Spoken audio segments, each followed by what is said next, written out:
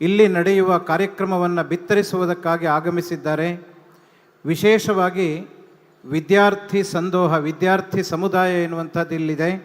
ನಿಮಗೆಲ್ಲರಿಗೂ ಕೂಡ ಆತ್ಮೀಯವಾದ ಸ್ವಾಗತವನ್ನು ಬಯಸ್ತಾ, ಸುಮಾರು 2-2.5 ಗಂಟೆಗಳ ಕಾಲ ನಡೆಯುವಂತಹ ಈ ಸಭಾ ಕಾರ್ಯಕ್ರಮದಲ್ಲಿ ನಾವೆಲ್ಲರೂ ಬಹಳ ಗೌರವದಿಂದ ಭಾಗವಹಿಸಬೇಕು.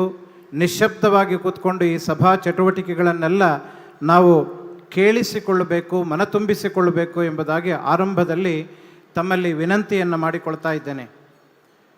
ಪ್ರತಿ ವರ್ಷ ಕಾರ್ತಿಕ ಮಾಸದ ಕೃಷ್ಣ ಪಕ್ಷದ ಏಕಾದಶಿ ತಿಥಿಯಿಂದ ಪ್ರಾರಂಭ ಮಾಡಿ ಅಮಾವಾಸ್ಯೆಯವರೆಗೆ 5 ದಿನಗಳ ಕಾಲ ಶ್ರೀ ಕ್ಷೇತ್ರದಲ್ಲಿ ಲಕ್ಷದೀಪೋತ್ಸವ ಎಂಬಂತಹ ಸಂಭ್ರಮದ ಕಾರ್ಯಕ್ರಮ ನಡೀತದೆ.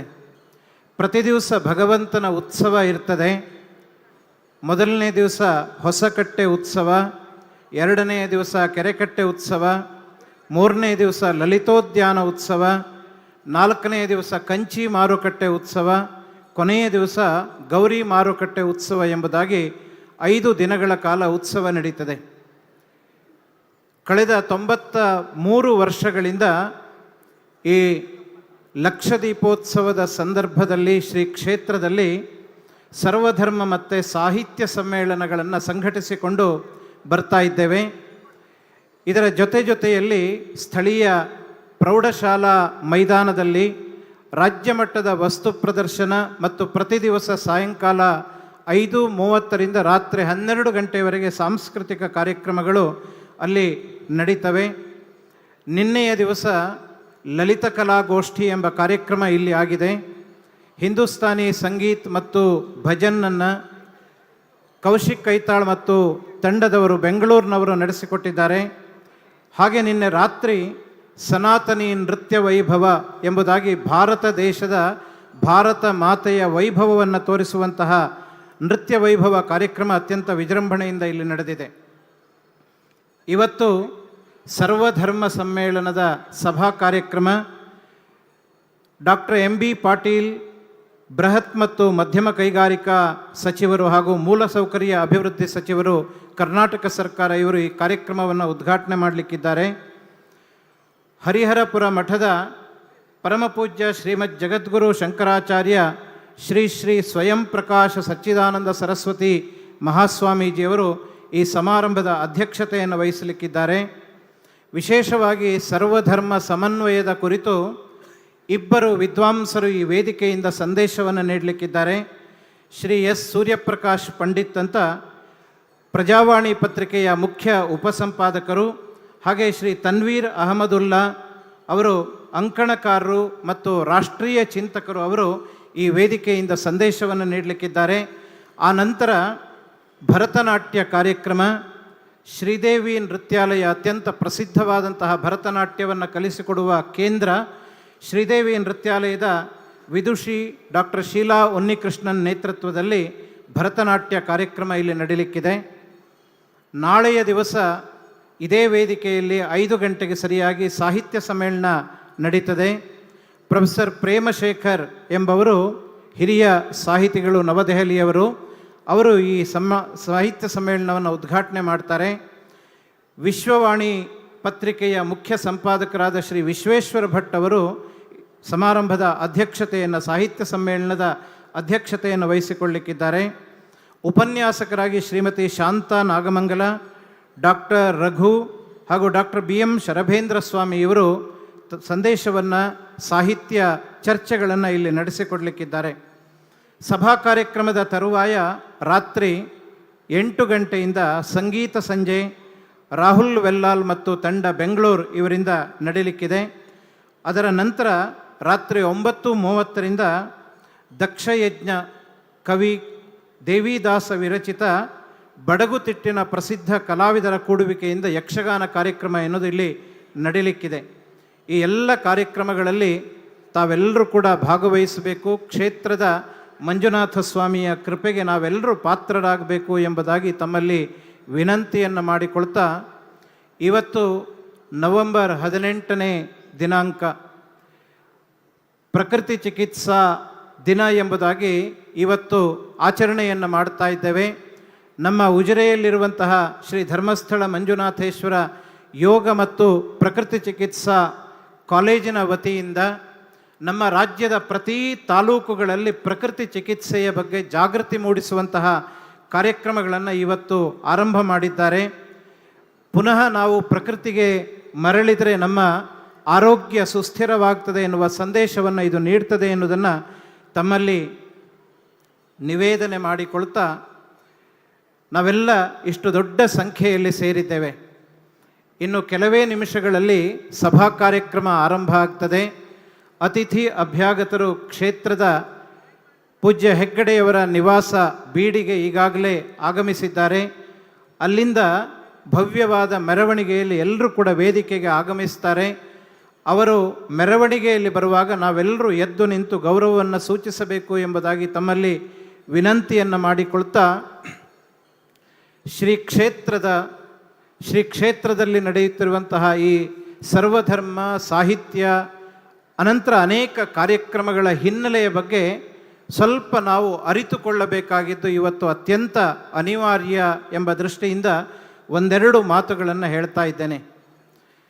1933ನೇ ಇಸ್ವಿಯಲ್ಲಿ ಧರ್ಮಸ್ಥಳ ಕ್ಷೇತ್ರದ ಧರ್ಮಾಧಿಕಾರಿಗಳಾಗಿದ್ದಂತಹ ಶ್ರೀ ಮಂಜಯ್ಯ ಹೆಗ್ಗಡೆಯವರು ಈ ಸರ್ವಧರ್ಮ ಮತ್ತು ಸಾಹಿತ್ಯ ಸಮ್ಮೇಳನವನ್ನು ಆರಂಭ ಮಾಡ್ತಾರೆ. ಅವರು 1918ನೇ ಇಸ್ವಿಯಿಂದಲೂ ಕೂಡ ಧರ್ಮಸ್ಥಳದ ಧರ್ಮಾಧಿಕಾರಿಗಳಾಗಿದ್ದರು. ಲಕ್ಷ ದೀಪೋತ್ಸವದ ಸಂದರ್ಭದಲ್ಲಿ ದೂರ ದೂರದಿಂದ ತುಂಬ ಭಕ್ತರು ಕ್ಷೇತ್ರಕ್ಕೆ ಬರ್ತಾ ಇದ್ದರು.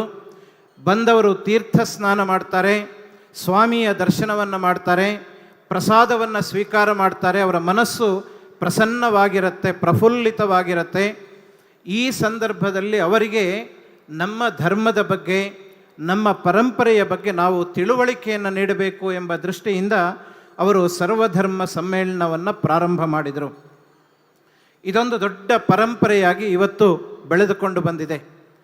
ನಮಗೆಲ್ಲ ಗೊತ್ತು, ಸರ್ವಧರ್ಮದ ಸಮನ್ವಯವನ್ನು, ಸಾಹಿತ್ಯದ ಪೋಷಣೆಯನ್ನು ಮಾಡಬೇಕು ಎಂಬ ದೃಷ್ಟಿಯಿಂದ ಮಂಜಯ್ಯ ಹೆಗ್ಗಡೆಯವರು ಪ್ರಾರಂಭ ಮಾಡಿದ ಈ ಸಮ್ಮೇಳನ ಆರಂಭದಲ್ಲಿ ಒಂದೇ ದಿನ ನಡೀತಾ ಇತ್ತು.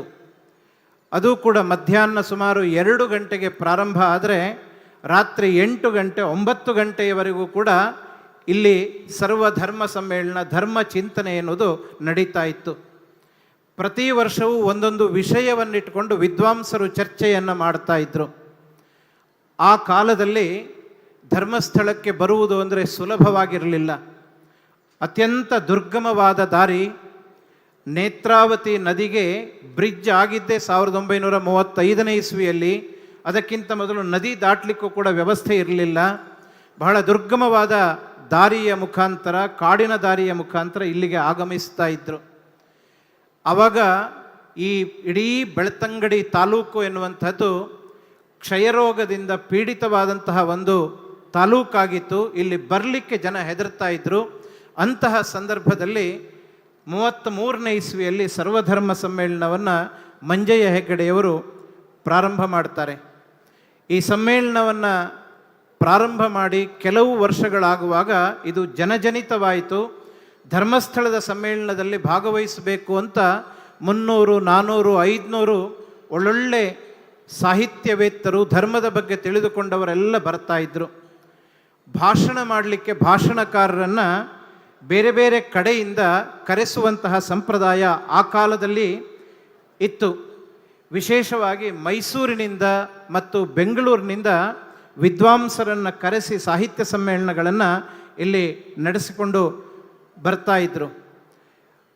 ನಾನು ಆಗಲೇ ಹೇಳಿದಾಗೆ ಬರೇ 2 ಗಂಟೆ ಅಲ್ಲ, 5-6 ಗಂಟೆಗಳ ಕಾಲ ಚರ್ಚೆ ನಡೀತಾ ಇತ್ತು. ಅನೇಕ ವಿಷಯಗಳನ್ನು ಅವರು ನಮೂದಿಸಿದ್ದಾರೆ, ನೋಟ್ ಮಾಡಿದ್ದಾರೆ.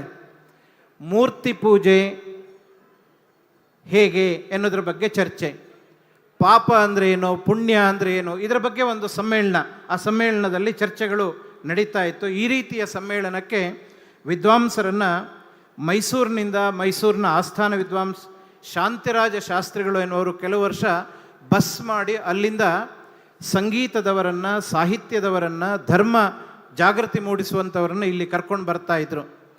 ಆನಂತರ ಅನೇಕ ವರ್ಷಗಳ ಕಾಲ ಬೆಂಗಳೂರಿನ KS ಧರಣೇಂದ್ರಯ್ಯ ಅಂತ ಅವರು ವಿದ್ವಾಂಸರನ್ನು, ಸಂಗೀತಗಾರರನ್ನು ಇಲ್ಲಿ ಕರ್ಕೊಂಡು ಬಂದು 2-3 ದಿನಗಳ ಕಾಲ ಚರ್ಚೆಗಳನ್ನು ಈ ಸಮ್ಮೇಳನದ ಸಂದರ್ಭದಲ್ಲಿ ಮಾಡಿಸ್ತಾ ಇದ್ದರು. 1940ನೇ ಇಸ್ವಿಯಲ್ಲಿ ಶ್ರೀ ಸಿದ್ಧವನ ಗುರುಕುಲ ಎಂಬ ಈಗಿನ ಪ್ರಸಿದ್ಧ ಗುರುಕುಲ ಏನಿದೆಯೋ ಅದನ್ನು ಮಂಜಯ್ಯ ಹೆಗ್ಗಡೆ ಅವರು ಸ್ಥಾಪನೆ ಮಾಡಿದರು.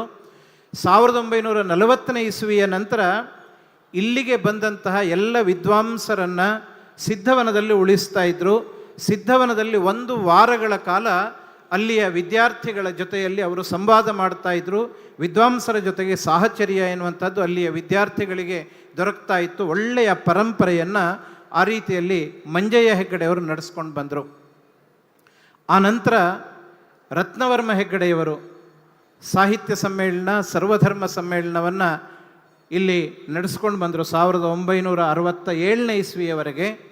1968ನೇ ಇಸ್ವಿಯಲ್ಲಿ ಪೂಜ್ಯ ಡಾಕ್ಟರ್ ಡಿ ವೀರೇಂದ್ರ ಹೆಗ್ಗಡೆಯವರು ಧರ್ಮಾಧಿಕಾರಿಗಳಾಗಿ ಪಟ್ಟಾಭಿಷಿಕ್ತರಾದ ನಂತರ ನಿರಂತರವಾಗಿ ಕಳೆದ 58 ವರ್ಷಗಳಿಂದ ಅನೇಕ ರೀತಿಯ ಪ್ರಯೋಗಗಳ ಮುಖಾಂತರ ಶ್ರೀ ಕ್ಷೇತ್ರದಲ್ಲಿ ಪ್ರತಿ ವರ್ಷ ಕಾರ್ತಿಕ ಮಾಸದಲ್ಲಿ ಸರ್ವಧರ್ಮ ಸಾಹಿತ್ಯ ಸಮ್ಮೇಳನಗಳನ್ನ ಅವರು ನಡೆಸ್ಕೊಂಡು ಬಂದರು. ನಮಗೆ ಗೊತ್ತು, ಶ್ರೀ ಕ್ಷೇತ್ರಕ್ಕೆ ಸುಮಾರು 800 ವರ್ಷಗಳ ಇತಿಹಾಸ ಇದೆ ಅಂತ. ದೊಡ್ಡ ಸಂಖ್ಯೆಯಲ್ಲಿ ವಿದ್ಯಾರ್ಥಿಗಳಿರೋದ್ರಿಂದ ಇದನ್ನು ಹೇಳ್ತಾ ಇದ್ದೇನೆ. ಮುಂದೆ ಕುಳಿತ ಅನೇಕ ಹಿರಿಯರಿಗೆ ಇದೆಲ್ಲ ಗೊತ್ತಿರಬಹುದು, ಆದರೆ ವಿದ್ಯಾರ್ಥಿಗಳು ಈ ಕ್ಷೇತ್ರದ ಹಿನ್ನೆಲೆ ಎಷ್ಟು ಪವಿತ್ರವಾದದ್ದು, ಶ್ರೇಷ್ಠವಾದದ್ದು ಎನ್ನುವುದನ್ನು ತಿಳ್ಕೊಳ್ಬೇಕು ಎಂಬ ದೃಷ್ಟಿಯಿಂದ ಹೇಳ್ತಾ ಇದ್ದೇನೆ. ಶ್ರೀ ಕ್ಷೇತ್ರಕ್ಕೆ ಸುಮಾರು 800 ವರ್ಷಗಳ ಇತಿಹಾಸ ಇದೆ. ಭರ್ಮಣ್ಣ ಹೆಗ್ಗಡೆ ಮತ್ತು ಅಮ್ಮು ಬಲ್ಲಾಳ್ತಿ ಎಂಬಂತಹ ಜೈನ ದಂಪತಿಗಳು ಇಲ್ಲಿ ಒಂದು ಮನೆಯನ್ನು ಮಾಡಿಕೊಂಡು ದಾನ ಧರ್ಮಗಳನ್ನು ಮಾಡಿಕೊಂಡು, ಚಂದ್ರನಾಥ ಬಸದಿ ಅಂತಿದೆ, ಬಸದಿಯಲ್ಲಿ ಪೂಜೆಯನ್ನು ಮಾಡಿಕೊಂಡು ನೆಲ್ಯಾಡಿ ಬೀಡು ಅಂತ ಇಲ್ಲೇ ಪಕ್ಕದಲ್ಲಿದೆ, ಅಲ್ಲಿ ವಾಸವಾಗಿದ್ದರು. ಅಲ್ಲಿಗೆ ಒಂದು ದಿನ ಸಾಯಂಕಾಲದ ಹೊತ್ತಿನಲ್ಲಿ ಬಂದಂತಹ ಧರ್ಮ ದೇವತೆಗಳು ಅವರನ್ನು ಮಾತನಾಡಿಸ್ತಾರೆ. ರಾತ್ರಿ ಪುನಃ ಅವರಿಗೆ ಕನಸಿನಲ್ಲಿ ಬಂದು, ಈ ಮನೆಯನ್ನು ನಮಗೆ ವಾಸಸ್ಥಾನಕ್ಕೆ ನೀವು ಬಿಟ್ಟುಕೊಡಬೇಕು, ನೀವು ನಡೆಸ್ತಾ ಇರುವಂತಹ ದಾನ ಧರ್ಮ ಇವುಗಳನ್ನು ಕಂಡು ನಮಗೆ ಅತ್ಯಂತ ಸಂತೋಷವಾಗಿದೆ, ನಾವಿಲ್ಲಿ ವಾಸ ಮಾಡ್ತೇವೆ ಅಂತ ಕನಸಿನಲ್ಲಿ ಅವರು ಹೇಳಿದ ಮಾತಿಗೆ ಅನುಗುಣವಾಗಿ ಭರ್ಮಣ್ಣ ಹೆಗ್ಗಡೆ, ಅಮ್ಮು ಬಲ್ಲಾಳ್ತಿಯವರು ಪಕ್ಕದಲ್ಲಿ ಇನ್ನೊಂದು ಮನೆಯನ್ನು ಮಾಡಿಕೊಂಡು ಅದನ್ನು ಧರ್ಮ ದೇವತೆಗಳಿಗೆ ಬಿಟ್ಟುಕೊಡ್ತಾರೆ. ಕಾಳರಾಹು, ಕಾಳರ್ಕಾಯಿ, ಕುಮಾರಸ್ವಾಮಿ, ಕನ್ಯಾಕುಮಾರಿ ಎಂಬಂತಹ 4 ಧರ್ಮ ದೇವತೆಗಳು. ಆ ಧರ್ಮ ದೇವತೆಗಳ ಆಣತಿಯನ್ನು ಕ್ಷೇತ್ರದಲ್ಲಿ ನಡೆಸಿಕೊಡುವಂತಹ ಅವರ ಬಂಟ ಅಂತ ಕರಿತೇವೆ, ಅಣ್ಣಪ್ಪ ಸ್ವಾಮಿ, ಅಣ್ಣಪ್ಪ ದೈವದ ಮುಖಾಂತರ ಅವರು ಇಲ್ಲೆಲ್ಲ ಧರ್ಮದ ಸಂಸ್ಥಾಪನೆಯನ್ನು ಮಾಡ್ತಾರೆ. ಇಲ್ಲಿ ಬದಿನಡೆ ಬೆಟ್ಟದ ಮೇಲೆ, ಮೇಲಿನ ಬೆಟ್ಟದ ಮೇಲೆ 4 ದೈವಗಳಿಗೆ ಗುಡಿಗಳನ್ನು ನಿರ್ಮಾಣ ಮಾಡಿಸ್ತಾರೆ. ಕ್ಷೇತ್ರದಲ್ಲಿ ಮಂಜುನಾಥ ಸ್ವಾಮಿಯ ಪ್ರತಿಷ್ಠೆಯನ್ನು ಮಾಡಿಸ್ತಾರೆ, ಕದರಿಯಿಂದ ತಗೊಂಡು ಬಂದು ಇಲ್ಲಿ ಎಲ್ಲ ವ್ಯವಸ್ಥೆಗಳನ್ನು ಮಾಡಿ ಅಣ್ಣಪ್ಪ ಇಲ್ಲಿಯ ಪೂರ್ಣ ಕಾವಲನ್ನು ಮಾಡ್ತಾನೆ, ರಕ್ಷಣೆಯನ್ನು ಮಾಡ್ತಾನೆ ಎಂಬಂತಹ ಪ್ರತೀತಿ ಇವತ್ತಿಗೂ ಕೂಡ ನಮ್ಮಲ್ಲಿದೆ. ಯಾರು ಧರ್ಮ ಮಾರ್ಗದಲ್ಲಿ ನಡೀತಾರೆ ಅವರನ್ನು ಅಣ್ಣಪ್ಪ ಸ್ವಾಮಿ, ಮಂಜುನಾಥ ಸ್ವಾಮಿ, ಧರ್ಮದೇವತೆಗಳು ಕಾಪಾಡ್ತಾರೆ.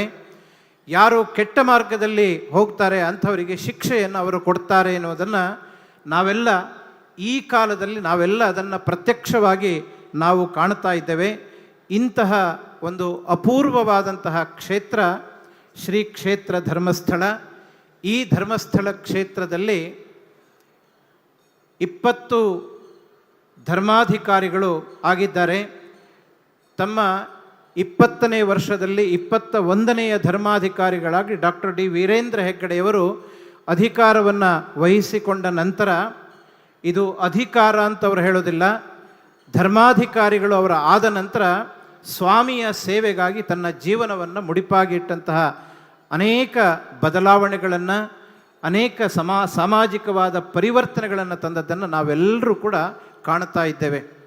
ಒಂದೆರಡು ಕ್ಷೇತ್ರಗಳಲ್ಲ, ಹೆಗ್ಗಡೆಯವರ ಪ್ರಧಾನ ಕರ್ತವ್ಯ ಕ್ಷೇತ್ರದ ಸ್ವಾಮಿಯ ಸೇವೆಯನ್ನು ಮಾಡೋದು. ಸ್ವಾಮಿಯ ಸೇವೆಯನ್ನು ಮಾಡ್ತಾ ಮಾಡ್ತಾ ಆ ಸ್ವಾಮಿಯ ಪ್ರೇರೇಪಣೆಯಿಂದ, ಸ್ವಾಮಿಯ ಪ್ರಚೋದನೆಯಿಂದ ಹತ್ತಾರು ಕಾರ್ಯಗಳಲ್ಲಿ ತನ್ನನ್ನು ತೊಡಗಿಸಿಕೊಂಡು ಇವತ್ತು ನಮ್ಮ ರಾಜ್ಯ ಮಾತ್ರ ಅಲ್ಲ, ಇಡೀ ದೇಶಕ್ಕೆ ಬಹುವಿಧವಾದಂತಹ ತಮ್ಮ ಕಾರ್ಯ ಚಟುವಟಿಕೆಗಳ ಮುಖಾಂತರ ಜನಮಾನಸವನ್ನು ತಲುಪುವಂತಹ ಕೆಲಸವನ್ನು ಶ್ರೀ ಕ್ಷೇತ್ರದ ಈಗಿನ ಧರ್ಮಾಧಿಕಾರಿಗಳು ಪೂಜ್ಯ ಹೆಗ್ಗಡೆಯವರು ನಡೆಸಿಕೊಂಡು ಬರ್ತಾ ಇದ್ದಾರೆ.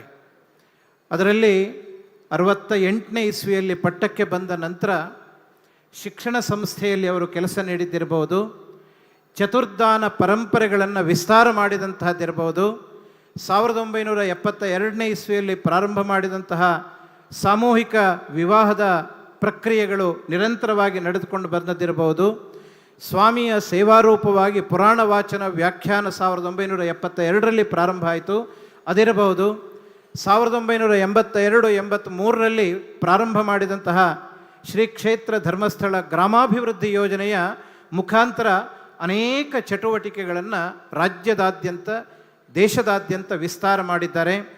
ರೂಟ್ ಸೆಟ್ ಎಂಬ ಸ್ವೋದ್ಯೋಗ ಸಂಸ್ಥೆಯನ್ನು ಪ್ರತಿಷ್ಠಾಪನೆ ಮಾಡಿ ನಿರುದ್ಯೋಗದಲ್ಲಿರುವ ಯುವಕರಿಗೆ ತರಬೇತಿಯನ್ನು ನೀಡಿ ಸ್ವ ಉದ್ಯೋಗ ಮಾಡುವುದಕ್ಕೆ ಅವರಿಗೆ ಬೇಕಾದ ಕಾಯಕಲ್ಪವನ್ನು ಕಲ್ಪಿಸಿಕೊಟ್ಟಿದ್ದಾರೆ. ಈ ಮಾದರಿಯನ್ನು ಕಂಡು ನಮ್ಮ ಕೇಂದ್ರ ಸರ್ಕಾರದವರು ಆರ್ಸಿಟಿಯನ್ನು ಪ್ರಾರಂಭ ಮಾಡಿ ಅದಕ್ಕೆ ಹೆಗ್ಗಡೆಯವರನ್ನೇ ನಿರ್ದೇಶಕರನ್ನಾಗಿ ಮಾಡಿದ್ದಾರೆ. ಹೀಗೆ ಅನೇಕ ಅನಂತರ ಪ್ರಕೃತಿ ಚಿಕಿತ್ಸಾ ಯೋಗ ವಿಜ್ಞಾನ ಕಾಲೇಜುಗಳು ಬಂತು. ಮಂಗಳೂರು, ಹಾಸನ, ಧಾರವಾಡ, ಬೆಂಗಳೂರುಗಳಲ್ಲಿ, ಉಡುಪಿಯಲ್ಲಿ ಆಯುರ್ವೇದ ಕಾಲೇಜಿನ ಪ್ರತಿಷ್ಠಾಪನೆಯಾಯಿತು. ದೂರದ ಧಾರವಾಡದಲ್ಲಿ ದೊಡ್ಡ ವಿದ್ಯಾಕಾಶಿ ಅಂತ ಕರಿತೇವೆ, ಅಲ್ಲಿ ಅನೇಕ ವಿದ್ಯಾಸಂಸ್ಥೆಗಳು, medical college, dental college, nursing college ಇತ್ಯಾದಿ ಶಿಕ್ಷಣ ಸಂಸ್ಥೆಗಳನ್ನು ಸ್ಥಾಪನೆ ಮಾಡಿದರು. ಮೈಸೂರಿನಲ್ಲಿ ಕಾಲೇಜನ್ನು ಪ್ರಾರಂಭ ಮಾಡಿದರು. ಕ್ಷೇಮವನ, ಶಾಂತಿವನ, ಸೌಖ್ಯವನ ಎಂಬಂತಹ ಪ್ರಕೃತಿ ಚಿಕಿತ್ಸಾ ಕೇಂದ್ರಗಳನ್ನು ಪ್ರಾರಂಭ ಮಾಡಿದರು. ಇದನ್ನು ಪಟ್ಟಿ ಮಾಡ್ತಾ ಹೋದರೆ ತುಂಬ ವಿಸ್ತಾರವಾದ ಪಟ್ಟಿಯಾಗತ್ತೆ. ಹೆಗ್ಗಡೆಯವರ ಎಲ್ಲ ಕಾರ್ಯಗಳನ್ನು ವಿವರಿಸುವುದಕ್ಕೆ ನನ್ನ ನಾಲಿಗೆ ಸಾಲದು. ಯಾಕೆಂದರೆ ನಾನು 1000 ನಾಲಿಗೆಗಳಿರುವ ಶೇಷನಲ್ಲ, ಅವನಿಗೂ ಕೂಡ ಅದನ್ನು ವರ್ಣನೆ ಮಾಡಲಿಕ್ಕೆ ಸಾಧ್ಯ ಇಲ್ಲ. ಇಷ್ಟೆಲ್ಲ ಕೆಲಸಗಳನ್ನು ಮಾಡ್ತಾ ಇರುವಂತಹ ಪೂಜ್ಯ ಹೆಗ್ಗಡೆಯವರು ವಿಶೇಷವಾಗಿ ಲಕ್ಷ ದೀಪೋತ್ಸವದ ಸಂದರ್ಭದಲ್ಲಿ ಸ್ವಾಮಿಯ ಸೇವಾ ರೂಪವಾಗಿ ಸರ್ವಧರ್ಮ ಸಾಹಿತ್ಯ ಸಮ್ಮೇಳನಗಳನ್ನ ನಡೆಸಿಕೊಂಡು ಬರ್ತಾ ಇದ್ದಾರೆ. ಇವತ್ತು ಈ 93ನೇ ವರ್ಷದ ಸರ್ವಧರ್ಮ ಸಮ್ಮೇಳನದಲ್ಲಿ ನಾವೆಲ್ಲರೂ ಸೇರಿದ್ದೇವೆ. ಮತ್ತೊಮ್ಮೆ ತಮಗೆಲ್ಲರಿಗೂ ಗೌರವಪೂರ್ವಕವಾದ ಸ್ವಾಗತವನ್ನು ಲಕ್ಷ ದೀಪೋತ್ಸವದ ಸ್ವಾಗತ ಸಮಿತಿಯ ಪರವಾಗಿ ಬಯಸ್ತಾ ಇನ್ನು ಕೆಲವೇ ನಿಮಿಷಗಳಲ್ಲಿ ನಮ್ಮ ಸಭಾ ಕಾರ್ಯಕ್ರಮ ಪ್ರಾರಂಭವಾಗ್ತದೆ. ಮತ್ತೆಲ್ಲರಿಗೂ ಮತ್ತೊಮ್ಮೆ ತಮಗೆಲ್ಲರಿಗೂ ಕೂಡ ಸ್ವಾಗತವನ್ನು ಬಯಸ್ತಾ ಇದ್ದೇನೆ.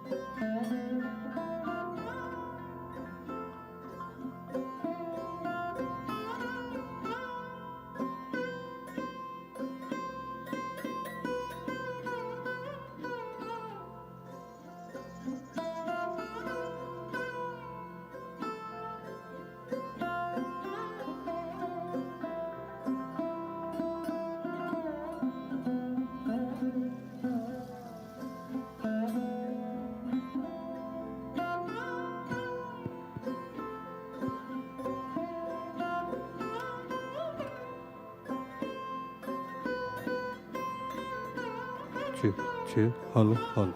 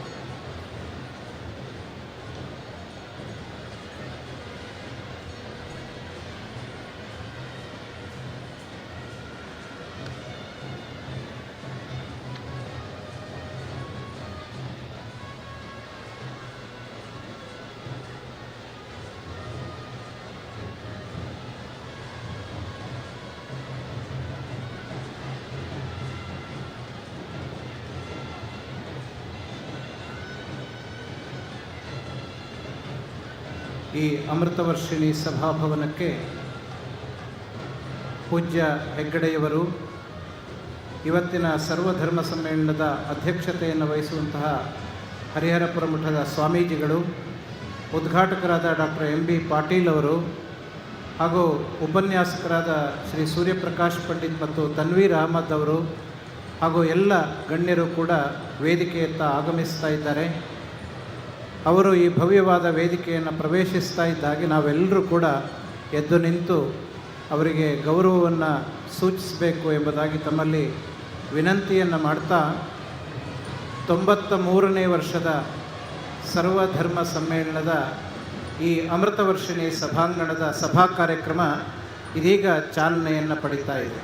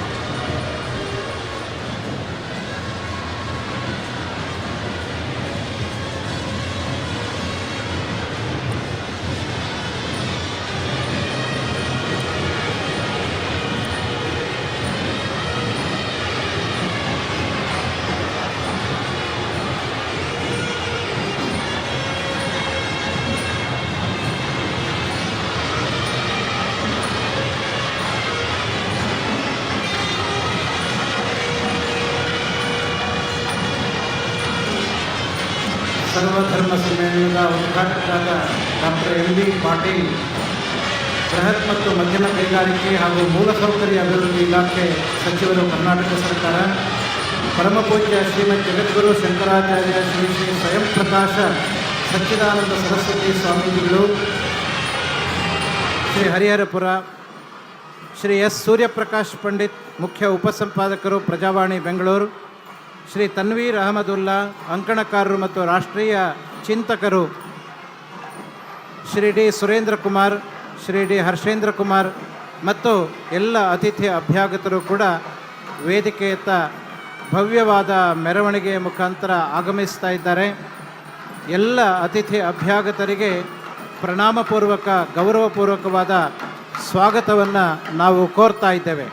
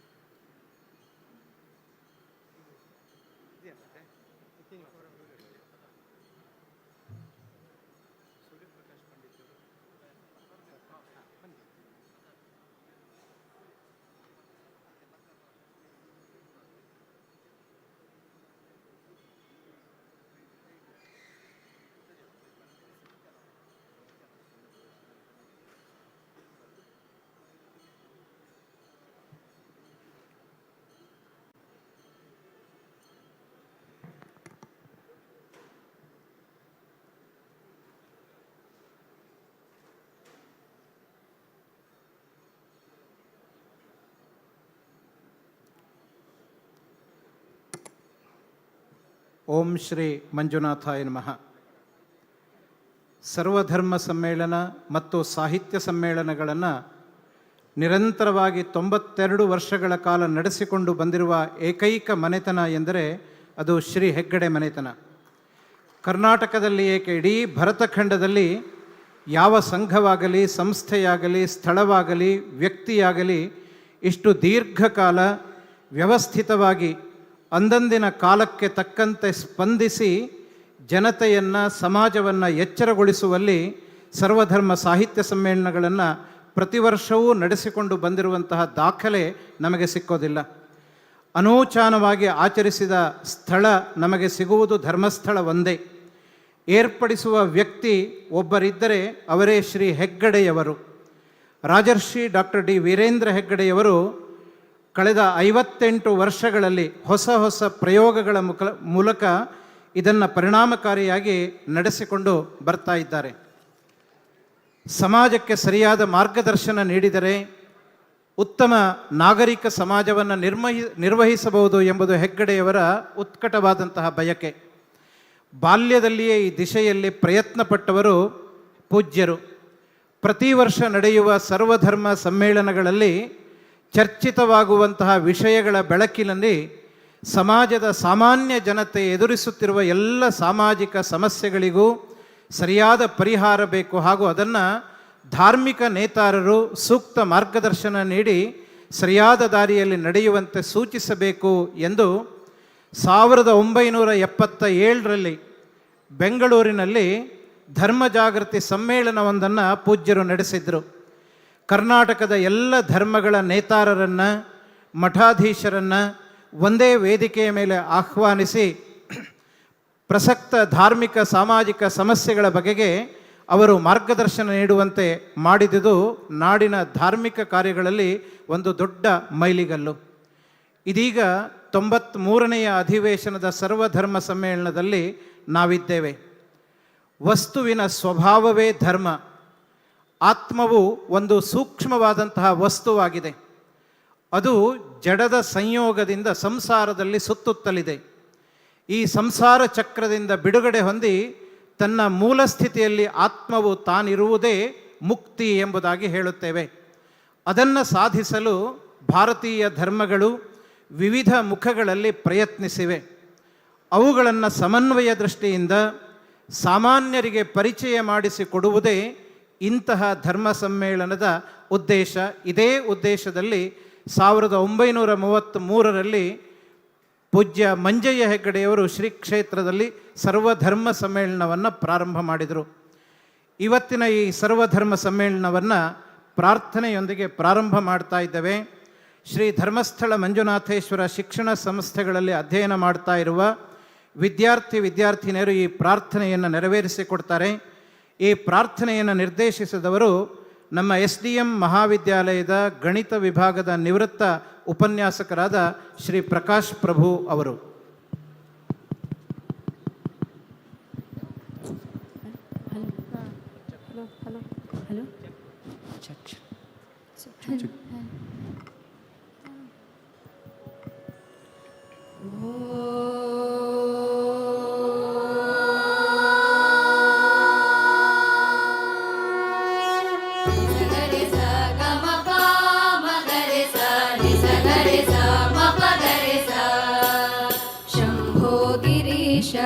ಸುರಪೂಜಿತ ಕಾಮವೈರಿನ್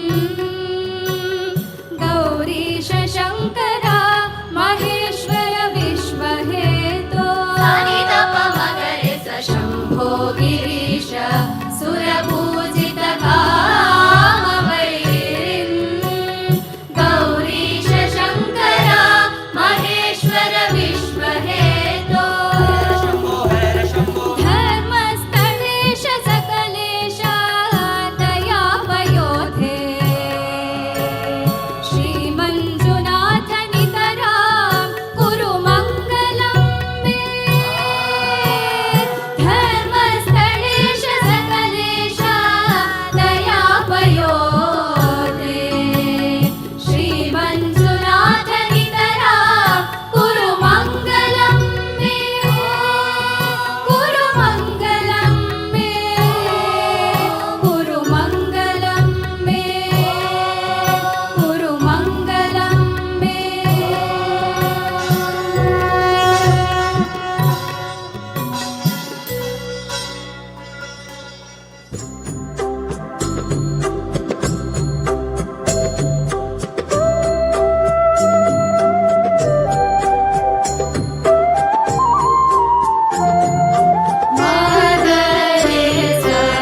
ಪರಹಿತ ಬಯಸೋ ಮನದ ಒಳಗೆ ದೇವರ ಇರುವ ಕಾಣೆಯ ಪರಹಿತ ಬಯಸೋ ಮನದ ಒಳಗೆ ದೇವರ ಇರುವ ಕಾಣೆಯ ಜೀವ ಜೀವದ ನೋವನಿಗಿಸೋ ಪರಮಾತ್ಮನ ನೆಲೆ ಕಾಣೆಯ ಪರಹಿತ ಬಯಸೋ ಮನದ ಒಳಗೆ ದೇವರ ಇರುವ ಕಾಣೆಯ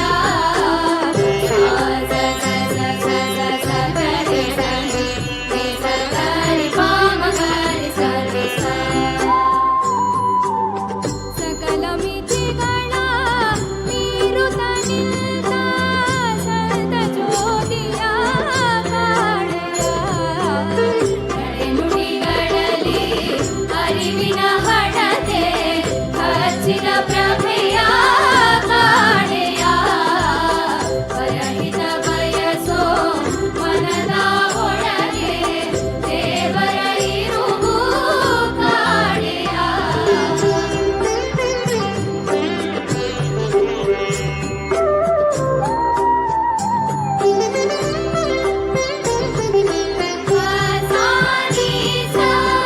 ಭೂಮಿ ತೂಕದ ಸಹನೆಯ ಜೊತೆಗೆ ಜೀವಿಸುವ ಕಾಣೆಯ ಮೋಹಮಾಯೆಗಳ ಹಿಡಿತಕ್ಕೆ ಸಿಲುಕದ ದಿವ್ಯ ಸೊಗಸನು ಕಾಣೆಯ ಪರಹಿತ ಬಯಸೋ ಮನದ ಒಳಗೆ ದೇವರ ಇರುವ ಕಾಣೆಯ ಜೀವ ಜೀವದ ನೋವನಿಗಿಸೋ ಪರಮಾತ್ಮನ ನೆಲೆ ಕಾಣೆಯ ಅಸತೋಮ ಸತ್ಕಮಯ ತಮಸೋಮ ಜ್ಯೋತಿರ್ಗಮಯ ಮೃತ್ಯೋರ್ಮ ಅಮೃತಂಗಮಯ ಓಂ ಶಾಂತಿ ಶಾಂತಿ ಶಾಂತಿ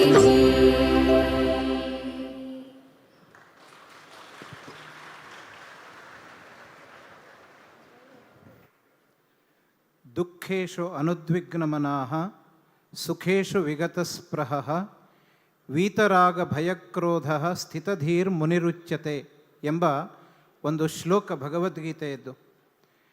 ಜೀವನದಲ್ಲಿ ದುಃಖ ಬಂದಾಗ ಉದ್ವಿಗ್ನಕ್ಕೆ ಒಳಗಾಗದೇ ಇರುವುದು, ಅನಿರೀಕ್ಷಿತವಾದ ಮಾನಸನ್ಮಾನಗಳು ಸುಖಗಳು ಬಂದಾಗ ಅದರಲ್ಲಿ ತಾತ್ಸಾರ ಭಾವವನ್ನು ತಾಳುವುದು, ಯಾರಲ್ಲಿಯೂ ಅತಿಯಾದ ರಾಗವನ್ನು ಬೆಳೆಸಿಕೊಳ್ಳದೇ ಇರುವುದು, ತಪ್ಪು ಮಾಡಿದರೆ ತಾನೇ ಭಯ ಇರುವುದು. ಆದ್ದರಿಂದ ಶುದ್ಧ ಚಾರಿತ್ರ್ಯ ಇರುವುದರಿಂದ ಭಯ ಅಂತಹ ವ್ಯಕ್ತಿಗಳಿಗೆ ಯಾಕೆ? ಹಾಗೂ ಎಂತಹ ಸಂದರ್ಭದಲ್ಲಿಯೂ ಕೋಪಿಸಿಕೊಳ್ಳದೆ ಸಂಯಮದಿಂದ ವ್ಯವಹರಿಸುವುದು, ಇದು ಸ್ಥಿತಪ್ರಜ್ಞ ಲಕ್ಷಣ. ಅಂತಹ ಸ್ಥಿತಪ್ರಜ್ಞ ಲಕ್ಷಣವನ್ನು ರೂಢಿಸಿಕೊಂಡ ವ್ಯಕ್ತಿತ್ವದವರು ನಮ್ಮೊಂದಿಗಿದ್ದಾರೆ, ನಮ್ಮೆದುರಿಗೆ ಇದ್ದಾರೆ. ಅವರು ನಮ್ಮ ರಾಜರ್ಷಿಗಳು, ಪರಮಪೂಜ್ಯ ಡಾಕ್ಟರ್ ಡಿ ವೀರೇಂದ್ರ ಹೆಗ್ಗಡೆಯವರು. ರಾಜ ಋಷಿ ಇವ ಅಂದರೆ ರಾಜರಾಗಿದ್ದು ಋಷಿಯ ಹಾಗೆ ತನ್ನ 20ನೆಯ ವರ್ಷದಿಂದಲೂ ಕೇವಲ ಸ್ವಾಮಿ ಸೇವೆಗಾಗಿ ಮುಡಿಪಾಗಿಟ್ಟ ಜೀವನ ಅವರದ್ದು. ಆದ್ದರಿಂದ ಸ್ವಾಮಿ ಸೇವೆಯ ಎದುರು ಈ ಸುಖ, ದುಃಖ, ರಾಗ, ಕ್ರೋಧ, ಭಯ ಇದೇನು ಮಾಡಲಾರದು ಎಂಬ ದೃಢವಾದ ನಿಲುವು ನಮ್ಮ ಕಾವಂದರದ್ದು. ಸರ್ವಧರ್ಮ ಸಮ್ಮೇಳನಕ್ಕೆ ಬಂದ ಅತಿಥಿ ಅಭ್ಯಾಗತರನ್ನು ಗೌರವದಿಂದ ಸ್ವಾಗತಿಸಬೇಕಾದ್ದು ನಮ್ಮ ಕರ್ತವ್ಯ. ಧರ್ಮಸ್ಥಳದಲ್ಲಿ ಈ ಸರ್ವಧರ್ಮ ಮತ್ತು ಸಾಹಿತ್ಯ ಸಮ್ಮೇಳನದ ಸ್ವಾಗತ ಭಾಷಣಕ್ಕೆ ಒಂದು ಪರಂಪರೆ ಇದೆ. 1933ರಿಂದಲೂ ಹೆಗ್ಗಡೆಯವರು ಸ್ವಾಗತ ಭಾಷಣವನ್ನು ಮಾಡುವಂತಹದ್ದು ಈ ಸಮ್ಮೇಳನದಲ್ಲಿ ಮಾತ್ರ. ಮಂಜಯ್ಯ ಹೆಗ್ಗಡೆಯವರ ಕಾಲದಲ್ಲಿ ಒಬ್ಬ ಮಹನೀಯರು ಪ್ರತಿ ವರ್ಷ ಧರ್ಮ ಸಮ್ಮೇಳನಕ್ಕೆ ತಪ್ಪದೇ ಬಂದು ಸ್ವಾಗತ ಭಾಷಣ ಆದ ನಂತರ ಎದ್ದು ಹೋಗ್ತಾ ಇದ್ರಂತೆ. ಆಗ ಯಾರೋ ಅವರನ್ನು ಕೇಳಿದರು, ನೀವು ಕೇವಲ ಸ್ವಾಗತ ಭಾಷಣ ಮುಗಿದ ಕೂಡಲೇ ಹೋಗ್ತೀರಿ ಯಾಕೆ ಅಂತ. ಅದಕ್ಕೆ ಅವರು ಹೇಳಿದ ಉತ್ತರ ತುಂಬ ಸೊಗಸಾಗಿತ್ತು. ಹೆಗ್ಗಡೆಯವರ ಸ್ವಾಗತ ಭಾಷಣ ದೊರಕುವುದೇ ತುಂಬ ದುರ್ಲಭ. ಉಳಿದ ಮಹನೀಯರ ಭಾಷಣಗಳನ್ನು ಬೇರೆ ಎಲ್ಲಿಯಾದರೂ ಕೇಳಬಹುದು ಎಂದು. ಪೂಜ್ಯ ವೀರೇಂದ್ರ ಹೆಗ್ಗಡೆಯವರ ಸ್ವಾಗತ ಭಾಷಣಕ್ಕೂ ಒಂದು ಮೌಲಿಕತೆ ಇದೆ. ಇವತ್ತು ಸ್ವಾಗತ ಭಾಷಣದ ವಿಸ್ತೃತ ರೂಪವನ್ನು ತಮಗೆ ವಿತರಿಸುತ್ತಿದ್ದೇವೆ. ಅದರ ಸಾರವನ್ನು ಮಾತ್ರ ಸಂಗ್ರಹಿಸಿ ಸೂತ್ರ ರೂಪದಲ್ಲಿ ಸ್ವಾಗತ ಸಮಿತಿಯ ಅಧ್ಯಕ್ಷರಾದ ಪೂಜ್ಯ ಹೆಗ್ಗಡೆಯವರು ಇದೀಗ ಎಲ್ಲರನ್ನ ಸ್ವಾಗತಿಸಲಿಕ್ಕಿದ್ದಾರೆ.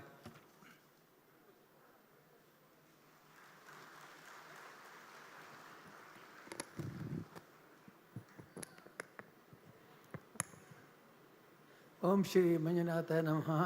ಓಂ ಶ್ರೀ ಚಂದ್ರನಾಥಾಯ ನಮಃ. ಕ್ಷೇತ್ರದ ಶ್ರೀ ಮಂಜುನಾಥ ಸ್ವಾಮಿಯನ್ನು ಪ್ರಾರ್ಥಿಸುತ್ತಾ ಆಗಮಿಸಿರುವ ಸರ್ವರಿಗೂ ಶ್ರೀ ಕ್ಷೇತ್ರ ಧರ್ಮಸ್ಥಳದ ಪರವಾಗಿ ಪ್ರೀತಿಯಿಂದ ಸ್ವಾಗತಿಸುತ್ತೇನೆ. ಧರ್ಮ ಎಂದರೆ ಪರಂಪರಾಗತವಾಗಿ ಬಂದ ವಿಧಿ, ಸಂಪ್ರದಾಯ, ಆಚರಣೆ, ನಂಬಿಕೆ ಎಂದು ಗುರುತಿಸುತ್ತವೆ. ಅಸಹಾಯಕರನ್ನು, ದುರ್ಬಲರನ್ನು, ನಿರ್ಗತಿಕರನ್ನು, ಅಜ್ಞಾನಿಗಳ ಮೇಲೆತ್ತುವುದೇ ಧರ್ಮದ ಕಾರ್ಯ. ಜಗತ್ತಿನ ಪ್ರತಿಯೊಂದು ಧರ್ಮಗಳು ಈ ತತ್ವವನ್ನು ಹೊಂದಿವೆ. ಸದಾ ಮಾನವನ ಒಳಿತಿಗಾಗಿ ಚಿಂತನೆ ಮಾಡುವುದು ಧರ್ಮ ನೀತಿ. ಅದುವೇ ಪುಣ್ಯ. ಸದ್ಗತಿ ಸಾಧನೆಗೆ ಶತ್ರುವಿಧ ಪುರುಷಾರ್ಥಗಳಲ್ಲಿ ಧರ್ಮಕ್ಕೆ ಮೊದಲನೇ ಸ್ಥಾನವಿದೆ. ಆದ್ದರಿಂದ ಧರ್ಮ ಕಾಲವನ್ನು ನಿಯಂತ್ರಿಸುವ, ಚಲಿಸುವಂತೆ ಮಾಡುವ ಶಕ್ತಿಯನ್ನು ಹೊಂದಿದೆ. ಬದುಕಿನ ಎಲ್ಲ ಆಗುಹೋಗುಗಳ ಮೇಲೆ ಪ್ರಭಾವ ಬೀರುತ್ತದೆ. ಮನಸ್ಸಿನಲ್ಲಿ ಉಂಟಾಗುವ ತಾಮಸ ಗುಣಗಳನ್ನು ಶುದ್ಧಗೊಳಿಸಿ ಆತ್ಮಜಾಗೃತಿಯನ್ನು ಮೂಡಿಸುತ್ತದೆ. ಹಿಂಸೆ, ಭೋಗ, ಅಪರಾಧ ಭಾವನೆಗಳನ್ನು ಬದಲಾಯಿಸುತ್ತದೆ. ಭಾರತೀಯತೆಯು ಧರ್ಮದ ತಳಹದಿಯ ಮೇಲೆ ನಿಂತಿದೆ. ಸನಾತನ ದರ್ಶನಗಳು ಧರ್ಮದ ಮುಖವಾಣಿಯಾಗಿವೆ. ಭಾರತೀಯ ಧರ್ಮ ದರ್ಶನಗಳ ಬದುಕನ್ನು ನಿರ್ದೇಶನ ಮಾಡುತ್ತವೆ. ನಾವು ಧರ್ಮವನ್ನು ಆಳವಾಗಿ ಅರಿತುಕೊಂಡರೆ ಧರ್ಮ ವಯಸ್ಸಿದ್ದನ್ನು ಕೊಡುವ ಕಾಮಧೇನು, ನಾಶವಾಗದ ನಿಧಿ, ಮಾನವನಿಗೆ ಬದುಕುವ ಎಲ್ಲ ಅಪಾಯಗಳಿಂದ ದೂರ ಮಾಡುವ ಸಂಜೀವಿನಿ, ಸಕಲ ಜೀವಿಗಳು ಸನ್ಮಾರ್ಗದಲ್ಲಿ ನಡೆಯುವಂತೆ ಮಾಡುವ ಮಾರ್ಗದರ್ಶಿ. ಹಾಗಾಗಿ ಧರ್ಮವೆಂದರೆ ನಿಸರ್ಗ ಮತ್ತು ಮನುಷ್ಯರ ಸಂಬಂಧ, ಮನುಷ್ಯರ ಸಮಾಜ ಸಂಬಂಧ, ಮನುಷ್ಯ ನಡುವಣ ಸಂಬಂಧದ ಕುರಿತು ಚಿಂತನೆ ಮಾಡುವುದೇ ಆಗಿದೆ. ಸತ್ಯ, ದಯೆ, ಅಹಿಂಸೆ, ಸಮಾನತೆಯ ಭಾವ, ಧರ್ಮದ ತಿಳು ಇವುಗಳನ್ನು ಬದುಕಿನಲ್ಲಿ ಅಳವಡಿಸಿಕೊಳ್ಳುವುದು ನಿಜವಾದ ಧರ್ಮ ಪಾಲನೆ. ನಾವು ನಿತ್ಯ ಜೀವನವನ್ನು ಸರಳವಾಗಿ, ನೆಮ್ಮದಿಯಾಗಿ, ಶಾಂತಿಯಿಂದ ನಡೆಸಬೇಕು. ಸಹಬಾಳ್ವೆ, ಸೌಹಾರ್ದತೆ, ಭಾರತತ್ವ ಭಾವದಿಂದ ಇರಬೇಕು. ಆದ್ದರಿಂದ ಮಹಾಕವಿ ಪಂಪ ಬದುಕಿನಲ್ಲಿ ಧರ್ಮವೇ ಪ್ರಧಾನವಾದುದು ಎಂದು ಹೇಳಿದ್ದಾನೆ. ಕಾರ್ತಿಕ ಮಾಸದಲ್ಲಿ ಕತ್ತಲು ದೀರ್ಘವಾಗಿರುತ್ತದೆ. ಈ ಕತ್ತಲನ್ನು ಹೋಗಲಾಡಿಸುವ, ಬದುಕಿಗೆ ಬೆಳಕನ್ನು ಕೊಡುವ ಈ ಲಕ್ಷದೀಪೋತ್ಸವ ಎಲ್ಲರ ಮನವನ್ನು ಬೆಳಗಲಿ. ದೀಪ ಕೇವಲ ಹಣತೆ ಅಲ್ಲ. ಕ್ಷೇತ್ರದ ಈ ದೀಪವು ಅಂಧಕಾರ, ಅಜ್ಞಾನ, ದುಶ್ಚಟ, ಮೌಢ್ಯ, ಬಡತನ, ಅನಕ್ಷರತೆ, ದುರ್ಬಲತೆಯನ್ನು ಹೋಗಲಾಡಿಸುವ ಜ್ಞಾನ ದೀಪವಾಗಿದೆ. ಇಂತಹ ಸತ್ಕಾರ್ಯವನ್ನು ಕ್ಷೇತ್ರ ನಿರಂತರವಾಗಿ ಮಾಡಿಕೊಂಡು ಬರಲಾಗುತ್ತದೆ. ಈ ಮೂಲಕ ಬೆಳಕಿನ ತೇರು ಎಲ್ಲರ ಬದುಕನ್ನು ಬೆಳಗುತ್ತದೆ. ಈ ಕಾರ್ತಿಕ ಮಾಸದ ಉತ್ಸವದಲ್ಲಿ ದೇವರು ಗರ್ಭಗುಡಿಯಿಂದ ಹೊರಗೆ ಬಂದು ಎಲ್ಲ ಸದ್ಭಕ್ತರಿಗೆ ದರ್ಶನ ನೀಡಿ ಹರಿಸುತ್ತಾನೆ. ಈ ಮೂಲಕ ಎಲ್ಲರ ಜೀವನದಲ್ಲಿ ಬೆಳಕಿನ ಪ್ರಭೆಯನ್ನು ಕೂಡ ಮೂಡಿಸುತ್ತಾನೆ. ಪರಮ ಪೂಜ್ಯ ಶ್ರೀ ಶ್ರೀ ಸ್ವಯಂ ಪ್ರಕಾಶ್ ಸಚ್ಚಿದಾನಂದ ಸರಸ್ವತಿ ಮಹಾಸ್ವಾಮೀಜಿಯವರು ದಿವ್ಯ ಕ್ಷೇತ್ರ ಹರಿಹರಪುರದಲ್ಲಿ ಮಠಾಧೀಶರಾಗಿದ್ದು ಕಳೆದ 25 ವರ್ಷಗಳಿಂದ ಧಾರ್ಮಿಕ, ಆಧ್ಯಾತ್ಮಿಕ ಮತ್ತು ಸಾಮಾಜಿಕ ಸೇವೆಗಳನ್ನು ನಡೆಸಿಕೊಂಡು ಬಂದಿರುತ್ತಾರೆ. ಈ ವರ್ಷ ಇವರು ಮಠಾಧೀಶರಾಗಿ ರಜತ ಮಹೋತ್ಸವವನ್ನು ಆಚರಿಸುತ್ತಿರುವುದು ವಿಶೇಷವಾಗಿರುತ್ತದೆ. ಅತ್ಯಂತ ವಿಶಿಷ್ಟ ಹಾಗೂ ವಿನೂತನ ಶಿಲ್ಪಕಲೆಗಳ ಮೂಲಕ ದಿವ್ಯಕ್ಷೇತ್ರ ಹರಿಹರಪುರವನ್ನು ಸಂಪೂರ್ಣವಾಗಿ ನವೀಕರಿಸಿ ಇಂದು ಅದ್ಭುತವಾದ ಪ್ರಸಿದ್ಧ ಆಧ್ಯಾತ್ಮಿಕ ಕ್ಷೇತ್ರವಾಗಲು ಕಾರಣೀಕರ್ತರಾಗಿದ್ದಾರೆ. ನಾನು ಕೂಡ ಕೆಲವು ತಿಂಗಳ ಹಿಂದೆ ಕ್ಷೇತ್ರಕ್ಕೆ ಭೇಟಿ ಮಾಡಿದ್ದೆ. ಭಾರತ ದೇಶದಲ್ಲಿ ಒಂದು ಸಂಸ್ಥೆಯಲ್ಲಿ ಹುಟ್ಟಿ ಬೆಳೆದ ಎಲ್ಲ ಧರ್ಮ ಬಾಂಧವರು ಒಗ್ಗೂಡಿಸುವ ಭಾರತೀಯ ಸಂತ ಮಹಾಪರಿಷತ್ ಎಂಬ ಒಂದು ವಿನೂತನ ಪರಿಕಲ್ಪನೆಗೆ ನಾಂದಿಯನ್ನು ಹಾಡಿದ್ದಾರೆ. ಭಾರತ ದೇಶಾದ್ಯಂತ ಸುಮಾರು 1000ಕ್ಕಿಂತಲೂ ಹೆಚ್ಚು ಮಠಾಧೀಶರನ್ನು, ಧಾರ್ಮಿಕ ಮುಖಂಡರನ್ನು, ಸಂತರನ್ನು ತಾವೇ ಖುದ್ದಾಗಿ ಭೇಟಿ ಮಾಡಿ ಚರ್ಚಿಸಿ ಅವರೆಲ್ಲರನ್ನು ಒಂದು ವೇದಿಕೆ ತರಲು ಯಶಸ್ವಿಯಾಗಿರುವುದು ಇವರ ಒಂದು ಮಹತ್ತರ ಸಾಧನೆಯಾಗಿದೆ. ಆಧ್ಯಾತ್ಮಿಕ ಹಾಗೂ ಧಾರ್ಮಿಕ ಚಿಂತಕರಾದ ಇವರು ಮುಂದಿನ ಅನೇಕ ವರ್ಷಗಳ ಯೋಜನೆಗಳನ್ನು ಈ ಸಂತ ಮಹಾಪರಿಷತ್ ಮೂಲಕ ಹಮ್ಮಿಕೊಂಡಿದ್ದಾರೆ. ದಕ್ಷಿಣ ಭಾರತದ 5 ರಾಜ್ಯಗಳಲ್ಲಿ ಸುಮಾರು 5 ಲಕ್ಷಕ್ಕೂ ಹೆಚ್ಚಿನ ಜನರಿಗೆ ಶಿವದೀಕ್ಷೆಯನ್ನು ನೀಡಿರುತ್ತಾರೆ. ಈ ಕಾರ್ಯಕ್ರಮಕ್ಕಾಗಿ ಪೂಜ್ಯರು ತಮ್ಮ ಎಲ್ಲ ಕಾರ್ಯಕ್ರಮವನ್ನು ಬದಲಾಯಿಸಿ ಇಲ್ಲಿಗೆ ಆಗಮಿಸಿದ್ದಾರೆ. ಅವರು ಇಂದು ತಮಿಳುನಾಡಿನಲ್ಲಿ ಇರಬೇಕಿತ್ತು, ಆದರೆ ಈ ನಮ್ಮ ಆಹ್ವಾನವನ್ನು ಮನ್ನಿಸಿ ಇಲ್ಲಿ ಬಂದಕ್ಕಾಗಿ ವಿಶೇಷವಾಗಿ ನಾನು ಅವರಿಗೆ ಪ್ರಣಾಮಗಳು ಸಲ್ಲಿಸ್ತೇನೆ. ಈ ದಿವ್ಯ ಕ್ಷೇತ್ರ ಹರಿಹರ ಮಠಕ್ಕೆ ನಾನು ನವೆಂಬರ್ 11ರಂದು ಭೇಟಿ ನೀಡಿದೆ, 22ನೇ ಇಸ್ವಿಯಲ್ಲಿ. ಇಲ್ಲಿ ನಡೆದ ಸಂಸ್ಕಾರ ಹಬ್ಬದಲ್ಲಿ ಪಾಲ್ಗೊಂಡಿರುವುದಕ್ಕೆ ತುಂಬ ಸಂತೋಷ ಪಡುತ್ತೇನೆ. ಸದಾ ಧಾರ್ಮಿಕ ಹಾಗೂ ಆಧ್ಯಾತ್ಮಿಕ ಚಿಂತನೆಯಲ್ಲಿ ತೊಡಗಿಸಿಕೊಂಡು ಅನೇಕ ಕೃತಿಗಳ ರಚಿಸಿ ಸಮಾಜಕ್ಕೆ ನೀಡಿರುತ್ತಾರೆ.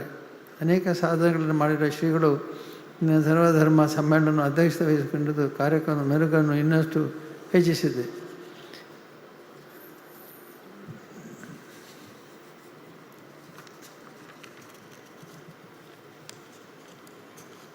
ಈ ಸಮ್ಮೇಳನದ ಉದ್ಘಾಟಕರಾಗಿ ಆಗಮಿಸಿರುವವರು ನಮ್ಮ ಕರ್ನಾಟಕ ಗೃಹ ಸರ್ಕಾರದಲ್ಲಿ ಬೃಹತ್ ಮತ್ತು ಮಧ್ಯಮ ಕೈಗಾರಿಕಾ ಸಚಿವರಾದ ಶ್ರೀ ಪಾಟೀಲ್ರವರು, ಎಂ ಬಿ ಪಾಟೀಲ್. ನೀರಾವರಿ ಕುರಿತು ಅತೀವ ಆಸಕ್ತಿ ಗಮನಿಸಿ ಹಿಂದಿನ ಸರ್ಕಾರದ 5 ವರ್ಷಗಳ ಕಾಲ ಜಲಸಂಪನ್ಮೂಲ ವ್ಯಕ್ತಿ ಸಚಿವರಾಗಿ ಇಡೀ ರಾಷ್ಟ್ರ ಮೆಚ್ಚುವಂತೆ ನೀರಾವರಿ ಇಲಾಖೆಗೆ ಕಾಯಕಲ್ಪ ಒದಗಿಸಿದ್ದಾರೆ. ಆದ್ದರಿಂದ ಎಂ ಬಿ ಪಾಟೀಲ್ರವರನ್ನು ಜನ ಹೆಚ್ಚಾಗಿ ನೀರಿನ ಪಾಟೀಲ್ ಮತ್ತು ಕೆನಾಲ್ ಪಾಟೀಲ್ ಎಂದೇ ರೈತ ಸಮುದಾಯದಲ್ಲಿ ಹೆಸರಾಗಿದೆ. ಇವರ ರಾಜಕೀಯ, ಸಾಮಾಜಿಕ, ಶೈಕ್ಷಣಿಕ ಬದ್ಧತೆಯಿಂದಾಗಿ ಅನೇಕ ಪ್ರಶಸ್ತಿಗಳು ಸಂದಿವೆ. ಹಲವಾರು ಜನಸೇವಾ ಕಾರ್ಯಕ್ರಮದ ಮೂಲಕ ಜನಮೆಚ್ಚುಗೆ ಗಳಿಸಿದ ಶ್ರೀಧರನ್ನು ಕ್ಷೇತ್ರದ ಪರವಾಗಿ ಗೌರವದಿಂದ ಸ್ವಾಗತಿಸ್ತೇನೆ ಮತ್ತು ಅವರು ಅನೇಕ ಕಾರ್ಯಕ್ರಮವನ್ನು ಬದಿಗೊತ್ತಿ ಬಂದಕ್ಕಾಗಿ ಭಾಳ ಸಂತೋಷದಿಂದ ಅವರನ್ನು ಸ್ವಾಗತಿಸ್ತೇನೆ. ಈ ಸರ್ವಧರ್ಮ ಸಮ್ಮೇಳನದಲ್ಲಿ ಇಸ್ಲಾಂ ಧರ್ಮದ ಸಮಾನತೆಯ ಬಗ್ಗೆ ಮಾತನಾಡಿರುವ ಶ್ರೀ ತನ್ವೀರ್ ಅಹಮದ್ ಉಲ್ಲಾ ರಾಜಕಾರಣಿಯಾಗಿ, ಉದ್ಯಮಿಯಾಗಿ, ಶಿಕ್ಷಕರಾಗಿ, ವಕೀಲರಾಗಿ, ಅಂಕಣಕಾರರಾಗಿ, ಕವಿಯಾಗಿ ಗುರುತಿಸಿಕೊಂಡರು. ಇವರು ಬೆಂಗಳೂರಿನಿಂದ 93 ವರ್ಷಗಳಲ್ಲಿ 2 ವರ್ಷಗಳಲ್ಲಿ ನಡೆದಂಥ ಒಂದು ಅದ್ಭುತ ಸಾಧನೆಯನ್ನು ಮಾಡಿದ್ದಾರೆ. ಅದೆಂದರೆ ಅವರು ಕ್ಷೇತ್ರಕ್ಕೆ ಪಾದಯಾತ್ರೆ ಮೂಲಕ ಆಗಮಿಸಿ ಇಲ್ಲಿ ಕ್ಷೇತ್ರಕ್ಕೆ ಬಂದಿದ್ದಾರೆ. ದಾರಿ ಉದ್ದಕ್ಕೂ ಅವರು ನಮ್ಮ ಎಲ್ಲ ವಿದ್ಯಾಸಂಸ್ಥೆಗಳನ್ನು ಸಂದರ್ಶಿಸಿದ್ದಾರೆ ಮತ್ತು ಎಲ್ಲ ಸಮಾಜಮುಖಿ ಕಾರ್ಯಕ್ರಮಗಳನ್ನು ಗಮನಿಸ್ತಾ ಬಂದಿದ್ದಾರೆ. ಹಾಗಾಗಿ ಅವರು ಬರುವಾಗ ಸಂದರ್ಭ ನಮಗೆಲ್ಲರಿಗೂ ಭಾಳ ಉತ್ಸಾಹ ಇತ್ತು. ಏನಂತಂದರೆ ಎಲ್ಲರೂ ವಾಹನದಲ್ಲಿ, ಕಾರ್ನಲ್ಲಿ, ವಿಮಾನದಲ್ಲಿ, ಅದು ಬೇರೆ ಬೇರೆ ಇದರಲ್ಲಿ ನಮಗೆ ವ್ಯವಸ್ಥೆ ಮಾಡಿ ಅಂತ ಹೇಳ್ತಾರೆ. ಆದರೆ ನಮ್ಮ ಮೊಹಮ್ಮದ್ ಉಲ್ಲಾ ಅವರು ಇದು ಯಾವುದು ಬೇಡ, ನಾನು ಪಾದಯಾತ್ರೆಯಲ್ಲಿ ಬರ್ತಾರೆ ಅಂತ ಹೊರಟಿದ್ದು ನಮಗೆ ನಿಜವಾಗಿ ಭಾಳ ದೊಡ್ಡ ಆಶಯವನ್ನು ಉಂಟು ಮಾಡಿದೆ. ಅವರು ಬಂದದ್ದು ಮಾತ್ರ ಅಲ್ಲ, ಬರುವಾಗ ದಾರಿ ಉದ್ದಕ್ಕೂ ನಮ್ಮ ಸಂಸ್ಥೆಗಳಲ್ಲಿ ವಿದ್ಯಾರ್ಥಿಗಳ ಜೊತೆಗೆ, ಸಮಾಜದ ವಿವಿಧ ಸ್ತರಗಳಿರುವ ಜನರ ಜೊತೆಗೆ ಸಂಪರ್ಕ ಮಾಡಿಕೊಂಡು ಅವ್ರ ಜೊತೆ ಮಾತಾಡಿಕೊಂಡು ಬಂದಿದ್ದಾರೆ. ಅವರ ವಿಷಯಗಳನ್ನು ತಿಳ್ಕೊಂಡು ಬಂದಿದ್ದಾರೆ. ಹಾಗಾಗಿ ಇವತ್ತು ಅವರು ಧರ್ಮಸ್ಥಳಕ್ಕೆ ಈ ಸಮ್ಮೇಳನದಲ್ಲಿ ಭಾಗವಹಿಸೋದು ಕೇವಲ ಒಬ್ಬ ಅತಿಥಿಯಾಗಲ್ಲ, ಅದರ ಬದಲಾಗಿ ಒಬ್ಬ ಕ್ಷೇತ್ರದ ಸಮಸ್ತ ಕಾರ್ಯಕ್ರಮ ಅರಿತುಕೊಂಡು ಒಬ್ಬ ಮಹನೀಯರಾಗಿ ಅವರು ಭಾಗವಹಿಸ್ತಾ ಇದ್ದಾರೆ. ಹಾಗಾಗಿ ಅವರನ್ನು ನಮ್ಮೆಲ್ಲರ ಪರವಾಗಿ ಸ್ವಾಗತಿಸ್ತೇನೆ. ಈ ಕಾರ್ಯಕ್ರಮ ಉಪನ್ಯಾಸನಾಗಿ ಆಗಮಿಸಿರುವವರು ವಿದ್ವಾಂಸರಾದ ಶ್ರೀಯುತ ಎಸ್ ಸೂರ್ಯಪ್ರಕಾಶ್ ಪಂಡಿತ್ ಅವರು. ಪ್ರಜಾವಾಣಿಯ ಮುಖ್ಯ ಸಂಪಾದಕರಾಗಿ, ಲೇಖಕರಾಗಿ, ಅಂಕಣಕಾರರಾಗಿ ಪ್ರಸಿದ್ಧಿಯನ್ನು ಪಡೆದಿದ್ದಾರೆ. ಇವರನ್ನು ಕ್ಷೇತ್ರದ ಪರವಾಗಿ ಸ್ನೇಹದಿಂದ ಸ್ವಾಗತಿಸುತ್ತೇನೆ. ಮಾಧ್ಯಮೇತರರಿಗೆ, ಅತಿಥಿಗಳಿಗೆ, ವಿದ್ಯಾರ್ಥಿಗಳಿಗೆ, ಭಕ್ತರಿಗೆ ಪ್ರೀತಿಯಿಂದ ಸ್ವಾಗತ ಕೋರುತ್ತೇನೆ. ಕ್ಷೇತ್ರದ ಶ್ರೀ ಮಂಜುನಾಥ ಸ್ವಾಮಿ, ಶ್ರೀ ಚಂದ್ರನಾಥ ಸ್ವಾಮಿ ಹಾಗೂ ಧರ್ಮದೇವತೆಗಳು ಸರ್ವರಿಗೂ ಸಮಗ್ರ ಸನ್ಮಾನ ಉಂಟು ಮಾಡಲೆಂದು ಶುಭವನ್ನು ಹಾರೈಸುತ್ತಾರೆ. ಮತ್ತು ಇದರ ಜೊತೆಯಲ್ಲಿ ಕೆಲವು ಮಾಹಿತಿಯನ್ನು ತಮಗೆ ಒದಗಿಸಲು ಇಚ್ಛೆ ಪಡ್ತೇನೆ. ನಮ್ಮ ರಾಜ್ಯಸಭಾ ಸದಸ್ಯನಾಗಿ ಮೋದಿಯವರು ನನ್ನನ್ನು ಆಯ್ಕೆ ಮಾಡಿದ ಮೇಲೆ ಹೈನ ಅಭಿವೃದ್ಧಿಗಾಗಿ ಬೀದರ್ ಜಿಲ್ಲೆಗೆ, ಭಾಳ ದೂರದ ಬೀದರ್ ಜಿಲ್ಲೆಗೆ ಸುಮಾರು 10 ಕೋಟಿ ರೂಪಾಯಿ ಅನುದಾನ ಅಲ್ಲಿಗೆ ವ್ಯಯ ಮಾಡಿದ್ದೇನೆ.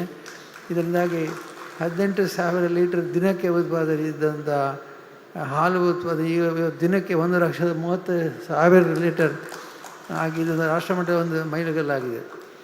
ಬೆಳ್ತಂಗಡಿ ನಗರದಲ್ಲಿ ಈಗ ನಿನ್ನೆ ತಾನೇ 2 ಕೋಟಿ ರೂಪಾಯಿಯಲ್ಲಿ ಸಂಚಾರ ರಸ್ತೆಗಳನ್ನು ದುರಸ್ತಿ ಮಾಡುವ ಕಾರ್ಯ ಮಾಡಿದ್ದೇವೆ. ಮತ್ತು ಧರ್ಮಸ್ಥಳ ಅಶೋಕನಗರದಲ್ಲಿ ತಡೆಗೋಡೆ ಹಾಗೂ ರಸ್ತೆ ಅಭಿವೃದ್ಧಿ ಒಳಚರಂಡಿ ವ್ಯವಸ್ಥೆಗಾಗಿ 2.41 ಕೋಟಿ ರೂಪಾಯಿಯನ್ನು ಬಿಡುಗಡೆ ಮಾಡಿದ್ದೇವೆ. ಬೆಳ್ತಂಗಡಿ ತಾಲೂಕಿನ ಸರ್ಕಾರಿ ಶಾಲೆಗಳಿಗೆ, ಯಾಕಂದರೆ ಸರ್ಕಾರಿ ಶಾಲೆಯಲ್ಲಿ ವಿದ್ಯಾರ್ಥಿಗಳಿಲ್ಲ ಅನ್ನೋದು ಎಲ್ಲರಿಗೂ ಗೊತ್ತಿರುವಂಥ ವಿಚಾರ. ಹಾಗೆ ವಿದ್ಯಾರ್ಥಿಗಳಿಗೆ ವಿಶೇಷವಾಗಿ ಆಕರ್ಷಣೆ ಮಾಡುವುದು ಮತ್ತು ವಿದ್ಯಾರ್ಥಿಗಳಿಗೆ ತರಗತಿಯಲ್ಲಿ ಅವರಿಗೆ ಮಾಹಿತಿಯನ್ನು ಕೊಡೋದಕ್ಕಾಗಿ ಸ್ಮಾರ್ಟ್ ಟಿ ವಿ ಒದಗಿಸಿ 1,83,00,000 ರೂಪಾಯಿಯನ್ನು ಬಿಡುಗಡೆ ಮಾಡಿದ್ದೇವೆ. ಇದರಿಂದಾಗಿ ಎಲ್ಲ ಶಾಲೆಗಳಲ್ಲಿ ಇಂದು ಸ್ಮಾರ್ಟ್ ಟಿ ವಿ ಆಗಿದೆ. ಮೈಸೂರಿನ ರಾಮಕೃಷ್ಣ ಆಶ್ರಮದ ವಿವಿಧ ಅಭಿವೃದ್ಧಿಗಾಗಿ 50 ಲಕ್ಷ ರೂಪಾಯಿಯನ್ನು ಅನುದಾನ ಬಿಡುಗಡೆ ಮಾಡಿದ್ದೇನೆ.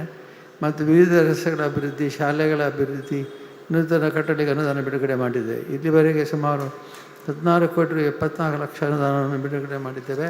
ಮತ್ತು ಈ ಎಲ್ಲ ಕಾರ್ಯಕ್ರಮಗಳ ಹಿಂದೆ ನನ್ನ ಜೊತೆಗೆ ದುಡಿತಾ ಇರತಕ್ಕಂಥ ಎಲ್ಲರನ್ನು, ವಿಶೇಷವಾಗಿ ಜನಾರ್ದನ್ ಅವರು, ನಮ್ಮ OSD ಅವರು ಡೆಲ್ಲಿಯಲ್ಲಿದ್ದಾರೆ, ಅವರನ್ನು ಮತ್ತು ನನ್ನ ಸಹೋದರರು ಎಲ್ಲರೂ ಕೂಡ ಅಭಿನಂದಿಸಿ ಅವರು ಮಾಡುತ್ತಿರೋದು ಎಲ್ಲ ಕಾರ್ಯಗಳಿಗೂ ಭಗವಂತನಿಗೆ ಪ್ರೀತಿ ಆಗಲಿ ಅಂತ ಪ್ರಾರ್ಥಿಸಿ ಮತ್ತೊಮ್ಮೆ ಎಲ್ಲರನ್ನು ಹೃದಯಪೂರ್ವಕವಾಗಿ ಸ್ವಾಗತವನ್ನು ಬಯಸ್ತೀನಿ.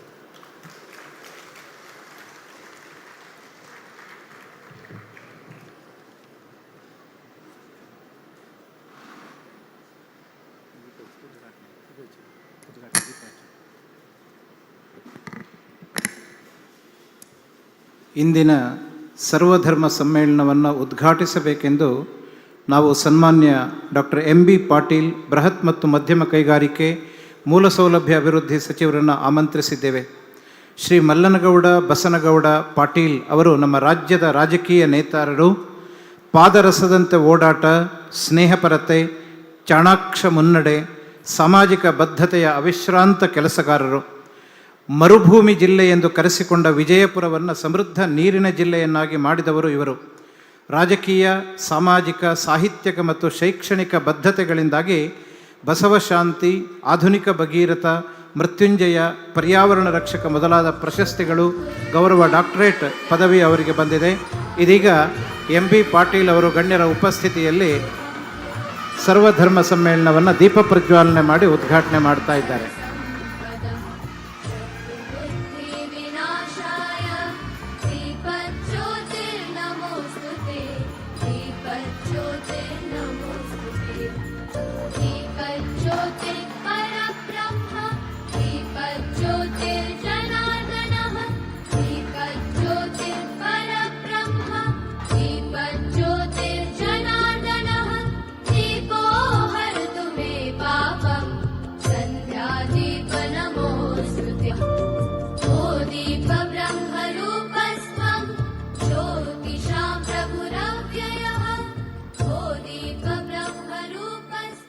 ಬೆಂಗಳೂರಿನ ನೆಲಮಂಗಲದ ಸಮೀಪ ಇರುವಂತಹ ಕ್ಷೇಮವನದ ನಿರ್ದೇಶಕರು, ಕ್ಷೇತ್ರದ ಎಲ್ಲ ಚಟುವಟಿಕೆಗಳ ಮಾರ್ಗದರ್ಶಕರು, ಹಿತೈಷಿಗಳು ಆಗಿರುವ ಶ್ರೀಮತಿ ಶ್ರದ್ಧಾ ಅಮಿತ್ ಅವರು ಇದೀಗ ಉದ್ಘಾಟಕರಿಗೆ ಸಮರ್ಪಿಸುವ ಸನ್ಮಾನ ಪತ್ರವನ್ನು ವಾಚನ ಮಾಡಬೇಕೆಂದು ವಿನಂತಿಸಿಕೊಳ್ತಾ ಇದ್ದೇನೆ.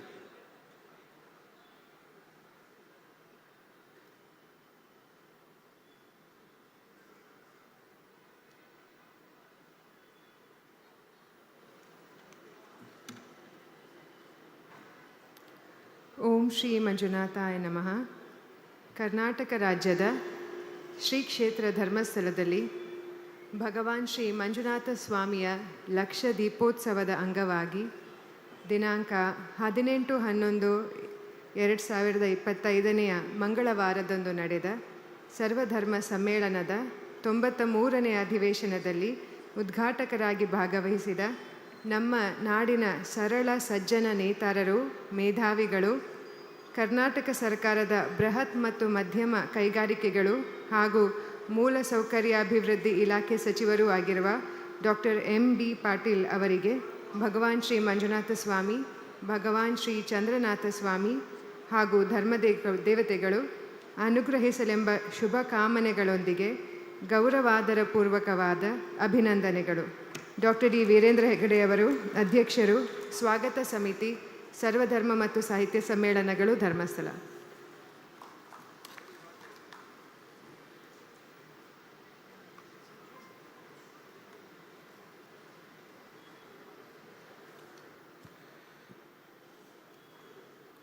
ಉದ್ಘಾಟಕರಾದ ಡಾಕ್ಟರ್ MB ಪಾಟೀಲ್ ಅವರನ್ನು ಕ್ಷೇತ್ರದ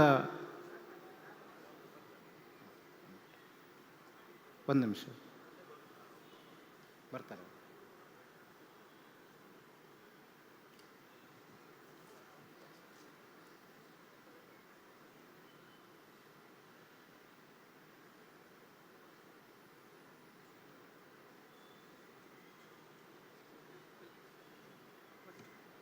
ಸರ್ವಧರ್ಮ ಸಮ್ಮೇಳನವನ್ನು ಉದ್ಘಾಟನೆ ಮಾಡಿದ ಗೌರವಾನ್ವಿತ ಡಾಕ್ಟರ್ MB ಪಾಟೀಲ್ ಅವರನ್ನು ಕ್ಷೇತ್ರದ ವತಿಯಿಂದ ಸನ್ಮಾನಿಸಬೇಕು, ಗೌರವಿಸಬೇಕು ಎಂಬುದಾಗಿ ಪೂಜ್ಯ ಹೆಗ್ಗಡೆಯವರನ್ನು ವಿನಂತಿ ಮಾಡಿಕೊಳ್ತಾ ಇದ್ದೇನೆ.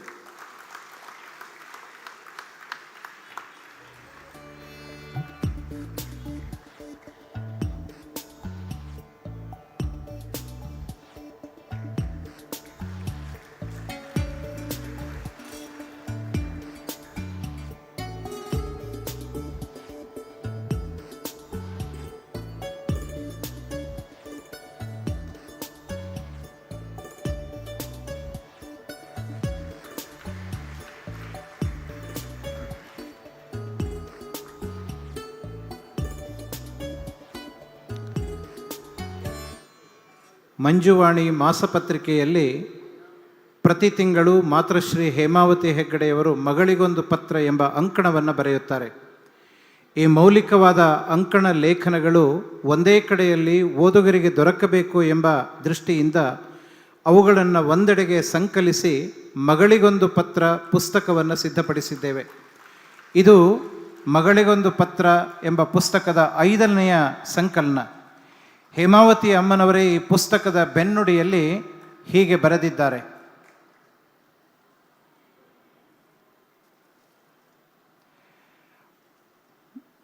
ಮಂಜುವಾಣಿ ಮಾಸಪತ್ರಿಕೆಯ ಮಗಳಿಗೊಂದು ಪತ್ರ ಅಂಕಣದ ಆರಂಭದಲ್ಲಿ ಮಗಳೇ ಎಂಬ ಸಂಬೋಧನೆ ಮೂಲಕ ಮುಖ್ಯವಾಗಿ ಮಹಿಳೆಯರನ್ನು ಗಮನದಲ್ಲಿರಿಸಿಕೊಂಡು ಮಗಳಿಗೆ ಬರೆದ ಪತ್ರವಾದರೂ ಲಿಂಗ ವಯೋಭೇದವಿಲ್ಲದೆ ಓದುಗರು ಬರಹಗಳನ್ನು ಓದಿ ಮೆಚ್ಚುತ್ತಾರೆ ಎಂಬುದೇ ನನಗೆ ಪ್ರೇರಣೆ ಮತ್ತು ಸಂತೋಷದ ವಿಷಯ.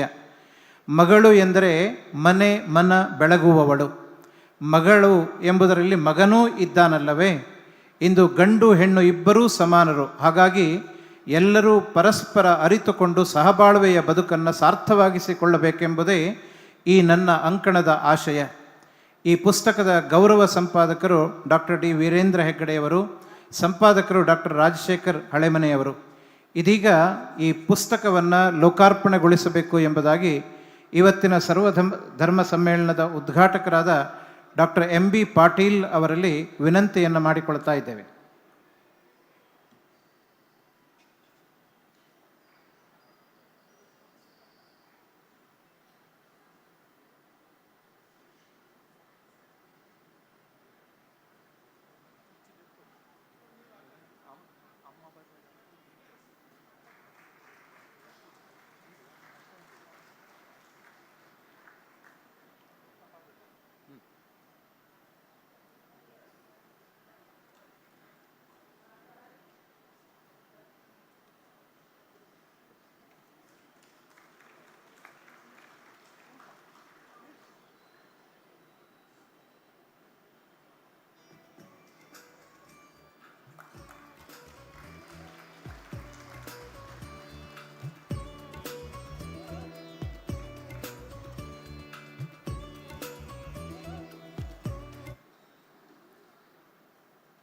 ಇದೀಗ ಗೌರವಾನ್ವಿತ ಸಚಿವರಾದ ಡಾಕ್ಟರ್ MB ಪಾಟೀಲ್ ಅವರು ಉದ್ಘಾಟನಾ ಭಾಷಣವನ್ನು ನೆರವೇರಿಸಿಕೊಡಬೇಕು ಎಂಬುದಾಗಿ ಅವರಲ್ಲಿ ವಿನಂತಿ ಮಾಡಿಕೊಳ್ತಾ ಇದ್ದೇವೆ.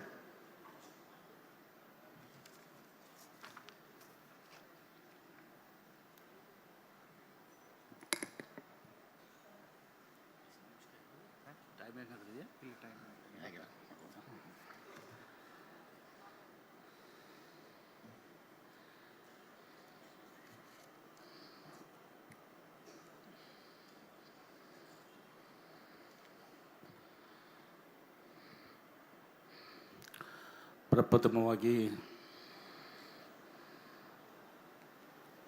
ನಾಡಿನ ನಮ್ಮೆಲ್ಲರ ದೇವರಾದಂಥ ಶ್ರೀ ಮಂಜುನಾಥೇಶ್ವರರ ಪಾದಗಳಲ್ಲಿ ನನ್ನ ಭಕ್ತಿಪೂರ್ವಕವಾದಂಥ ನಮಗಳನ್ನು ಸಲ್ಲಿಸಿ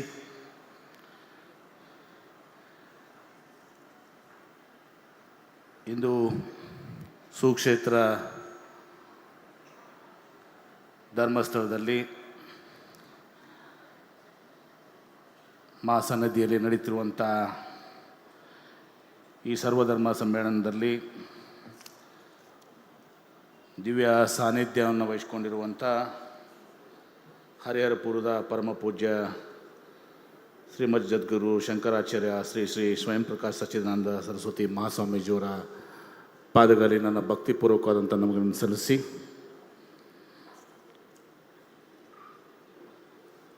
ಈ ಕಾರ್ಯಕ್ರಮದ ನೇತಾರರು, ನಮ್ಮೆಲ್ಲರ ಕೇಂದ್ರ ಬಿಂದುಗಳು, ಸುಕ್ಷೇತ್ರ ಧರ್ಮಸ್ಥಳದ ಧರ್ಮದರ್ಶಿಗಳು, ರಾಜಋಷಿಗಳು ಆದಂಥ ಮತ್ತು ಲಕ್ಷ ಶುಭೋತ್ಸವ ಮತ್ತು ಸರ್ವಧರ್ಮ ಹಾಗೂ ಸಾಹಿತ್ಯ ಸಮ್ಮೇಳನಗಳ ಈ ಒಂದು ಘನಕಾರ್ಯದ ಅಧ್ಯಕ್ಷತೆಯನ್ನು ವಹಿಸಿಕೊಂಡಿರುವಂಥ ಪರಮ ಪೂಜ್ಯ ಡಾಕ್ಟರ್ ಡಿ ವೀರೇಂದ್ರ ಹೆಗಡೆಯವರಲ್ಲಿ ಕೂಡ ನನ್ನ ಭಕ್ತಿಪರವಾದಂಥ ನಮನಗಳನ್ನು ಸಲ್ಲಿಸಿ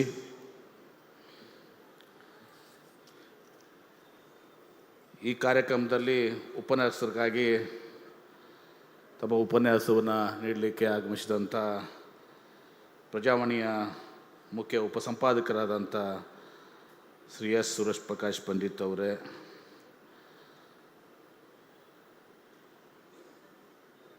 ರಾಷ್ಟ್ರೀಯ ಚಿಂತಕರು ಹಾಗೂ ಅಂಕಣಕಾರರಾದಂಥ ಕಾಲ್ನಡಿಗೆಯಿಂದ ಬೆಂಗಳೂರಿಂದ ಇಲ್ಲಿಗೆ ಬಂದು ಈ ಸರ್ವಧರ್ಮ ಕಾರ್ಯಕ್ರಮದಲ್ಲಿ ಭಾಗವಹಿಸಿ ಮಂಜುನಾಥೇಶ್ವರ ಕೃಪೆಗೆ ಪಾತ್ರರಾದಂಥ ಶ್ರೀ ತನ್ವೀರ್ ಅಹಮದುಲ್ಲಾ ಅವರೇ,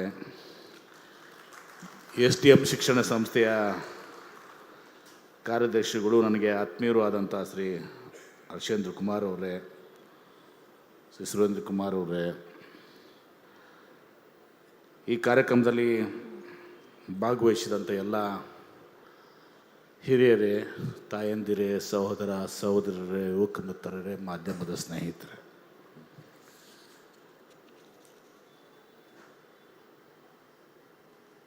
ಇವತ್ತು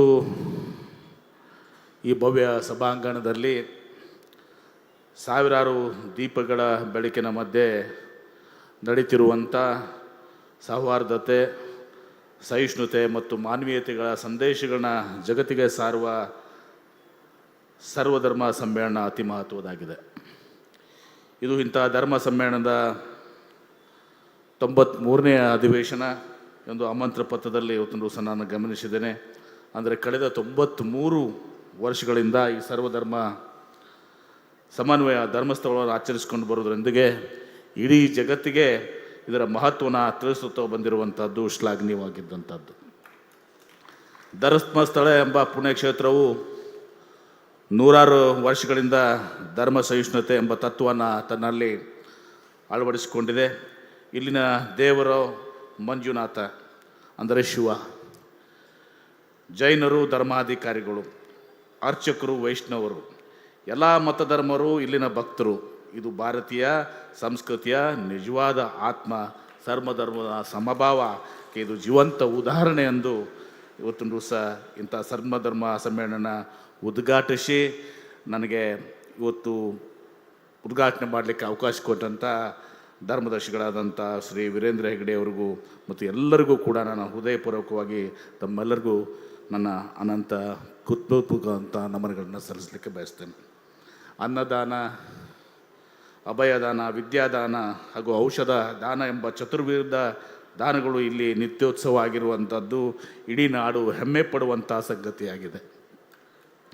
ಧರ್ಮಸ್ಥಳದಲ್ಲಿ ಹಬ್ಬ, ಉತ್ಸವ, ಚತುರ್ವಿಧ ದಾನ ಪರಂಪರೆ, ಸೇವಾ ಕಾರ್ಯಗಳು ನಿರಂತರವಾಗಿ ನಡೆಯುತ್ತಿದ್ದರೆ ಇದರ ಖ್ಯಾತಿ ವಿಶ್ವದ ಮೂಲೆ ಮೂಲೆಗೂ ಪಸರಿಸಿದೆ.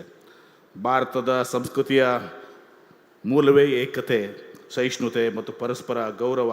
ನಾವೆಲ್ಲರೂ ವಿಭಿನ್ನ ಧರ್ಮ, ಭಾಷೆ ಮತ್ತು ಸಂಪ್ರದಾಯಗಳನ್ನು ಹೊಂದಿದ್ದರೂ ನಮ್ಮ ಹೃದಯದಲ್ಲಿರುವ ಮೌಲ್ಯಗಳು ಒಂದೇ: ಮಾನವೀಯತೆ, ಪ್ರೀತಿ, ಕರುಣೆ ಮತ್ತು ಸೌಹಾರ್ದತೆ. ಇಂದಿನ ಜಗತ್ತಿನಲ್ಲಿ ವೈವಿಧ್ಯ ಅಂದರೆ ಭಿನ್ನತೆ ಅಲ್ಲ, ವೈವಿಧ್ಯವೇ ನಮ್ಮ ಶಕ್ತಿ, ನಮ್ಮ ಒಗ್ಗಟ್ಟಿನ ಆಧಾರ. ಇಂದು ನಾವು ಎಲ್ಲರೂ ಸೇರುವಂಥದ್ದು ಧರ್ಮಗಳ ನಡುವಿನ ಭೇದ ಹೇಳಿಕೊಳ್ಳಲಲ್ಲ, ಎಲ್ಲ ಧರ್ಮದಲ್ಲಿಯೂ ಅಡಕವಾಗಿರುವ ಸಾಮಾನ್ಯ ಮೌಲ್ಯಗಳನ್ನ ಪುನಃ ಜ್ಞಾಪಿಸಿಕೊಳ್ಳಲು ಯಾವ ಧರ್ಮದ ಗ್ರಂಥವು ತೆಗೆದುಕೊಂಡರೂ ಮಾನವೀಯತೆ, ದಯೆ, ಸಹಕಾರ, ಅಹಿಂಸೆ, ಪ್ರೇಮ ಮತ್ತು ಸತ್ಯ ಇವುಗಳ ಮೂಲ ಮಂತ್ರವಾಗಿವೆ. ನಾನು ವಿಜಯಪುರದಿಂದ ಇಲ್ಲಿಗೆ ಬಂದಿದ್ದೇನೆ. ವಿಜಯಪುರ ಜಿಲ್ಲೆಯ ಬಸವಣ್ಣನ ನಾಡು, ಅಣ್ಣ ಬಸವಣ್ಣವ್ರಿಗೆ ಜನ್ಮ ಕೊಟ್ಟಂಥ ಸ್ಥಳ. ದಯವೇ ಧರ್ಮದ ಮೂಲವೇ ಎಂದು ಬಸವಣ್ಣವರ ಪ್ರಸಿದ್ಧ ವಚನವಾಗಿದೆ. ದಯೆ ಎಲ್ಲ ಧರ್ಮಗಳ ಮೂಲವಾಗಿದೆ. ಎಲ್ಲ ಜೀವಿಗಳ ಬಗ್ಗೆ ಪ್ರತಿಯೊಬ್ಬರು ಕರುಣೆ ತೋರುವುದು ಅಗತ್ಯ. ಈ ವಚನವು ದಯೆ ಇಲ್ಲದ ಧರ್ಮವನ್ನು ನಿರಾಕರಿಸ್ತದೆ. ಬ್ರಹ್ಮ ಪದವಿ ಬೇಡ, ವಿಷ್ಣು ಪದವಿ ಬೇಡ, ರುದ್ರ ಪದವಿ ಬೇಡ, ಮತ್ತಾವ ಪದವಿಯೂ ಬೇಡ. ಶರಣರ ಸದ್ಭಕ್ತರ ಪಾದವನ್ನು ಅರ್ದಿಪ್ಪ ಪದವಿಯನ್ನೇ ಬಯಸಬೇಕು, ಅದುವೇ ಮಹಾಪದವಿ ಎಂದು ಬಸವಣ್ಣವರು ಹೇಳಿದರು. ನಡೆ, ನುಡಿ, ತನು, ಮನ, ಭಾವ ಶುದ್ಧವಾದರೆ ಅವನೇ ಭಕ್ತ, ಅವನ ಕಾಯಕವೇ ಕೈಲಾಸ ಎಂದು ಲಿಂಗಾಯತ ಧರ್ಮದ ಸೂಕ್ತಿಯಾಗಿದೆ. ಈ ಶತಮಾನದಲ್ಲಿ ಜ್ಞಾನವನ್ನು ದಶ ದಿಕ್ಕುಗಳಿಗೆ ಪಸರಿಸಿದ ನಡೆದಾಡುವ ದೇವರು ಎಂದೇ ಹೆಸರಾಗಿದ್ದ ಶ್ರೀ ಸಿದ್ದೇಶ್ವರ ಮಹಾಸ್ವಾಮಿಗಳ ಪುಣ್ಯಭೂಮಿ ಕೂಡ ವಿಜಯಪುರ ಆಗಿದೆ. ಬದುಕಿನ ಅನುಭವಗಳ ಉಪಯುಕ್ತ ವಿಚಾರಗಳನ್ನ ಆಸಕ್ತರ ಜೊತೆಗೆ ಹಂಚಿಕೊಳ್ಳುವುದೇ ಧರ್ಮ ಎಂದು ಸಿದ್ದೇಶ್ವರ ಶ್ರೀಗಳು ಪ್ರತಿಪಾದಿಸ್ತಿದ್ದರು. ಸಿದ್ದೇಶ್ವರ ಶ್ರೀಗಳು ತಮ್ಮ ಬದುಕಿನ ಅನುಭವಗಳ ಪ್ರವಾಹದ ಉಪಯುಕ್ತ ವಿಚಾರಗಳನ್ನ ಆಸಕ್ತರೊಂದಿಗೆ ಹಂಚಿಕೊಳ್ಳುವುದೇ ಧರ್ಮ ಎಂದು, ಇಂಥ ಧರ್ಮ ನಮ್ಮ ಮತ ಮತ್ತು ಪರರ ಧರ್ಮ ಎಂದು ತಮ್ಮ ಅಂತಿಮ ಪತ್ರದಲ್ಲಿ ಧರ್ಮವನ್ನು ಅತ್ಯಂತ ಸರಳವಾಗಿ ವ್ಯಾಖ್ಯಾನಿಸಿದ್ದಾರೆ. ಇವತ್ತು ನಾನು ಪರಮ ಪೂಜ್ಯ ಶ್ರೀ ಸಿದ್ದೇಶ್ವರ ಮಹಾಸ್ವಾಮೀಜಿಯವರ ಜಾಗತಿಕ ಧರ್ಮಗಳು ಮತ್ತು ಸಾರುಗಳ ಎಂಬ ಒಂದು ಚಿಕ್ಕ ಪುಸ್ತಕವನ್ನು ಪೂಜ್ಯ ಶ್ರೀಗಳಿಗೆ ಮತ್ತು ಧರ್ಮದರ್ಶಿಗಳಂಥ ಹೆಗಡೆ ಸಾಹೇಬರಿಗೆ ಇವತ್ತಿನ ದಿವಸ ನಾನು ಕೊಡೋ ಮೂಲಕ ಅವ್ರನ್ನ ಮತ್ತೊಮ್ಮೆ, ಯಾಕಂದ್ರೆ ಅವರು ನನ್ನ ಗುರುಗಳು, ಅದನ್ನು ಅರ್ಪಣೆಯನ್ನು ಮಾಡಿದ್ದೇನೆ. ನಮ್ಮ ದೇಶ ವಿಶಿಷ್ಟ ಸಂಸ್ಕೃತಿ ಪರಂಪರೆ ಹೊಂದಿದೆ. ಹಿಂದೂ, ಜೈನ, ಬೌದ್ಧ, ಕ್ರೈಸ್ತ, ಇಸ್ಲಾಮ, ಸಿಖ್ ಹೀಗೆ ಎಲ್ಲ ಮತಧರ್ಮಗಳು ಒಂದೇ ಮಣ್ಣಿನಲ್ಲಿ ಬೇರು ಬಿಟ್ಟು ಬೆಳೆದಿವೆ. ಇಂದು ವಿಶ್ವಕ್ಕೆ ಭಾರತ ನೀಡುತ್ತಿರುವ ಸಂದೇಶವೋ ವಸುದೈವ ಕುಟುಂಬಕಂ. ಜಗತ್ತು ಒಂದು ಕುಟುಂಬ. ಈ ಸರ್ವಧರ್ಮ ಸಮ್ಮೇಳನದ ಸಂದರ್ಭದಲ್ಲೂ ನಾವೆಲ್ಲ ಧರ್ಮದ ಹಾದಿಯಲ್ಲಿ ಮುನ್ನಡೆಯಬೇಕು ಎಂದು ಶಪಥ ಮಾಡಬೇಕು.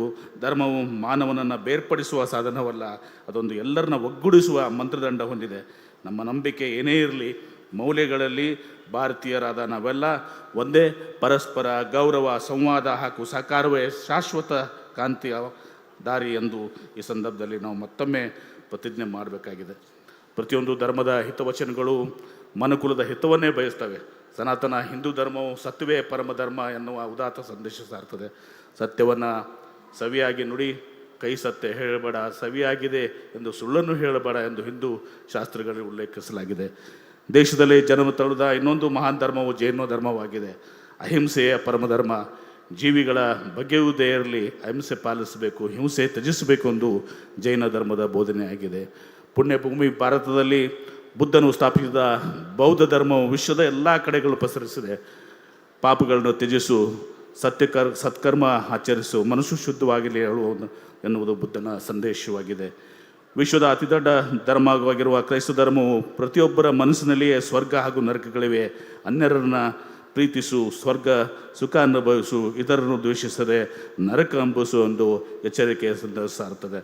ವಿಶ್ವದ ಇನ್ನೊಂದು ಧರ್ಮವಾಗಿರುವ ಇಸ್ಲಾಂ ಧರ್ಮವು ನಿಯಮಿತ ಪ್ರಾರ್ಥನೆ, ಸೇವೆ, ಉಪವಾಸ, ದಾನ ಹಾಗೂ ತ್ಯಾಗ ಗುಣಗಳೇ ಮಾನವನ ಪವಿತ್ರ ಕಾರ್ಯಗಳು.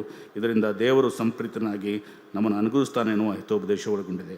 ಈ ಎಲ್ಲ ಧರ್ಮಗಳು ಮನುಕುಲದ ಒಳಿತವನ್ನೇ ಬಯಸುತ್ತವೆ. ಪ್ರತಿಯೊಬ್ಬರು ಸನ್ಮಾರ್ಗದಲ್ಲಿ ಸಾಗಿದರೆ ಭಾಳ ಹಸನಾಗುತ್ತೆ ಎಂದು ಬೋಧಿಸುತ್ತವೆ. ಈ ಸಮ್ಮೇಳನವು ಎಲ್ಲ ಧರ್ಮಗಳ ಹಿತೋಪದೇಶಗಳನ್ನು ಮನನ ಮಾಡಿಕೊಳ್ಳಲು, ಬದುಕಿನಲ್ಲಿ ಅಳವಡಿಸಿಕೊಳ್ಳಲು ಮತ್ತು ಸಮಾಜದಲ್ಲಿ ಪರಸ್ಪರ ವಿಶ್ವಾಸ, ಸಂವಾದ, ಸಹಿಷ್ಣುತೆ ಹಾಗೂ ಶಾಂತಿಯುತ ಸಹಬಾಳ್ವೆಯನ್ನು ಬಲಪಡಿಸಲು ಅತ್ಯಂತ ಮಹತ್ತರವಾದಂಥ ವೇದಿಕೆಯಾಗಿದೆ. ಈ ಲಕ್ಷ ದೀಪೋತ್ಸವದಲ್ಲಿ ಬೆಳಗುವ ಪ್ರತಿಯೊಂದು ದೀಪವು ಕೇವಲ ತೈಲದ ಜ್ಯೋತಿಯಾಗಿರುವುದಿಲ್ಲ, ಅದೊಂದು ಸಾಮರಸ್ಯದ ಜ್ವಾಲೆ, ಸಹೋದರತ್ವದ ದೀಪ, ಭ್ರಾತೃತ್ವದ ಬೆಳಕು ಎಂದು ಸಹ ನಾನು ಭಾವಿಸ್ತೇನೆ. ಇದೊಂದು ಕೇವಲ ಬೆಳಕಿನ ಹಬ್ಬವಲ್ಲ, ಅದೊಂದು ಧರ್ಮ, ಸಾಹಿತ್ಯ ಹಾಗೂ ಕಲೆಗಳ ತ್ರಿವೇಣಿ ಸಂಗಮವಾಗಿದೆ. ಅನ್ನ ದಾಸೋಹ ಹಾಗೂ ಜ್ಞಾನ ದಾಸೋಹದ ಮೂಲಕ ಲಕ್ಷಾಂತರ ಮಂದಿಗೆ ಧರ್ಮ, ಕಲೆ, ಸಾಹಿತ್ಯ, ಸಂಸ್ಕೃತಿಗಳ ಉದ್ದೀಪನದೊಂದಿಗೆ ಸಾರ್ಥಕ ಬದುಕಿನ ಉಪಯುಕ್ತ ಸಂದೇಶ ಹಾಗೂ ಮಾರ್ಗದರ್ಶನ ನೀಡುವ ವಿಶಿಷ್ಟ ಸಂದರ್ಭವೂ ಕೂಡ ಇದಾಗಿದೆ. ಬೆಳಕಿನ ರೂಪದಲ್ಲಿ ಮಾನವೀಯತೆ, ನೈತಿಕತೆ ಮತ್ತು ಮಾನವೀಯ ಮೌಲ್ಯಗಳನ್ನು ಉದ್ದೀಪನಗೊಳಿಸುವ ಮಹಾ ಉತ್ಸವ ಇದಾಗಿದೆ. ಭಕ್ತರ ಬದುಕಿನ ನಿರಂತರ ನಂದಾದೀಪವಾಗಿ ಬೆಳಗುವ ಮಹೋತ್ಸವ ಕೂಡ ಆಗಿದೆ. ಧರ್ಮಾಧಿಕಾರಿಗಳಾದಂಥ ರಾಜಋಷಿಗಳಾದಂಥ ಶ್ರೀ ವೀರೇಂದ್ರ ಹೆಗಡೆಯವರು ನಮ್ಮೆಲ್ಲರಿಗೂ ಆದರ್ಶಪ್ರಾಯವಾದಂಥವರು. ಎಂಥ ಕಠಿಣ ಸಂದರ್ಭದಲ್ಲಿಯೂ ಸ್ವಂತಿಕೆ ಉಳಿಸಿಕೊಂಡು ಬಂದಂಥವರು. ಧರ್ಮಸ್ಥಳದಿಂದ ನಡೆಸಲ್ಪಡುವ ಅನೇಕ ಸಮಾಜಮುಖಿ ಯೋಜನೆಗಳು ನೋಡಿದರೆ ಇದು ನಮಗೆ ಅರ್ಥವಾಗ್ತದೆ. ಸ್ಥಳ ಸಂಸ್ಥೆಯಿಂದ ನಡೆಸಲ್ಪಡುವ ಅನೇಕ ಶಿಕ್ಷಣ ಸಂಸ್ಥೆಗಳು ಸರ್ವಧರ್ಮ ಸಮನ್ವಯ ತತ್ವನೇ ಕಾರ್ಯಗಳಿಸಿವೆ. ಗ್ರಾಮೀಣ ಅಭಿವೃದ್ಧಿ ಮೊದಲಾದ ಚಟುವಟಿಕೆಗಳು ರಾಜ್ಯದ ಎಲ್ಲ ಜನರಿಗೂ ಗೌರವದಿಂದ ಬದುಕುವ ಮಾರ್ಗವನ್ನು ತೋರಿಸಿಕೊಟ್ಟಿವೆ. ನನ್ನ ವಿಜಯಪುರ ಜಿಲ್ಲೆಯಲ್ಲೂ ಕೂಡ ರಾಜಶ್ರೀಗಳು ಬಂದು ಒಂದು ದೊಡ್ಡ ಒಂದು ಗ್ರಾಮೀಣ ಅಭಿವೃದ್ಧಿಯ ಕಾರ್ಯಕ್ರಮವನ್ನು ನನ್ನ ಅಧ್ಯಕ್ಷತೆ ಇರುವಂಥ ಬೇಳೆ ಸಂಸ್ಥೆಯಲ್ಲಿ ಇವತ್ತು ಅಲ್ಲಿ ಮಾಡಿ ಅಲ್ಲಿ ಲಕ್ಷಾಂತರ ಜನರಿಗೆ ದಾರಿದೀಪವಾಗಿದ್ದಾರೆ ಅನ್ನೋದನ್ನು ಸ್ಮರಣೆಯನ್ನು ತುಂಬಿಸಿಕೊಂಡು ನಾನು ಮಾಡ್ಕೊಳ್ತೇನೆ. ವಿಶೇಷವಾಗಿ ನಾನು ಗುರುತಿಸಲೇಬೇಕಾಗಿ ಯಾವುದಾದ್ರೆ ಒಂದು ಕೆಲಸ ಅಂದರೆ ಕೆರೆಗಳ ಪುನಶ್ಚೇತನ. ನಾನು ನೀರಾವರಿ ಸಚಿವನಾಗಿದ್ದಾಗ ಉತ್ತರ ಕರ್ನಾಟಕದ ವಿಜಯಪುರದಂಥ ಬರಪೀಡಿತ ಜಿಲ್ಲೆಗಳಿಗೆ ನೀರು ಹರಿಸುವ ಕೆಲಸವನ್ನು ಪ್ರಾಮಾಣಿಕವಾಗಿ ಮಾಡಿದ್ದೆ. ಇದು ಜನರಿಗೆ ಬಹಳ ಉಪಯೋಗವಾಯಿತು. ಹೆಗಡೆ ಅವರು ತಮ್ಮ ಪಾಲಿನ ಸಂಸದರ ನಿಧಿಯನ್ನು ಬೀದರ್ ಜಿಲ್ಲೆಯಲ್ಲಿ ಹೈನೋದ್ಯಮಕ್ಕೆ ಬಳಸಿದ್ದಾರೆ.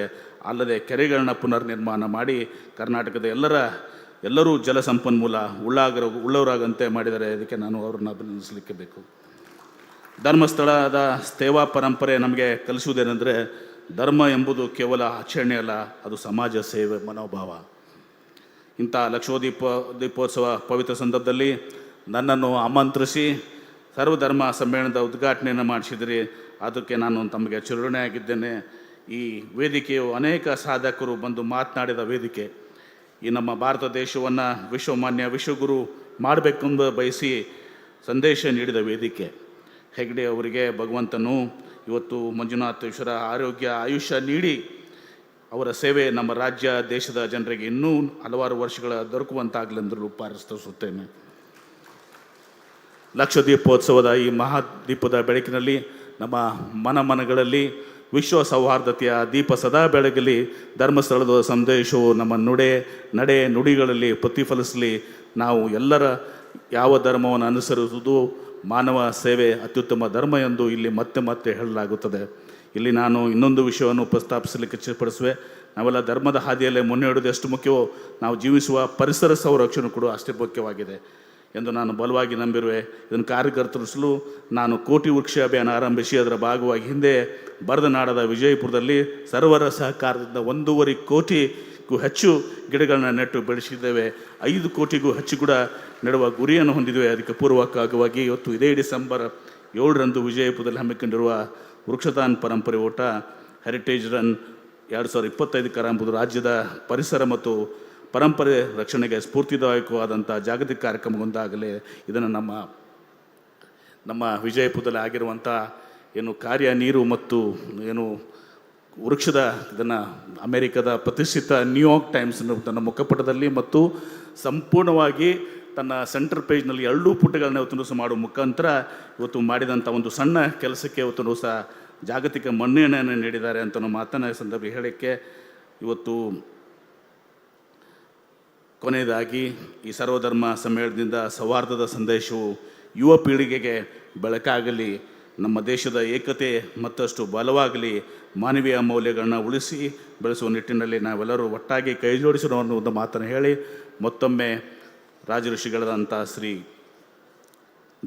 ಡಾಕ್ಟರ್ ಜಿ ವೀರೇಂದ್ರ ಹೆಗಡೆ ಅವರಿಗೆ ಮಂಜುನಾಥೇಶ್ವರ ಆಯುಷ್ಯ ಆರೋಗ್ಯವನ್ನು ನೀಡಿ ಇನ್ನೂ ಹೆಚ್ಚಿಗೆ ಅವರಿಗೆ ಶಕ್ತಿಯನ್ನು ನೀಡಿ ಸಮಾಜದ ಸೇವೆಯನ್ನು, ರೈತರ ಸೇವೆಯನ್ನು, ಜನರ ಸೇವೆಯನ್ನು, ಗ್ರಾಮೀಣ ಜನರ ಸೇವೆಯನ್ನು ಮಾಡಲಿರುವಂಥ ಒಂದು ಅವಕಾಶವನ್ನು ಕೊಡಲಿ ಅಂಥೇಳಿ ಸಹ ನಾನು ದೇವರಲ್ಲಿ ಮತ್ತೊಮ್ಮೆ ಪ್ರಾರ್ಥಿಸಿ ನನಗೆ ಕರೆದು, ನಾನು ಸಣ್ಣವನಾಗಿದ್ದರೂ ಕೂಡ ನನಗೆ ಇಲ್ಲಿ ಕರೆದು ಇಂಥ ಒಂದು ಕಾರ್ಯಕ್ರಮದ ಉದ್ಘಾಟನೆಯನ್ನು ಮಾಡಲಿಕ್ಕೆ ಅವಕಾಶ ಕೊಟ್ಟಿರುವಂಥ ಇದಕ್ಕೆ ಅವರಿಗೆ ನಾನು ವಂದಿಸಿ ಪೂಜ್ಯ ನಮ್ಮ ಸಾನ್ನಿಧ್ಯವನ್ನು ವಹಿಸಿಕೊಳ್ಳುವಂಥ ಪೂಜ್ಯ ಶ್ರೀಗಳು, ಇವತ್ತು ಪರಮ ಪೂಜ್ಯ ಶ್ರೀ ಮದ್ಗುರು ಶಂಕರಾಚಾರ್ಯ ಮಹಾಸ್ವಾಮೀಜಿಯವರಿಗೂ ಕೂಡ ನಾನು ಅವ್ರ ಮಠಕ್ಕೆ ಹೋಗಿದ್ದೆ. ನಾನು ಅವಾಗ ನಮ್ಮ ಕ್ಯಾಂಪೇನ್ ಕಮಿಟಿ ಚೇರ್ಮನ್ ಆಗಿ ಅವತ್ತೊಂದು ದಿವಸ ಅಲ್ಲಿ ನಾನು ಹೋಗಿದ್ದ ಕೂಡಲೇ ಅವರ ಒಂದು ಕಾರ್ಯಕ್ರಮ ಕೂಡ ನಡೀತಾ ಇತ್ತು. ನಾನು ಹೋಗಿ ಅವರಲ್ಲಿ ಭಾಗವಹಿಸಿ ಅವರು ಆಶೀರ್ವದಿಸಿ ಅವರ ಸಂಪೂರ್ಣವಾದ ತಮ್ಮ ಮಾತುಗಳನ್ನ ಕೇಳಿದ್ದೀನಿ. ಅವರು ಇವತ್ತೊಂದು ದಿವಸ ಇಲ್ಲಿ ಬಂದು ಇವತ್ತು ತಮ್ಮೆಲ್ಲರನ್ನ ಉದ್ದೇಶಿಸಿ ತಮ್ಮ ಸಾನ್ನಿಧ್ಯದ ಮಾತುಗಳನ್ನ ನಾಡಲಿದ್ದಾರೆ. ಅವರು ಭಾಳ ಒಂದು ಶ್ರೇಷ್ಠವಾದಂಥ ಪರಂಪರೆಯನ್ನು, ಸಂಸ್ಕೃತಿಯನ್ನು ತಮ್ಮ ಮಠದಲ್ಲಿ ಹಾಕ್ಕೊಂಡು ಆ ಭಾಗದಲ್ಲಿ ಭಾಳ ದೊಡ್ಡ ಇವತ್ತು ಪರಿಣಾಮಕಾರಿಯಾದಂಥ ಇವತ್ತೊಂದು ದಿವಸ ಒಂದು ಬದಲಾವಣೆಯನ್ನು, ಸಾಮಾಜಿಕ ಬದಲಾವಣೆಯನ್ನು ತರುವ ಮೂಲಕ ಕೆಲಸವನ್ನು ಮಾಡಿದ್ದಾರೆ. ಅವರಲ್ಲೂ ಕೂಡ ನಾನು ಅಭಿನಂದಿಸಿ ಇವತ್ತು ಅವರಲ್ಲಿ ನಮ್ಮನ್ನು ಕಲಿಸಿ ನನ್ನ ಮಾತಿಗೆ ವಿರಾಮ ಹೇಳ್ತೇನೆ. ಎಲ್ಲರಿಗೂ ನಮಸ್ಕಾರ, ಶರಣಾರ್ಥಿಗಳು.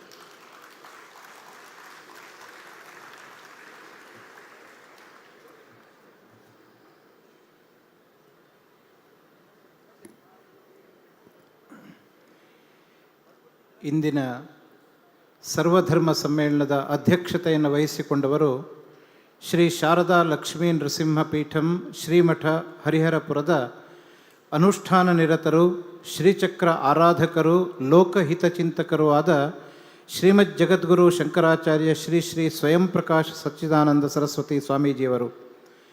ಇಂದು ಆಚರಣೆಯಲ್ಲಿ ಶಿಥಿಲವಾಗುತ್ತಿರುವ ಭಾರತೀಯ ಸಂಸ್ಕೃತಿಯನ್ನು ಪುನರುಜ್ಜೀವನಗೊಳಿಸಿ ಪ್ರತಿಯೊಬ್ಬರೂ ಸನ್ಮಾರ್ಗಿಗಳಾಗಿ ತನ್ಮುಖೇನ ಬಲಿಷ್ಠ ಭಾರತ, ಶ್ರೇಷ್ಠ ಭಾರತದ ನಿರ್ಮಾಣಕ್ಕಾಗಿ ಯೋಜನೆಗಳನ್ನಾಗಿ ಪರಿವರ್ತಿಸಿ ಅಹರ್ನಿಶೆ ಅನುಷ್ಠಾನಗೊಳಿಸುತ್ತಿರುವವರು.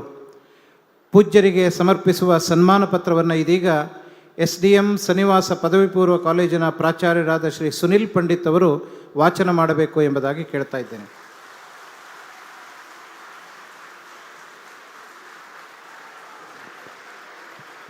ಓಂ ಶ್ರೀ ಮಂಜುನಾಥಾಯ ನಮಃ.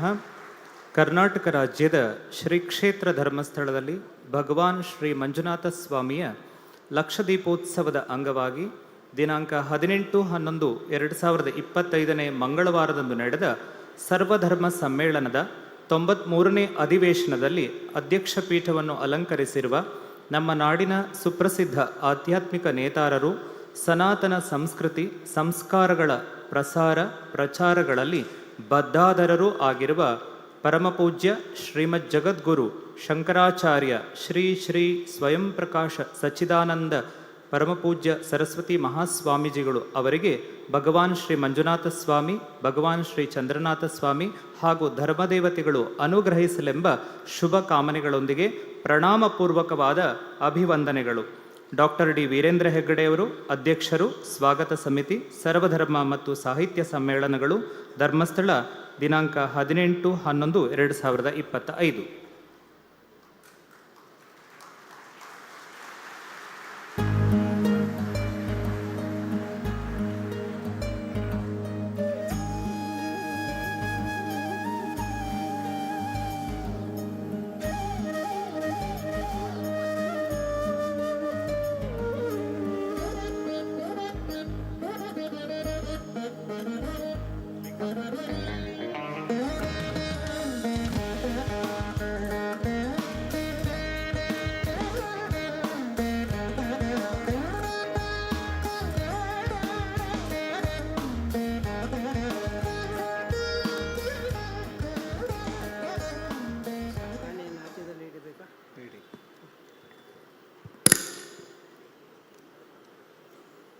ಪರಮಪೂಜ್ಯ ಡಾಕ್ಟರ್ ಡಿ ವೀರೇಂದ್ರ ಹೆಗ್ಗಡೆಯವರು ಕಾಯಕ ಯೋಗಿ.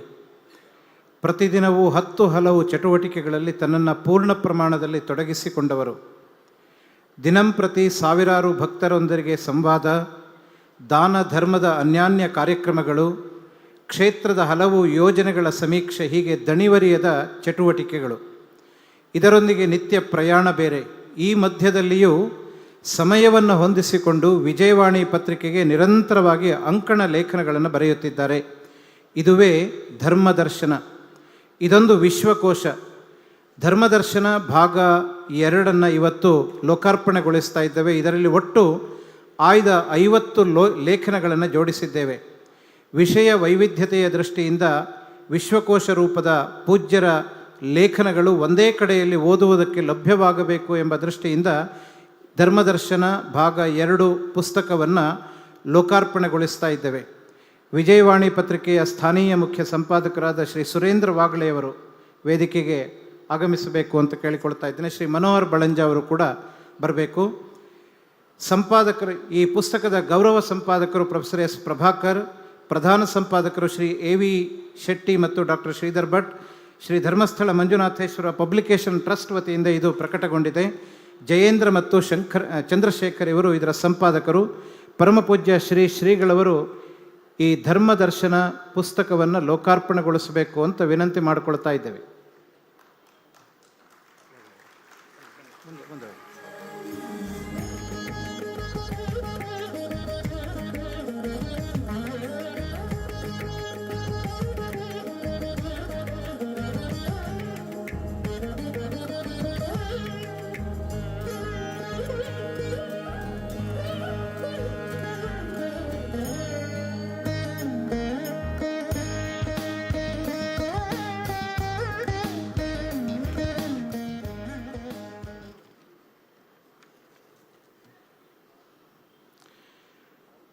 ಪರಮಪೂಜ್ಯ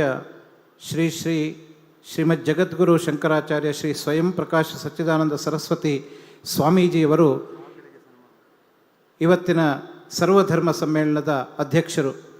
ಪೂಜ್ಯರು ವಿಜಯವಾಣಿ ಪತ್ರಿಕೆಯ ಸ್ಥಾನೀಯ ಮುಖ್ಯ ಸಂಪಾದಕರಾದ ಶ್ರೀ ಸುರೇಂದ್ರ ವಾಗಳೆ ಅವರನ್ನು ಗೌರವಿಸಬೇಕು ಎಂಬುದಾಗಿ ವಿನಂತಿ ಮಾಡಿಕೊಳ್ತಾ ಇದ್ದೇನೆ.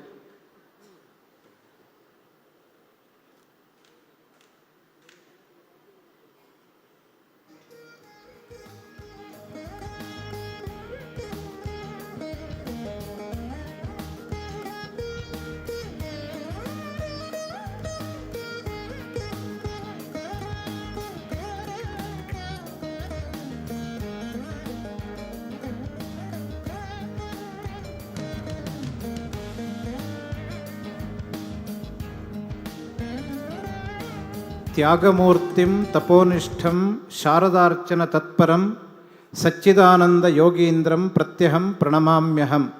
ಪೂಜ್ಯ ಶ್ರೀಗಳವರು ನಮ್ಮನ್ನೆಲ್ಲ ಆಶೀರ್ವಚನದ ಮೂಲಕ ಅನುಗ್ರಹಿಸಬೇಕು ಎಂಬುದಾಗಿ ಪ್ರಾರ್ಥನೆಯನ್ನು ಮಾಡ್ತಾ ಇದ್ದೇವೆ.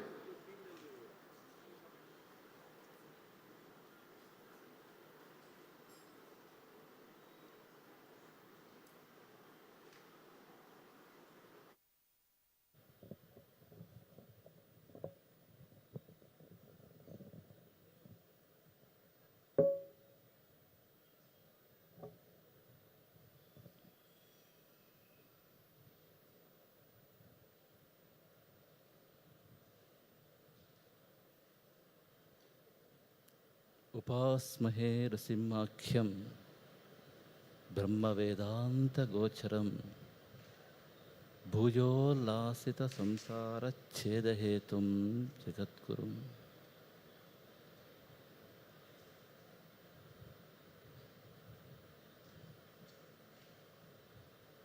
ಓಂ ಶ್ರೀ ಗುರುಭ್ಯೋ ನಮಃ. ಆತ್ಮೀಯರೇ, ಇವತ್ತು ಶ್ರೀ ಕ್ಷೇತ್ರ ಧರ್ಮಸ್ಥಳದಲ್ಲಿ 93ನೇ ವರ್ಷದ ಸರ್ವಧರ್ಮ ಸಮ್ಮೇಳನ ಹಾಗೂ ಸಾಹಿತ್ಯ ಸಮ್ಮೇಳನ ನಡೀತಾ ಇದೆ. ಈ ಜಗತ್ತಿನಲ್ಲಿ ಮಾನವನು ಸಾಮರಸ್ಯತೆಯಿಂದ ಸಹಬಾಳ್ವೆ ಜೀವನವನ್ನು ನಡೆಸಬೇಕು ಅಂತಾದರೆ ಮೊಟ್ಟ ಮೊದಲು ಮಾನವನಿಗೆ ಇರಬೇಕಾಗಿರತಕ್ಕಂಥ ಚಿಂತನೆ ಯಾವುದು ಅಂತ ಕೇಳಿದರೆ, ವೈವಿಧ್ಯವನ್ನು ಹೃದಯದಿಂದ ಒಪ್ಪಿಕೊಳ್ತಕ್ಕಂತಹ ಸಮನ್ವಯ ದೃಷ್ಟಿ.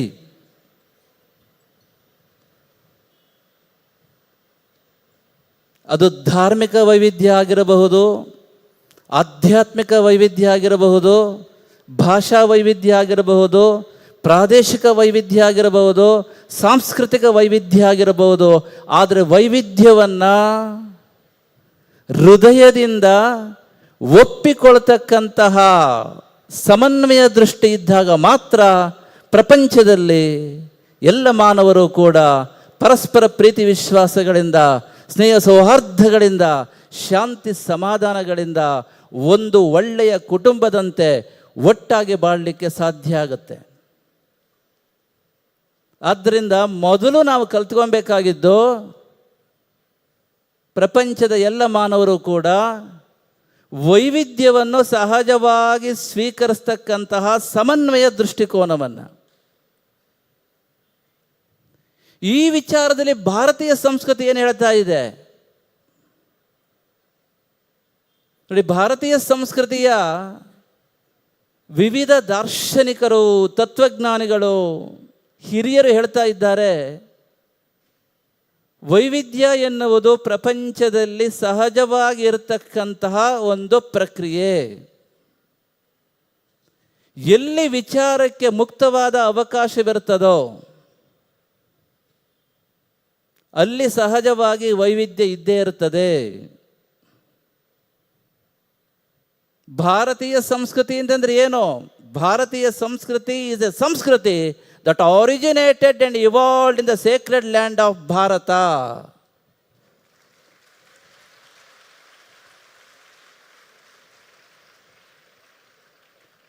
ಮಕ್ಕಳು ವಿಶೇಷವಾಗಿದ್ದರೆ ಕೇಳ್ಕೊಳ್ಳಿ, ಭಾರತೀಯ ಸಂಸ್ಕೃತಿ ಅಂತಂದ್ರೆ ಪುಣ್ಯಭೂಮಿಯಾಗಿರ್ತಕ್ಕಂತಹ ಈ ಭಾರತ ದೇಶದಲ್ಲಿ ಜನಿಸಿ ವಿಕಾಸವಾಗಿರ್ತಕ್ಕಂತಹ ಸಂಸ್ಕೃತಿ.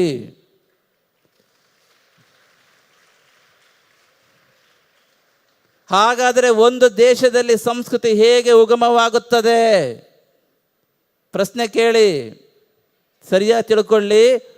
ಒಂದು ದೇಶದಲ್ಲಿ ಉಗಮವಾದ ಆಧ್ಯಾತ್ಮಿಕ, ಧಾರ್ಮಿಕ, ಸಾಹಿತ್ಯಿಕ, ಕಲಾತ್ಮಕ, ಐತಿಹಾಸಿಕ, ಭೌಗೋಳಿಕ, ವೈಜ್ಞಾನಿಕ ಮುಂತಾದ ಮೌಲ್ಯಗಳು ಅತ್ಯಂತ ಕ್ರಮಬದ್ಧವಾಗಿ ಮತ್ತು ಸಮಗ್ರವಾಗಿ ಧ್ರುವೀಕರಣಗೊಳ್ಳುತ್ತಾ ಒಂದು ತಲೆಮಾರಿನಿಂದ ಇನ್ನೊಂದು ತಲೆಮಾರಿಗೆ, ಇನ್ನೊಂದು ತಲೆಮಾರಿಂದ ಮತ್ತೊಂದು ತಲೆಮಾರಿಗೆ ಪ್ರವಾಹದಂತೆ ನಿರಂತರವಾಗಿ ಸಾಗುತ್ತಾ ಪರಂಪರೆಯಾಗಿ ರೂಪುಗೊಂಡು ಜನಮಾನಸದಲ್ಲಿ ಸ್ಥಿರವಾಗಿ ನೆಲೆನಿಂತು ಜನರ ಜೀವನದಲ್ಲಿ ಅಭಿವ್ಯಕ್ತವಾದಾಗ ಅದು ಆ ದೇಶದ, ಆ ಪುಣ್ಯಭೂಮಿಯ ಸಂಸ್ಕೃತಿ ಅಂತ ಎನಿಸಿಕೊಳ್ಳುತ್ತದೆ. This is the definition given by our elders.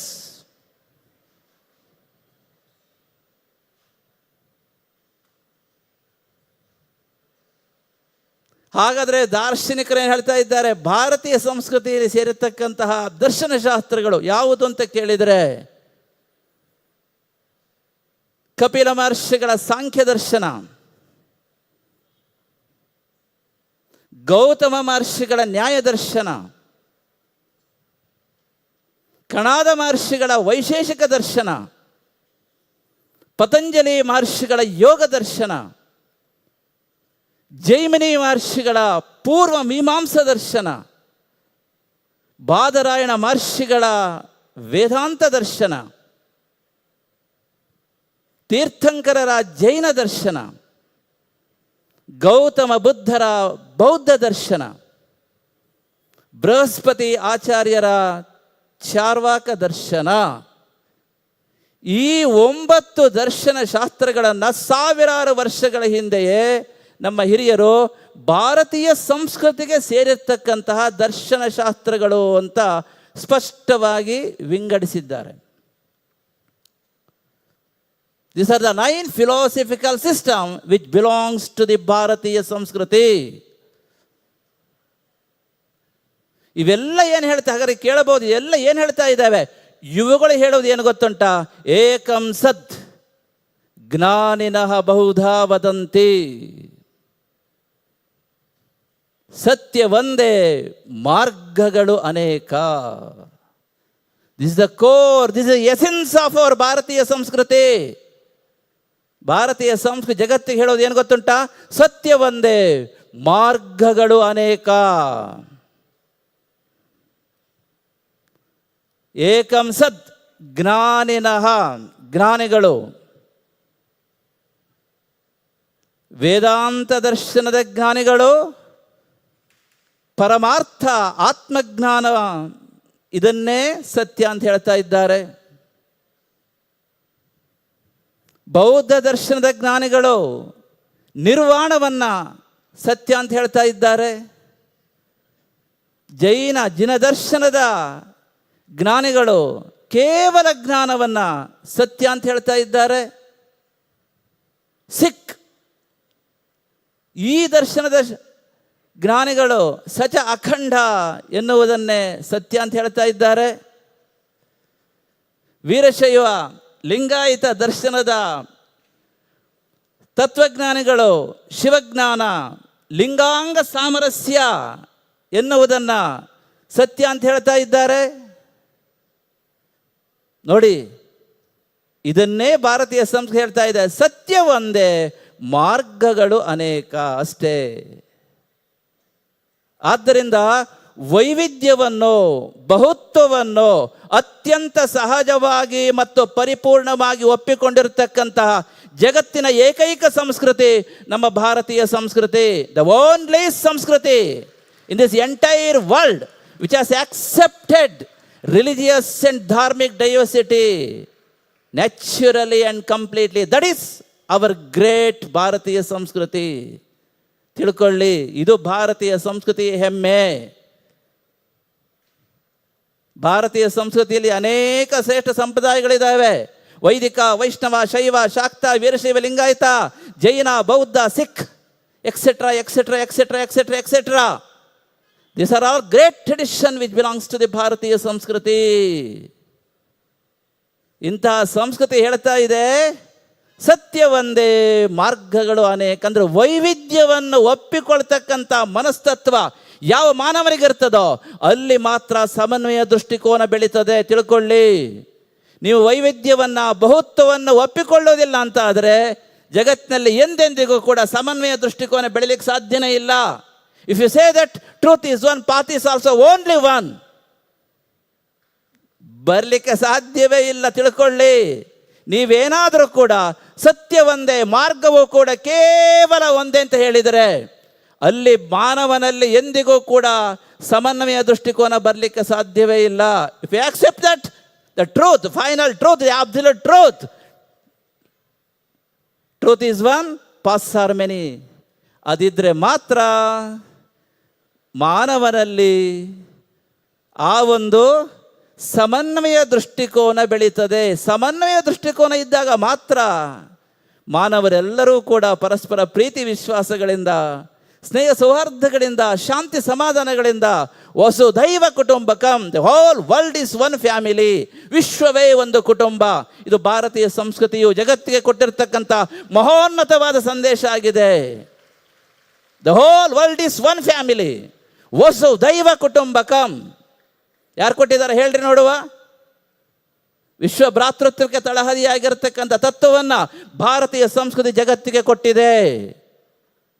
ಆದ್ದರಿಂದ ಭಾರತೀಯ ಸಂಸ್ಕೃತಿ ಹೇಳ್ತಾ ಇದೆ ವೈವಿಧ್ಯವನ್ನು, ಬಹುತ್ವವನ್ನು ಸಹಜವಾಗಿ ಒಪ್ಪಿಕೊಂಡಾಗ ಮಾತ್ರ ಲೋಕ ಕಲ್ಯಾಣ.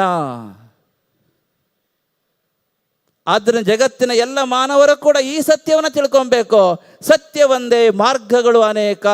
ಇದನ್ನು ಒಪ್ಪಿಕೊಂಡ್ರೆ ಜಗತ್ತಿನಲ್ಲಿ ಎಲ್ಲ ಮಾನವರು ಕೂಡ ಅದು ಯಾವುದೇ ವೈವಿಧ್ಯ ಆಗಿರಬಹುದು, ಧಾರ್ಮಿಕ, ಆಧ್ಯಾತ್ಮಿಕ, ಸಾಂಸ್ಕೃತಿಕ, ಐತಿಹಾಸಿಕ ಅಥವಾ ಪ್ರಾದೇಶಿಕ, ಭಾಷಾ ವೈವಿಧ್ಯ, ಯಾವುದೇ ವೈವಿಧ್ಯ ಆಗಿರಬಹುದು, ವೈವಿಧ್ಯವನ್ನು ಒಪ್ಪಿಕೊಳ್ತಕ್ಕಂಥ ಮನಸ್ತತ್ವ ನಮ್ಮಲ್ಲಿ ಸಹಜವಾಗಿ ರಕ್ತಗತವಾಗಿ ಬಂದಾಗ ಮಾತ್ರ ಜಗತ್ತಿನಲ್ಲಿ ಎಲ್ಲ ಮಾನವರು ಪ್ರೀತಿಯಿಂದ ಬದುಕಲಿಕ್ಕೆ ಸಾಧ್ಯ. ಪ್ರೇಮ, ಆ ಒಂದು ವಿಶ್ವಾಸದಿಂದ ಒಂದು ಸಣ್ಣ ಒಳ್ಳೆಯ ಕುಟುಂಬವಾಗಿ ಬಾಳಲಿಕ್ಕೆ ಸಾಧ್ಯ ಆಗುತ್ತೆ. ಆದ್ದರಿಂದ ಮೊದಲು ಇದನ್ನು ನಾವು ತಿಳ್ಕೊಬೇಕು. ನಾವು ಸಮನ್ವಯ ದೃಷ್ಟಿಕೋನದಿಂದ ಬದುಕಬೇಕು ಅಂತಾದರೆ, ಸಹಬಾಳ್ವೆ ಜೀವನವನ್ನು ಸಮಾಜದಲ್ಲಿ ನಡೆಸಬೇಕು ಅಂತಾದರೆ, ಯಾಕೆ ಇವತ್ತು ಧರ್ಮ ಅಂದರೆ ಮೂಗು ಮುರಿಯೋರು ಜಾಸ್ತಿ ಆಗಿದ್ದಾರೆ. ಧರ್ಮದ ನಿಜವಾದ ಅರ್ಥವನ್ನು ಮರೆತು ಮತೀಯ ಭಾವನೆಯಿಂದ ಧರ್ಮವನ್ನು ಬಳಸುತ್ತಾ ಸಮಾಜದಲ್ಲಿ ಧರ್ಮವೇ ಅಶಾಂತಿಗೆ ಕಾರಣವಾಗ್ತಕ್ಕಂಥ ಅನೇಕ ಘಟನೆಗಳನ್ನು ನಾವು ನೋಡ್ತಾ ಇದ್ದೇವೆ. ತಿಳ್ಕೊಳ್ಳಿ, ಧರ್ಮ ಎಂದಿಗೂ ಕೂಡ, ಯಾವುದೇ ಧರ್ಮ ಆಗಿರ್ಬೋದು, ಧರ್ಮ ಎಂದಿಗೂ ಪ್ರಪಂಚದಲ್ಲಿ ಅಶಾಂತಿಗೆ ಕಾರಣವಾಗ್ತಕ್ಕಂಥ ಅಂಶವನ್ನು ಹೇಳುವುದಿಲ್ಲ. ನಾವು ತಪ್ಪಾಗಿ ಅದನ್ನು ನಮ್ಮ ಸ್ವಾರ್ಥಕ್ಕಾಗಿ ಆ ರೀತಿ ಬಳಸ್ತಾ ಇರ್ತೇವೆ. Because of the wrong interpretation we are suffering from time immemorial. ಆದ್ದರಿಂದ ಮೊದಲು ಮನುಷ್ಯ ತಿಳ್ಕೊಬೇಕಾಗಿದ್ದು, ನಾವು ಸಮನ್ವಯ ದೃಷ್ಟಿಕೋನವನ್ನು ಬೆಳೆಸ್ಕೊಬೇಕು ಅಂತಾದರೆ ವೈವಿಧ್ಯವನ್ನು, ಬಹುತ್ವವನ್ನು ಸಹಜವಾಗಿ ಹೃದಯದಲ್ಲಿ ಒಪ್ಪಿಕೊಳ್ತಕ್ಕಂಥ ಮನಸ್ತತ್ವವನ್ನು ಬೆಳೆಸ್ಕೋಬೇಕು. ಇಷ್ಟು ಸಾಕಂತ ಕೇಳಿದರೆ ಇಲ್ಲ, ಇದರೊಟ್ಟಿಗೆ ಇನ್ನೊಂದಿದೆ, ಇದರೊಟ್ಟಿಗೆ ಇನ್ನೊಂದು ಆಗಬೇಕಾಗಿದೆ. ಅದು ಗೊತ್ತುಂಟಾ? ನಾವೆಲ್ಲರೂ ಕೂಡ ಈ ಸಮನ್ವಯ ದೃಷ್ಟಿಕೋನವನ್ನು ಬೆಳೆಸಿಕೊಂಡು ಮಾನವತ್ವದ ಚೌಕಟ್ಟಿನಲ್ಲಿ ನಮ್ಮ ನಂಬಿಕೆಯನ್ನು ಪಾಲಿಸುತ್ತಾ ಬೇರೆಯವರ ನಂಬಿಕೆಯನ್ನು ಅಷ್ಟೇ ಶ್ರದ್ಧೆಯಿಂದ ಗೌರವಿಸುತ್ತಾ ಹೃದಯವಂತರಾಗಿ ಬಾಳಬೇಕು. Humanity is the highest religion. ಇದು ಸಭೆಯಲ್ಲಿ ಕೂತಾಗ ಎಲ್ಲ ನಾವು ಮಾತಾಡ್ತೇವೆ ಅಲ್ಲೊಂಡ್ರಿ ಎಂ ಬಿ ಪಾಟೀಲ್ರೆ, ಮಾನವತ್ವ ಮಾನವತ್ವ. ನಮ್ಮ ಜಗಜ್ಯೋತಿ ಬಸವಣ್ಣರು ಅದನ್ನೇ ಹೇಳಿದ್ದಾರೆ, ಬುದ್ಧನು ಅದನ್ನೇ ಹೇಳಿದ್ದಾರೆ, ತೀರ್ಥಂಕರರು ಅದನ್ನೇ ಹೇಳಿದ್ದಾರೆ, ಆದಿಶಂಕರ ಭಗವತ್ಪಾದರು ಅದನ್ನೇ ಹೇಳಿದ್ದಾರೆ, ಎಲ್ಲರೂ ಅದನ್ನೇ ಹೇಳಿದ್ದಾರೆ. ಆದರೆ ಅದು ಉಪದೇಶಕ್ಕೆ ಮಾತ್ರ ಸೀಮಿತವಾಗಿ ಕಾಣ್ತದೆ, ಅಲ್ಲಿ ಸಮಾಜದಲ್ಲಿ ಬರ್ತಾ ಇಲ್ಲ. ಮಾನವತ್ವ ಅಂದರೆ ಏನು?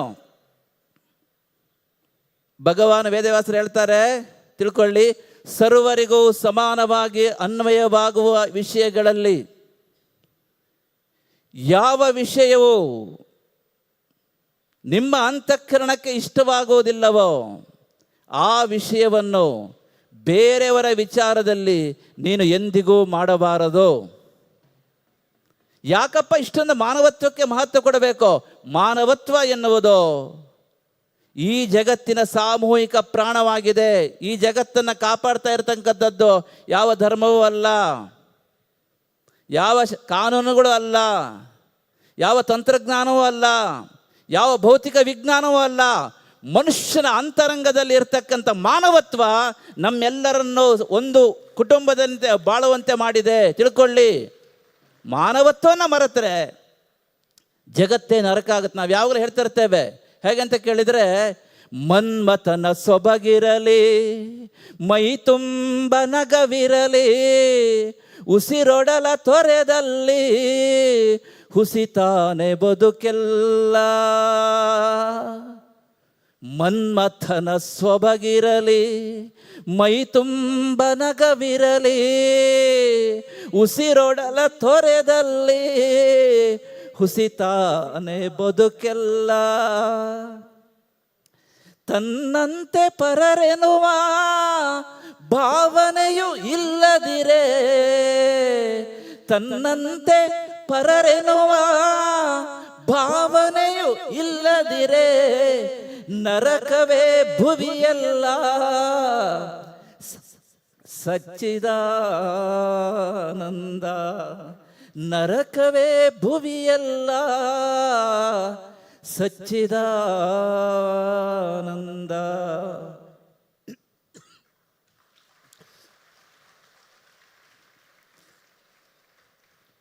ಭಗವಾನ್ ಗೌತಮ ಬುದ್ಧರು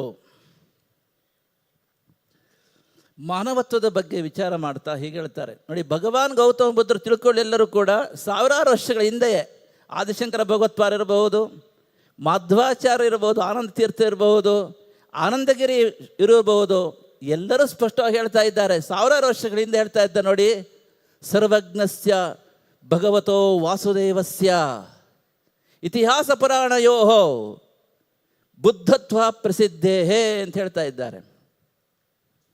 ಭಗವಾನ್ ವೇದವ್ಯಾಸರು ಪ್ರಣೀತವಾಗಿರತಕ್ಕಂಥ, ಭಗವಾನ್ ವೇದವ್ಯಾಸರಿಂದ ಬಂದಿರತಕ್ಕಂಥ ವೇದಾಂತ ದರ್ಶನವನ್ನು ಕೊಟ್ಟಿರ್ತಕ್ಕಂಥ ಎಲ್ಲರೂ ಕೂಡ, ಎಲ್ಲ ಆಚಾರ್ಯರು ಕೂಡ ತಮ್ಮ ಭಾಷ್ಯದಲ್ಲಿ ಬೌದ್ಧ ಮತವನ್ನು, ಬೌದ್ಧ ಪಂಥವನ್ನು, ಬೌದ್ಧ ಧರ್ಮವನ್ನು ವಿಚಾರ ಮಾಡ್ತಾ ಹೇಳ್ತಾ ಇದ್ದಾರೆ.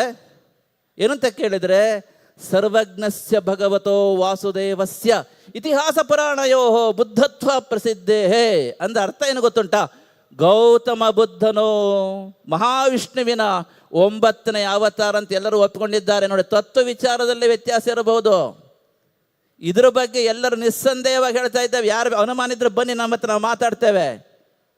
ಯಾರಿಗಾದ್ರೂ ಡೌಟ್ ಇದ್ರೆ, ಗೌತಮ ಬುದ್ಧನು ಭಗವಾನ್ ವಿಷ್ಣು ಮೂರ್ತಿಯ 9ನೇ ಅವತಾರ ಅಂತ ಸ್ಪಷ್ಟವಾಗಿ ಆದಿಶಂಕರ ಭಗವತ್ಪಾದರು ಸಾವಿರಾರು ವರ್ಷಗಳ ಹಿಂದೆ, ಆನಂದಗಿರಿಯವರು ಸಾವಿರಾರು ವರ್ಷಗಳ ಹಿಂದೆ, ಮಧ್ವಾಚಾರ್ಯರು ತಮ್ಮ ಮಹಾಭಾರತ ತಾತ್ಪರ್ಯ ನಿರ್ಣಯದಲ್ಲಿ ಹೇಳಿದ್ದಾರೆ, ಆನಂದಗಿರಿಯವರು ನ್ಯಾಯ ನಿರ್ಣಯದಲ್ಲಿ ಹೇಳಿದ್ದಾರೆ, ಸ್ಪಷ್ಟವಾಗಿ ಹೇಳ್ತಾ ಇದ್ದಾರೆ. ಅದರೊಳಗೆ ಅನುಮಾನ ಇಲ್ಲ. ಆದರೆ ತತ್ವದಲ್ಲಿ ಮಾತ್ರ ದ್ವಂದ್ವ ಇದೆ. ತತ್ವದಲ್ಲಿ ಮಾತ್ರ ವಿರೋಧಾಭಾಸಗಳು ಕಾಣ್ತಾ ಇದೆ ಅಂತ ಹೇಳಿದ್ದಾರೆ ಹೊರತು, ಅದರೊಳಗೆ ಭಿನ್ನಾಭಿಪ್ರಾಯ ಹೇಳಿದ್ದಾರೆ ಹೊರತು ಮಹಾವಿಷ್ಣುವಿನ 9ನೇ ಅವತಾರ ಅಂತ ಹೇಳಿದ್ರೊಳಗೆ ಯಾವ ಒಂದು ಅನುಮಾನ ಯಾರಿಗೂ ಇಲ್ಲ. ನಮ್ಮ ಮಠದಲ್ಲಿ ನೋಡಿ, ಸಾವಿರಾರು ವರ್ಷಗಳಿಂದ ನಾವು ಬೌದ್ಧಾವತಾರ ಅಂತ ಹೇಳ್ಕೊಂಡೇ 3 ಹೊತ್ತು ಪೂಜೆ ಮಾಡ್ತೇವೆ. ನಮ್ಮ ಮಠದಲ್ಲಿ ಬುದ್ಧನ ವಿಗ್ರಹ ಇದೆ. ಹೇಗೆ ನಾವು ಕೃಷ್ಣ ಜಯಂತಿನ ಆಚರಣೆ ಮಾಡ್ತೀವೋ, ನರಸಿಂಹ ಜಯಂತಿನ ಆಚರಣೆ ಮಾಡ್ತೀವೋ, ಅದೇ ರೀತಿ ನಾವು ಬೌದ್ಧ ಜಯಂತಿನ ಆಚರಣೆ ಮಾಡ್ತೇವೆ. ಪ್ರಾಕ್ಟಿಕಲಿ ನಾವು ಹೇಳ್ತಾ ಇದ್ದೇವೆ. ಇಂತಹ ಗೌತಮ ಬುದ್ಧರು ಮಾನವತ್ವವನ್ನು ಕುರಿತು ಹೇಳ್ತಾರೆ. ಏನು ಗೊತ್ತುಂಟಾ? ಸಬ್ಬೇ ತಸಂತಿ ದಂಡಸ್ಸ ಸಬ್ಬೇ ಸಂಜೀವಿತಂ ಪಿಯ ಅತ್ತಾನಂ ಉಪಮಂ ಕತ್ವಾ ನಹನೇಯನ ಘಾಯತೆ. ಮಾನವತ್ವ ಏನು ಅಂತ ಹೇಳಿ ಅತ್ಯಂತ ಸುಂದರವಾಗಿ ಭಗವಾನ್ ಗೌತಮ ಬುದ್ಧರು ಹೇಳ್ತಾ ಇದ್ದಾರೆ. ಏನು ಗೊತ್ತುಂಟಾ? ಸಬ್ಬೇ ತಸಂತಿ ದಂಡಸ್ಸ.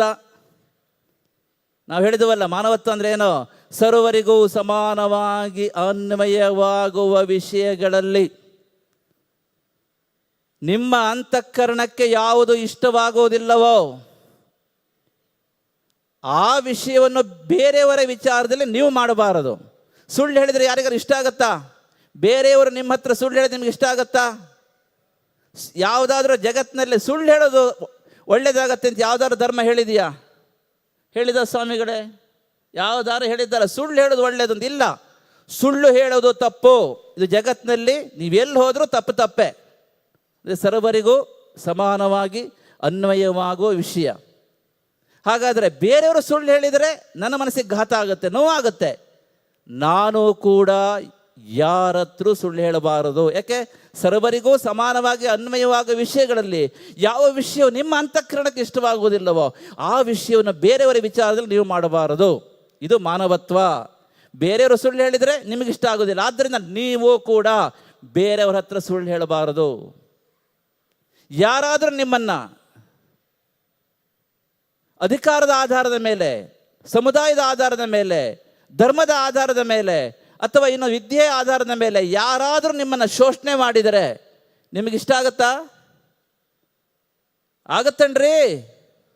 ಇಲ್ಲ. ಧರ್ಮದ ಆಧಾರದ ಮೇಲೆ, ಸಮುದಾಯದ ಆಧಾರದ ಮೇಲೆ, ವಯಸ್ಸಿನ ಆಧಾರದ ಮೇಲೆ, ಅಧಿಕಾರದ ಆಧಾರದ ಮೇಲೆ ಯಾರಾದರೂ ನಿಮ್ಮನ್ನು ಶೋಷಣೆ ಮಾಡಿದರೆ ನಿಮಗಿಷ್ಟ ಆಗೋದಿಲ್ಲ. ಆದ್ದರಿಂದ ಏನೋ, ನಾವು ಕೂಡ ಧರ್ಮದ ಆಧಾರದ ಮೇಲೆ, ಅಧಿಕಾರದ ಆಧಾರದ ಮೇಲೆ, ಸಮುದಾಯದ ಆಧಾರದ ಮೇಲೆ, ಇನ್ನೊಂದರ ಮೇಲೆ, ಮತ್ತೊಂದರ ಮೇಲೆ ಸಹ ಮಾನವರನ್ನ ಶೋಷಣೆ ಮಾಡಬಾರದು. ಇದು ಮಾನವತ್ವ. ಇದನ್ನೇ ಇಟ್ಟುಕೊಂಡು ಬುದ್ಧ ಹೇಳ್ತಾ ಇದ್ದಾನೆ, ಸಬ್ಬೇ ಸಬ್ಬೇ ತಸಂತಿ ದಂಡಸ್ಸ ಸಬ್ಬೇ ಸಂಜೀವಿತಂಪಿಯ. ಅಂದ್ರೆ ಅರ್ಥ ಏನು ಗೊತ್ತುಂಟಾ? ಅವನು ಹೇಳ್ತಾ ಇದ್ದಾನೆ, ಇಲ್ಲ ಅಹಿಂಸೆ ಪ್ರಧಾನವಾಗಿ ನಮ್ಮ ಜೈನ ಧರ್ಮ ಇರತಕ್ಕಂಥದ್ದು. ಇಲ್ಲಿ ಜೈನದ ಆ ಅಹಿಂಸೆನೇ ಎತ್ತಿಡಿತಾ ಇದ್ದಾನೆ ಅವನು. ನಮ್ಮ ಭಗವಾನ್ ಬುದ್ಧ ಹೇಳ್ತಾ ಇದ್ದಾರೆ ಏನಂತ ಸಬ್ಬೇ ತಸಂತಿ ದಂಡಸ್ಸ. ನೀವು ಇನ್ನೊಬ್ಬರಿಗೆ ಹಿಂಸೆಯನ್ನು ಕೊಟ್ಟರೆ, ಯಾರೇ ಆಗಲಿ ಈ ಪ್ರಪಂಚದಲ್ಲಿ ಹಿಂಸೆಗೆ ಎಲ್ಲ ಪ್ರಾಣಿಗಳು, ಎಲ್ಲ ಮನುಷ್ಯರು ಕೂಡ ಭಯಪಟ್ಟುಕೊಳ್ತಾರೆ, ವೇದನೆ ಪಟ್ಟುಕೊಳ್ತಾರೆ. ಪ್ರತಿಯೊಂದು ಜೀವಿಗಳಿಗೂ ಕೂಡ ಸಬ್ಬೇ ತಸಂತಿ ದಂಡಸ್ಸ ಸಬ್ಬೇ ಸಂಜೀವಿತಂಪಿಯ. ಪ್ರತಿಯೊಂದು ಜೀವಿಗಳಿಗೂ ಕೂಡ ಆ ಪ್ರಾಣ ಎನ್ನುವುದು, ಜೀವ ಎನ್ನುವುದು ಅತ್ಯಂತ ಪ್ರಿಯವಾದದ್ದು. ಆದ್ದರಿಂದ ಇದನ್ನೇ ಉಪಮಾನವಾಗಿಟ್ಟುಕೊಂಡು, ತನ್ನನ್ನೇ ಉಪಮಾನವಿಟ್ಟುಕೊಂಡು, ಅತ್ತಾನಂ ಉಪಮಂ ಕತ್ವ, ನಿನ್ನನ್ನೇ ಉಪಮಾನವನ್ನಾಗಿಟ್ಟುಕೊಂಡು ಈ ಜಗತ್ತಿನಲ್ಲಿ ಯಾವ ಪ್ರಾಣಿಗಳು, ಯಾಕೆ ಇನ್ನೊಬ್ಬರಿಗೆ ಹಿಂಸೆ ಕೊಟ್ಟರೆ ಅವಕ್ಕೆ ನೋವಾಗುತ್ತೆ. ಆದ್ದರಿಂದ ಯಾರಾದರೂ ನಿನಗೆ ಹಿಂಸೆಯನ್ನು ಕೊಟ್ಟರೆ, ನಿನಗೆ ಯಾರಾದರೂ ಕೂಡ ನೋವನ್ನು ಉಂಟು ಮಾಡಿದರೆ ನಿನಗೆ ಹೇಗೆ ನೋವಾಗುತ್ತೆ ಎನ್ನುವುದನ್ನು ನೀನೇ ಉಪಮಾನವನ್ನಾಗಿಟ್ಟುಕೊಂಡು ಈ ಜಗತ್ತಿನಲ್ಲಿ ಯಾವ ಪ್ರಾಣಿಗಳನ್ನು ಕೊಲ್ಲಬೇಡ, ಯಾವ ಪ್ರಾಣಿಗಳನ್ನಿಗೂ ಕೊಲ್ಲಲಿಕ್ಕೆ ಪ್ರೇರಣೆ ಕೊಡಬೇಡ ಅಂತ ಭಗವಾನ್ ವೇದವ್ಯಾಸ ಹೇಳ್ತಾ ಇದ್ದಾರೆ, ಭಗವಾನ್ ಗೌತಮ ಬುದ್ಧರು ಹೇಳ್ತಾ ಇದ್ದಾರೆ. ಅಂದರೆ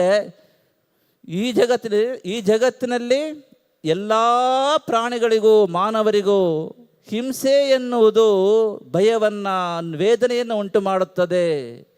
ಎಲ್ಲ ಮಾನವರಿಗೆ, ಎಲ್ಲ ಪ್ರಾಣಿಗಳಿಗೆ ಈ ಒಂದು ತಮ್ಮ ಪ್ರಾಣ, ತಮ್ಮ ಜೀವ ಎನ್ನುವುದು ಪರಮಪ್ರಿಯವಾಗಿದೆ.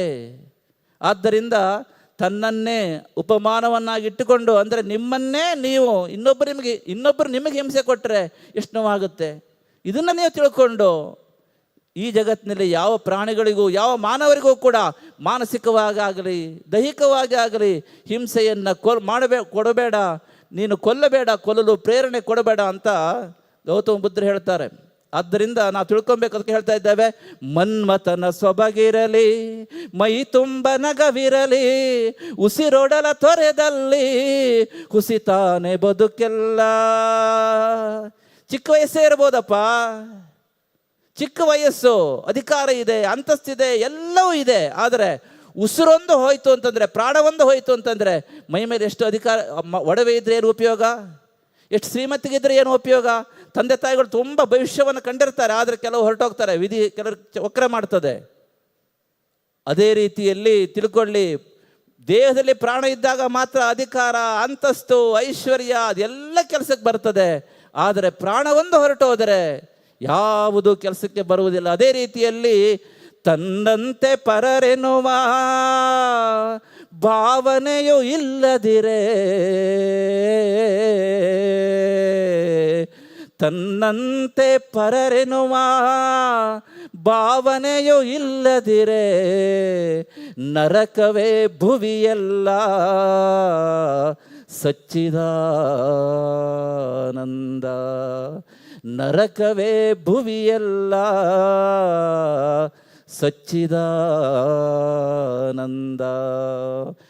ತನ್ನಂತೆಯೇ ಪರರು ಎನ್ನುವ ದೃಢವಾದ ಭಾವನೆ ಮನುಷ್ಯನಿಗೆ ಇದ್ದಾಗ ಆ ಸಮನ್ವಯ ದೃಷ್ಟಿಕೋನ ಸದಾ ಜಾಗೃತವಾಗಿರ್ತದೆ. ಆದ್ದರಿಂದ ಮಾನವ ಜನಾಂಗದ ಸಾಮೂಹಿಕ ಪ್ರಾಣ ಎಲ್ಲಿದೆ ಗೊತ್ತುಂಟ? ಮಾನವತ್ವದಲ್ಲಿ ಇದೆ. ಆದ್ದರಿಂದ ಈಗ ಧರ್ಮ ದೊಡ್ಡದ ಮಾನವತ್ವ ದೊಡ್ಡದ ಅಂತ ಕೇಳಿದರೆ ಮಾನವತ್ವವೇ ದೊಡ್ಡದು ತಿಳ್ಕೊಳ್ಳಿ. ಈ ಭಾವನೆ ಇದ್ದಾಗ ಪ್ರಪಂಚ ಚೆನ್ನಾಗಿರುತ್ತದೆ. ನಾವೇನು ಮಾಡ್ತೇವೆ, ನಮ್ಮ ನಂಬಿಕೆಗಳಿಗೆ ನಾವು ಮಾನವತ್ವನ ಬಲಿ ಕೊಡ್ತೇವೆ ಎಷ್ಟೋ ಸಾರಿ. ಹಾಗಾಗಬಾರದು. ಮಾನವತ್ವದ ಚೌಕಟ್ಟಿನಲ್ಲಿ ನಿಮ್ಮ ನಂಬಿಕೆಯನ್ನು ಶ್ರದ್ಧಾ ಭಕ್ತಿಯಿಂದ ಪಾಲಿಸಿ. ಮಾನವತ್ವದ ಚೌಕಟ್ಟಿನಲ್ಲಿ ನಿಮ್ಮ ನಂಬಿಕೆಯನ್ನು ಪಾಲಿಸುತ್ತಾ ಅಷ್ಟೇ ಶ್ರದ್ಧೆಯಿಂದ ಬೇರೆಯವರ ನಂಬಿಕೆಯನ್ನು ಗೌರವಿಸುವುದನ್ನು ಕಲಿತುಕೊಳ್ಳಿ. ಆಗ ನಿಜವಾದ ಅರ್ಥದಲ್ಲಿ ಈ ಸಹಬಾಳ್ವೆ ಪ್ರಪಂಚದಲ್ಲಿ ನೆಲೆಸ್ತದೆ. ಎಲ್ಲ ಧರ್ಮಗಳು ಉಪದೇಶ ಮಾಡಿರ್ತಕ್ಕಂತಹ ಆ ಸಹಬಾಳ್ವೆಯ ಜೀವನ ಈ ಒಂದು ಸಮಾಜದಲ್ಲಿ ಸಾಕಾರ ರೂಪವನ್ನು ಪಡ್ಕೊಳ್ಳಿಕ್ಕೆ ಸಾಧ್ಯ ಆಗುತ್ತೆ. ಆ ನಿಟ್ಟಿನಲ್ಲಿ ನಾವೆಲ್ಲ ಚಿಂತನೆ ಮಾಡಬೇಕು. ನಮ್ಮ ನಂಬಿಕೆ ನಮಗೆ ದೊಡ್ಡದು, ಆದರೆ ಬೇರೆಯವರ ನಂಬಿಕೆಯನ್ನು ಅಷ್ಟೇ ಶ್ರದ್ಧೆಯಿಂದ ಗೌರವಿಸ್ತಕ್ಕಂಥ ಹೃದಯವಂತಿಕೆ ಕೂಡ ನಮಗೆ ಇರಬೇಕು. ಆ ದೃಷ್ಟಿಕೋನ ಬೆಳೆಸ್ಕೊಳ್ಳುವ ಅಂತ ಹೇಳ್ತಾ ನಾವು ಮತ್ತೆ ಹೇಳ್ತಾ ಇದ್ದೇವೆ, ಈ ಒಂದು ಸರ್ವಧರ್ಮ ಸಮ್ಮೇಳನದಲ್ಲಿ ನಾವೆಲ್ಲ ತಿಳ್ಕೊಬೇಕು.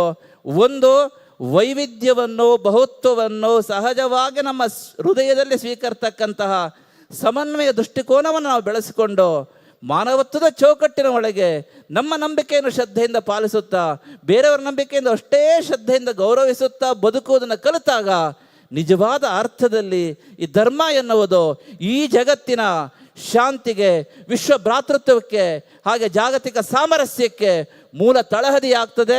ಅಂತಹ ಧರ್ಮವನ್ನು ನಾವೆಲ್ಲರೂ ಜಗತ್ತಿನಲ್ಲಿ ಬೆಳೆಸುವ ಅಂತ ಹೇಳ್ತಾ ಅಂತಹ ಶ್ಲಾಘನೀಯ ಕಾರ್ಯವನ್ನು ಕಳೆದ 93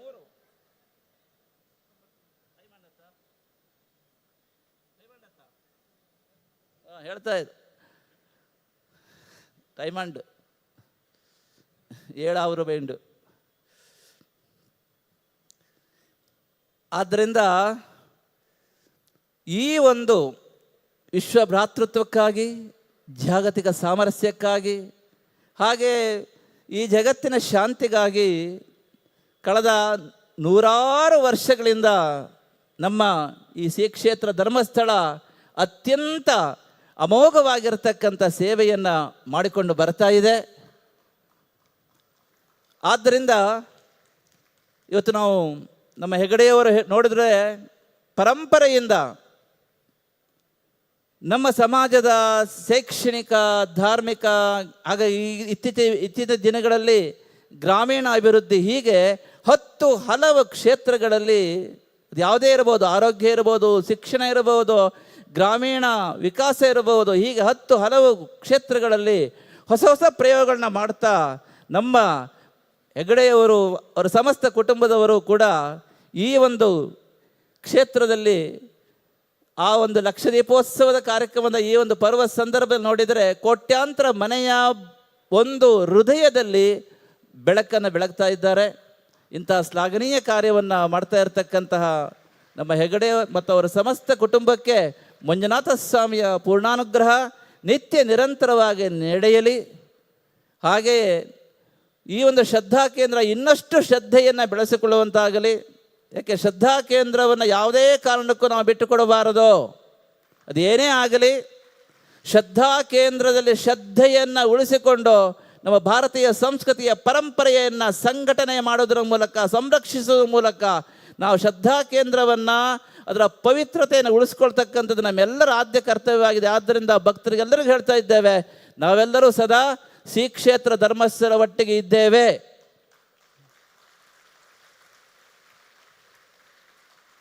ಆದ್ದರಿಂದ ನಾವು ಏನೇ ಆಗಲಿ ಏನೇ ಹೋಗಲಿ, ನಾವು ಸದಾ ಎಲ್ಲರೂ ಕೂಡ ಶ್ರೀ ಕ್ಷೇತ್ರ ಧರ್ಮಸ್ಥಳಕ್ಕೆ ಒಟ್ಟಿಗೆ ಇದ್ದೇವೆ ಎನ್ನುವುದನ್ನು ಈ ಮೂಲಕ ಹೇಳ್ತಾ, ವಿಶೇಷವಾಗಿ ಈ ಒಂದು ಕಾರ್ಯಕ್ರಮದಲ್ಲಿ ನಾವು ವಿಜಯಪುರದಲ್ಲಿ ನೋಡೋಕೆ ಹೋದರೆ ಎಂ ಬಿ ಪಾಟೀಲ್ರು ಅಂತಂದರೆ ರೈತರ ಮಂತ್ರಿ,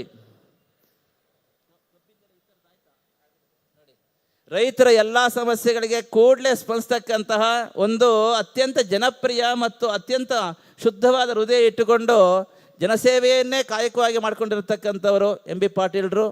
ಅವರು ಇವತ್ತು ಸಭೆಗೆ ಬಂದಿದ್ದಾರೆ. ಅಷ್ಟೇ ಅಲ್ಲ, ಅತ್ಯಂತ ವಿಚಾರವಾದಿಗಳು, ಒಳ್ಳೆಯ ವಿಷಯವನ್ನು ತಿಳ್ಕೊಂಡಿದ್ದಾರೆ. ನಮ್ಮ ವಿಶೇಷವಾಗಿ ಇವತ್ತು ಪುಸ್ತಕ ಕೊಟ್ಟರು ನೋಡಿ, ವಿಶೇಷವಾಗಿ ಸಿದ್ದೇಶ್ವರ ಸ್ವಾಮಿಗಳ ಆ ಒಂದು ವಿಶೇಷವಾದ ಅನುಗ್ರಹಕ್ಕೆ ಪಾತ್ರರಾಗಿದ್ದಾರೆ. ಅವರಿಗೆ ಪರಮಾತ್ಮ ಇನ್ನೂ ಹೆಚ್ಚಿನ ಶಕ್ತಿಯನ್ನು ಕೊಡಲಿ. ಆ ನಮ್ಮ ನಾಡು ನುಡಿ ಸಂಸ್ಕೃತಿ ಈ ಒಂದು ದೇಶಕ್ಕೆ ಇನ್ನೂ ಹೆಚ್ಚಿನ ಸೇವೆಯನ್ನು ಮಾಡ್ತಕ್ಕಂಥ ಶಕ್ತಿಯನ್ನು ಶಿವ ಪರಮಾತ್ಮ ಅವರಿಗೆ ಪರಿಪೂರ್ಣ ಅನುಗ್ರಹಿಸಿರಿ ಅಂತ ಹೇಳ್ತಾ ಇದ್ದೇವೆ. ಹಾಗೆ ಇವತ್ತಿನ ಒಂದು ವಿಶೇಷ ಸಂದರ್ಭದಲ್ಲಿ ನಾವು ನೋಡಬೇಕಾಗಿದ್ದು ನಮ್ಮ ತನ್ವೀರ್ ಅಹಮದುಲ್ಲಾ ಅವರು ವಿಶಿಷ್ಟವಾಗಿರ್ತಕ್ಕಂಥ ವ್ಯಕ್ತಿತ್ವ. ಯಾಕೆಂದರೆ ಭಕ್ತಿ ಎನ್ನುವುದು ಡಾಂಬಿಕವಾಗಿ ಆಗಿರಬಾರದು, ಅದು ನಿಜವಾದ ಹೃದಯದಿಂದ ಹೊರಹೊಮ್ಮತಕ್ಕಂತಹ ಒಂದು ಪವಿತ್ರವಾಗಿರ್ತಕ್ಕಂತಹ ಒಂದು ಭಾವನೆ, ಅಮೃತಕ್ಕೆ ಸಮಾನವಾಗಿರ್ತಕ್ಕಂಥ ಭಾವನೆ. ಆದ್ದರಿಂದ ಇವತ್ತು ಅವರು ಮನಸ್ಸು ಮಾಡಿದರೆ ನಮ್ಮ ಎಂ ಬಿ ಪಾಟೀಲ್ ಬಂದ ಹಾಗೆ ಹೆಲಿಕಾಪ್ಟರಲ್ಲೇ ಬರ್ಬೋದಾಗಿತ್ತು ಅವರು. ಆದರೆ 11 ದಿನಗಳ ಕಾಲ ಪಾದಯಾತ್ರೆ ಮಾಡ್ಕೊಂಡು ಬಂದಿದ್ದಾರೆ ನೋಡಿ.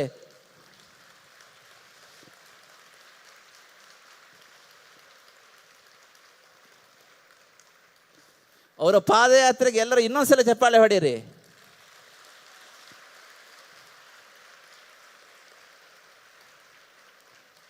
ಇದು ನಿಜವಾದ ಸಹಬಾಳ್ವೆ, ಸೌಹಾರ್ದತೆಯ ಲಕ್ಷಣ. ಇದು ಆಗಬೇಕು ಸಮಾಜದಲ್ಲಿ. ಆದ್ದರಿಂದ ಇವತ್ತು ಮುಂದೆ ಅವರ ಮಾತು ನಾವು ಕೇಳೋರಿದ್ದೇವೆ. ಅವರಿಗೆ ಆ ಭಗವಂತ, ಆ ದೇವರು ಇನ್ನಷ್ಟು ಶಕ್ತಿಯನ್ನು ನಮ್ಮ ನಾಡು ನುಡಿ ಸಂಸ್ಕೃತಿಗೆ ಮಾಡುವಂಥ ಶಕ್ತಿಯನ್ನು ಭಗವಂತ ಕೊಡಲಿ, ದೇವರು ಕೊಡಲಿ ಅಂತ ಭಗವಂತನಲ್ಲಿ ಪ್ರಾರ್ಥನೆ ಮಾಡಿಕೊಳ್ತಾ ಇದ್ದೇವೆ.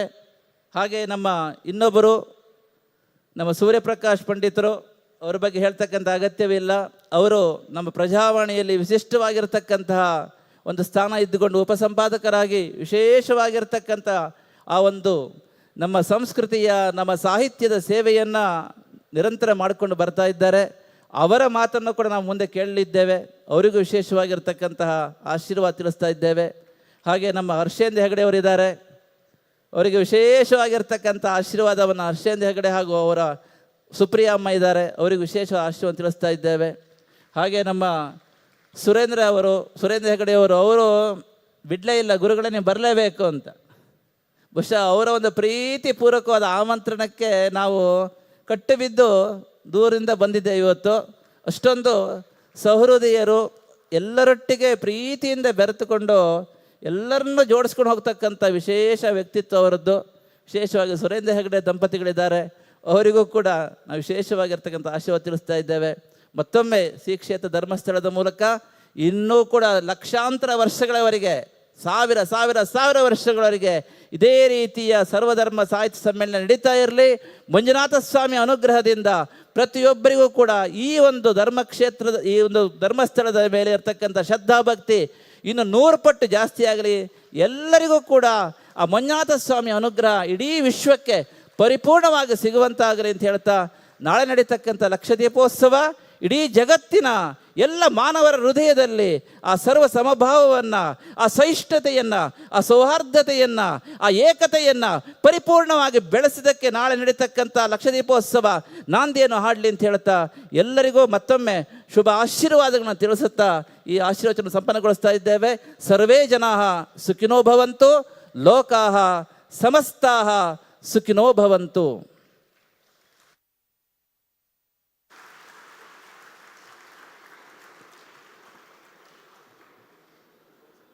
ಇವತ್ತು ಇಬ್ಬರು ಅತಿಥಿಗಳು ಸರ್ವಧರ್ಮ ಸಮ್ಮೇಳನದಲ್ಲಿ ಉಪನ್ಯಾಸವನ್ನು ನೀಡಲಿಕ್ಕಿದ್ದಾರೆ. ನಮ್ಮ ಲಕ್ಷದೀಪೋತ್ಸವದ ಕಾರ್ಯಕ್ರಮಗಳ ಸಂಯೋಜನೆಯಲ್ಲಿ ನಿರಂತರವಾಗಿ ತನ್ನನ್ನು ತೊಡಗಿಸಿಕೊಂಡು ಮಾರ್ಗದರ್ಶನವನ್ನು ನೀಡ್ತಾ ಇರುವವರು ಲಕ್ಷದೀಪೋತ್ಸವ ಸ್ವಾಗತ ಸಮಿತಿಯ ಉಪಾಧ್ಯಕ್ಷರು ಹಾಗೂ ಶ್ರೀ ಧರ್ಮಸ್ಥಳ ಮಂಜುನಾಥೇಶ್ವರ ಶಿಕ್ಷಣ ಸಂಸ್ಥೆಯ ಉಪಾಧ್ಯಕ್ಷರು ಆಗಿರುವ ಶ್ರೀ ಡಿ ಸುರೇಂದ್ರ ಕುಮಾರ್ ಅವರು ಉಪನ್ಯಾಸಕರನ್ನು ಕ್ಷೇತ್ರದ ವತಿಯಿಂದ ಗೌರವಿಸಬೇಕು ಎಂಬುದಾಗಿ ಪ್ರಾರ್ಥಿಸಿಕೊಳ್ತಾ ಇದ್ದೇವೆ. ಶ್ರೀ ತನ್ವೀರ್ ಅಹಮದ್ ಉಲ್ಲಾ ಅವರನ್ನು ಗೌರವಿಸಬೇಕು ಅಂತ ಪ್ರಾರ್ಥನೆ.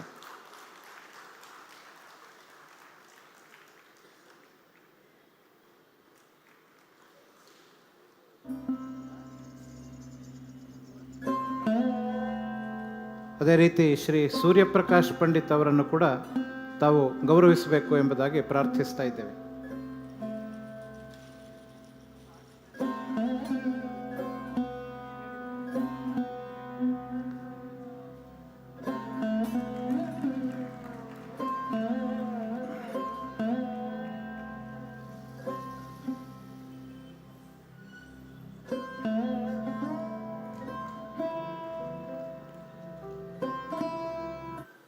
ಬೆಂಗಳೂರಿನಿಂದ ಪಾದಯಾತ್ರೆಯ ಮುಖಾಂತರ ಶ್ರೀ ಕ್ಷೇತ್ರ ಧರ್ಮಸ್ಥಳಕ್ಕೆ ಇಂದು ಬೆಳಗ್ಗೆ ಬಂದು ತಲುಪಿರುವ ತನ್ವೀರ್ ಅಹಮದ್ ಉಲ್ಲಾ ಅವರದು ಬಹುಮುಖಿ ವ್ಯಕ್ತಿತ್ವ.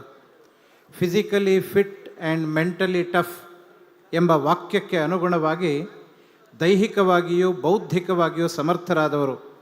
ಮಾರ್ಗದುದ್ದಕ್ಕೂ ನೂರಾರು ಜನರೊಂದಿಗೆ ಸಂವಾದವನ್ನು ಮಾಡ್ತಾ ಶ್ರೀ ಕ್ಷೇತ್ರದ ಪೂಜ್ಯ ಕಾವಂದರ ಬಗ್ಗೆ ಜನರಲ್ಲಿ ಇರುವ ಗೌರವ ಮತ್ತು ಪ್ರೀತಿಯನ್ನು ತನ್ನ ಯಾತ್ರೆಯ ಉದ್ದಕ್ಕೂ ಕೂಡ ಕಂಡುಕೊಂಡವರು.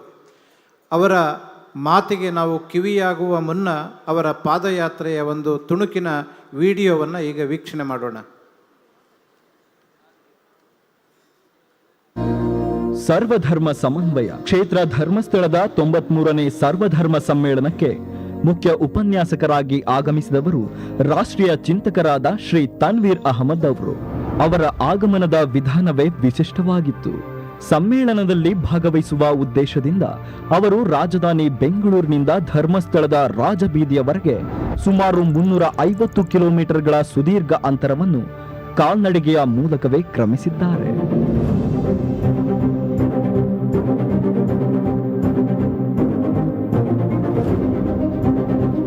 ನವೆಂಬರ್ 8ರಂದು ಬೆಂಗಳೂರಿನಿಂದ ಮಹತ್ವದ ಪಾದಯಾತ್ರೆಯನ್ನು ಆರಂಭಿಸಿ ಬರೋಬ್ಬರಿ 10 ದಿನಗಳ ಕಾಲ ನಡೆದ ಈ ಪಾದಯಾತ್ರೆಯಲ್ಲಿ ಯಾತ್ರೆಯುದ್ದಕ್ಕೂ ಅವರು 5 ಜಿಲ್ಲೆಗಳನ್ನು ಹಾದು 10,000ಕ್ಕೂ ಹೆಚ್ಚು ಜನಸಾಮಾನ್ಯರನ್ನ ಭೇಟಿ ಮಾಡಿ ಅವರ ಜೀವನದ ಕಷ್ಟ ಸುಖಗಳ ಕುರಿತು ನೇರವಾಗಿ ಸಂವಾದ ನಡೆಸಿದರು. ಇದ್ರ ಬಗ್ಗೆ ಕೆಲಸ ಮಾಡಿದರೆ ಎಲ್ಲರಿಗೂ ತಲೆಬಾಗಿ ಕಾಲ್ ನಮಸ್ಕಾರ ಮಾಡ್ತೇನೆ. ದೇವ್ರು ನಿಮ್ಗೆ ಎಲ್ಲರಿಗೂ ಸುಖ ಶಾಂತಿ ಸಮೃದ್ಧಿ ಕೊಡಬೇಕು. ತುಂಬಾ ಕಡಿಮೆ ಜನ ಕಾಲ್ ನಮಸ್ಕಾರ ಮಾಡೋದು, ತುಂಬಾ ನಿಮ್ಗೆ ಮಾಡಬೇಕು. ನಾನು ಇಲ್ಲ ನೋಡಿ ಇದೇ ಸಂದರ್ಭದಲ್ಲಿ ಅವರು ಶ್ರೀ ಕ್ಷೇತ್ರ ಧರ್ಮಸ್ಥಳದ ವತಿಯಿಂದ ನಾಡಿನಾದ್ಯಂತ ನಿರಂತರವಾಗಿ ನಡೆಯುತ್ತಿರುವ ಶಿಕ್ಷಣ, ಆರೋಗ್ಯ ಮತ್ತು ಸಾಮಾಜಿಕ ಕಲ್ಯಾಣ ಸೇರಿದಂತೆ 10ಕ್ಕೂ ಹೆಚ್ಚು ಜನೋಪಯೋಗಿ ಸೇವಾ ಕಾರ್ಯಕ್ರಮಗಳನ್ನು ಕಣ್ಣಾರೆ ಕಂಡರು.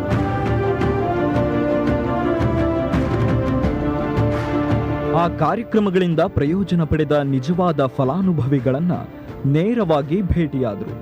ಈ ಮೂಲಕ ಧರ್ಮಸ್ಥಳವು ಕೈಗೊಂಡಿರುವ ಮಾನವೀಯ ಸೇವೆಯ ನೈಜ ಪರಿಣಾಮ ಮತ್ತು ಅದರ ಸಾಮಾಜಿಕ ಮಹತ್ವವನ್ನ ಅತ್ಯಂತ ಹತ್ತಿರದಿಂದ ಮನಗಂಡರು. ನಾನು ಜೀವನದಲ್ಲಿ ಸರಿಸುಮಾರು 44 ದೇಶ ನೋಡಿದ್ದೇನೆ. ಆದರೆ ಇಲ್ಲಾಗ್ತಾ ಇರುವ ಅನುಭವ, ಇಲ್ಲಿ ಸಿಗ್ತಿರುವ ಒಂದು ಪ್ರೀತಿ, ಇಲ್ಲಿ ಕಾಣಿಸ್ಕೊಳ್ತಾ ಇರುವ ಒಂದು ದೇಶ ಕಟ್ಟುವ ಒಂದು ಸಂಸ್ಕೃತಿ ನಾನು ಎಂದೂ ನೋಡಿಲ್ಲ, ಯಾವತ್ತೂ ನೋಡೋಕೆ ಅಸಾಧ್ಯ. ಒಟ್ಟು 350 ಕಿಲೋಮೀಟರ್, 5 ಜಿಲ್ಲೆಗಳು, 10,000ಕ್ಕೂ ಹೆಚ್ಚು ಜನರೊಂದಿಗೆ ಸಂವಾದ, 10ಕ್ಕೂ ಹೆಚ್ಚು ಕ್ಷೇತ್ರದ ಕಾರ್ಯಕ್ರಮದ ವೀಕ್ಷಣೆ. ಶ್ರೀ ಕ್ಷೇತ್ರ ಧರ್ಮಸ್ಥಳವು ಜಾತಿ, ಮತ, ಪಂಥಗಳ ಭೇದಗಳನ್ನ ಮರೆತು ಎಲ್ಲರನ್ನೂ ಒಗ್ಗೂಡಿಸಿ ಸಮಾಜದ ಹಿಂದುಳಿದ ವರ್ಗದವರ ಸಬಲೀಕರಣಕ್ಕಾಗಿ ನಿಂತಿದೆ.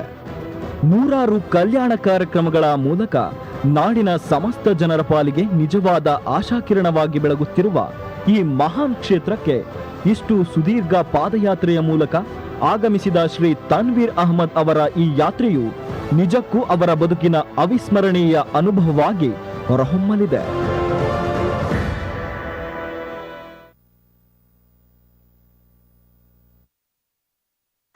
ಈಗ ಶ್ರೀ ತನ್ವೀರ್ ಅಹಮದ್ ಅವರು.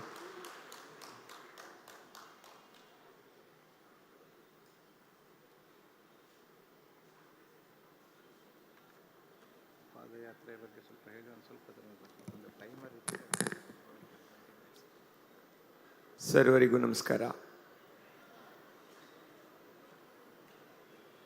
ಇಂಥ ವಿಶೇಷ ವ್ಯಕ್ತಿಗಳು ಮಾತಾಡಿದ ನಂತರ ಏನು ಮಾತಾಡಬೇಕು ಅಂತ ನನಗಂತೂ ಗೊತ್ತಾಗ್ತಾ ಇಲ್ಲ.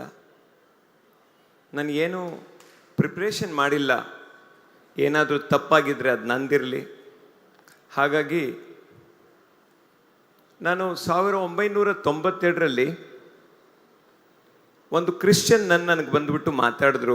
ಅವ್ರು ಹೇಳಿದರು, ನಮ್ಮ ವೃದ್ಧಾಶ್ರಮದಲ್ಲಿ ವೃದ್ಧರಿದ್ದಾರೆ, ಅವ್ರಿಗೆ ಸ್ನಾನ ಮಾಡಿಸೋರು ಯಾರೂ ಇಲ್ಲ, ದಯವಿಟ್ಟು ಒಮ್ಮೆ ಬಂದುಬಿಟ್ಟು ನೀನು ಸ್ನಾನ ಮಾಡಿಸಿ ಹೋಗ್ತೀಯಾ ಅಂತ. ನಾನು ಅಂದ್ಕೊಂಡೆ, ಪೂಜ್ಯರೇ ಸ್ನಾನ ಮಾಡಿಸಿದ್ರೆ ಏನೋ ಕಾಸು ಕೊಡ್ಬೋದು ಅಂತ ಹೋಗ್ಬಿಟ್ಟು ನಾನು ಸ್ನಾನ ಮಾಡಿಸ್ದೆ. ಸ್ನಾನ ಮಾಡಿಸುವಾಗ ಅವರೆಲ್ಲರೂ ನನಗೆ ಆಶೀರ್ವಾದ ಮಾಡಿದ್ರು. ನನ್ನ ಪ್ರೊಫೆಸರ್ H. ರಾಮಕೃಷ್ಣ ಅವರು ನಾನು ಸ್ನಾನ ಮಾಡಿಸ್ತಿರೋರು ನೋಡ್ಬಿಟ್ಟು ಒಂದಿನ ನನಗೆ ಕಾಲೇಜಲ್ಲಿ ಕರೆದುಬಿಟ್ಟು ನನಗೆ ಹೇಳಿದ್ರು, you are going to have glad tidings all your life ಅಂದರು. ನನಗೆ ಗ್ಲಾಡ್ ಟೈಡಿಂಗ್ಸ್ ಅಂದರೆ ಅರ್ಥ ಆಗಿಲ್ಲ. ನಾನು ಕೇಳಿದೆ, ನಾನು ಹಳ್ಳಿ ಹುಡುಗ, ಪ್ರೊಫೆಸರ್ ಗ್ಲಾಡ್ ಟೈಡಿಂಗ್ಸ್ ಅಂದರೆ ಏನು ಅಂತ. ಅವ್ರು ಹೇಳಿದರು, ನಿನ್ನ ಜೀವನದಲ್ಲಿ ಯಾವತ್ತೂ ಗುಡ್ ನ್ಯೂಸ್ ಬರ್ತಾನೆ ಇರುತ್ತೆ ಅಂತ.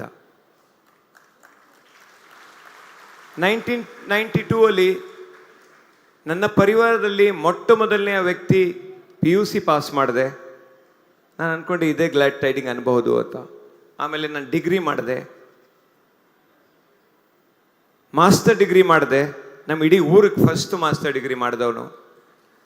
ತಿರ್ಗಾ ಲಂಡನಲ್ಲಿ ಕೆಲಸ ಸಿಕ್ತು. ಡೆಲ್ ಕಂಪ್ಯೂಟರ್ಸ್ ಅಂತ ಒಂದು ದೊಡ್ಡ ಕಂಪನಿಯಲ್ಲಿ ಕೆಲಸ ಮಾಡೋಕ್ಕೆ ಪ್ರಾರಂಭ ಮಾಡಿದೆ. BFL ಟೆಕ್ನಾಲಜೀಸಲ್ಲಿ ಕೆಲಸ ಮಾಡಿದೆ. ಇದೇ ಗ್ಲಾಡ್ ಟೈಡಿಂಗ್ಸ್ ಅಂದ್ಕೊಂಡೆ. ಒಂದು ಆಶೀರ್ವಾದ, ಒಂದೇ ಒಂದು ಆಶೀರ್ವಾದ, ಒಂದೇ ಸಾರಿ ವೃದ್ಧರನ್ನ ನಾನು ಸ್ನಾನ ಮಾಡಿಸಿದ್ದು, ನನ್ನ ಪ್ರೊಫೆಸರ್ ಕೊಟ್ಟ ಆಶೀರ್ವಾದ. ತಿರ್ಗಾ ನನಗೆ ಸುಂದರವಾದ ಹೆಣ್ಮಕ್ಳು ಹುಟ್ಟಿತು. ಇದು ಗ್ಲಾಡ್ ಟೈಡಿಂಗ್ಸ್ ಅಂದ್ಕೊಂಡೆ. 7.5 ಲಕ್ಷ ಪ್ರತಿ ತಿಂಗಳು ಸಂಬಳ ಬರುವ ಕೆಲಸ ಸಿಕ್ತು. May be this is glad tidings. ಒಂದು ಪ್ರಧಾನಮಂತ್ರಿಯ ಜೊತೆ ಸಮಾಲೋಚನೆ ಮಾಡುವ ಒಂದು ಸಂದರ್ಭ ಬಂತು. I thought this might be a glad tiding. Malaysia prime minister ನನ್ನ ಮನೆಗೆ ಬಂದರು. ನನ್ನ ಪುಟ್ಟದಾದಂಥ ಮನೆಗೆ ಅವರು ಬಂದರು. ಅನೇಕ ದೇಶದ ಪ್ರಧಾನಮಂತ್ರಿ, ಮೌಂಟ್ ಎವರೆಸ್ಟ್ ಹತ್ತುವ ಒಂದು ಅವಕಾಶ ಸಿಕ್ತು ನನಗೆ. ಮೊಟ್ಟ ಮೊದಲನೇ ಬಾರಿ ಕನ್ನಡ ಬಾವುಟವನ್ನು ಹಾರಿಸುವ ಒಂದು ಒಂದು ಒಂದು ಆಪರ್ಚುನಿಟಿ ಸಿಕ್ತು. I thought this might be glad tidings. ಸರಿ ಸುಮಾರು 500ಕ್ಕಿಂತ ಜಾಸ್ತಿ ಗಂಟೆ ನ್ಯಾಷನಲ್ ಮತ್ತು ಇಂಟರ್ನ್ಯಾಷನಲ್ ಮೀಡಿಯಾದಲ್ಲಿ ಕುತ್ಕೊಂಡು ಮಾತಾಡುವ ಅವಕಾಶ ಸಿಕ್ತು. Might be glad tiding. But ಆ ಗ್ಲಾಡ್ ಟೈಡಿಂಗ್ಗೆ ಇವತ್ತು ನಾನು ಪೂರ್ಣ ವಿರಾಮ ಮಾಡ್ತಾ ಇದ್ದೀನಿ. ಯಾಕಂದರೆ ಇವತ್ತು ಸಿಕ್ಕಿರುವ ಗ್ಲಾಡ್ ಟೈಡಿಂಗ್, ಇವತ್ತು ಸಿಕ್ಕಿರುವ ಆನಂದ ನನಗೆ, ನಾನು HRK ಅವರೇ, ನೀವು ಕೊಟ್ಟಿರುವ ಆಶೀರ್ವಾದ ಇವತ್ತು ಸಂಪೂರ್ಣವಾಗಿದೆ, ಸಂಪೂರ್ಣವಾಗಿದೆ. ಇದಾದ ನಂತರ ಪೂಜ್ಯರೇ, ನಿಮ್ಮ ಜವಾಬ್ದಾರಿ, ನಿಮ್ಮ ಆಶೀರ್ವಾದ ನನಗೆ ಬೇಕು. ಇಲ್ಲಿಂದ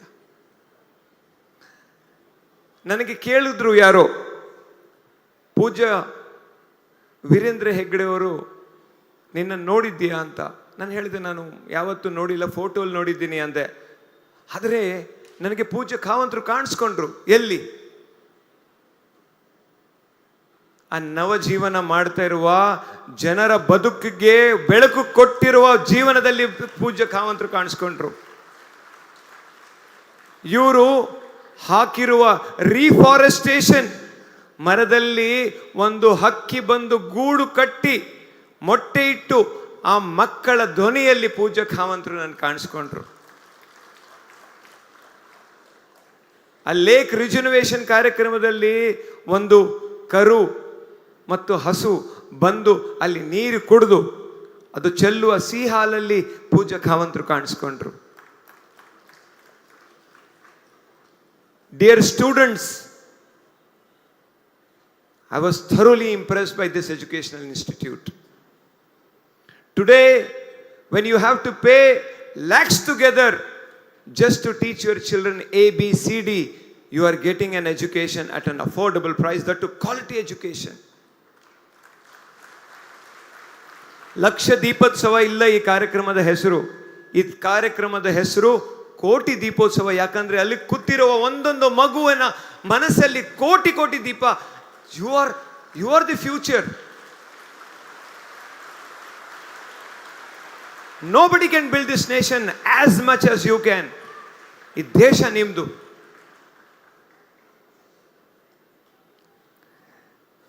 ಪೂಜ್ಯರಾದಂಥ ಸ್ವಯಂ ಪ್ರಕಾಶ್ ಸಚ್ಚಿದಾನಂದ ಸ್ವಾಮಿಗಳ ಪಾದಕ್ಕೆ ನಾನು ನಮಸ್ಕರಿಸುತ್ತಾ ಅವರು ಒಂದು ಮಾತು ಹೇಳಿದ್ರು, ಸತ್ಯ ಅಂತ. ನಮ್ಮ ಮುಂಡಕ ಉಪನಿಷದದಲ್ಲಿ ಒಂದು ಶ್ಲೋಕ ಇದೆ, ಸತ್ಯಮೇವ ಜಯತೆ ನಾನೃತಂ ಸತ್ಯೇನ ಪಂಥ ಯತೋ ದೇವಯಾನ ಏನಾಕ್ರಮಂಕ ರಿಷೋ ಹ್ಯಾಪ್ತ ಕಾಮ ಯತ್ರ ತತ್ ಸತ್ಯಸ ಪರಮಂ ನಿಧಾನಂ. ಯತ್ರ ತತ್ ಸತ್ಯಸ್ಯ ಪರಮಂ ನಿಧಾನಂ. ಖುರಾನ್ ಒಂದು ಆಯತಲ್ಲಿ ಖುರಾನ್ ಹೇಳುತ್ತೆ, ಖುಲ್ ಜಾ ಹಕ್ ವ ಜಹಕಲ್ ಬಾತಿಲ್ ಇನ್ನಲ ಬಾತಿಲ ಕಾನ ಜಹುಕ. ಸತ್ಯ ಯಾವಾಗಲೂ ಗೆಲ್ಲುತ್ತೆ, ಸುಳ್ಳು ಯಾವತ್ತೂ ಸೋಲುತ್ತೆ. ಸುಳ್ಳು ಹುಟ್ಟಿರದೆ ಸೋಲಕ್ಕೋಸ್ಕರ ಯಾವುದೇ ಸುಳ್ಳು ವ್ಯಕ್ತಿಗಳ ಅವರು ಸೋಲು ಖಚಿತ.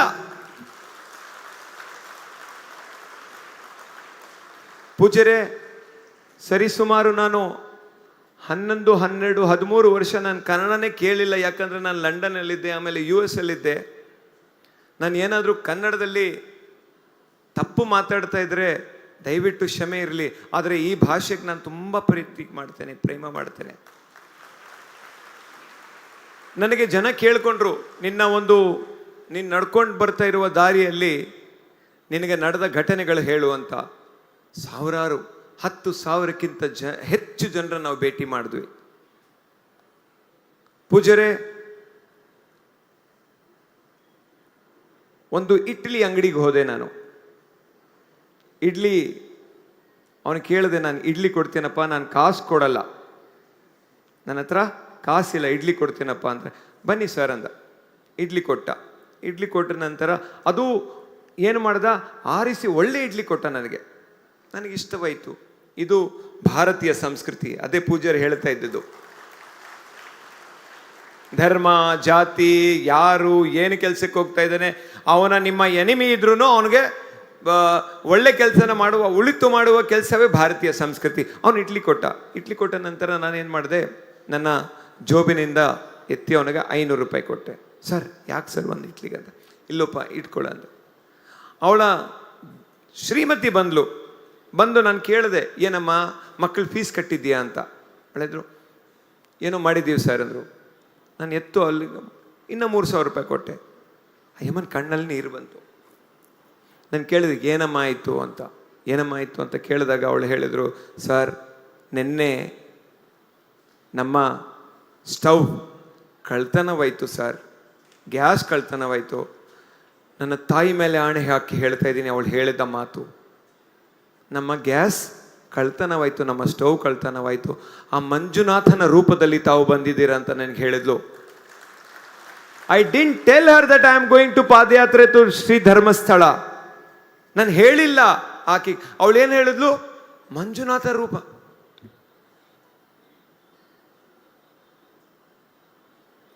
ನಮ್ಮ ಪ್ರೋಗ್ರಾಮ್ ಆರ್ಗನೈಸರ್ಸ್ ಭಗವದ್ಗೀತೆಯ ಒಂದು ಶ್ಲೋಕ ಹೇಳಿದರು. ನನಗೂ ಸ್ವಲ್ಪ ದೊಡ್ಡವರ ಆಶೀರ್ವಾದದಿಂದ, ಅವರ ಕಾಲ ಆಶೀರ್ವಾದದಿಂದ ಸ್ವಲ್ಪ ನಾನು ಅರ್ಥ ಮಾಡ್ಕೊಂಡಿದ್ದೀನಿ. ದುಃಖೇಶ್ವನು ಅನುದುಗತ ಮನಃ ಸುಖೇಶು ವಿಗತ ಸ್ಪೃಹ ವಿತರಾಗ ಭೈ ಕ್ರೋಧ ಸ್ಥಿತ ಧೀರ್ ಮುನಿರುಚ್ಯತೆ. ಆ ಸಂಪೂರ್ಣ ಗುಣಗಳು ಎಲ್ಲರೂ ನೀವು ನೋಡಬೇಕಂದ್ರೆ ಪೂಜಾ ಖಾವಂತರ ಮುಖದಲ್ಲಿ ನೀವು ನಾಡ್ಕೊಳ್ಬಹುದು.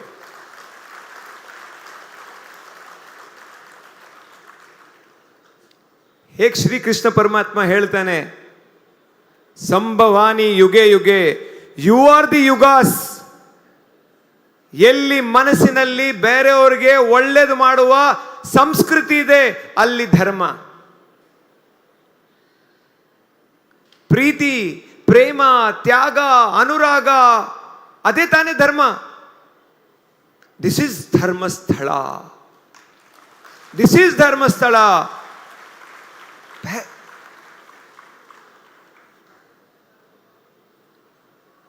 ಪೂಜ್ಯರೇ, ಧರ್ಮಸ್ಥಳ ಅಂದ್ರೆ ಇದೇ ತಾನೆ ಸ್ವಾಮಿಗಳೇ, ಇದೇ ತಾನೆ. This is Dharmasthala. ಅಲ್ಹಮ್ದುಲಿಲ್ಲಾಹಿ ರಬ್ಬಿಲ್ ಆಲಮೀನ್ ಅರ್ರಹ್ಮಾನಿರ್ ರಹೀಮ್. ಕುರಾನ್ ಹೇಳುತ್ತೆ, ಯಹ ಪಹಲಾ ಸಬಕ್ ಕಿತಾಬೆ ಹುದಾ ಕಾ. ಮೊಟ್ಟ ಮೊದಲನೆಯ ಪಾಠ ಇಸ್ಲಾಮದ್ದು ಏನು? ಇಡೀ ಜಗತ್ತು ನಿನ್ನ ಒಡೆಯರು, ನಿನ್ನ ನಿನ್ನ ನಿನ್ನ ಅಣ್ಣ ತಮ್ಮಂದರು. ಅಲ್ಹಮ್ದುಲಿಲ್ಲಾಹಿ ರಬ್ಬಿಲ್ ಆಲಮೀನ್. ಪ್ರವಾದಿ ಮೊಹಮ್ಮದ್ ಸಲ್ಲಲ್ಲಾಹು ಅಲೈಹಿ ವಸಲ್ಲಂ ಅವರು ಇಸ್ಲಾಂ ಧರ್ಮಕ್ಕೋಸ್ಕರ ಮಾತ್ರ ಪರವಾದಿಯಿಲ್ಲ, ಇಡೀ ಮಾನವ ಕುಲಕ್ಕೆ. ಅದೇ ಥರ ಗೌತಮ್ ಬುದ್ಧರು, ಅದೇ ಥರ ಮಹಾವೀರ್, ಭಗವಾನ್ ಮಹಾವೀರ್, ಅದೇ ಥರ ಬಸವಣ್ಣವರು ಹೇಳುವ ಹಿತವಚನ ನಮ್ಮೆಲ್ಲರಿಗೂ. ದಯವೇ ಧರ್ಮದ ಮೂಲವಯ್ಯ, ಸತ್ಯದ ಬಲದಿಂದ ಸತ್ಯದ ಕೇಡು ನೋಡಯ್ಯ, ಜ್ಯೋತಿಯ ಬಲದಿಂದ ಅಂಧಕಾರದ ಕೇಡು ನೋಡಯ್ಯ, ಅವನ ಶರಣದಿಂದ ತನ್ನ ಬಾಳ ಕೇಡು ನೋಡಯ್ಯ. If there is any identity, my dear children, my dear students, if you want to have, you need to be an eternal student. ಯಾವಾಗ ನೀವು ಹುಟ್ಟಿರ ಸಾಯವರೆಗೂ ಕಲಿತಾನೇ ಇರಬೇಕು. ವಿಶೇಷವಾಗಿ I want to really tell this to international media. I am sure this message is going to go to international media through social media. All those people who wanted to dig, please come and dig very deep. When you dig very deep, you know what are you going to find here? Love, care, humanity, education, togetherness, friendliness. And you, above all, beyond your comprehension, you are going to find India.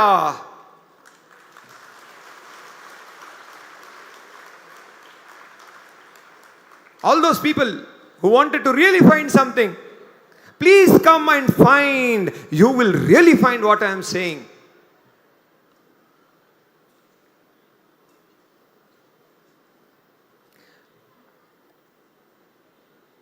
ನನಗೆ Pooran ಯಾವತ್ತು phone ಮಾಡಿ ಕೇಳ್ತಾ ಇದ್ರು, ಹೇಗೆ ನಡೀತಾ ಇದೆ, ಹೇಗೆ ನಡೀತಾ ಇದೆ, ಹೇಗೆ ನಡೀತಾ ಇದೆ. ನಾನು ಕೇಳಿದೆ, ಯಾಕೆ ಪೂರನ್ ಇಷ್ಟೊಂದು ಕ್ವೆಶ್ಚನ್ ಕೇಳ್ತಾ ಇದ್ರೆ ಅಂದರೆ, ಅಮ್ಮ ಹೇಮಾವತಿ ಯಾವತ್ತೂ ಕೇಳ್ತಾ ಇರ್ತಾರೆ ನೀವು ಹೇಗಿದ್ದೀರಂತ. ಅಮ್ಮ, ತಾವು ಅಮ್ಮನೇ ತಾವು. ನನಗೆ ಇಬ್ಬರು ಕೇಳ್ತಾ ಇದ್ರು, ಒಂದು ನನ್ನ ತಾಯಿ, ಮತ್ತೊಂದು ನೀವು. I am absolutely all right. ನನ್ನ ಭಾಷಣದಲ್ಲೂ, ನಾನು ನನ್ನ ಪ್ರೆಸ್ ಕಾನ್ಫರೆನ್ಸಲ್ಲೂ ಹೇಳಿದೆ, ಪ್ರೀತಿ ಮಾಡೋರು ಅಶೋಕ ಸ್ತಂಭದ 4ನೇ ಸಿಂಹ. ನಾವು ಕಾಣಿಸ್ಕೊಂಡಲ್ಲ, ನಾವು ಹಿಂದೆ ಇರ್ತೀವಿ. ಯಾವತ್ತು ಅವಶ್ಯಕತೆ ಇರುತ್ತೆ, we are the one who is going to come first. And for this great organization, I want to tell, even at the cost of my life, I am going to start with this organization.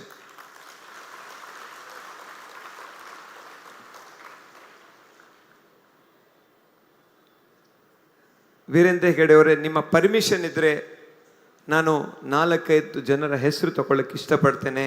ಯಾಕಂದರೆ ಇದು ನನ್ನ ಕಾಲಿಲ್ಲ, ನನ್ನ ಜೊತೆ ಬಂದಿರುವ ಸ್ನೇಹಿತರ ಕಾಲು. ಅವರು ಕೊಟ್ಟಿರುವ ಶಕ್ತಿ. For last 11 days not even once ಯಾರಿಗೂ ಮನಸ್ತಾಪ ಆಗಿಲ್ಲ.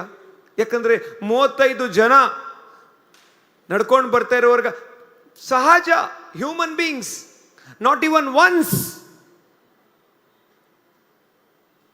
ತಿಮ್ಮಯ್ಯ ಕೊಂಡವಾಡಿಯವರು ಪ್ಲೀಸ್ ಈ ಇಡೀ ಕಾರ್ಯಕ್ರಮಕ್ಕೆ ಬನ್ನಿ ತಿಮ್ಮಯ್ಯ ಅವರು ಇಲ್ಲಿ ಬನ್ನಿ, ನನ್ನ ಜೊತೆ ಪಕ್ಕದಲ್ಲಿ ನಿಂತ್ಕೊಳ್ಳಿ, ಬನ್ನಿ.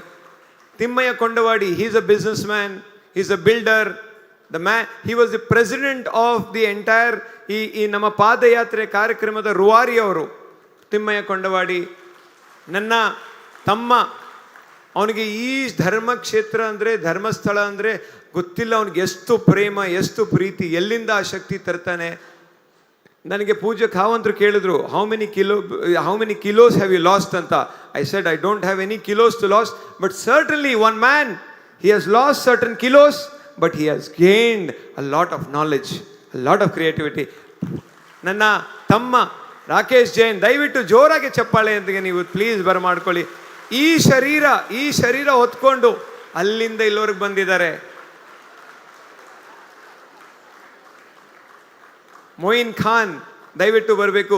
ದೊಡ್ಡ ಉದ್ಯಮಿ, ಈ ಚಿಕ್ಕ ಹುಡುಗ 30 ಕೋಟಿ ರೂಪಾಯಿ ವ್ಯಾಪಾರ ಮಾಡ್ತಾನೆ ಒಂದು ವರ್ಷಕ್ಕೆ. ಆದ್ರೆ ಅವನು ಹೇಳ್ದ, ನಾನು ಎಲ್ಲವನ್ನೂ ಬಿಟ್ಟು ಇಲ್ಲಿ ಬರ್ತೀನಿ ಅಂತ. ಮೊಯಿನ್ ಖಾನ್. ನಮ್ಮ ತಿರುಪತಿ ದೇವಸ್ಥಾನದ ಅರ್ಚಕರು, ಅವರ ವಂಶಕರು, ನಮ್ಮ ವೆಂಕಟೇಶ್ ರಂಗಾಚಾರ್ ನಮ್ಮ ಜೊತೆಯಲ್ಲಿ ಹೆಜ್ಜೆನು ಇಟ್ಟಿದ್ದ. ಎಲ್ಲರೂ ನೋಡ್ತಾ ಇದ್ರು, ಒಂದು ಮುಸಲ್ಮಾನ, ಒಂದು ಸಂಪೂರ್ಣವಾಗಿ ಬ್ರಾಹ್ಮಣರ ಕಾಣಿಸ್ಕೊಂಡಿರೋ ಬ್ರಾಹ್ಮಣ, ಒಂದೇ ತಟ್ಟೆಯಲ್ಲಿ ಊಟ ಮಾಡ್ಕೊಂಡು ಬಂದಿದ್ದೀವಿ. ವೆಂಕಟೇಶ್ ರಂಗಾಚಾರ್.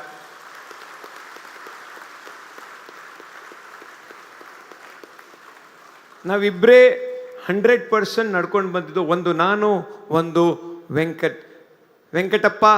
ದಯವಿಟ್ಟು ಸ್ಟೇಜ್ ಮೇಲೆ ಬನ್ನಿ. ಈ ವೆಂಕಟಪ್ಪ ಅವರ ತಾಯಿ ಫೋನ್ ಮಾಡಿ ಹೇಳ್ತಾ ಇದ್ರು, ನಿನಗೆ ಈ ಸಿಕ್ಕಿರುವ ಭಾಗ್ಯ ನಮ್ಮ ಜನ್ಮದಲ್ಲಿ ಯಾರಿಗೂ ಸಿಕ್ಕಿಲ್ಲಪ್ಪ ಅಂತ. ಇದು ವೆಂಕಟಪ್ಪ, ಬಾರಪ್ಪ ವೆಂಕಟಪ್ಪ. ಪಿಯೂಷ್, ಸೈಯದ್, ಸಾಗರ್, ದಯವಿಟ್ಟು ಎಲ್ಲರೂ ಒಮ್ಮೆ ಬಂದ್ಬಿಡಿ. Because this is a great opportunity. This is a great opportunity.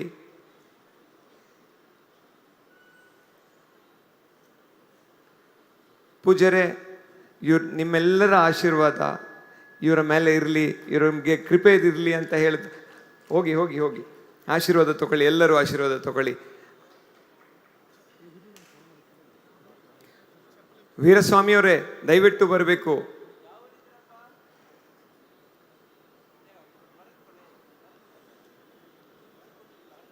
Veeraswamy ಅವರೇ ಜಾ ಬೇಟ, ಜಾವ್. ಸೈಯದ್ ಹೋಗಿ. ನನಗೆ ಯಾರಿಗಾದ್ರೂ ನಾನು ಮರ್ತಿದ್ರೆ ದಯವಿಟ್ಟು ಸ್ಟೇಜ್ ಮೇಲೆ ಬರಬೇಕು. ದಯವಿಟ್ಟು. ಹೇಮಂತ್,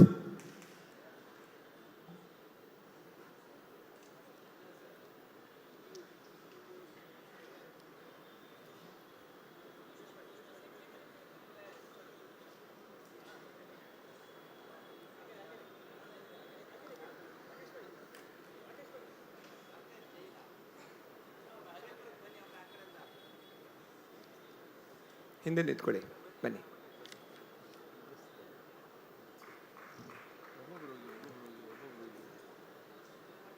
ಓಕೆ, ಇವರು ಆಶೀರ್ವಾದ ತಗೊಳ್ತಾ ಇದ್ದಾರೆ. ಎಲ್ಲರೂ ವೀರಸ್ವಾಮಿ ಅವರು ಇಲ್ಲಿ ನಿಂತ್ಕೊಳ್ಳಿ.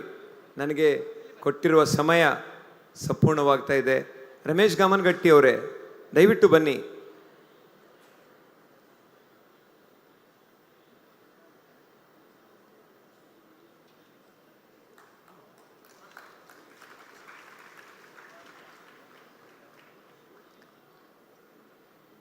Dear friends,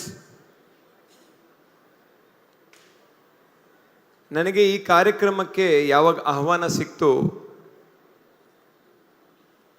I am a pure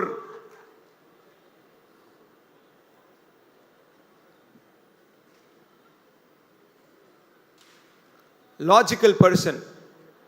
I am a very logical person. ಯಾಕಂದರೆ ನನ್ನ ವಿದ್ಯಾಭ್ಯಾಸ ಎಲ್ಲ ನಡೆದಿದ್ದು ಲಂಡನಲ್ಲಿ, US ಅಲ್ಲಿ. 10,000ಕ್ಕಿಂತ ಹೆಚ್ಚು ಜನರು ನಾವು ರಸ್ತೆಯಲ್ಲಿ ಮಾತಾಡಿಸ್ಕೊಂಡು ಬಂದಿದ್ದೀವಿ. ನನ್ನ ತಾಯಿಯ ಮೇಲೆ ಆಣೆ, ಮತ್ತೊಮ್ಮೆ ಹೇಳ್ತೀನಿ, ನನ್ನ ತಾಯಿಗಿಂತ ಜಾಸ್ತಿ ಪ್ರೀತಿ ನಾನು ಯಾರಿಗೂ ಮಾಡಲ್ಲ. ಒಬ್ಬ ಆದರೂ ರಸ್ತೆಯಲ್ಲಿ ಏನಾದರೂ ವಿರುದ್ಧವಾಗಿ ಮಾತಾಡಿದ್ರೆ ನಾವು ವಾಪಸ್ ಹೋಗ್ತಾ ಇದ್ವಿ. ನನ್ನ ತಾಯಿ ಮೇಲೆ ಆಣೆ, ಎಲ್ಲರೂ everybody was having great prize for this great institution.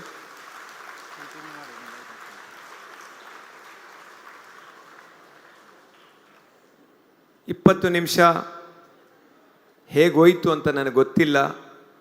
ಆದರೆ ಈ 10 ದಿನ ನನ್ನ ಜೀವನದಲ್ಲಿ ಕತ್ತಲೆ ಇತ್ತು ಅನಿಸ್ತೆ. ಆ ಕತ್ತಲೆಯನ್ನು ದೂರ ಮಾಡೋಕ್ಕೆ, ನಿಮ್ಮೆಲ್ಲರ ಆಶೀರ್ವಾದ ಪಡ್ಕೊಳ್ಳೋಕ್ಕೆ ಆ ಸ್ವಯಂ ದೇವರು ನನಗೆ ಶಕ್ತಿ ಕೊಟ್ಟ. Not even once I felt. And ಇನ್ನೊಂದು ಹೇಳಬೇಕಂತ ಪೂಜಾರೆ, ನಂದು ಒಂದು ಕಂಪ್ನಿ ಇದೆ, ಪುಟ್ಟದಾದಂಥ ಕಂಪ್ನಿ ಇದೆ US ಅಲ್ಲಿ. ನಮಗೊಂದು ಭಯ ಇತ್ತು, ಯಾರ್ದೋ ಒಂದು ಕಂಪ್ನಿಗೆ ನಾವು ಬಿಸ್ನೆಸ್ ಮಾಡಿದ್ವಿ, ಕಾಸು ಬರುತ್ತೆ ಇಲ್ಲ ಅಂತ ನಮ್ಗೆ ಭಯ ಇತ್ತು. ನನಗೆ doctor Amjad, one of the top scientist of the world, doctor Amjad, please stand. Doctor Amjad ನನಗೆ ಫೋನ್ ಮಾಡಿ ಹೇಳ್ತಾರೆ, ವಿ ಹ್ಯಾವ್ ಗಾಟ್ ಬಿಸ್ನೆಸ್ನ ನಾನು ಕೇಳಿಲ್ಲ, ಕಾಸು ಬರುತ್ತೆ ಅಂತ ನೀನು ಇಮೇಲೂ ಮಾಡಿಲ್ಲ. ನನಗೆ ಡಾಕ್ಟರ್ ಅಮ್ಜದ್ ಫೋನ್ ಮಾಡಿ ಹೇಳ್ತಾರೆ, we have got our first $1 million ಅಂತ. ಅದು ಪೂಜ್ಯರ ಆಶೀರ್ವಾದನೇ ಇರಬೇಕು. ಸೊ ನಾವು ಪೂಜಾರಿ, ಇಲ್ಲಿಂದ ನನಗೊಂದು ಆಶೀರ್ವಾದ ಕೊಡಬೇಕು ನೀವು. ಇವಾಗಿಂದ ನಿಮ್ಮ ರೆಸ್ಪಾನ್ಸಿಬಿಲಿಟಿ ಏನಂದರೆ, ನಾನು ಸತ್ತಾಗ ಜನ ಹೇಳಬೇಕು ಏನೋ ಒಳ್ಳೆ ಕೆಲಸ ಮಾಡಿ ಹೋಗಿದ್ದಾನಂತ. ಅದಕ್ಕಿಂತ ಹೆಚ್ಚಾಗಿ ನನಗೇನು ಆಶೀರ್ವಾದ ಬೇಕಾಗಿಲ್ಲ. ಯಾವತ್ತು ಪ್ರೇಮ ಇರುತ್ತೆ ಆವತ್ತು ಧರ್ಮ ಇರುತ್ತೆ, ಯಾವಾಗವರೆಗೂ ತ್ಯಾಗವಿರುತ್ತೆ, ಧರ್ಮವಿರುತ್ತೆ, ಯಾವತ್ತವರೆಗೂ ಮಾನವತೆ ಇರುತ್ತೆ, ಧರ್ಮಸ್ಥಳ ಹಂಗೇ ಇರುತ್ತೆ. If I have spoken anything good, ಅದು ಪೂಜ್ಯರ ಆಶೀರ್ವಾದ, ನನ್ನ ತಾಯಿ ಕೊಟ್ಟಿರುವ ವಿದ್ಯೆ. ನಾನು ಏನಾದರೂ ತಪ್ಪು ಮಾತಾಡಿದರೆ ಅದು ನಂದು. ಸೊ ಮುದ್ದಿನ ಕರ್ನಾಟಕದ ಕನ್ನಡ ಮನಸ್ಸಿಗೆ ನಮಸ್ಕಾರ. ದಯವಿಟ್ಟು thank you very much. I had a great time. ಸರ್ವರಿಗೂ ನಮಸ್ಕಾರ.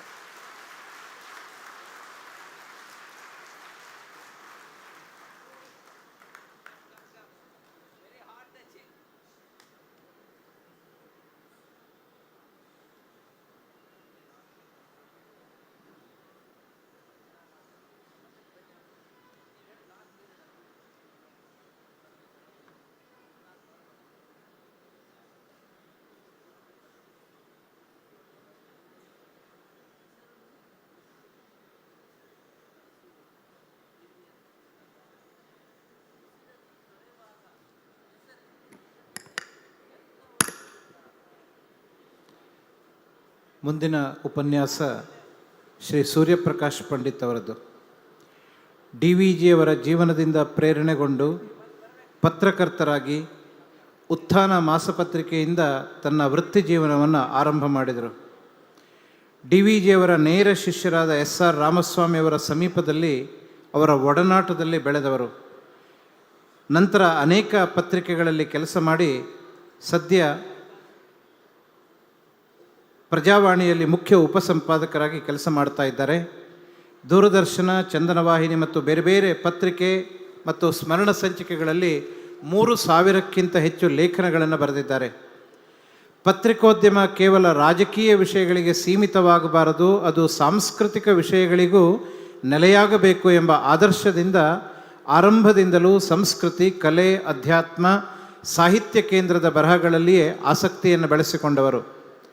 ಮನೋಲ್ಲಾಸ, ಭಗವದ್ಗೀತೆಯ ಅಂಕಣ, ಜನ್ ವೇದಾಂತ ಕಥೆಗಳು, ರಾಮಾಯಣ ರಸಯಾನ, ದಿನದ ಸೂಕ್ತಿ ಮೊದಲಾದ ಅಂಕಣಗಳನ್ನು ಬರಿತಾ ಇದ್ದಾರೆ.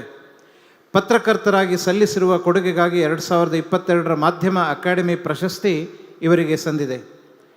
ಇವರ ಮನೆ ಪುಸ್ತಕ ಮನೆ, ಪುಸ್ತಕ ಸಂಗ್ರಹ ಇವರ ಪ್ರಧಾನ ಹವ್ಯಾಸ. ಇದುವರೆಗೂ ಸುಮಾರು 1 ಲಕ್ಷಕ್ಕೂ ಹೆಚ್ಚು ಪುಸ್ತಕಗಳ ಸಂಗ್ರಹ ಇವರ ಮನೆಯಲ್ಲಿದೆ. ನಾವು ಇವರ ಮನೆಗೆ ಹೋಗಿದ್ವಿ, ಎಲ್ಲಿ ನೋಡಿದರೂ ಪುಸ್ತಕಗಳೇ ಕಾಣಿಸ್ತಾ ಇತ್ತು. ಮಹರ್ಷಿ ಆನಂದಕುಮಾರ ಸ್ವಾಮಿಯವರ ಬದುಕು ಬರಹಗಳನ್ನು ಕುರಿತು ಕೃತಿಗಳನ್ನು ಸಂಪಾದನೆ ಮಾಡಿದ್ದಾರೆ.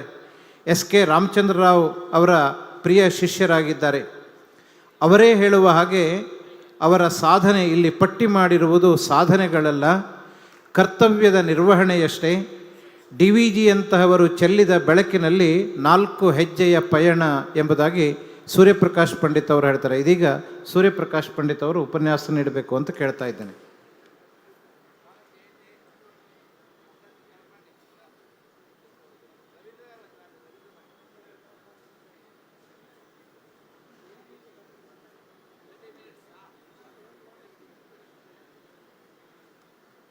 ಟೈಮ್ ಬಗ್ಗೆ ನೀವು ಕೆಡಿಸ್ಕೋಬೇಡಿ ಅಂತಂದ್ರು. ತೊಂದರೆ ಇಲ್ಲ.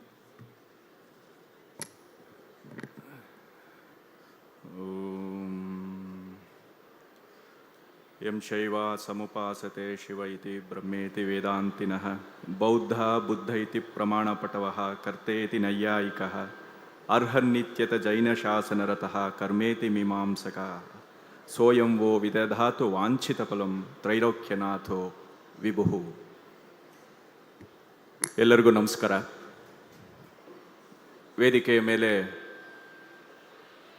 ಉಪಸ್ಥಿತಿರುವಂಥ ಪರಮಪೂಜ್ಯ ಸ್ವಾಮಿಗಳಿಗೆ, ಪೂಜ್ಯ ವೀರೇಂದ್ರ ಹೆಗಡೆ ಅವರಿಗೆ ಮತ್ತು ಎಲ್ಲ ಗಣ್ಯರಿಗೆ, ಸಭೆಯ ಮುಂಭಾಗದಲ್ಲಿರುವಂಥ ಎಲ್ಲ ಸಹೃದಯರಿಗೆ ನಮಸ್ಕಾರಗಳು. ಕ್ಷೇತ್ರದ ಅಧಿದೇವತೆ ಮಂಜುನಾಥ ಅವನಿಗೆ ನಮಸ್ಕಾರಗಳನ್ನು ಸಲ್ಲಿಸಿ ನನ್ನ ಕೆಲವು ಮಾತುಗಳನ್ನು ನಿಮ್ಮ ಮುಂದೆ ಇಡ್ತಾ ಇದ್ದೀನಿ. ಈ ಕಾರ್ಯಕ್ರಮಕ್ಕೆ ಬಂದಿರುವಂಥದ್ದು ಬಹಳ ನನಗೆ ಸಂತೋಷದ ಸಂಗತಿ. ಯಾಕೆ ಅಂತ ಹೇಳಿದ್ರೆ, ಈ ವೇದಿಕೆಯಲ್ಲಿ ನನ್ನ ಗುರುಗಳು ಪ್ರೊಫೆಸರ್ ಸಾಕ್ರು ರಾಮಚಂದ್ರಾಯರು, ವಿದ್ಯಾಲಂಕಾರ ಪ್ರೊಫೆಸರ್ ಸಾಕ್ರು ರಾಮಚಂದ್ರಾಯರು ಹಲವು ಸಲ ಈ ವೇದಿಕೆಯಲ್ಲಿ ಬಂದು ಮಾತಾಡಿದ್ದಾರೆ. ಅಂಥ ವೇದಿಕೆಯಲ್ಲಿ ಮಾತನಾಡುವಂಥ ಒಂದು ಸುಯೋಗ ಬಂದಿರೋದಕ್ಕೆ ನನಗೆ ಬಹಳ ಸಂತೋಷವಾಗ್ತಾ ಇದೆ. ಈ ಒಂದು ಅವಕಾಶ ಕೊಟ್ಟಂಥ ಶ್ರೀ ಕ್ಷೇತ್ರದ ಎಲ್ಲ ಸಂಬಂಧಪಟ್ಟಂಥ ಆತ್ಮೀಯರಿಗೆ ನನ್ನ ನಮನಗಳು ಸಲ್ಲುತ್ತೆ. ನಮ್ಮ ಮನೆಗೆ ಈ ಕಾರ್ಯಕ್ರಮಕ್ಕೆ ಕರೆಯೋದಕ್ಕೆ ಬಂದಿದ್ದಾಗ ಶ್ರೀಯುತ ಭಟ್ರು ಮತ್ತು ಕೃಷ್ಣ ಸಿಂಗ್ ಅವರು ಸನಾತನ ಧರ್ಮದ ಬಗ್ಗೆ ಒಂದಷ್ಟು ವಿಷಯಗಳನ್ನು ನೀವು ಹೇಳಿ ಅಂತ ನನಗೆ ಹೇಳಿದ್ರು. ಹಾಗಾಗಿ ನನ್ನ ವಿಷಯವನ್ನು ಕೇವಲ ನಾನು ಸನಾತನ ಧರ್ಮದ ಒಂದು ಸಾಮರಸ್ಯ ಅನ್ನುವಂಥದ್ದು ಮತ್ತು ಸನಾತನ ಧರ್ಮದ ವ್ಯಾಪ್ತಿ ಎಂಥದ್ದು ಅನ್ನೋದ್ರ ಬಗ್ಗೆ ಕೇಂದ್ರೀಕರಿಸಿ ನನ್ನ ಕೆಲವೊಂದು ವಿಷಯಗಳನ್ನು ನಾನು ಮಾತಾಡೋದಕ್ಕೆ ಪ್ರಯತ್ನವನ್ನು ಮಾಡ್ತೀನಿ ಅಂತ. ಇಲ್ಲಿ ಟೈಮರು ಆನ್ ಆಗಿದೆ, ಆದರೆ ಖಾವಂದರು ನನಗೆ ಹೇಳಿದ್ದಾರೆ ನೀವು ಟೈಮ್ ಬಗ್ಗೆ ಗಮನ ಕೊಡಬೇಡಿ ಅಂತ ಹೇಳಿದ್ರು. ಅದು ನನಗೆ ವಿಶೇಷ ಸವಲತ್ತಾಗಿ ನಾನು ತಗೊಳ್ತಾ ಇದ್ದೀನಿ, ಆದರೆ ಹೆಚ್ಚು ಸಮಯ ಮಾತಾಡೋದಿಲ್ಲ. ಸನಾತನ ಧರ್ಮ ಇತ್ತೀಚೆಗೆ ತುಂಬ ಚರ್ಚೆಯಲ್ಲಿರುವಂಥ ಸಂಗತಿ ನಮಗೆಲ್ಲ ಗೊತ್ತಿದೆ. ಯಾವ ಪೇಪರ್ ತೆಗೆದ್ರು, ಯಾವ ಟಿ ವಿಯನ್ನು ಹಾಕಿದ್ರು ಸನಾತನ ಧರ್ಮದ ಬಗ್ಗೆ ಟೀಕೆ ಮತ್ತು ಬೇರೆ ಬೇರೆ ರೀತಿಯ ವ್ಯಾಖ್ಯಾನಗಳು ನಡೀತಾನೆ ಇರುತ್ತೆ. ಏನು ಈ ಸನಾತನ ಧರ್ಮ ಅಂದರೆ ಏನು? ಇದ್ರ ಬಗ್ಗೆ ನಾವು ಕೆಲವೊಂದು ವಿಷಯಗಳನ್ನು ನಾವು ತಿಳ್ಕೊಂಡಾಗ ನಾವು ಈ ಸನಾತನ ಧರ್ಮದ ಪರವಾಗಿ ನಿಲ್ಲಬೇಕೋ ಬೇಡವೋ ಅನ್ನುವಂಥದ್ದು ನಮಗೆ ಗಟ್ಟಿಯಾಗತ್ತೆ. ಹಾಗಾಗಿ ಮೊದಲಿಗೆ ನನಗೆ ನನ್ನ ಮನೆ ಅಂದರೆ ಏನು ಅಂತ ಗೊತ್ತಾಗಬೇಕು. ಆಗ ಮನೆಗೆ ಬಂದ ಅಪಾಯ ಏನು, ಅದನ್ನು ಎದುರಿಸುವ ವಿಧಾನ ಯಾಕೆ, ಮತ್ತೆ ಅದನ್ನು ಹೇಗೆ ಎದುರಿಸಬೇಕು ಅನ್ನುವಂಥದ್ದು ಗೊತ್ತಾಗುತ್ತೆ ಅಂತ. ಹಾಗಾಗಿ ಮೊದಲಿಗೆ ನಮಗೆ ಈ ಸನಾತನ ಧರ್ಮ ಅಂದರೆ ಏನು ಅನ್ನುವಂಥದ್ದು ಗೊತ್ತಾಗಬೇಕು ಅಂತ.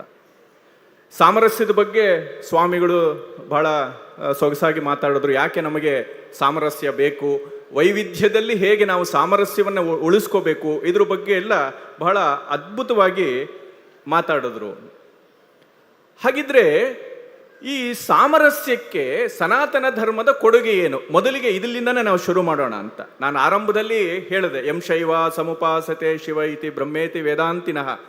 ಇದು ನಮ್ಮ ನಾಡಿನಲ್ಲಿ ಹುಟ್ಟಿರುವಂಥ ಒಂದು ಶಾಸನದ ಪದ್ಯ. ಒಂದು ಶಾಸನದಲ್ಲಿ ಈ ಪದ್ಯ ಇದೆ.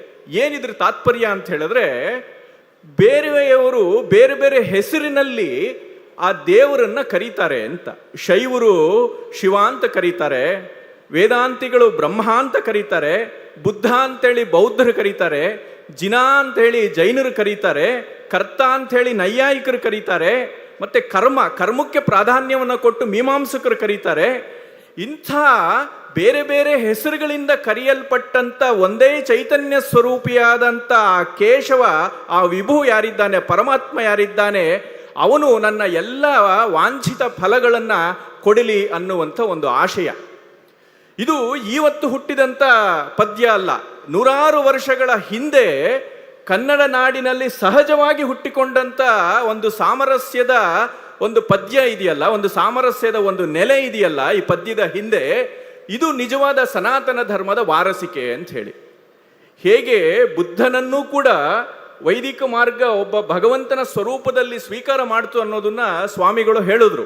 ಇವತ್ತು ಚರ್ಚೆ ಸ್ನೇಹಿತರ ಜೊತೆ ಮಾತಾಡಬೇಕಾದ್ರೆ ಆ ವಿಷಯವೂ ಬಂತು. ಬುದ್ಧನನ್ನ ಹೇಗೆ ಭಗವಂತನ ವಿಷ್ಣುವಿನ ಅವತಾರ ಅಂತೇಳಿ ನಮ್ಮ ಸಂಸ್ಕೃತಿ ಸ್ವೀಕಾರ ಮಾಡ್ತು ಅಂತ ಹೇಳಿ.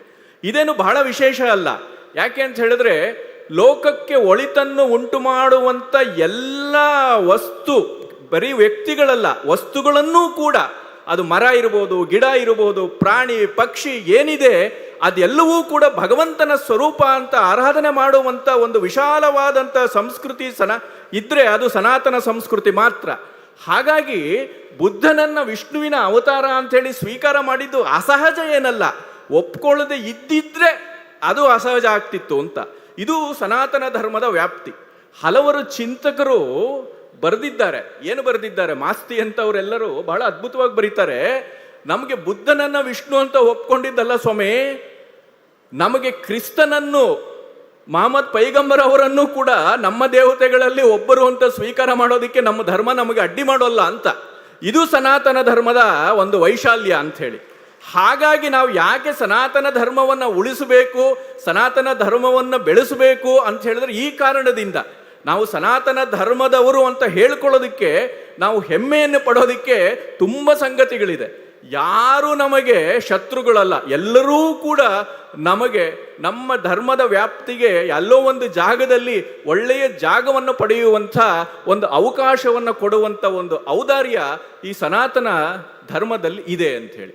ಹಾಗಾಗಿ ನಾವು ಈ ಧರ್ಮದ ಜಿಜ್ಞಾಸೆಯನ್ನು, ಧರ್ಮ ಅಂದರೆ ಏನು ಅಂತ ತಿಳ್ಕೊಳ್ಬೇಕು ಅಂತ. ಸನಾತನ ಅಂತ ಹೇಳಿದ್ರೆ ಇದು ತುಂಬ ಜನ ಇದಕ್ಕೆ ಕೆಟ್ಟ ರೀತಿಯಲ್ಲಿ ವ್ಯಾಖ್ಯಾನಗಳನ್ನು ಈಗ ಮಾಡ್ತಾರೆ. ಅದು ಆ ಜಾತಿ ಧರ್ಮ, ಈ ಜಾತಿ ಧರ್ಮ ಅಂತೇಳಿ. ಸನಾತನ ಅಂತ ಹೇಳಿದ್ರೆ ಅರ್ಥ ಏನು ಅಂತ ಹೇಳಿದ್ರೆ ಅದು ಶಾಶ್ವತವಾದದ್ದು ಅಂತ. ಶಾಶ್ವತವಾದದ್ದು, ಏಕಕಾಲದಲ್ಲಿ ಅದು ಶಾಶ್ವತವೂ ಹೌದು, ಏಕಕಾಲದಲ್ಲಿ ಅದು ನೂತನವೂ ಹೌದು ಅಂತ. ಒಂದು ರೀತಿ ಇದು ಕಾಂಟ್ರಡಿಕ್ಷನ್.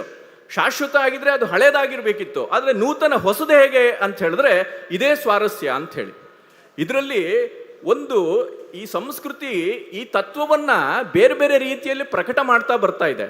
ನನಗೆ ಈ ಸಂದರ್ಭದಲ್ಲಿ ಹೊಳೆಯುವಂಥದ್ದೇನು ಅಂತ ಹೇಳಿದ್ರೆ, ನೀವು ಬಾಹುಬಲಿಯ ಮೂರ್ತಿಯನ್ನು ನೋಡಿದ್ರೆ ಈ ಶಾಶ್ವತ ಮತ್ತೆ ನೂತನ ಇದೆರಡೂ ಕೂಡ ಕಾಂಟ್ರಡಿಕ್ಷನ್ ಅಲ್ಲ, ಪರಸ್ಪರ ಪೂರಕ ಹೇಗೆ ಅನ್ನುವಂಥದ್ದು ಬಹಳ ಅದ್ಭುತವಾಗಿ ಗೊತ್ತಾಗತ್ತೆ. ಹೇಗೆ ಗೊತ್ತಾಗತ್ತೆ ಅಂತ ಹೇಳಿದ್ರೆ, ನೋಡಿ, ಬಾಹುಬಲಿಯ ಆ ಮೂರ್ತಿಯನ್ನು ನೀವು ನೋಡಿದ್ರೆ ಬಹಳ ಒಂದು ಸುಂದರವಾದಂಥ ಒಂದು ರೂಪ ಅದು. ಆ ಮುಖ ಮತ್ತೆ ದೇಹದ ಆ ಸೌಷ್ಠವ ಅದೆಲ್ಲ ಇದೆಯಲ್ಲ, ಬಹಳ ಅದ್ಭುತವಾದಂಥ ಒಂದು ಫಿಸಿಕ್. ಆ ಫಿಸಿಕ್ಗೆ ನಮ್ಮನ್ನು ಅಟ್ರಾಕ್ಟ್ ಮಾಡುವಂಥ ಸೌಂದರ್ಯದ ಒಂದು ಸ್ವರೂಪ ಇದೆಯಲ್ಲ, ಇದು ನೂತನ ಅಂದರೆ ಹೊಸತನಕ್ಕೆ ಒಂದು ಸಂಕೇತ. ಅದು ನಮಗೆ ಸೌಂದರ್ಯ ಅಂದರೆ ಏನು ಅಂತ ಹೇಳಿದ್ರೆ ಪ್ರತಿಕ್ಷಣವೂ ಚೆನ್ನಾಗಿ ಆವತ್ತಾವತ್ತಿಗೆ ಹೊಸದಾಗಿ ಕಾಣಬೇಕು, ಇದು ಸೌಂದರ್ಯ ಅಂತ ಹೇಳಿದ್ರೆ, ಇದು ನೂತನ ತತ್ವ ಅಂತೇಳಿ. ಆದರೆ ಹೀಗೆ ಸುಂದರವಾಗಿ ಕಾಣುವಂಥ ಬಾಹುಬಲಿಯ ಹಿಂದೆ, ಆ ಮುಖದ ಹಿಂದೆ ಆ ಭಾವ ಏನಿದೆ ಅಂತ ಹೇಳಿದ್ರೆ ಅದು ವೈರಾಗ್ಯ ಅಂತ. ಇದು ಶಾಶ್ವತವಾದಂಥ ತತ್ವ ಅಂಥೇಳಿ. ಹೀಗೆ ಸನಾತನ ಅನ್ನುವಂಥದ್ದು ಈ ಶಾಶ್ವತವನ್ನ ಮತ್ತೆ ನೂತನವನ್ನ ಎರಡನ್ನೂ ಕೂಡ ಒಳಗೊಂಡಂಥದ್ದು ಅಂತ. ಅದಕ್ಕೆ ಒಬ್ಬ ಚಿಂತಕರು ಹೇಳ್ತಾರೆ, ವಿಶ್ವಕ್ಕೆ ಬೇರೆ ಬೇರೆ ಸಂಸ್ಕೃತಿಗಳು ಏನೇನೋ ಕೊಟ್ಟಿದೆ ಕೊಡುಗೆಗಳನ್ನು, ಆದರೆ ನಮ್ಮ ದೇಶ, ಭಾರತ ದೇಶ ವಿಶ್ವಕ್ಕೆ ಕೊಟ್ಟಂಥ ಕೊಡುಗೆ ಏನು ಅಂತ ಯಾರಾದರೂ ಕೇಳಿದ್ರೆ ಅದು ಭಾರತೀಯತೆ ಅಂತ ಹೇಳ್ತಾರೆ. ಏನು ಭಾರತೀಯತೆ ಅಂತ ಹೇಳಿದ್ರೆ ಅದೇ ಸನಾತನ ಧರ್ಮ ಅಂತ. ಆ ಸನಾತನ ಧರ್ಮ ಏನು ಅಂತ ಹೇಳಿದ್ರೆ ಅದು ಹೇಳ್ಕೊಳ್ಳುತ್ತೆ, ಮೈ ರಿಲಿಜನ್ ಈಸ್ ಬೆಸ್ಟ್. ಹೌದು, ನನ್ನ ಧರ್ಮ ಬಹಳ ಶ್ರೇಷ್ಠವಾದದ್ದು, ಆದರೆ ಇದು ಎಲ್ಲರಿಗೂ ಅಂತ ನಾನು ಹೇಳ್ತಿಲ್ಲ, ಬೆಸ್ಟ್ ಫಾರ್ ಮೀ ಅಂತ. ಅಂದರೆ ನಿನ್ನ ಧರ್ಮ ನಿನಗೆ ಹೇಗೆ ದೊಡ್ಡದು, ನನ್ನ ಧರ್ಮ ನನಗೆ ಹಾಗೆ ದೊಡ್ಡದು. ನಾವಿಬ್ಬರೂ ಕೂಡ ಆ ಧರ್ಮಗಳ ನೆರಳಿನಲ್ಲಿ ನಮ್ಮ ಬಾಳನ್ನು ಕಟ್ಟಿಕೊಡೋಣ ಅನ್ನುವಂಥ ಒಂದು ವೈಶಾಲ್ಯ ಕೊಡುವಂಥ ಒಂದು ಹೃದಯವಂತಿಕೆ ಇದೆಯಲ್ಲ, ಇದು ನಮ್ಮ ಸನಾತನ ಧರ್ಮದ ಮತ್ತು ಈ ಭಾರತೀಯತೆಯ ವೈಶಾಲ್ಯ ಅನ್ನುವಂಥ ಮಾತನ್ನು ನಾವು ಹೇಳಬಹುದು ಅನ್ನೋದು ನಮಗೆ ಸ್ಪಷ್ಟವಾಗತ್ತೆ ಅಂತ. ಇದು ನಮಗೆ ಈ ಧರ್ಮದ ಒಂದೊಂದು ತಿರುಳನ್ನು ಬಿಡಿಸ್ತಾ ಹೋದರೆ ಅದು ಗಂಟೆಗಟ್ಟಲೆ ಮಾತಾಡ್ಬೋದು, ದಿನಗಟ್ಟಲೆ ಮಾತಾಡ್ಬೋದು. ಈ ಚಿಂತಕರು ಸಾವಿರಾರು ವರ್ಷಗಳಿಂದ ಈ ಧರ್ಮದ ಬಗ್ಗೆ ಮಾತಾಡ್ತಾ ಬರ್ತಾ ಇದ್ದಾರೆ. ನನಗೆ ಇತ್ತೀಚಿನ ಒಂದು ಘಟನೆ ಈ ಧರ್ಮದ ಒಂದು ಔದಾರ್ಯ, ಈ ಧರ್ಮದ ಅಂತರಂಗ ಹೇಗೆ ಕೆಲಸ ಮಾಡುತ್ತೆ ಅನ್ನೋದಕ್ಕೆ ಒಂದು ಲಿವಿಂಗ್ ಎಕ್ಸಾಂಪಲ್ ಕೊಡ್ಬೋದು ಅಂತ ಅನ್ನಿಸ್ತು. ಇತ್ತೀಚೆಗಷ್ಟೇ ಸಾಲುಮರದ ತಿಮ್ಮಕ್ಕ ಅವರು ಶರೀರವನ್ನು ಬಿಟ್ಟರು, ನಮ್ಮನ್ನು ಅಗಲಿದ್ರು. ನಮಗೆ ಗೊತ್ತಿದೆ ಅವರು ಯಾಕೆ ಪ್ರಸಿದ್ಧರು ಅಂತ ಹೇಳಿದ್ರೆ ಮರಗಳನ್ನು ಬೆಳೆಸಿದ್ರು ಅಂತ. ನೂರಾರು ಮರಗಳನ್ನು ಅವರು ಮಕ್ಕಳ ಥರ ಬೆಳೆಸಿದ್ರು. ಅದಕ್ಕೆ ಕಾರಣ ಏನು ಅಂತ ಹೇಳಿದ್ರೆ ಅವರಿಗೆ ಮಕ್ಕಳು ಇರಲಿಲ್ಲ ಅನ್ನುವಂಥ ಒಂದು ಸಂಕಟವನ್ನು, ಒಂದು ಕೊರತೆಯನ್ನು ತುಂಬಿಸ್ಕೊಳ್ಳೋದಕ್ಕೆ ಅವರು ಆ ಮರಗಿಡಗಳಲ್ಲಿ, ಆ ಸಸಿಗಳಲ್ಲಿ ಕೂಸನ್ನು ಕಂಡು ಮರಗಳಲ್ಲಿ ತನ್ನ ಬೆಳೆದ ಮಗುವನ್ನು ಕಾಣುವಂಥ ಒಂದು ಔದಾರ್ಯವನ್ನು ಬೆಳೆಸ್ಕೊಂಡ್ರು. ಇದು ಸಾಲುಮರದ ತಿಮ್ಮಕ್ಕ ಅವರ ಹೆಮ್ಮೆ ಅಂತ ನಾವು ಹೇಳ್ತಾ ಇದ್ದೀವಿ ಅಲ್ವಾ. ಇದು ಏನು ಇದ್ರ ಸ್ವಾರಸ್ಯ ಅಂತ ಹೇಳಿದ್ರೆ, ಖಂಡಿತವಾಗ್ಲೂ ಸಾಲುಮರದ ತಿಮ್ಮಕ್ಕ ಯಾವುದೇ ಧರ್ಮಗ್ರಂಥವನ್ನು ಓದಿರಲು ಸಾಧ್ಯತೆ ಇಲ್ಲ. ನಮ್ಮ ಸನಾತನ ಧರ್ಮ ಏನು ಹೇಳುತ್ತೆ ಅಂತ ಹೇಳಿದ್ರೆ, ಸಂತಾನ ಅಂತ ಹೇಳಿದ್ರೆ ಕೇವಲ ನನ್ನ ಹೊಟ್ಟೆಯಲ್ಲಿ ಹುಟ್ಟಿದ ಮಗುವಷ್ಟೇ ಸಂತಾನ ಅಲ್ಲ. ಸಂತಾನ ಅಂತ ಹೇಳಿದ್ರೆ ಏನು ಅಂತ ಹೇಳಿದ್ರೆ, ನನಗೆ ನಾಳೆ ಯಾರೋ ಆಸ್ತಿ ಮಾಡ್ತಾರೆ, ಅಂತಸ್ತು ಮಾಡ್ತಾರೆ, ನನಗೆ ಸಂಬಳವನ್ನು ತಂದು ಕೊಡ್ತಾರೆ, ನನ್ನನ್ನು ಚೆನ್ನಾಗಿ ನೋಡ್ಕೊಳ್ತಾರೆ ಅನ್ನುವಂಥವ್ರು ನನ್ನ ಮಗು ಅಲ್ಲ. ನಿಜವಾದ ಮಗು, ಸಂತಾನ ಯಾರು ಅಂತ ಹೇಳಿದ್ರೆ ಲೋಕಕ್ಕೆ ಉಪಕಾರವನ್ನು ಮಾಡಬಲ್ಲಂಥ ಮಗು, ಅದು ನಿಜವಾದ ಸಂತಾನ ಅಂತ. ಹಾಗಾಗಿ ಸನಾತನ ಧರ್ಮ ಈ ಸಂತಾನವನ್ನು ವ್ಯಾಖ್ಯಾನ ಮಾಡುವಂಥ ರೀತಿನೇ ಬೇರೆ ಆಯಿತು. ಹೇಗಾಯಿತು ಅಂತ ಹೇಳಿದ್ರೆ, ಕೇವಲ ಇನ್ನು ಹೊಟ್ಟೆಯಲ್ಲಿ ಹುಟ್ಟಿದವರು ಅಂತವ್ರು ಅಷ್ಟೇ ಅಲ್ಲಪ್ಪ ಮಕ್ಕಳು ಅಂತ ಹೇಳಿದ್ರೆ ಅದಕ್ಕೆ ಸಪ್ತ ಸಂತಾನ ಅಂತ ಹೇಳಿದ್ರು. ಧರ್ಮಶಾಸ್ತ್ರಗಳು ಹೇಳುತ್ತೆ ಯಾವುದದು ಅಂತ ಹೇಳಿದ್ರೆ, ತಡಾಗಂ ಧನ ನಿಕ್ಷೇಪೋ ಅಗ್ರಹಾರ ದೇವ ಮಂದಿರಂ ವನಂ ಪ್ರಬಂಧ ಸತ್ರಂ ಚ ಸಂತಾನಂ ಸಪ್ತದೋಚ್ಯತೆ ಅಂತ. ಇದು ಧರ್ಮಶಾಸ್ತ್ರದಲ್ಲಿ ಬರುತ್ತೆ. ಸಪ್ತ ಸಂತಾನಗಳು ಅಂತ ಹೇಳಿ 7 ಸಂಗತಿಗಳನ್ನು ಗುರುತಿಸಿದೆ. ಏನು ಯಾವುದು ಈ 7 ಇದು ಸಂತತಿ ಅಂತ ಹೇಳಿದ್ರೆ, ತಡಾಗಂ ಕೆರೆ ಕಟ್ಟಿಸುವಂಥದ್ದು, ಮತ್ತೆ ಧನ ನಿಕ್ಷೇಪ ಬಡವರಿಗೆ, ಬೇರೆಯವ್ರಿಗೆ ಅಗತ್ಯ ಇರುವಂಥವ್ರಿಗೆ ಧನ ಸಹಾಯ ಮಾಡುವಂಥದ್ದು, ಇದು ಸಂತಾನಕ್ಕೆ ಸಮ. ಮತ್ತೆ ಅಗ್ರಹಾರ ಅಂದರೆ ಬಡವರಿಗೆ ಬದುಕೊಳ್ಳೋದಕ್ಕೆ ಊರನ್ನು ಕಟ್ಟಿಕೊಡುವಂಥದ್ದು, ಅದು ಸಂತಾನಕ್ಕೆ ಸಮಾನ.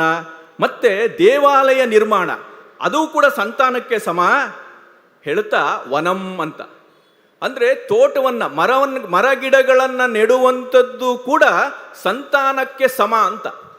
ಆಮೇಲೆ ಗ್ರಂಥ ರಚನೆ, ಪುಸ್ತಕಗಳನ್ನು ಬರೆಯುವಂಥದ್ದು ಕೂಡ ಗ್ರಂಥ ರಚನೆಯೇ, ಅದು ಕೂಡ ಸಂತಾನಕ್ಕೆ ಸಮಾನ. ನಮಗೆ ಅತ್ತಿಮಬ್ಬೆದು ಕತೆ ಗೊತ್ತಿದೆ, ಯಾಕೆ ಪ್ರಸಿದ್ಧಿ ಅಂಥೇಳಿ. ಅಂದರೆ ಪುಸ್ತಕವನ್ನು ಬರೆದು ಪ್ರಪಂಚ ಸಮಾಜ ಚೆನ್ನಾಗಾಗಲಿ ಅಂತ ಪುಸ್ತಕ ಬರೆದ್ರೆ ಅದು ಕೂಡ ಸಂತಾನ, ಮಕ್ಕಳಿಗೆ ಸಮಾನ ಅಂಥೇಳಿ. ಆಮೇಲೆ ಧರ್ಮಸತ್ರ, ಈ ಅನ್ನದಾನ ಎಲ್ಲ ಮಾಡುವಂಥದ್ದು, ಈ ಸತ್ರಗಳು ಏನು ನಾವು ಇವತ್ತು ನೋಡ್ತಾ ಇದ್ದೀವಿ ಧರ್ಮಸ್ಥಳದಲ್ಲಿ ಅನ್ನದಾನ ಅನ್ನುವಂಥದ್ದು, ಅದು ಕೂಡ ಸಂತಾನಕ್ಕೆ ಸಮ ಅಂಥೇಳಿ. ಅಂದರೆ ಸಾಲುಮರದ ತಿಮ್ಮಕ್ಕ ಈ ಧರ್ಮಶಾಸ್ತ್ರದ ಈ ಪದ್ಯವನ್ನು, ಈ ಶ್ಲೋಕವನ್ನು ನೋಡಿ ನಾನು ಮರಗಳಲ್ಲಿ ಸಂತಾನವನ್ನು ಕಾಣಬೇಕು, ನನ್ನ ಮಕ್ಕಳನ್ನು ಕಾಣಬೇಕು ಅಂತ ಹೊರಟಿದ್ದಲ್ಲ. ಸಹಜವಾಗಿ ಮಕ್ಕಳನ್ನ ಆ ಗಿಡಗಳಲ್ಲಿ ನೋಡುವಂಥ ಒಂದು ಮಾನಸಿಕತೆ ಬಂತಲ್ವಾ. ಇದು ಏನು ಕಾರಣ ಅಂತ ಹೇಳಿದ್ರೆ, ಇದಕ್ಕೇನು ಕಾರಣ ಅಂತ ಹೇಳಿದ್ರೆ, ಸನಾತನ ಧರ್ಮದ ಈ ಭೂಮಿಯಲ್ಲಿ ಸಹಜವಾಗಿ ಇರುವಂಥ ಸಮಾಜಕ್ಕೆ ಒಳಿತನ್ನು ಮಾಡಬೇಕು ಅನ್ನುವಂಥ ಒಂದು ನೆಲೆ, ಒಂದು ಅಭಿಪ್ರಾಯ, ಒಂದು ಭಾವ ಬುದ್ಧಿ ಇದೆಯಲ್ಲ, ಇದು ಈ ಸನಾತನ ಧರ್ಮದ ವಿಶೇಷತೆ, ಈ ನೆಲದ ವಿಶೇಷತೆ ಅಂತ ಹೇಳಿ. ಇದು ನಮಗೆ ಋಷಿಮುನಿಗಳು ಈ ಸನಾತನ ಧರ್ಮದ ಈ ರೀತಿಯ ವ್ಯಾಪ್ತಿಯನ್ನ ಹಲವಾರು ಧಾರೆಗಳಲ್ಲಿ ಕಟ್ಟಿಕೊಟ್ಟಿದ್ದಾರೆ. ಆದರೆ ಇವತ್ತು ಏನಾಗಿದೆ ಅಂತ ಹೇಳಿದ್ರೆ, ಅದನ್ನು ನಾವು ಬೇರೆ ಬೇರೆ ರೀತಿಯಲ್ಲಿ ನಾವು ಅದನ್ನು ಅಪವ್ಯಾಖ್ಯಾನಕ್ಕೆ ಒಳಪಡಿಸಿ ಅದನ್ನು ನಾವು ಅದನ್ನು ವಿರೂಪವನ್ನು ಮಾಡ್ತಾ ಇದ್ದೀವಿ. ಇದರಿಂದ ನಾವು ಹೊರಗಡೆ ಬಂದು ನಿಜವಾದ ಆ ಸನಾತನ ಧರ್ಮದ ಒಂದು ವ್ಯಾಪ್ತಿ ಏನಿದೆ ಅದನ್ನು ನಾವು ಅರ್ಥ ಮಾಡ್ಕೋಬೇಕು ಅಂತ. ಇನ್ನು 2 ಉದಾಹರಣೆಗಳನ್ನು ನಾನು ಕೊಡ್ಬೋದು. ಈ ಧರ್ಮದ ಈ ರೀತಿ ಸಮಾಜಮುಖಿಯಾಗಿ ಚಿಂತನೆ ಮಾಡುವಂಥದ್ದು, ಅದ್ರ ಜೊತೆಗೆ ತನ್ನನ್ನು ತಾನು ಎತ್ತರಕ್ಕೆ ಏರಿಸಿಕೊಳ್ಳುವಂಥದ್ದು, ತನ್ನನ್ನೂ ಸುಸಂಸ್ಕೃತನನ್ನಾಗಿ ಮಾಡಿಕೊಳ್ಳುವಂಥದ್ದು, ಸಮಾಜವನ್ನು ಸಂಸ್ಕೃತಮಯವಾಗಿ ಮಾಡುವಂಥದ್ದು. ಇದು ಈ ಸನಾತನ ಧರ್ಮದ ಇನ್ನೊಂದು ವಿಶೇಷತೆ ಅಂಥೇಳಿ. ಇದಕ್ಕೆ 2 ಉದಾಹರಣೆಯನ್ನು ನಾನು ಕೊಡಬಲ್ಲೆ. ನೀವು ಎಷ್ಟೋ ದೇವಸ್ಥಾನಗಳಿಗೆ ಹೋಗಿದ್ದೀರಿ ಅಲ್ವಾ? ಆ ಎಷ್ಟೋ ದೇವಸ್ಥಾನಗಳ ಮಧ್ಯೆ ರಾಮನ ದೇವಸ್ಥಾನ, ಈ ರಾಮನ ದೇವಸ್ಥಾನದ ಬಗ್ಗೆ ನೀವು ಸ್ವಲ್ಪ ಯೋಚನೆಯನ್ನು ಮಾಡಿ. ಏನು ವಿಶೇಷ ಅಂತೇಳಿ ಸ್ವಲ್ಪ ಒಂದು ಕ್ಷಣ ನೀವು ಆಲೋಚನೆ ಮಾಡಿದ್ರೆ ನಿಮಗೆ ಗೊತ್ತಾಗತ್ತೆ. ಎಲ್ಲ ದೇವರು ಕೂಡ, ಅದು ಈಶ್ವರ ಆದರೆ ಲಿಂಗ ಸ್ವರೂಪದಲ್ಲಿ ಒಬ್ಬನೇ ಇರ್ತಾನೆ, ಗಣೇಶ ಹೇಗಿದ್ರು ಬ್ರಹ್ಮಚಾರಿ ಒಬ್ಬನೇ ಇರ್ತಾನೆ, ಕೃಷ್ಣ ಅವನು ಒಬ್ಬನೇ ಇರ್ಬೋದು, ಅಪರೂಪಕ್ಕೆ ರಾಧೆ ಎಲ್ಲೋ ಇರ್ಬೋದು, ವೆಂಕಟೇಶ ಮೇಲೆ ಒಬ್ಬನೇ ಇರ್ತಾನೆ, ಕೆಳಗಡೆ ಪದ್ಮಾವತಿ ಇರ್ಬೋದು. ಹೀಗೆ ನೀವು ಯಾವುದ್ಯಾವುದೋ ಆ ದೇವಸ್ಥಾನಗಳು ಹೋಗಿರುವಂಥ ಎಲ್ಲ ದೇವಸ್ಥಾನಗಳನ್ನು ನೀವು ನೋಡಿ. ಆದರೆ ರಾಮನ ಆಲಯವನ್ನು ನೋಡಿ. ಈ ರಾಮನ ಆಲಯವನ್ನು ನೋಡಿದ್ರೆ ನಿಮಗೊಂದು ವಿಶೇಷ ಗೊತ್ತಾಗತ್ತೆ. ಯಾವುದೇ ರಾಮ ಮಂದಿರದಲ್ಲಿ ರಾಮ ಒಬ್ಬನೇ ಇರೋದಿಲ್ಲ. ರಾಮನ ಜೊತೆಗೆ ಸೀತೆ, ಲಕ್ಷ್ಮಣ ಮತ್ತು ಹನುಮಂತ ಮಿನಿಮಮ್ ಇರದೇ ಇರ್ತಾನೆ ಅಂತ. ಇದು ಏನು ಸೂಚಿಸ್ತಾ ಇದೆ ಅಂತ ಹೇಳಿದ್ರೆ, ನಮ್ಮ ಋಷಿ ವಾಲ್ಮೀಕಿಗಳು ಏನು ಹೇಳ್ತಾರೆ ಅಂತ ಹೇಳಿದ್ರೆ, ರಾಮನನ್ನ ಧರ್ಮದ ವಿಗ್ರಹ ರೂಪ ಅಂತ ಕರೀತಾರೆ. ಧರ್ಮ ಅಂತ ನಿಮಗೆ ವ್ಯಾಖ್ಯಾನ ಮಾಡುವಂಥದ್ದು ಬಹಳ ಕಷ್ಟ. ಆದರೆ ಈ ಧರ್ಮಕ್ಕೇನಾದರೂ ಒಂದು ಆಕಾರ ಬಂದುಬಿಟ್ರೆ ಅದು ರಾಮನ ರೂಪ ತಳ್ಕೊಂಡ್ಬಿಡುತ್ತೆ ಅಂತ. ಹಾಗೆ ಅದು ರಾಮ ವಿಗ್ರಹದ ಸ್ವರೂಪ ಅಂತ ಹೇಳಿ, ಹಾಗೆ ಅವನು ಧರ್ಮದ ಪ್ರತಿನಿಧಿ. ಅವನ ಮಂದಿರನ ಯಾಕೆ ಈ ಸಂಸ್ಕೃತಿಗೆ ಕಟ್ತಾ ಇದೆ ಅಂತ ಹೇಳಿದ್ರೆ, ರಾಮ ಅಂತ ಹೇಳಿದ್ರೆ ಅದೊಂದು ಕುಟುಂಬ ಅಂಥೇಳಿ, ಅದೊಂದು ಸಮಾಜ. ನೀವು ರಾಮ ಒಬ್ಬ ಇರೋದೇ ಇಲ್ಲ. ಅಯೋಧ್ಯೆಯಲ್ಲಿ ಆಗಿರುವಂಥದ್ದು ಅದು ಬಾಲರಾಮನ ವಿಗ್ರಹ. ಇಲ್ಲಿ ನೀವು ವಿತಂಡ ಮಾಡ್ಬೋದು, ಅಲ್ಲೂ ಒಬ್ಬನೇ ಇದ್ದಾನಲ್ವ ಅಂತೇಳಿ, ಅದು ಇನ್ನೂ ಎಳೆ ಮಗು, ರಾಮ ಹುಟ್ಟಿದ ಜಾಗ ಅದು. ಆದರೆ ಬೇರೆ ರಾಮನ ಆಲಯಗಳಲ್ಲಿ ರಾಮ ಒಬ್ಬನೇ ಇರೋದಿಲ್ಲ ಅಂತ. ಅಂದರೆ ಏನು? ಕುಟುಂಬ. ಮೊದಲಿಗೆ ನನ್ನ ಕುಟುಂಬವನ್ನು ನಾನು ಚೆನ್ನಾಗಿ ನೋಡ್ಕೋಬೇಕು ಅನ್ನುವಂಥ ಒಂದು ದೊಡ್ಡ ಆದರ್ಶ ರಾಮನ ಜೀವನದಲ್ಲಿ ಇದೆ. ಅದರ ಜೊತೆಗೆ ಅದು ವಿಸ್ತಾರ ಆಗ್ತಾ ಆಗ್ತಾ ಆಗ್ತಾ ಇಡೀ ಜಗತ್ತೇ ನನ್ನ ಮನೆ ಅನ್ನುವಂಥ ಭಾವ ಗಟ್ಟಿಯಾಗುವಂಥದ್ದು ಅದು ಕೃಷ್ಣನ ವ್ಯಕ್ತಿತ್ವದಲ್ಲಿದೆ.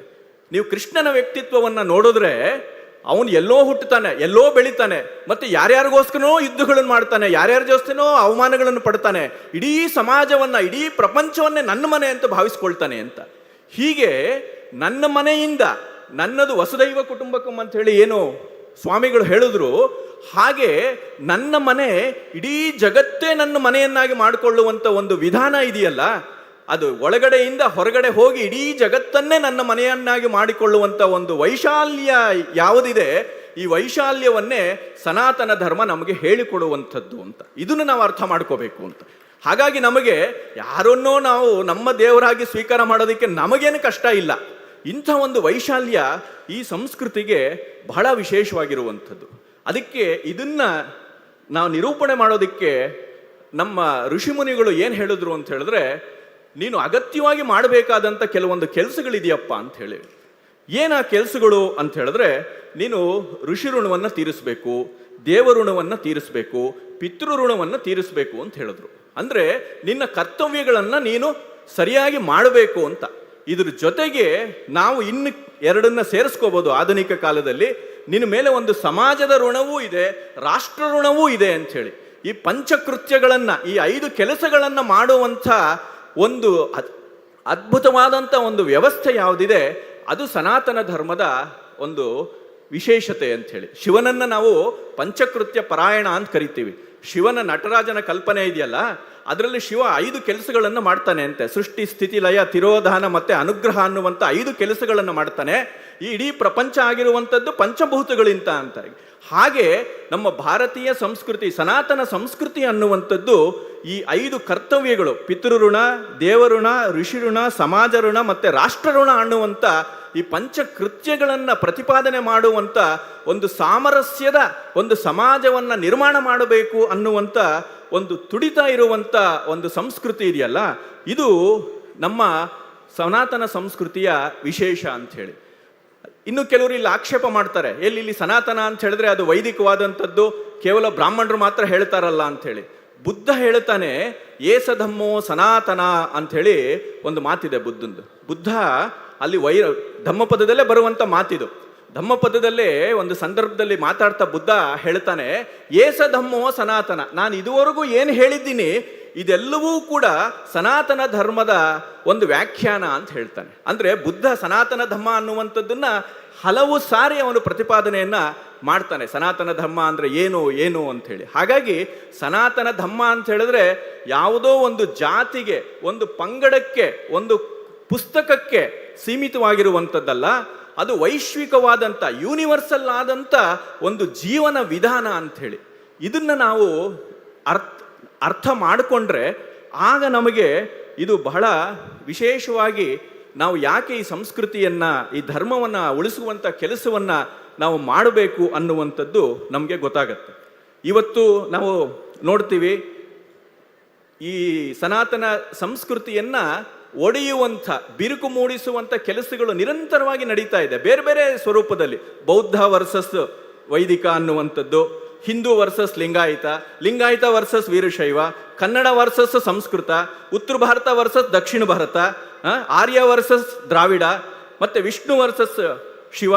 ಇನ್ನೂ ಮುಂದಕ್ಕೆ ಹೋಗ್ತಾರೆ, ದೈವ ವರ್ಸಸ್ ದೇವ ಅಂಥೇಳಿ, ದೈವಗಳು ವರ್ಸಸ್ ದೇವತೆಗಳು, ಇವ್ರನ್ನಿಬ್ಬರನ್ನು ನಿಲ್ಲಿಸ್ಬಿಡೋದು ಅಂಥೇಳಿ. ಹೀಗೆ ವಿಚಿತ್ರವಾದಂಥ ವ್ಯಾಖ್ಯಾನಗಳನ್ನು ಮಾಡ್ತಾ ಈ ಸನಾತನ ಧರ್ಮವನ್ನು ಒಡೆಯುವಂಥ ಕೆಲಸವನ್ನು ಮಾಡ್ತಾ ಇದ್ದಾರೆ. ಹಾಗಾಗಿ ನಾವು ಇದನ್ನು ಚೆನ್ನಾಗಿ ಅರ್ಥ ಮಾಡಿಕೊಳ್ಳದೆ ಇದ್ದರೆ ನಾವು ಈ ಟ್ರ್ಯಾಪ್ಗೆ ನಾವು ಸುಲಭಕ್ಕೆ ಬಿದ್ದು ಬಿಡ್ತೀವಿ ಅಂತೇಳಿ. ಹಾಗಾಗಿ ನಾವು ಇದನ್ನ ಬಹಳ ಚೆನ್ನಾಗಿ ನಾವು ಅರ್ಥ ಮಾಡ್ಕೋಬೇಕು ಅಂತ. 10ನೇ ಶತಮಾನದ ಅಭಿನವಗುಪ್ತರು, ನಾವು ಇನ್ನು ನಾಟ್ಯಶಾಸ್ತ್ರ ಅನ್ನುವಂಥ ಕೃತಿಯನ್ನು ಕೇಳಿದ್ದೀವಿ. ಇವತ್ತು ನಾಟ್ಯಶಾಸ್ತ್ರ ಲೋಕಪ್ರಸಿದ್ಧವಾದಂಥ ಕೃತಿ. ಆ ಲೋಕಪ್ರಸಿದ್ಧಿ ಅದಕ್ಕೆ ಬರಬೇಕು ಅಂತಿದ್ರೆ ಅದಕ್ಕೆ ವ್ಯಾಖ್ಯಾನವನ್ನು ಬರೆದ್ರು ಅಭಿನವಗುಪ್ತರು. ಅಭಿನವಗುಪ್ತರು 10ನೇ ಶತಮಾನದಲ್ಲಿದ್ದಂಥವ್ರು, ಕಾಶ್ಮೀರದಲ್ಲಿ ಸಾಕ್ಷಾತ್ ಶಿವನ ಅವತಾರ ಅಂಥೇಳಿ ಅವರು ಪ್ರಸಿದ್ಧಿಯನ್ನು ಪಡೆದಂಥವ್ರು. ಈಗಲೂ ಕೂಡ ಅವರು ವಂಶಸ್ಥರು ಇದ್ದಾರೆ ಅಂಥೇಳಿ ಕೆಲವರು ಹೇಳ್ಕೊಳ್ಳುವಂಥ ಒಂದು ಅದ್ಭುತವಾದಂಥ ಕೆಲಸವನ್ನು ಮಾಡಿದಂಥವ್ರು ಅಭಿನವಗುಪ್ತರು. ಅವರು 10ನೇ ಶತಮಾನ, 1000 ವರ್ಷಗಳ ಹಿಂದೆ ಬರೀತಾರೆ, ನೀವು ಏನೆಲ್ಲ ಹೇಳ್ತಾ ಇದ್ದೀರಿ, ಈ ಶೈವರು, ವೈಷ್ಣವರು, ಆಗಮಗಳು, ವೇದಾಂತ, ಈ ಬೌದ್ಧ, ಇವರೆಲ್ಲರೂ ಕೂಡ ಒಂದೇ ಚೈತನ್ಯವನ್ನ ಬೇರೆ ಬೇರೆ ಹೆಸರಿನಿಂದ ಹೇಳ್ತಾ ಇದ್ದಾರೆ. ಆದರೆ ನಾವು ಸಾಮಾನ್ಯ ಜನ ಅದನ್ನ ತಪ್ಪಾಗಿ ತಿಳ್ಕೊಳ್ತಾ ಇದ್ದೀವಿ, ಇದೆಲ್ಲವೂ ಕೂಡ ಬೇರೆ ಬೇರೆ ಅಂಥೇಳಿ.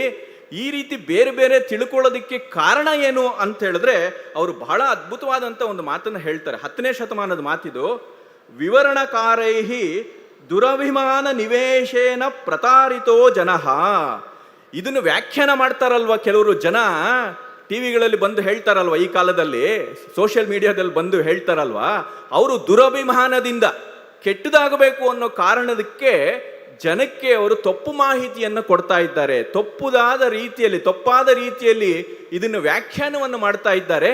ನಾವು ಇದರ ಸುಳಿಯಲ್ಲಿ ಬೀಳಬಾರ್ದು. ಚೈತನ್ಯ ಇರುವಂಥದ್ದು ಒಂದೇ. ಹೇಗೆ ಒಂದೇ ನೀರನ್ನ ಪಾನಿ ಅಂತ ಕರೀತಾರೆ, ನೀರು ಅಂತ ಕರೀತಾರೆ, ತಣ್ಣಿ ಅಂತ ಕರೀತಾರೆ, ವಾಟರ್ ಅಂತ ಕರೀತಾರೋ, ಹಾಗೆ ಆ ಚೈತನ್ಯವನ್ನು ಬೇರೆ ಬೇರೆ ಹೆಸರಿನಿಂದ ಕರೀತಾ ಇದ್ದಾರೆ ಹೊರತು ಚೈತನ್ಯ ಅನ್ನುವಂಥದ್ದು ಒಂದಲ್ಲದೆ ಎರಡಿಲ್ಲ. ಆದರೆ ಅದನ್ನ ತಪ್ಪು ರೀತಿಯಲ್ಲಿ ವ್ಯಾಖ್ಯಾನವನ್ನು ಮಾಡ್ತಾ ಇದ್ದಾರೆ ಅಂಥೇಳಿ 10ನೇ ಶತಮಾನದಲ್ಲೇ ಎಚ್ಚರಿಸಿದ್ದಾರೆ ಅಂತ ಹೇಳಿದ್ರೆ, ಈ ಸನಾತನ ಧರ್ಮದ ಬಗ್ಗೆ ನಡೀತಾ ಇರುವಂಥ ಅಪವ್ಯಾಖ್ಯಾನಗಳು ಇವಾಗೇನಿದೆ, ಇದು ಹೊಸದೇನಲ್ಲ ನಮಗೆ. ನಮ್ಮ ಸಂಸ್ಕೃತಿ ಅದನ್ನು ಎದುರಿಸ್ಕೊಂಡೇ ಬರ್ತಾ ಇದೆ. ಹಾಗಾಗಿ ನಾವು ಅದನ್ನ ಹಿಮ್ಮೆಟ್ಟಿಸಬೇಕು. ವೇದಗಳೇ ಹೇಳುತ್ತೆ. ಏನು ಹೇಳುತ್ತೆ ಅಂತ ಹೇಳಿದ್ರೆ, ಆನೋ ಭದ್ರ ಕೃತವೋ ಎಂತು ವಿಶ್ವತಃ ಅಂತೇಳಿ. ಒಳ್ಳೆ ವಿಷಯಗಳು ಎಲ್ಲಿಂದ ಬಂದರೂ ಕೂಡ ನಾವು ಸ್ವೀಕಾರ ಮಾಡ್ತೀವಿ, ಸ್ವೀಕಾರ ಮಾಡೋದಕ್ಕೆ ನಾವು ಸಿದ್ಧ ಇದ್ದೀವಿ ಅಂತೇಳಿ. ಹಾಗಾಗಿ ಇನ್ನೊಂದು ಯಾವುದೋ ಹೊಸ ಪಂಥ ಬಂತು, ಹೊಸ ಮತ ಬಂತು ಅನ್ನುವಂಥದ್ದು ಸನಾತನ ಧರ್ಮಕ್ಕೆ ಏನು ಹೆದರಿಕೆ ಇಲ್ಲ. ಬೇರೆಯವ್ರಿಗೆ ಅದು ಹೆದರಿಕೆ. ಯಾಕೆ ಅಂತ ಹೇಳಿದ್ರೆ ಇಲ್ಲಿ ಎಲ್ಲದಕ್ಕೂ ಕೂಡ ಸ್ಥಾನ ಇದೆ, ಅಷ್ಟು ವೈಶಾಲ್ಯ ಇದೆ ಅನ್ನುವಂಥದ್ದು ನಮಗೆ ಅದು ಬಹಳ ಸ್ಪಷ್ಟವಾಗಿ ಗೊತ್ತಾಗತ್ತೆ ಅಂತೇಳಿ. ಸರ್ವದೇವ ನಮಸ್ಕಾರ ಕೇಶವಂ ಪ್ರತಿ ಗಚ್ಚತಿ. ನೀವು ಯಾವುದೇ ಹೆಸರಿನಿಂದ ಮಾಡಿ ಒಂದೇ ಚೈತನ್ಯಕ್ಕೆ ಹೋಗುತ್ತೆ ಅಂತ. ಚೈತನ್ಯ ಒಂದಲ್ಲದೆ ಎರಡಿಲ್ಲ ಅನ್ನುವಂಥದ್ದು ಇದೆಯಲ್ಲ, ಇದನ್ನ ಸಾರಿ ಹೇಳಿದಂಥ ಒಂದು ಧರ್ಮ ಅಂತಿದ್ರೆ ಅದು ಸನಾತನ ಧರ್ಮ ಅಂತೇಳಿ. ಹಾಗಿದ್ರೆ ಇದಕ್ಕೆ ಯಾಕೆ ಈ ರೀತಿಯ ಒಂದು ತೊಂದರೆ ಬರುತ್ತೆ ಅಂತ ಹೇಳಿದ್ರೆ, ಅದಕ್ಕೊಬ್ಬ ಚಿಂತಕ ಹೇಳ್ತಾನೆ, ಇದು ಏನು ಅಂತ ಹೇಳಿದ್ರೆ ನನ್ನದೇ ಸತ್ಯ, ನಾನು ಹೇಳಿದ್ದೇ ಸತ್ಯ, ನನ್ನದೇ ಶ್ರೇಷ್ಠ ಅನ್ನುವಂಥ ದುರಭಿಮಾನ ಇದೆಯಲ್ಲ, ಇದು ನಮ್ಮ ಸಂಕುಚಿತ ಪ್ರವೃತ್ತಿಗೆ ಕಾರಣವಾಗ್ತಾ ಇದೆ ಅಂತ. ಅದಕ್ಕೆ ಒಂದು ಒಳ್ಳೆ ಮಾತು ಹೇಳ್ತಾನೆ. ಡೆವಿಲ್ ಅಂದ್ರೆ ಏನು ಅಂತ. ನಾವು ಯಾರನ್ನಾದ್ರೂ ಟೀಕೆ ಮಾಡಬೇಕು, ಬೇರೆ ಒಂದು ದೇವರನ್ನ ಹಳಿಬೇಕು, ಬೇರೆ ಒಂದು ಸಂಸ್ಕೃತಿಯ ಒಂದು ಧರ್ಮದ ಒಂದು ದೇವತೆಯನ್ನ ಹಳಿಬೇಕು, ಅದನ್ನ ನಿಂದಿಸಬೇಕು ಅಂತ ಹೋದ್ರೆ ಅದನ್ನ ಡೆವಿಲ್ ಅಂತ, ರಾಕ್ಷಸ ಅಂತನೋ ಬೇರೆ ಬೇರೆ ಹೆಸರಿನಲ್ಲಿ ಕರಿತೀವಿ. ಇದು ಯಾಕೆ ಕಾರಣ ಆಗತ್ತೆ ಅಂತ ಹೇಳಿದ್ರೆ ಆ ಚಿಂತಕ ಒಂದು ಅದ್ಭುತವಾದ ಮಾತನ್ನು ಹೇಳ್ತಾನೆ. ವಾಟ್ ಈಸ್ ಡೆವಿಲ್ ಅಂತ ಹೇಳಿದ್ರೆ ಅದರ್ ಮ್ಯಾನ್ಸ್ ಗಾಡ್ ಅಂತ. ನನ್ನದಲ್ಲದ ದೇವರು, ನನ್ನ ಧರ್ಮಕ್ಕೆ ಸೇರಿದ ದೇವರು ಇದ್ದಾನಲ್ಲ, ಅವನನ್ನ ನಾವು ಸುಲಭಕ್ಕೆ ರಾಕ್ಷಸ ಅಂತನೋ ಸೈತಾನ ಅಂತನೋ ಏನೋ ಒಂದು ಹೆಸರಿನಲ್ಲಿ ಹೇಳ್ಬಿಡ್ತೀವಿ ಅಂತ.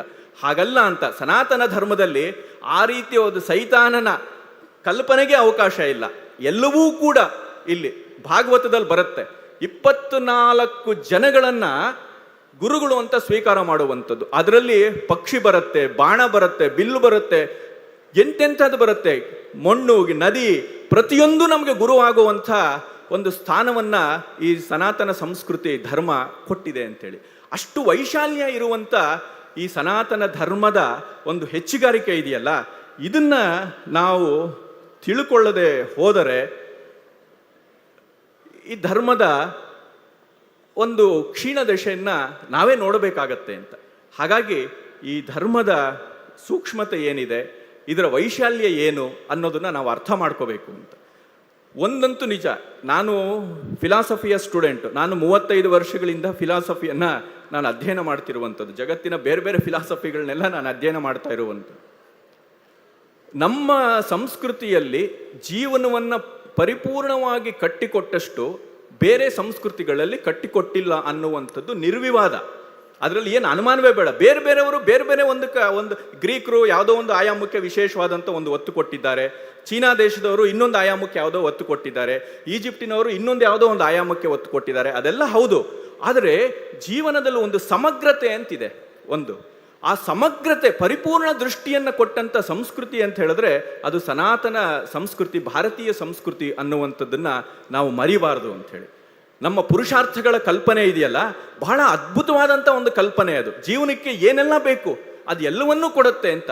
ನೀನು ಯಾವುದನ್ನು ನೀನು ಆಸೆ ಪಡ್ಬೋದು, ಆದರೆ ನಿನ್ನ ಆಸೆ ತೀರಿಸ್ಕೊಳ್ಳೋದಕ್ಕೆ ಒಂದು ಧರ್ಮದ ಚೌಕಟ್ಟು ಇರಲಿ ಅಂತ ಹೇಳಿ. ಒಂದೇ ಒಂದು ಉದಾಹರಣೆ ಕೊಟ್ಟು ನನ್ನ ಮಾತನ್ನು ನಾನು ಮುಗಿಸ್ಬಿಡ್ತೀನಿ. ಈ ಪುರುಷಾರ್ಥದ ಕಲ್ಪನೆ ಜೀವನದ ಸಮಗ್ರತೆಯನ್ನು ಹೇಗೆ ಕಟ್ಟಿಕೊಡುತ್ತೆ ಅಂತ. ನಮಗೆ ಎಲ್ಲರಿಗೂ ಕೂಡ ಮನುಷ್ಯನಿಗೆ ಸಹಜವಾಗಿರುವಂಥ ಒಂದು ಪ್ರವೃತ್ತಿ ಅಂತ ಹೇಳಿದ್ರೆ ಕಾಮ. ಕಾಮ ಅಂತ ಹೇಳಿದ್ರೆ ಕೇವಲ ಹೆಣ್ಣು ಗಂಡು ಒಲವು ಅಷ್ಟೇ ಅಲ್ಲ. ಕಾಮ ಅಂತ ಹೇಳಿದ್ರೆ ಬಯಕೆ, ಎನಿ ಡಿಸೈರ್, ದಟ್ ಈಸ್ ಕಾಮ ಅಷ್ಟೇ. ಇದು ಕಾಮ ಇರುವಂಥದ್ದು ತಪ್ಪಲ್ಲ. ಆದರೆ ಕಾಮವನ್ನು ಪೂರೈಸ್ಕೊಳ್ಳೋದಕ್ಕೆ ಒಂದು ವ್ಯವಸ್ಥಿತವಾದಂಥ ಒಂದು ದಾರಿ ಬೇಕು, ಧರ್ಮದ ದಾರಿ ಬೇಕು ಅನ್ನುವಂಥದ್ದು ಒಂದು ವಿವೇಕ. ಅದಕ್ಕೆ ಈ ಪುರುಷಾರ್ಥದ ಕಲ್ಪನೆ, ಸನಾತನ ಸಂಸ್ಕೃತಿ ಈ ಕಾಮವನ್ನು ಹ್ಯಾಂಡಲ್ ಮಾಡಿರುವಂಥ ಕ್ರಮ ಇದೆಯಲ್ಲ, ಎಷ್ಟು ಅದ್ಭುತವಾಗಿದೆ ಅಂತ ಹೇಳಿದ್ರೆ ನೋಡಿ. ಪುರುಷಾರ್ಥ ಅಂದ್ರೆ ಏನು? ಧರ್ಮ, ಅರ್ಥ, ಕಾಮ ಮತ್ತೆ ಮೋಕ್ಷ, ಈ 4 ಸೇರಿಸಿ ಪುರುಷಾರ್ಥ ಅಂತ ಹೇಳೋದು. ಇದರಲ್ಲಿ ಕಾಮ ಇದೆ. ಅಂದ್ರೆ ಪುರುಷಾರ್ಥ ಅಂತ ಹೇಳಿದ್ರೆ ಅದು ಮಹಿಳೆಯರಿಗೆ ಹೇಳಿಲ್ಲ, ಬರೀ ಗಂಡಸರಿಗೆ ಪುರುಷರಿಗೆ ಹೇಳಿರೋದು ಅಂತ ಅರ್ಥ ಅಲ್ಲ. ಪುರುಷ ಅಂತ ಹೇಳಿದ್ರೆ ಮಾನವ ಕುಲ ಅಂತ ಅರ್ಥ. ಎಲ್ಲರೂ ಬಯಸುವಂಥ ಏನು ಇದೆ 4 ಬದುಕಿಗೆ ಬೇಕಾದಂಥ ಅಗತ್ಯ ವಸ್ತು ತತ್ವಗಳು, ಅದನ್ನ ಈ ಪುರುಷಾರ್ಥ ಹೇಳುತ್ತೆ. ಬೈಕೆ, ನಮ್ಗೆಲ್ಲರಿಗೂ ಕಾಮ ಇದೆ, ಆ ಕಾಮನ ತೀರಿಸ್ಕೊಳ್ಳೋದಕ್ಕೆ ಒಂದು ದಾರಿ ಅಂತಿದೆ, ಅರ್ಥ ಅದೇ. ಆಮೇಲೆ ಇದು ಹೇಗೆ ನಡೆಸಬೇಕು, ಇದನ್ನು ಹೇಗೆ ನಾವು ದಕ್ಕಿಸ್ಕೋಬೇಕು ಅನ್ನೋದಕ್ಕೆ ಒಂದು ವ್ಯವಸ್ಥೆ ಬೇಕು, ಅದು ಧರ್ಮ ಅಂತ ಆಗತ್ತೆ. ಇದನ್ನೆಲ್ಲ ಮೀರಿ ಇನ್ನೊಂದು ಯಾವುದೋ ಒಂದು ತತ್ವ ಇದೆ, ಅದು ಮೋಕ್ಷ ಅಂತ ಅನ್ನಿಸ್ಕೊಳ್ಳುತ್ತೆ. ಇದು ಪುರುಷಾರ್ಥದ ಒಂದು ಸ್ಥೂಲವಾದಂಥ, ಒಂದು ಸಂಕ್ಷಿಪ್ತವಾದಂಥ ಒಂದು ವಿವರಣೆ. ಇಲ್ಲೂ ಕಾಮ ಇದೆ. ಅಂದ್ರೆ ಮನುಷ್ಯರಿಗೆಲ್ಲರಿಗೂ ಕೂಡ ಬಯಕೆ ಅನ್ನುವಂಥದ್ದು ಇದ್ದೇ ಇದೆ, ನಮಗಲ್ಲ. ಭಗವಂತನಿಗೆ ಕಾಮ ಇದೆ ಅಂತ ಹೇಳುತ್ತೆ ಉಪನಿಷತ್, ಹೇಳುತ್ತೆ ಸೋ ಕಾಮಯತ. ಭಗವಂತನಿಗೆ ಕಾಮನೆ ಬಂತಂತೆ. ಏನು ಅಂತ ಹೇಳಿದ್ರೆ ನಾನು ಸೃಷ್ಟಿ ಮಾಡಬೇಕು ಅನ್ನುವಂಥ ಒಂದು ಆಸೆ ಬಂತಂತೆ, ಆವಾಗ ಇಡೀ ಸೃಷ್ಟಿಯನ್ನು ಮಾಡದ ಅಂತ ಹೇಳಿ. ಹಾಗೆ ಭಗವಂತನಿಗೆ ಒಂದು ಆಸೆ ಇದೆ ಅಂತ ಹೇಳಿದ್ರೆ ಅವನ ಸೃಷ್ಟಿಯ ರೂಪಗಳಾದಂಥ ನಮಗೆ ಬಯಕೆ ಇಲ್ಲದೆ ಇರುತ್ತಾ? ಹಾಗಾಗಿ ಅದು ಪುರುಷಾರ್ಥದಲ್ಲಿ ಆ ಬಯಕೆಗಳಿಗೆ ಒಂದು ಒಳ್ಳೆಯ ಸ್ಥಾನವನ್ನು ಕೊಟ್ಟರು. ಆದರೆ ನಮ್ಮಲ್ಲಿ ಅರಿಷಡ್ವರ್ಗಗಳು ಅಂತ ಇನ್ನೊಂದಿದೆ. ಅರಿಷಡ್ವರ್ಗ ಅಂತ ಹೇಳಿದ್ರೆ ವೈರಿಗಳು, ನಮ್ಮನ್ನ ಸೋಲಿಸುವಂಥದ್ದು, ನಮ್ಮ ಜೀವನವನ್ನು ನಾಶ ಮಾಡುವಂಥದ್ದು ಕಾಮ. ಅದರಲ್ಲಿ ಮೊದಲನೇದೇ ಹೇಳಿದ್ರು ಅಂತ. ಈ ಕಾಮ ಅನ್ನುವಂಥದ್ದು ಅರಿಷಡ್ವರ್ಗ, ನಮಗೆ ವೈರಿಗಳ ಸ್ಥಾನದಲ್ಲೂ ಇದೆ, ನಮ್ಮ ಮಿತ್ರನ ಸ್ಥಾನದಲ್ಲೂ ಇದೆ ಅಂತೇಳಿ. ಎರಡೂ ಇದೆ, ಒಂದೇ ಕಾಮ. ಈ ಕಡೆ ಎ ಟೀಮಲ್ಲೂ ಇದೆ, ಬಿ ಟೀಮಲ್ಲೂ ಇದೆ. ಎ ಟೀಮ್ ಅಂತ ಹೇಳಿದ್ರೆ ನಮ್ಮ ಜೀವನ ಉದ್ಧಾರ ಮಾಡೋದಕ್ಕೆ ಒಂದಿದೆ, ನಮ್ಮ ಜೀವನ ನಾಶ ಮಾಡೋದಕ್ಕೂ ಇದೆ ಅಂತ ಹೇಳಿ. ಆಯ್ಕೆ ನಮ್ಮದು ಅಂತ ಹೇಳಿ, ಆಯ್ಕೆ ನಮಗೆ ಬಿಟ್ಟು ಒಂದೇ ಕಾಮ ಇರುವಂಥದ್ದು. ಅದು ಜೀವನವನ್ನು ಉದ್ಧಾರನೂ ಮಾಡಬಹುದು, ಜೀವನವನ್ನು ನಾಶನೂ ಮಾಡಬಹುದು ಅಂತೇಳಿ.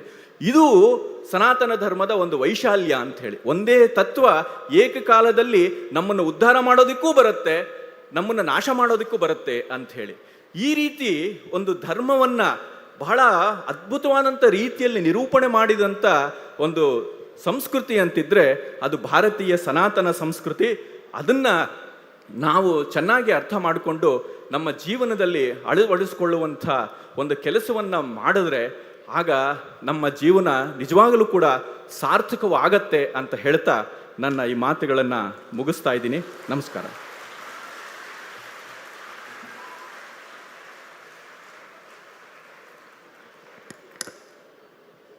ತೊಂಬತ್ಮೂರನೆಯ ಸರ್ವಧರ್ಮ ಸಮ್ಮೇಳನದ ಕೊನೆಯಲ್ಲಿ ಧನ್ಯವಾದ ಸಮರ್ಪಣೆಯನ್ನು ಮಾಡಲಿಕ್ಕಿದ್ದಾರೆ SDM ಶಿಕ್ಷಣ ಸಂಸ್ಥೆಯ ಆಡಳಿತ ಮಂಡಳಿಯ ಸದಸ್ಯರಾದ ಶ್ರೀ ಬೆಳಾಲು ತಿಮ್ಮಪ್ಪಗೌಡ ಅವರು.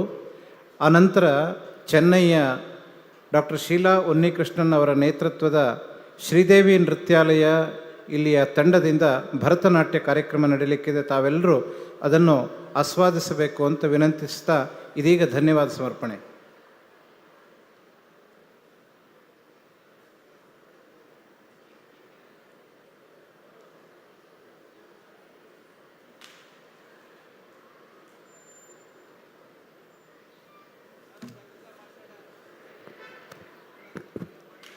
ಓಂ ಶ್ರೀ ಮಂಜುನಾಥಾಯ ನಮಃ. ಹಾಗೂ ಎಲ್ಲ ಧರ್ಮದೇವರಿಗೆ ವಂದಿಸ್ತಾ ಎಲ್ಲರಿಗೂ ನಮಸ್ಕಾರ. ಶ್ರೀ ಕ್ಷೇತ್ರ ಧರ್ಮಸ್ಥಳದಲ್ಲಿ ಬಹಳ ವಿಜೃಂಭಣೆಯಿಂದ ಇವತ್ತು 93ನೇ ವರ್ಷದ ಸರ್ವಧರ್ಮ ಸಮ್ಮೇಳನ ಯಶಸ್ವಿಯಾಗಿ ಸಂಪನ್ನಗೊಂಡಿದೆ.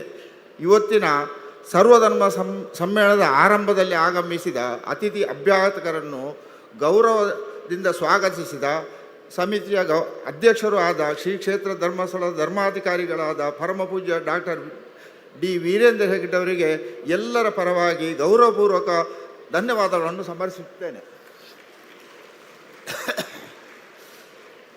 ಹಾಗೆಯೇ ಕೊಪ್ಪ ಸಮೀಪದ ಹರಿಹರ ಮಠದ ಪೀಠಾಧಿಪತಿಗಳಾದ ಪರಮಪೂಜ್ಯ ಶ್ರೀ ಸ್ವಯಂ ಪ್ರಕಾಶ ಸಚ್ಚಿದಾನಂದ ಸರಸ್ವತಿ ಸ್ವಾಮೀಜಿಗಳು ಅಧ್ಯಕ್ಷತೆಯನ್ನು ವಹಿಸಿ ನಮ್ಮನ್ನೆಲ್ಲ ಆಶೀರ್ವದಿಸಿದ್ದಾರೆ. ಅಲ್ಲದೆ ಉತ್ತಮವಾಗಿ ಬದುಕುವ ಮಾರ್ಗವನ್ನು ಬೋಧಿಸಿದ್ದಾರೆ. ಅದು ನಮ್ಮಲ್ಲಿ ಯಾವಾಗಲೂ ಒಂದು ನೆನಪಿಡಬೇಕಾದ ವಿಷಯ ಆಗಿದೆ. ಅವರಿಗೆ ಶ್ರೀ ಕ್ಷೇತ್ರದ ಪರವಾಗಿ ಪ್ರಣಾಮಪೂರ್ವಕ ಧನ್ಯವಾದಗಳನ್ನು ಅರ್ಪಿಸ್ತೇನೆ. ಇವತ್ತು ನಮ್ಮ ರಾಜ್ಯದ ಘನಮಂತ್ರಿಗಳಾದ ಅನೇಕ ಜನೋಪಯೋಗಿ ಕಾರ್ಯಕ್ರಮಗಳನ್ನು ರಾಜ್ಯಾದ್ಯಂತ ವಿಶೇಷವಾಗಿ ಉತ್ತರ ಕರ್ನಾಟಕದ ಭಾಗದಲ್ಲಿ ಜನಮನ್ನಣೆ ಗಳಿಸಿದ ಡಾಕ್ಟರ್ MB ಪಾಟೀಲರು ಉದ್ಘಾಟನೆ ಮಾಡಿ ಸರ್ವಧರ್ಮ ಸಮ್ಮೇಳನದ 2020ನೇ ಇವರಿಗೆ ಧರ್ಮಸ್ಥಳದ ಲಕ್ಷದೀಪೋತ್ಸವ ಸ್ವಾಗತ ಸಮಿತಿಯ ಪರವಾಗಿ ತುಂಬು ಹೃದಯದ ಅವರ ಗೈರು ಹಾಜರಿಯಲ್ಲಿ ಧನ್ಯವಾದಗಳನ್ನು ಸಮರ್ಪಿಸುತ್ತೇನೆ. ಹಾಗೆಯೇ ಇವತ್ತಿನ ಕಾರ್ಯಕ್ರಮದಲ್ಲಿ ಉಪನ್ಯಾಸಕರಾಗಿ ಬೆಂಗಳೂರಿಂದ 11 ದಿವಸದಿಂದ ಕಾಲ್ನಡಿಗೆಯಲ್ಲಿ ಇಲ್ಲಿ ಬಂದು ಬಹಳ ಉತ್ತಮವಾಗಿ ಎಲ್ಲ ಜನಸಂಪರ್ಕವನ್ನು ಪಡ್ಕೊಂಡು ನಮಗೆ ಉಪನ್ಯಾಸವನ್ನು ನೀಡಿದ್ದಾರೆ ಮತ್ತು ಯುವಕರಿಗೆ ಬಹಳ ಉತ್ಸಾಹವನ್ನು ಪ್ರೋತ್ಸಾಹಿಸಿದ್ದಾರೆ. ಶ್ರೀ ತನ್ವೀರ್ ಅಹಮ್ಮದ್ ಉಲ್ಲಾ ಅವರಿಗೂ ಈ ಸಮಿತಿಯ ಪರವಾಗಿ ಹಾಗೂ ಲಕ್ಷದೀಪೋತ್ಸವದ ಸ್ವಾಗತ ಸಮಿತಿಯ ಪರವಾಗಿ ಅನಂತ ಧನ್ಯವಾದಗಳನ್ನು ಅರ್ಪಿಸ್ತೇನೆ. ಹಾಗೆ ಇವತ್ತು ಶ್ರೀ ಸೂರ್ಯಪ್ರಕಾಶ್ ಪಂಡಿತ್ ಅವರು ಅತ್ಯಂತ ಮೌಲಿಕವಾದಂತಹ ಉಪನ್ಯಾಸವನ್ನು ನೀಡಿ ನಮ್ಮನ್ನೆಲ್ಲ ಹುರಿದುಂಬಿಸಿದ್ದಾರೆ, ಜೀವನ ದರ್ಶನವನ್ನು ಮಾಡಿಸಿದ್ದಾರೆ. ಅವರಿಗೂ ಲಕ್ಷದೀಪೋತ್ಸವ ಸ್ವಾಗತ ಸಮಿತಿಯ ಪರವಾಗಿ ಹಾರ್ದಿಕ ಧನ್ಯವಾದಗಳನ್ನು ಸಮರ್ಪಿಸುತ್ತೇನೆ. ಅಲ್ಲದೆ ಪೂಜ್ಯರ ಕುಟುಂಬದವರು ಈ ಎಲ್ಲ ಕಾರ್ಯಕ್ರಮದಲ್ಲಿ ಭಾಗವಹಿಸಿದ್ದಾರೆ. ಮುಖ್ಯವಾಗಿ ಮಾತೃಶ್ರೀ ಅಮ್ಮನವರು ಈ ಸಭೆಯಲ್ಲಿ ಬಂದು ಭಾಗವಹಿಸಿ ಭಾಳ ಸಂತೋಷದಿಂದ ಇಲ್ಲಿ ಈಗ ತೆರಳಿದ್ದಾರೆ. ಅವರಿಗೂ ಪೂಜ್ಯ ಹೆಗ್ಗಡೆಯವರ ಕುಟುಂಬದ ಎಲ್ಲ ಸರ್ವ ಸದಸ್ಯರಿಗೂ ಸ್ವಾಗತ ಸಮಿತಿಯ ಸದಸ್ಯರಾದ ಸುರೇಂದ್ರ ಕುಮಾರ್ ಹಾಗೂ ದಂಪತಿಯವರಿಗೆ ಹಾಗೆ ಹರ್ಷೇಂದ್ರ ಕುಮಾರ್ ದಂಪತಿಯವರಿಗೂ ಈ ಸ್ವಾಗತ ಸಮಿತಿಯ ಪರವಾಗಿ ಧನ್ಯವಾದಗಳನ್ನು ಸಮರ್ಪಿಸುತ್ತೇನೆ. ಅಲ್ಲದೆ ಇದರ ಕಾರ್ಯದರ್ಶಿಗಳಾದ ಡಾಕ್ಟರ್ ಸತೀಶ್ ಚಂದ್ರ ಎಸ್ ಇವರಿಗೂ ಅನಂತ ಧನ್ಯವಾದಗಳನ್ನು ಸಮರ್ಪಿಸ್ತಾನೆ. ಅಲ್ಲದೆ ಇವತ್ತಿನ ಈ ಕಾರ್ಯಕ್ರಮದಲ್ಲಿ ಕರ್ನಾಟಕದಾದ್ಯಂತ ಎಲ್ಲ ಕಡೆಯ ಗಣ್ಯರು ಭಾಗವಹಿಸಿದ್ದಾರೆ. ಅಲ್ಲದೆ ಭಕ್ತಾದಿಗಳು ಭಾಗವಹಿಸಿದ್ದಾರೆ, ಧರ್ಮಸ್ಥಳದ ಅಭಿಮಾನಿಗಳು ಬಂದು ಭಾಗವಹಿಸಿದ್ದಾರೆ. ಅವರೆಲ್ಲರಿಗೂ ಒಂದೇ ಮಾತಿನಲ್ಲಿ ಅನಂತ ಧನ್ಯವಾದಗಳನ್ನು ಸಮರ್ಪಿಸುತ್ತೇನೆ. ಅಲ್ಲದೆ ಈ ಕಾರ್ಯಕ್ರಮದಲ್ಲಿ ಪ್ರಚಾರಕ್ಕೆ ಪತ್ರಿಕಾ ಮಾಧ್ಯಮದವರು, ದೂರದರ್ಶನದವರು, ರೇಡಿಯೋ ಮಾಧ್ಯಮದವರು ಇದ್ದೀರಿ. ನಿಮಗೆಲ್ಲರಿಗೂ ಕೂಡ ಕ್ಷೇತ್ರದ ಪರವಾಗಿ ಕೃತಜ್ಞತೆಗಳನ್ನು ಸಲ್ಲಿಸ್ತೇನೆ. ಯಾರಿಗಾದರೂ ಧನ್ಯವಾದ ಬಿಟ್ಟು ಹೋಗಿದರೆ ಕ್ಷಮಿಸಿ. ಬಂದವರು ಭಾಗವಹಿಸಲಿದ್ದವರಿಗೆ ಎಲ್ರಿಗೂ ಒಂದಾಗಿ ನಿಮಗೆ ಧನ್ಯವಾದ ಸಮರ್ಪಿಸ್ತೇನೆ.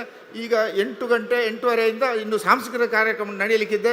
ನೀವೆಲ್ಲ ಅದರಲ್ಲಿ ಸ್ವಲ್ಪ ನಿಂತು ಭಾಗವಹಿಸಿ ನೋಡಿ ಆನಂದಿಸಿ ಹೋಗಬೇಕಾಗಿ ಸಮಿತಿಯ ಪರವಾಗಿ ನಿಮ್ಮಲ್ಲಿ ವಿನಂತಿ ಮಾಡಿಕೊಳ್ತಾ ನನ್ನ ಈ ಧನ್ಯವಾದ ಕಾರ್ಯಕ್ರಮವನ್ನು ಮುಗಿಸ್ತೇನೆ. ಜೈ ಹಿಂದ್. ಮುಂದಿನ ಸಾಂಸ್ಕೃತಿಕ ಕಾರ್ಯಕ್ರಮದ ನಿರ್ವಹಣೆಯನ್ನು ಶ್ರೀ ದೀಕ್ಷಿತ್ ರೈ ಅವರು ನೆರವೇರಿಸಿಕೊಡ್ಬೇಕು. ಇನ್ನೊಂದು 5 ನಿಮಿಷದಲ್ಲಿ ಭರತನಾಟ್ಯ ಕಾರ್ಯಕ್ರಮ ಇಲ್ಲಿ ಪ್ರಾರಂಭವಾಗಲಿಕ್ಕಿದೆ.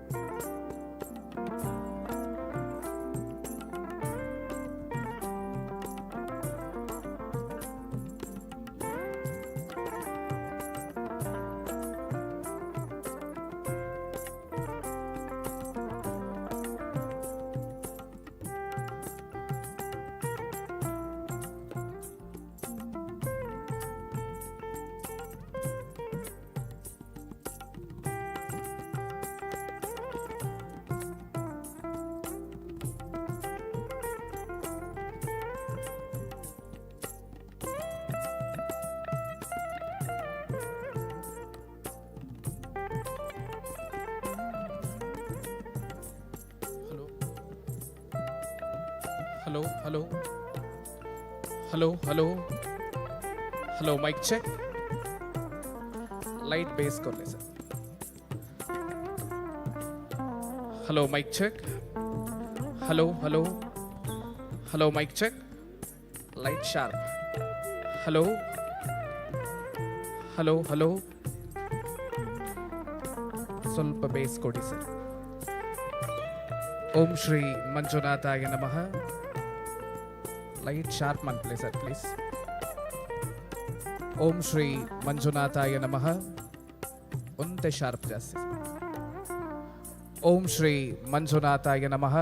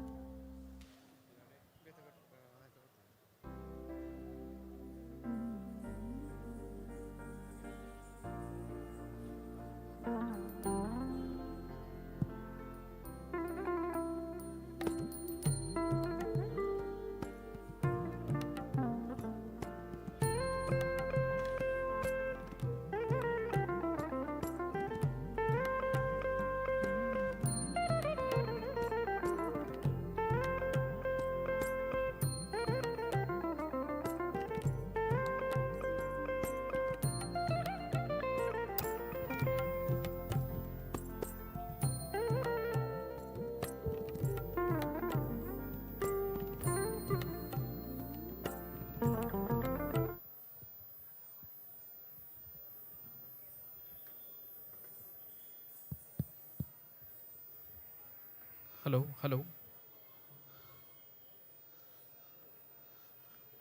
ओम श्री मंजुनाथाय नमः ओम श्री चंद्रनाथाय नमः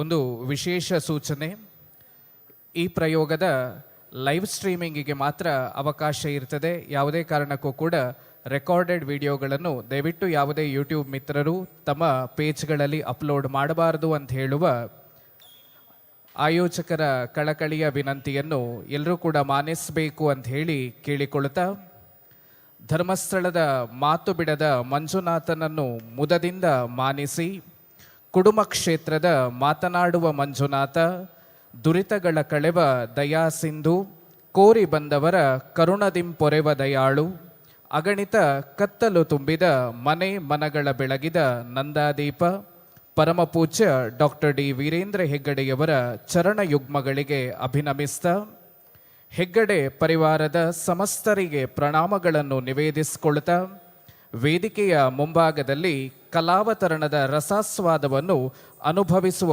ಉತ್ಕಟ ಮಾನಸರಾಗಿರುವ ಸಮಷ್ಟಿಗೆ ವಂದಿಸಿಕೊಳ್ಳುತ್ತಾ, ಒಂದೆಡೆಯಲ್ಲಿ ಹಿಮಾಲಯವೆಂಬ ಕಿರೀಟವನ್ನು ತೊಟ್ಟು, ತ್ರಿದಿಕ್ಕುಗಳಲ್ಲಿ ಸಾಗರವೆಂಬ ಸೆರಗನ್ನು ಉಟ್ಟು, ಸಂಸ್ಕಾರ ಸಂಸ್ಕೃತಿಗಳ ತಳಹದಿಯಲ್ಲಿ ವಿಶ್ವಮಾನ್ಯವಾಗಿ ವ್ಯಾಪಿಸಿದ ಧರ್ಮಭೂಮಿ, ಕರ್ಮಭೂಮಿ, ಯಜ್ಞಭೂಮಿ ಈ ಭಾರತ ಜನನಿ.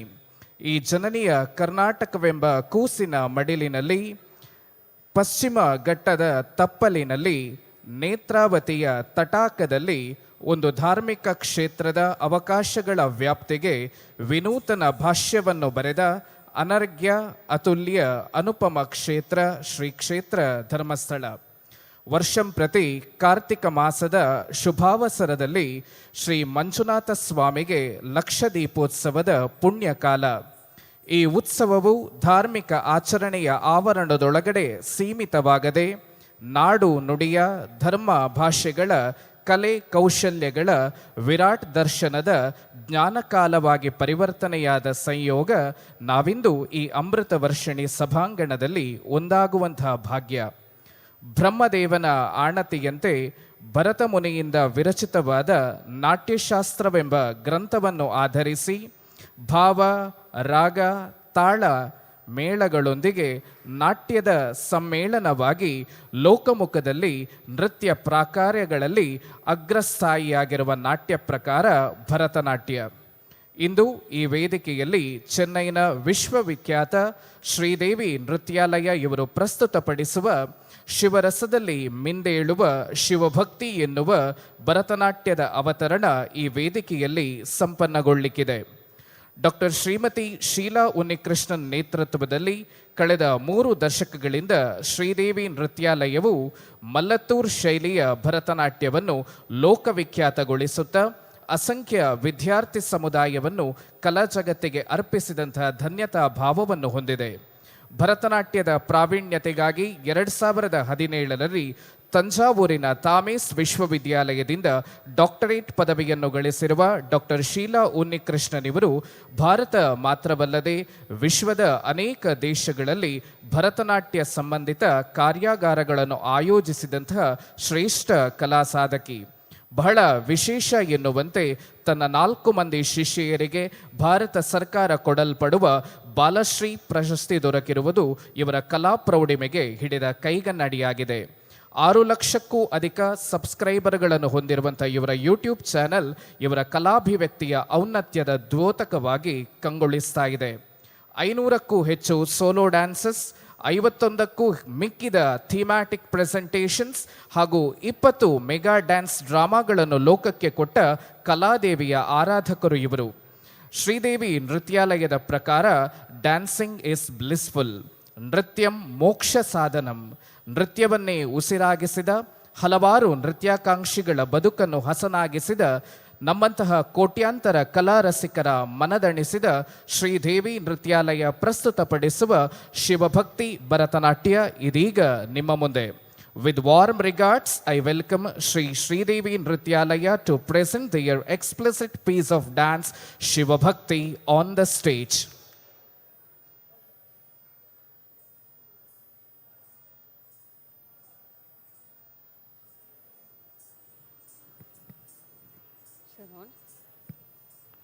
Shri Guru Bhyo Namaha.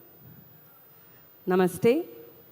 With the blessings of Sri Manjunatha Swami, we begin our Shiva Bhakti with Shambhu Natanam in Ragam Lavangi, Talam, Kantanata Adi Talam.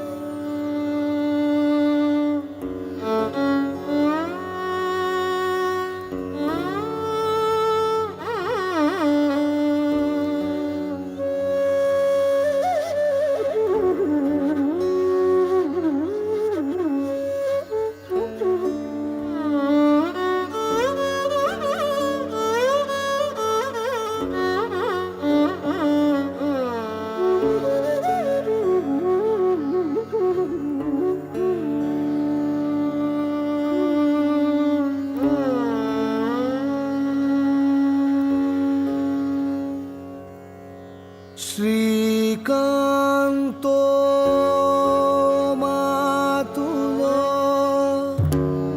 यस्य जननी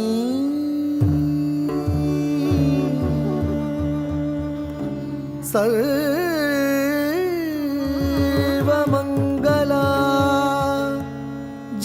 कहाँ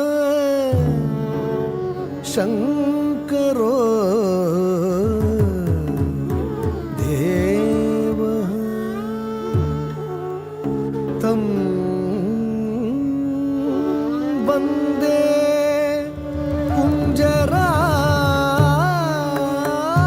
कुंजराननं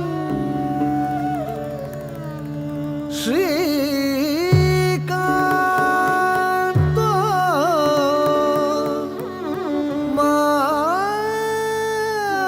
मातुलो यस्य जननी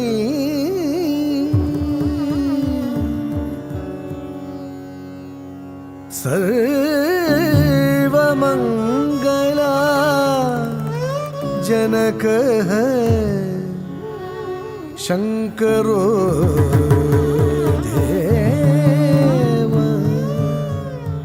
तं वन्दे कुञ्जराननं तं वन्दे कुञ्जराननं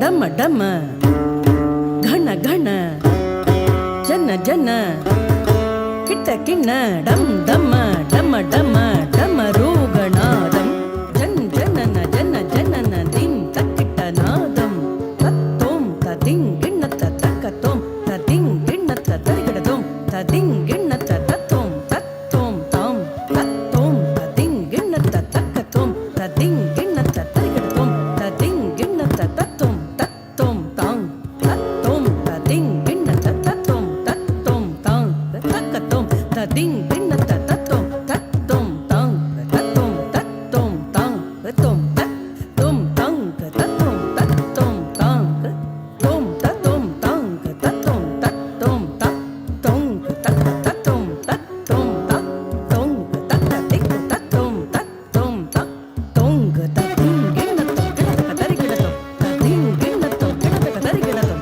ತದಿಂ ಗಿಣ್ಣತ್ತೋ ಗಿಡತಕ ತರಿಗಿಡತೋಂ सदंचित मुदंचित निकुंचित पदम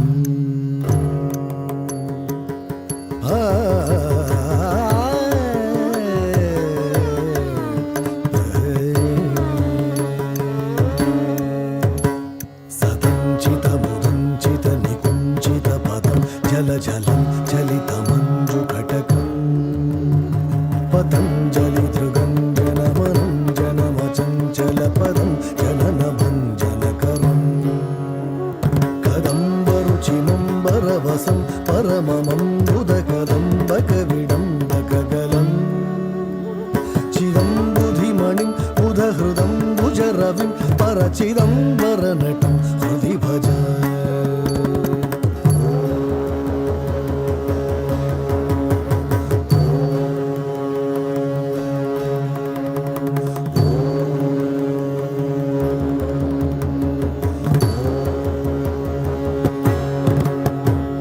हरं त्रिपुरभञ्जनमनन्तकृतकङ्कणम् अखण्डदयम् अन्तरहितम् विरिञ्चि सुरसंहति पुरन्दरविचिन्तितपदं तरुणचन्द्रमकुटम् परं पदविखण्डितयमं भसितमण्डिततनुं मदनवञ्चनपरम् चिरन्तनममुं प्रणवसञ्चितनिधिं परचिदम्बरनटं हृदि भज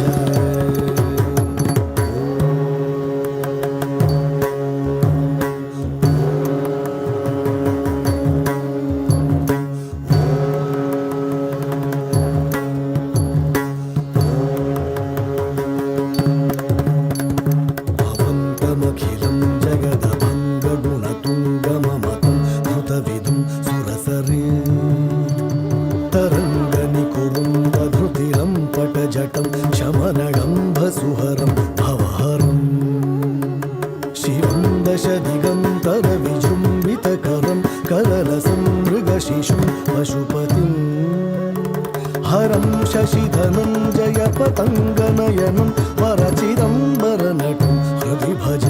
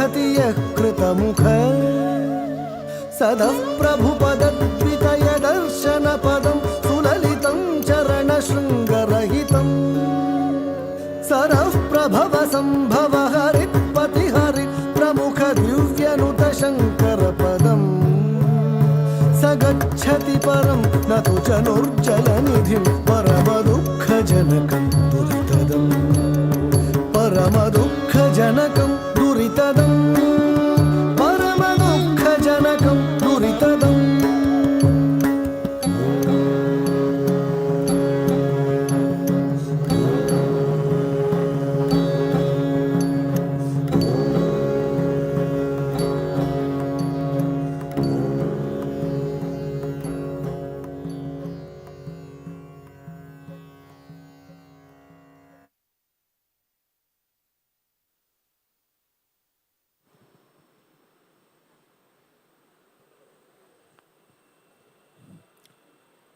In Shiva Bhakti, we move on to traditional Natesha Kautvam, set to Raga Mahamsadvani, Talamadi, performed by Mridula Shivakumar.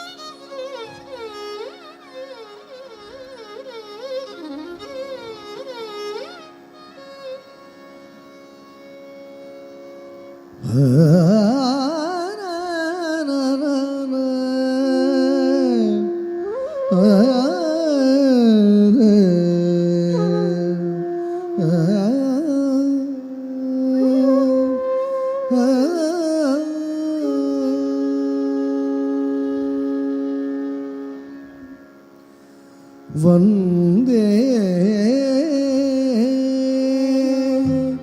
शम्भुं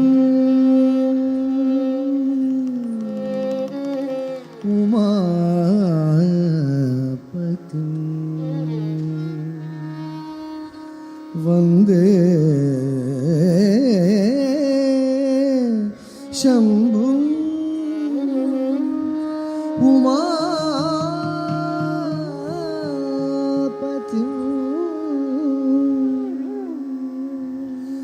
सुरगुरुं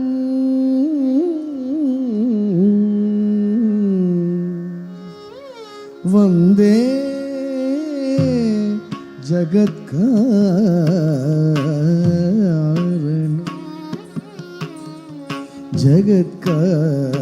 जगत्कारणं वन्दे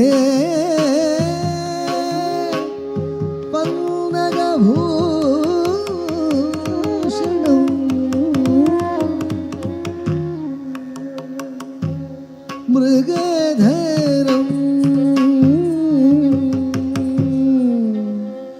वन्दे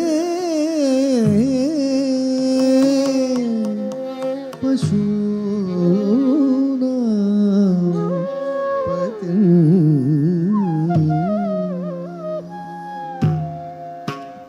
वन्दे सूर्य शशाङ्क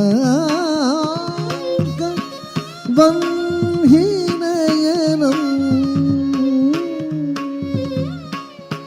वन्दे मुकुन्दप्रियं वन्दे भक्तजनाश्रयं च वरदम् वन्दे शिवं शङ्करं वन्दे शिवं शङ्करं शिवं शङ्करं वन्दे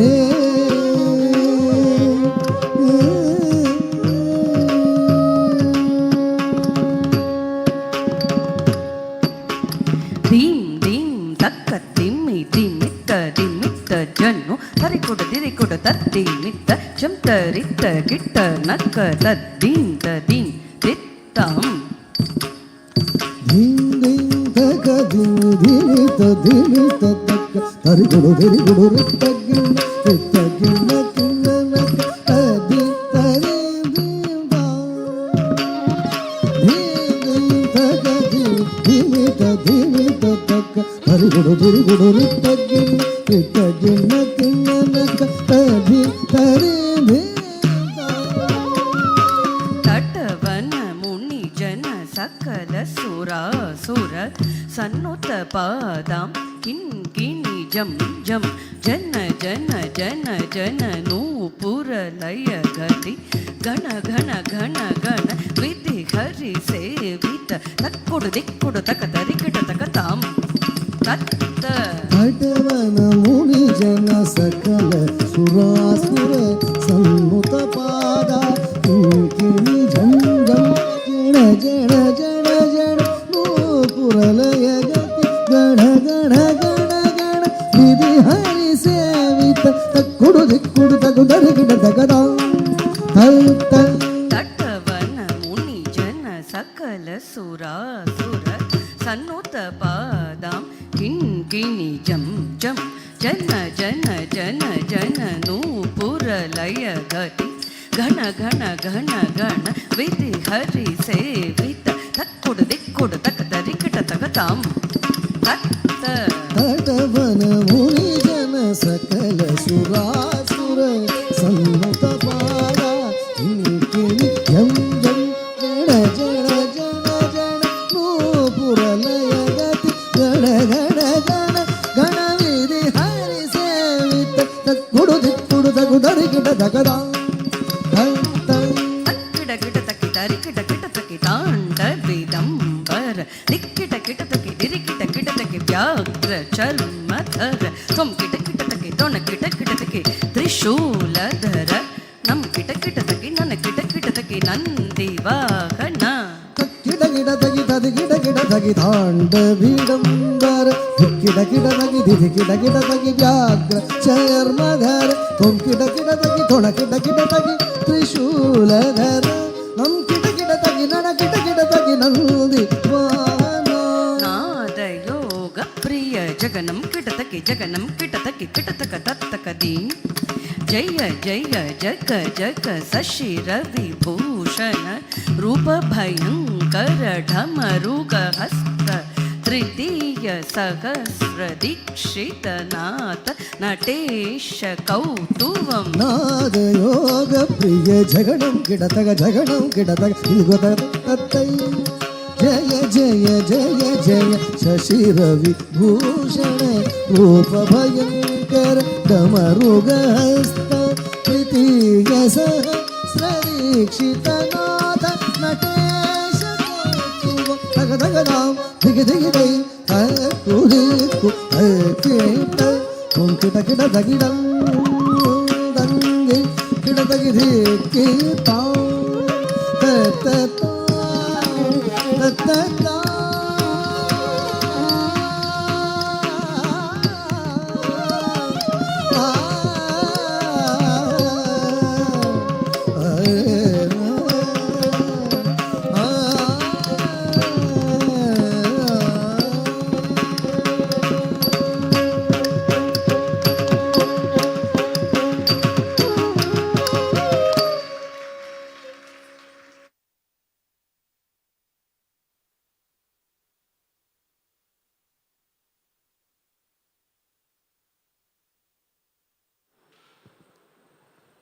Next, a hymn written by Sri Adi Shankaracharya, Lingashtakam, performed by Yogita, Smritika and Nishkala.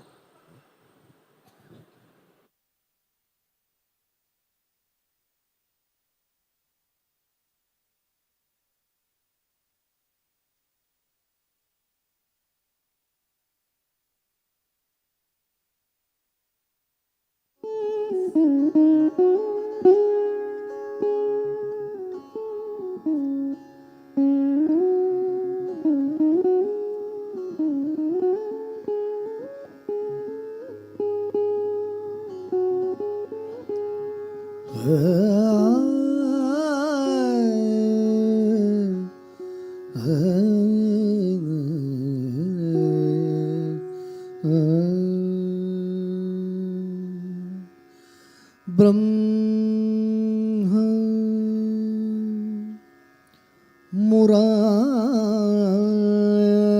Murari ಸುರ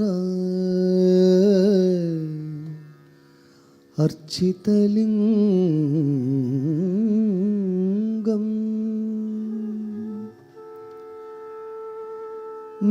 ನಿರ್ಮಲ ಭಾಸಿತ ಶೋಭಿತ ಲಿಂಗಂ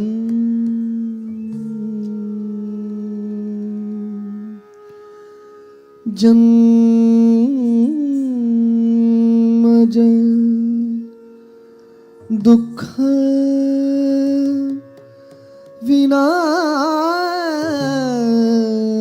ವಿನಾಶಕಲಿಂಗಂ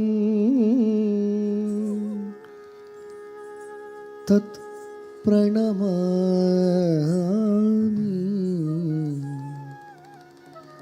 ಸದಾ ಶಿವ ಲಿಂಗಂ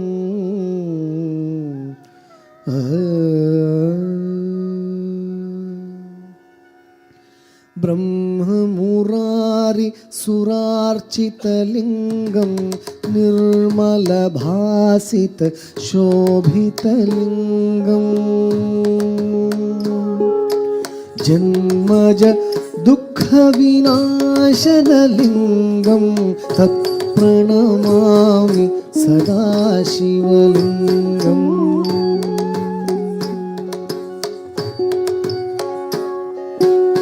ದೇವಮುನಿ ಪ್ರವರಾರ್ಚಿತಲಿಂಗಂ ಕಾಮದಹನ ಕರುಣಾಕರಲಿಂಗಂ ರಾವಣದರ್ಪ ವಿನಾಶನಲಿಂಗಂ ತತ್ ಪ್ರಣಮಾಮಿ ಸದಾ ಶಿವಲಿಂಗಂ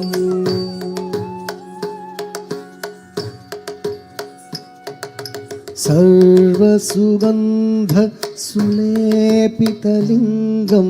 ಬುದ್ಧಿವಿವರ್ಧನ ಕಾರಣಲಿಂಗಂ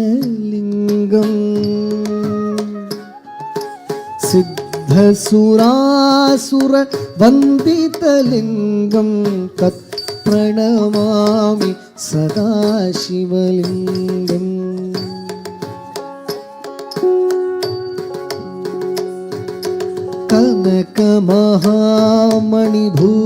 ಕನಕಮಹಾಮಣಿಭೂಷಿತಲಿಂಗಂ ಫಣಿಪತಿವೇಷ್ಟಿತ ಶೋಭಿತಲಿಂಗಂ ದಕ್ಷ ಸುಯಜ್ಞ ವಿನಾಶನಲಿಂಗಂ ತತ್ ಪ್ರಣಮಾಮಿ ಸದಾ ಶಿವಲಿಂಗಂ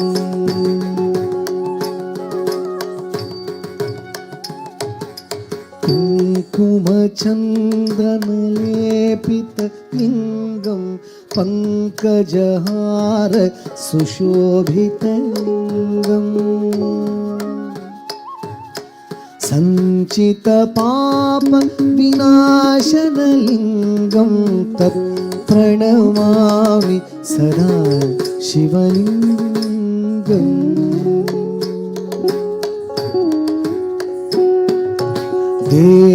ದೇವಗಣಾರ್ಚಿತ ಸೇವಿತಲಿಂಗಂ ಭಾವೈರ್ಭಕ್ತಿಭಿರೇವ ಚ ಲಿಂಗಂ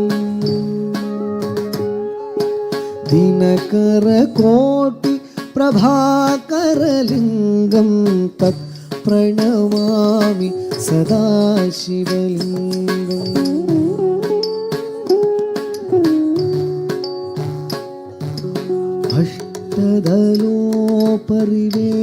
ಅಷ್ಟದಲೋಪರಿವೇಷ್ಟಿತಲಿಂಗಂ ಸರ್ವಸಮುದ್ಭವ ಕಾರಣಲಿಂಗಂ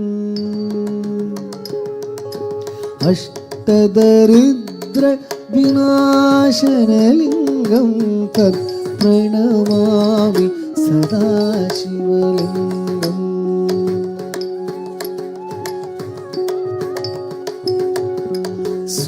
ಸುರಗುರು ಸುರವರ ಪೂಜಿತಲಿಂಗಂ ಸುರವನ ಪುಷ್ಪ ಸದಾರ್ಚಿತಲಿಂಗಂ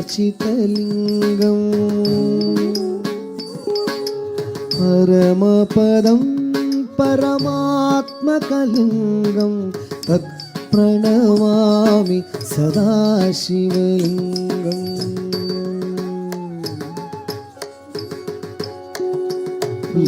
ಲಿಂಗಾಷ್ಟಕಂ ಗಿದಂ ಪುಣ್ಯಂ ಯಃ ಪಠೇತ್ ಶಿವಸನ್ನಿಧೌ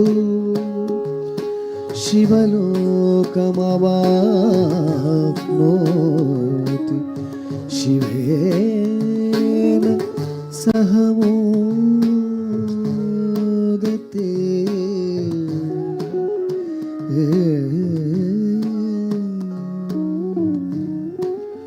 ಓಂ ನಮಃ ಶಿವಾಯ. ಓಂ ನಮಃ ಶಿವಾಯ. ಓಂ ನಮಃ ಶಿವಾಯ.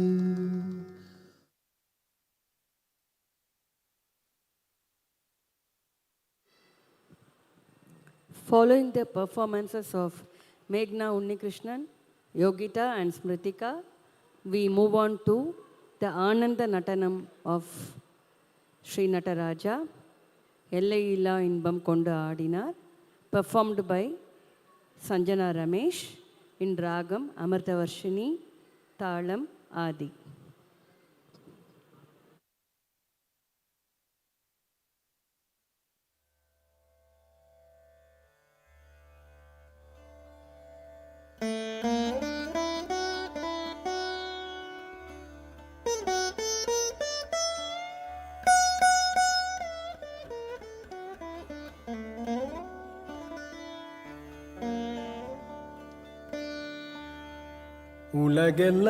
உலகெல்லாம் உணர்ந்து ஓதற்கரியவன்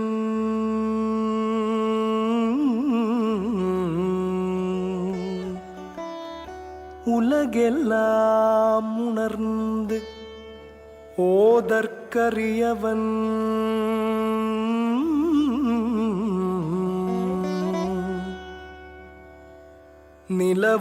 நிலவுலாவிய நீர்மலி வேணியன் நிலவுலாவிய நீர்மலி வேணியன் அலகில் ஜோதியன்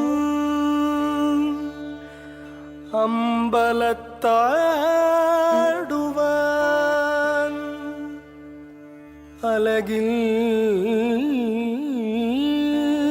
ஜோதியன்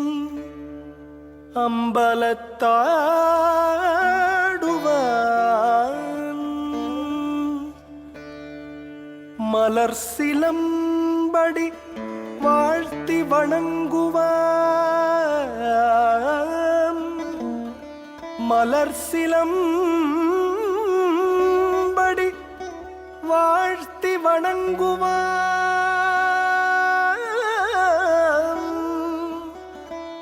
மலர் சிலம்படி வாழ்த்தி வணங்குவான்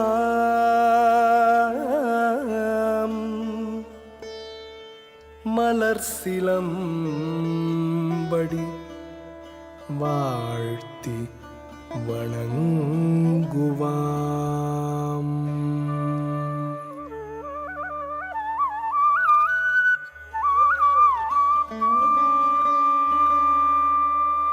எல்லையில்லா இன்பம் கொண்டு நடம் ஆடினார்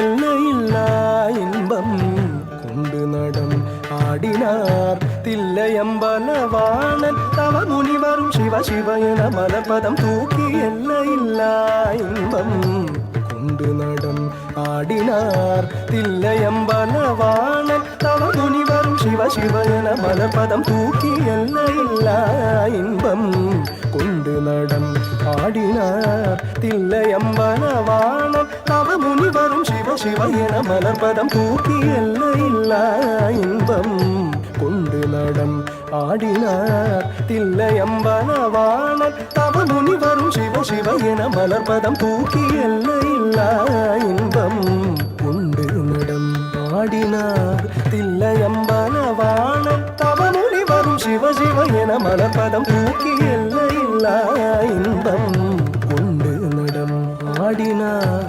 தில்லையம்பலவாணன் தவ முனிவரும் சிவ சிவ என மலர்பதம் தூக்கி எல்லையில்லா இன்பம் கொண்டு நடம் ஆடினார் தில்லையம்பலவாணன் தவ முனிவரும் சிவ சிவ என மலர்பதம் தூக்கி எல்லையில்லா இன்பம் கொண்டு நடம் ஆடினார் தில்லையம்பலவாணன் தவ முனிவரும் சிவ சிவ என மலர்பதம் தூக்கி எல்லையில்லா இன்பம் கொண்டு நடம் ஆடினார் தில்லையம்பலவாணன் தவ முனிவரும் சிவ சிவ என மலர்பதம் தூக்கி எல்லையில்லா இன்பம் கொண்டு நடம் ஆடினார் ஆடினார்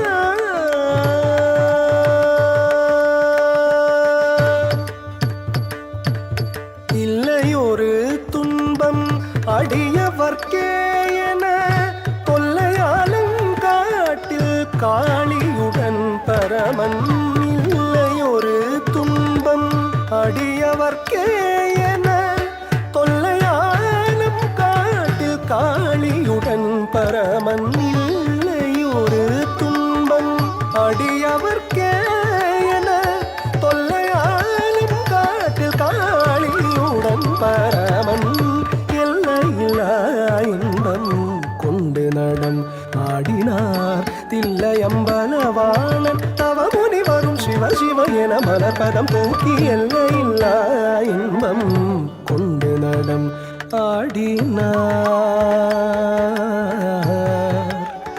ஆடினார் ஆடினார்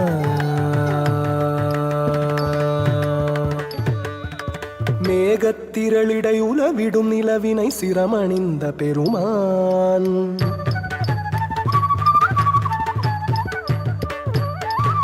கருணாகத்தினையே மார்பணிந்து புன்னகையுடன் காட்சி தருவான்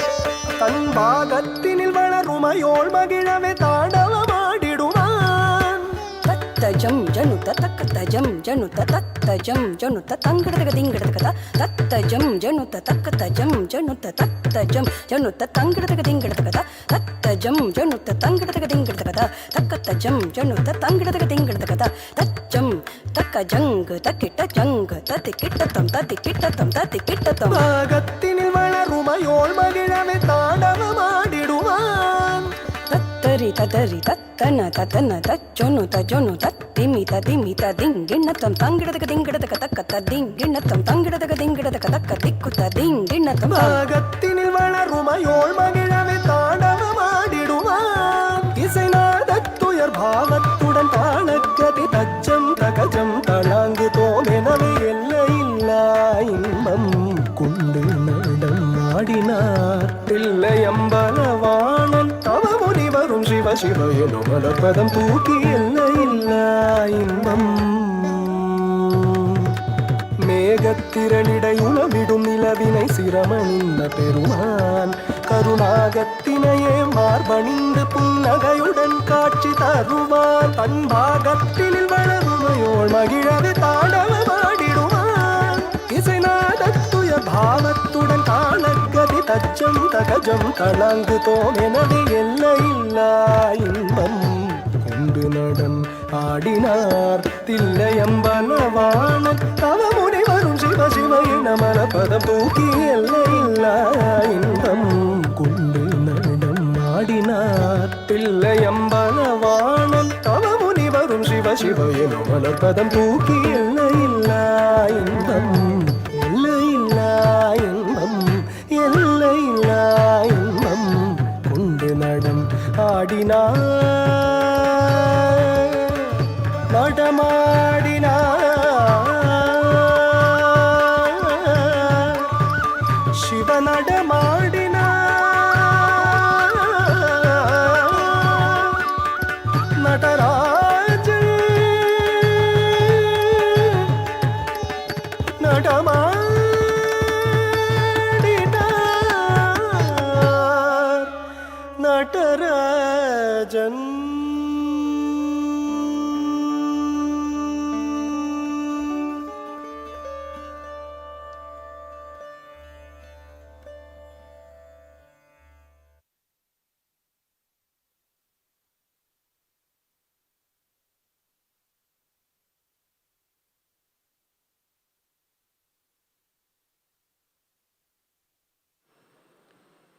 Next is a Dikshitar Kriti, Ardhanarishwaram, which depicts the masculine and feminine aspects of the universe as a single being.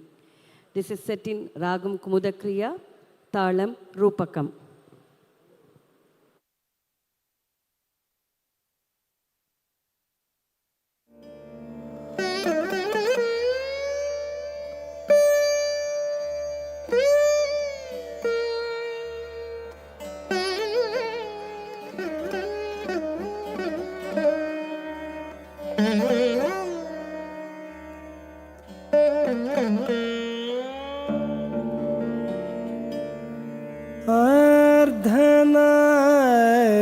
अर्धनारीश्वरम्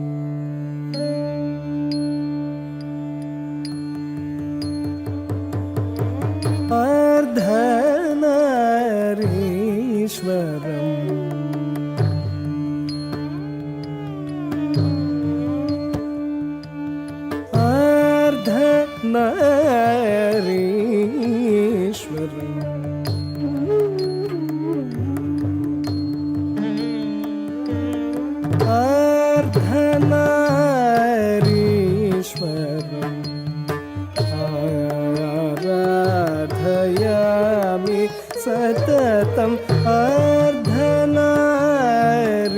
अर्धनारीश्वरम् आराधयामि सततम् अर्धनारीश्वरम्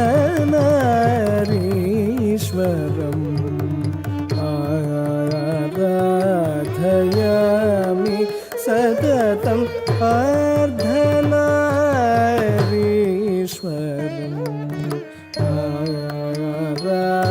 आराधयामि सततम् अर्धनारीश्वरम्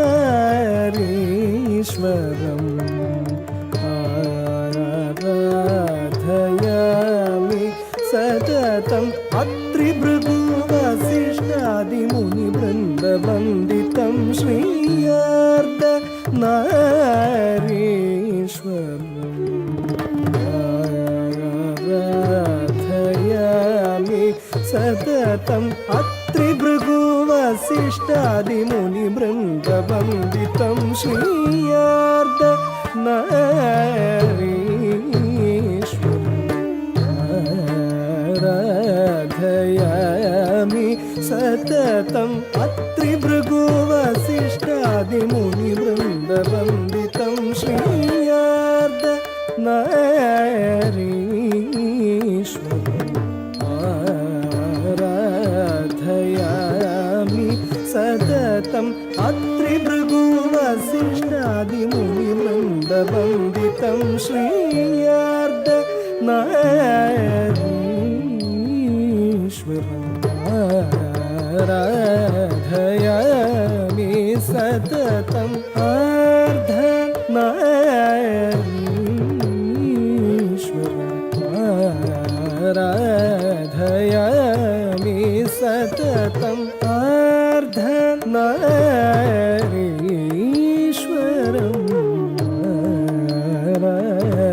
आराधयामि सततम् अत्रिभृगुवसिष्ठादिमुनिवृन्दवन्दितं श्रीयार्धनारीश्वरम् आराधयामि सततम् अत्रिभृगुवसिष्ठादिमुनिवृन्दवन्दितं श्रीयार्धनारीश्वरम्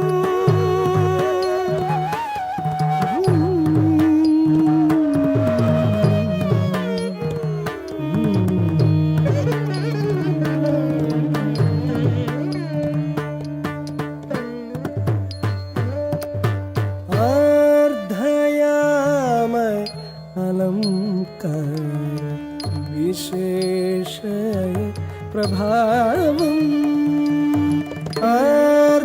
अर्धयामय अलङ्कार विशेषय प्रभावम् अर्धनारीश्वरी प्रियकरम् अभयकरं शिवम् अर्धनारीश्वरी प्रियकरम् अभयकरं शिवम् अर्धना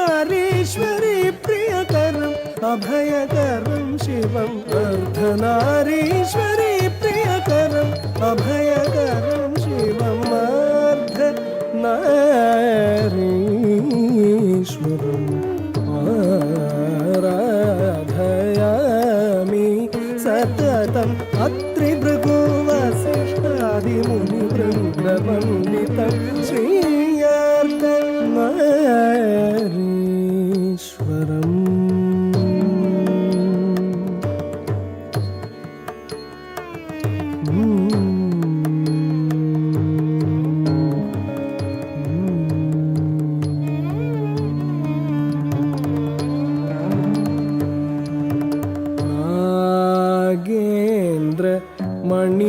मणिभूषितं नन्दितुरग आरोहितं Nagendra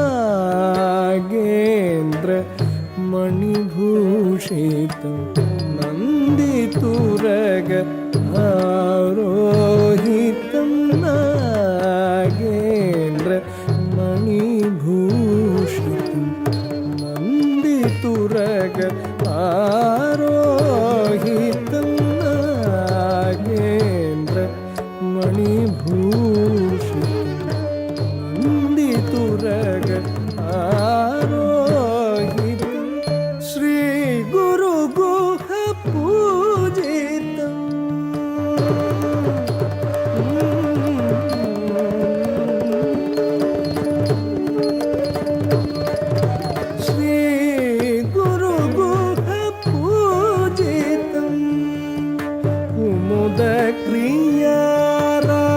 क्रियारागनूतं श्रीगुरुगुह पूजितं कुमुदक्रियारागनूतम् आगमादिसंयुतम् अनन्तवेदघोषितम् आगमादिसंयुतम् अनन्तवेदघोषितम् अमरेशादिसेवितम् आरक्तवर्णशोभितं अर्धनारीश्वरम्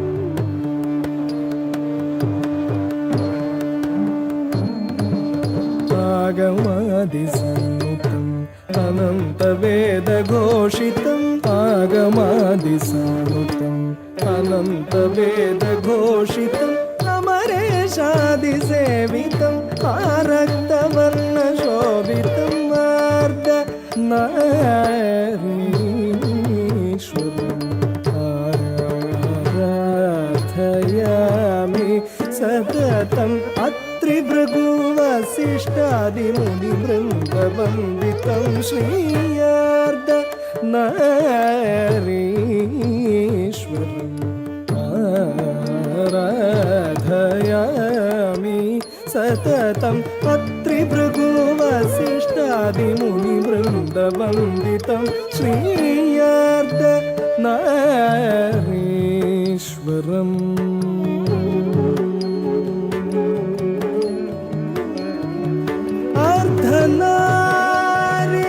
अर्धनारीश्वरम्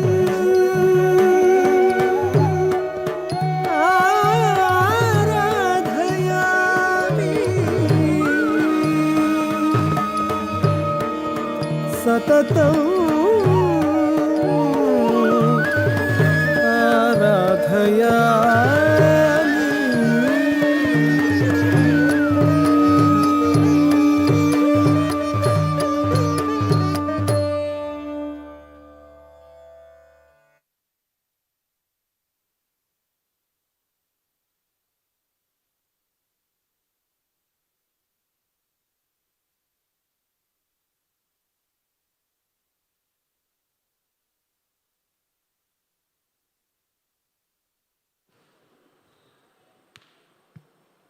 Next, we move on to a Dasakriti on Lord Shiva, Chandra Choda Shivashankara Parvati, set to Ragamalika Aditalam, performed by Smritika, Meghna Unni and Nishkala.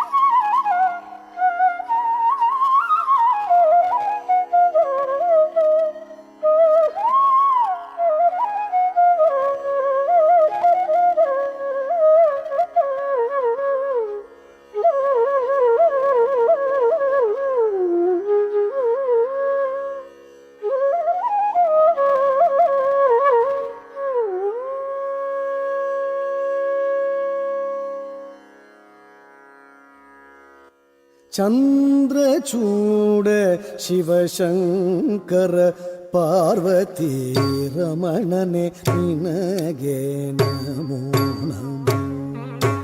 Chandrachud Shivashankara Parvati ರಮಣನೆ ನಿನಗೆ ನಮೋ ನಮೋ. ಚಂದ್ರಚೂಡ ಶಿವಶಂಕರ ಪಾರ್ವತಿ ರಮಣನೆ ನಿನಗೆ ನಮೋ ನಮೋ. ಚಂದ್ರಚೂಡ ಶಿವಶಂಕರ ಪಾರ್ವತಿ ರಮಣನೆ ನಿನಗೆ ನಮೋ ನಮೋ. ಸುಂದರ ಮೃಗಧರ ಪಿನಾಕಧನುಕರ ಗಂಗಾಶಿರ ಗಜ ಚರ್ಮಾಂಬರಧರ. ಸುಂದರ ಮೃಗಧರ ಪಿನಾಕಧನುಕರ ಗಂಗಾಶಿರ ಗಜ ಚರ್ಮಾಂಬರಧರ. ಚಂದ್ರಚೂಡ ಶಿವಶಂಕರ ಪಾರ್ವತಿ ರಮಣನೆ ನಿನಗೆ ನಮೋ ನಮೋ. ಸುಂದರ ಮೃಗಧರ ಪಿನಾಕ ಧನುಕರ ಗಂಗಾಶಿರ ಗಜ ಚರ್ಮಾಂಬರಧರ. ಚಂದ್ರಚೂಡ ಶಿವಶಂಕರ ಪಾರ್ವತಿ ರಮಣನೆ ನಿನಗೆ ನಮೋ ನಮೋ.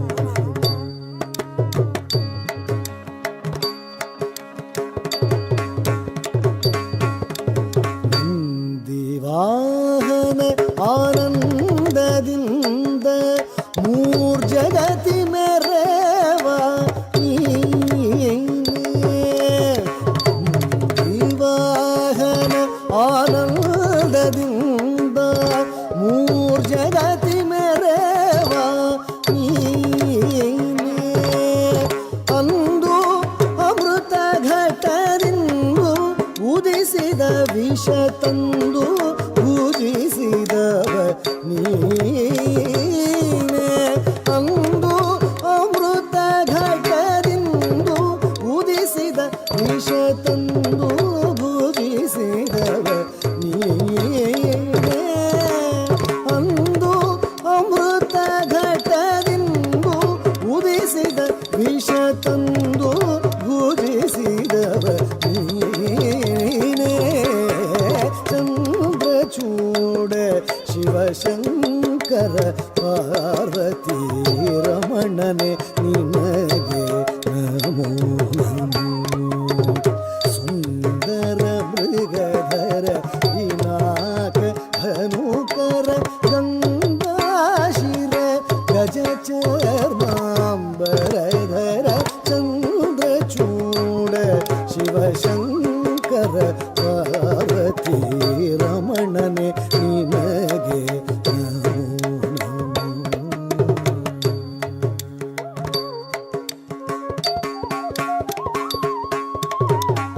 ಕಂದರ್ಪನ ಕ್ರೋಧದಿಂದ ಕಣ್ತೆರೆದು ಕೊಂದ ಉಗ್ರನು ನೀನೆ. ಕಂದರ್ಪನ ಕ್ರೋಧದಿಂದ ಕಣ್ತೆರೆದು ಕೊಂದ ಉಗ್ರನು ನೀನೆ. ಕಂದರ್ಪನ ಕ್ರೋಧದಿಂದ ಕಣ್ತೆರೆದು ಕೊಂದ ಉಗ್ರನು ನೀನೆ. ಇಂದಿರೇಶ ಶ್ರೀರಾಮನ ನಾಮವ ಚಂದದಿ ಪೊಗಳುವ ನೀನೆ. ಇಂದಿರೇಶ ಶ್ರೀರಾಮನ ನಾಮವ ಚಂದದಿ ಪೊಗಳುವ ನೀನೆ. ಚಂದ್ರಚೂಡ ಶಿವಶಂಕರ ಪಾರ್ವತಿ ರಮಣನೆ ನಿನಗೆ ನಮೋ ನಮೋ.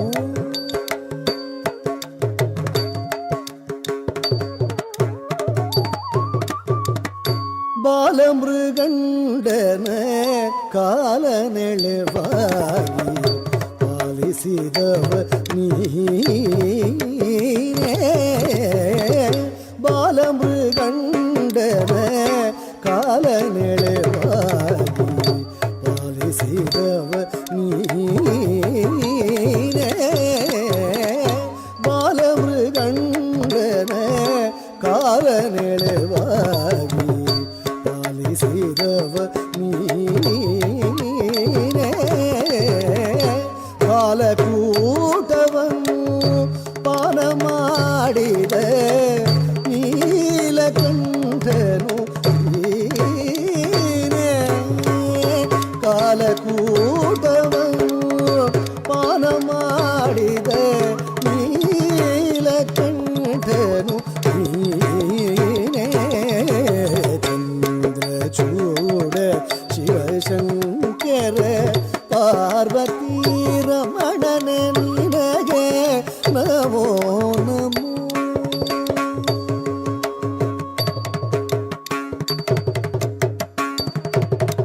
ಧರಗೆ ದಕ್ಷಿಣ ಕಾವೇರಿ ತೀರ ಕುಂಭಪುರವಾಸನು ನೀನೇ ಧರಗೆ ದಕ್ಷಿಣ ಕಾವೇರಿ ತೀರ ಕುಂಭಪುರವಾಸನು ನೀನೇ ಕರದಲ್ಲಿ ವೀಣೆಯ ಗಾನವ ಮಾಡುವ ಉರಗಭೂಷಣನು ನೀನೇ ಕರದಲ್ಲಿ ವೀಣೆಯ ಗಾನವ ಮಾಡುವ ಉರಗಭೂಷಣನು ನೀನೇ ಕೊರಳಲ್ಲಿ ಭಸ್ಮ ರುದ್ರಾಕ್ಷವ ಧರಿಸಿದ ಪರಮ ವೈಷ್ಣವನು ನೀನೇ ಕೊರಳಲ್ಲಿ ಭಸ್ಮ ರುದ್ರಾಕ್ಷವ ಧರಿಸಿದ ಪರಮ ವೈಷ್ಣವನು ನೀನೇ ಗರುಡ ಗಮನ ಶ್ರೀ ಪುರಂದರ ವಿಠಲಗೆ ಪ್ರಾಣ ಪ್ರಿಯನು ನೀನೇ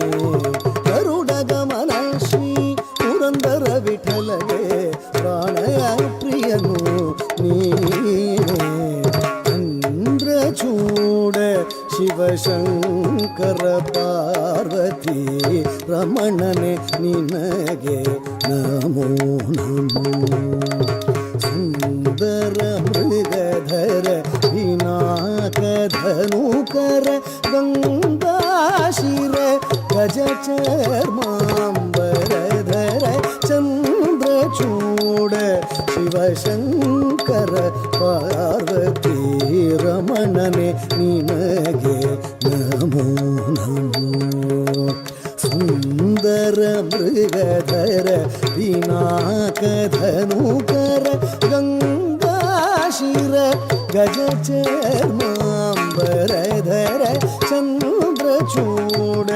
ಶಿವಶಂಕರ ಪಾರ್ವತಿ ರಮಣನೆ ನಿನಗೆ ನಮೋ ನಮೋ ಪಾರ್ವತಿ ರಮಣನೆ ನಿನಗೆ ನಮೋ ನಮೋ ಪಾರ್ವತಿ ರಮಣನೆ ನಿನಗೆ ನಮೋ ನಮೋ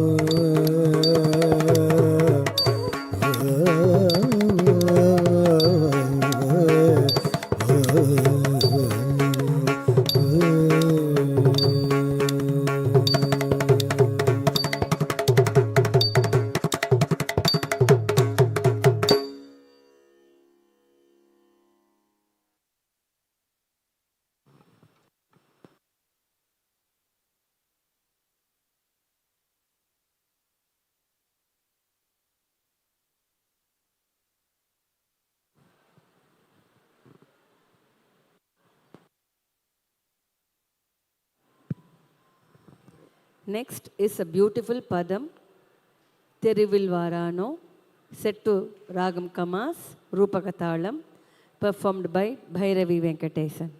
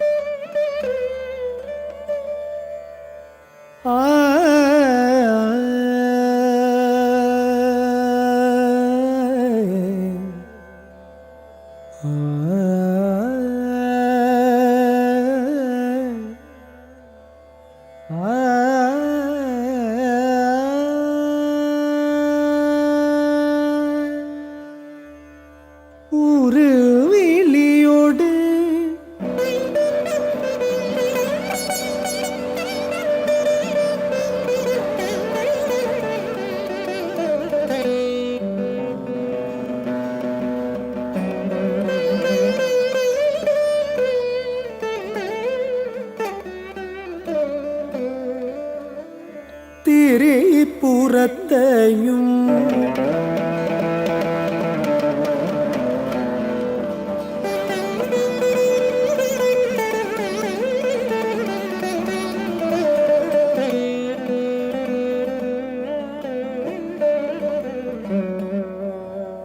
உடன் நெறி செய்த நடனராஜன்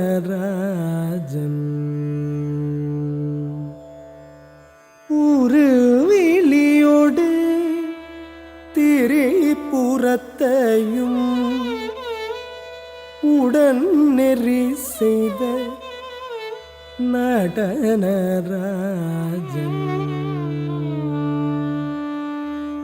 தெருவில் வாரானோ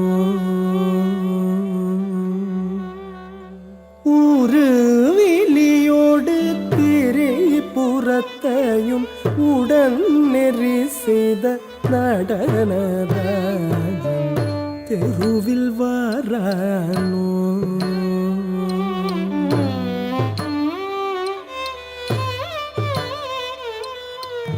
தெருவில் வாரானோ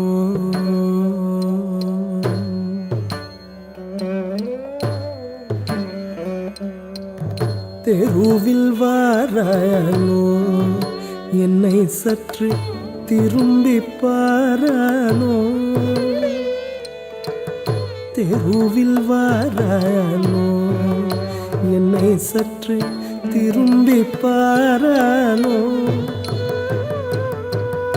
தெருவில் வாரானோ என்னை சற்று திரும்பி பாரானோ நடராஜன் தெருவில் வாரானோ என்னை சற்று திரும்பி பாரானோ நடராஜன் தெருவில் வாரானோ என்னை சற்று திரும்பி பாரானோ நடராஜன் தெருவில் வாரானோ என்னை சற்று திரும்பி பாரானோ நடராஜன் தெருவில் வாரானோ என்னை சற்று திரும்பி பாரானோ நடராஜன் தெருவில் வாரானோ என்னை சற்று திரும்பி பாரானோ நடராஜன் தெருவில் வாரானோ நடராஜன்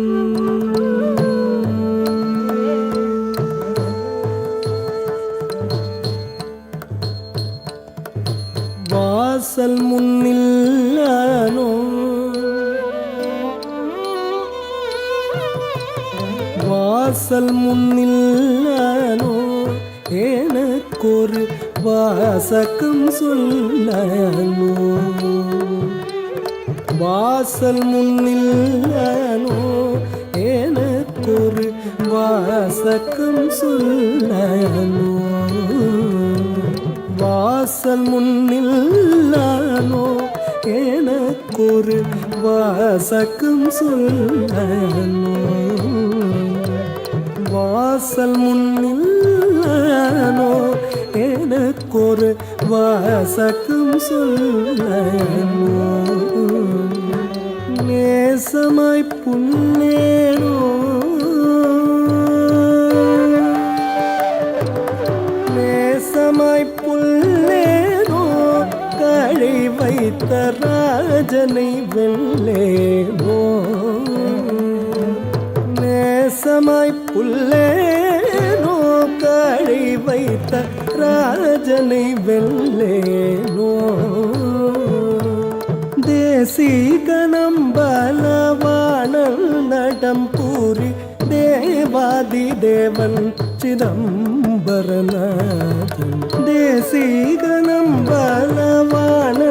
நடம் பூரி தேவாதி தேவன் சிதம்பரநாதன் தெருவில் வாரானோ என்னை சற்று திரும்பி பாரானோ நடராஜன் தெருவில் வாரானோ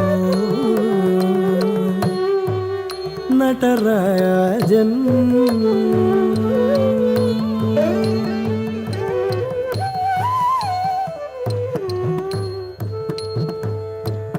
பொழுது போகுதில்லையே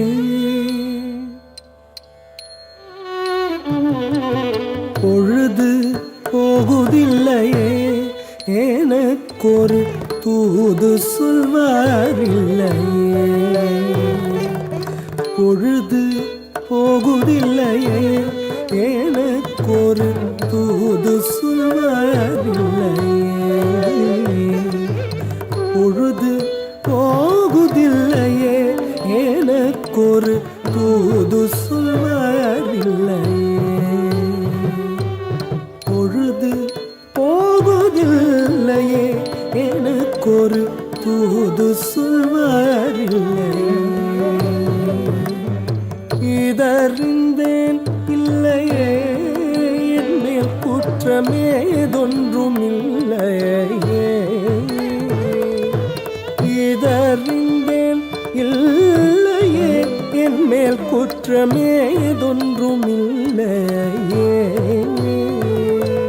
வேதனும் மாலும் மூவாயிரவரும் திரள் விண்ணவரும் தொழையாடிய வேதனும் மாலும் மூவாயிரவரும் திரள் விண்ணவரும் தொழையாடிய பாதம் தெருவில் வரையனோ என்னை சற்று திரும்பி பாரோ தெருவில் வரையனோ என்னை சற்று திரும்பி பாரானோ நடராஜன் தெருவில் வரையனோ நடராஜன் நடராஜன்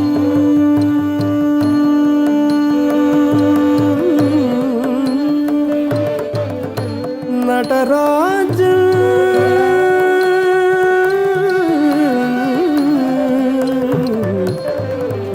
நடராஜன்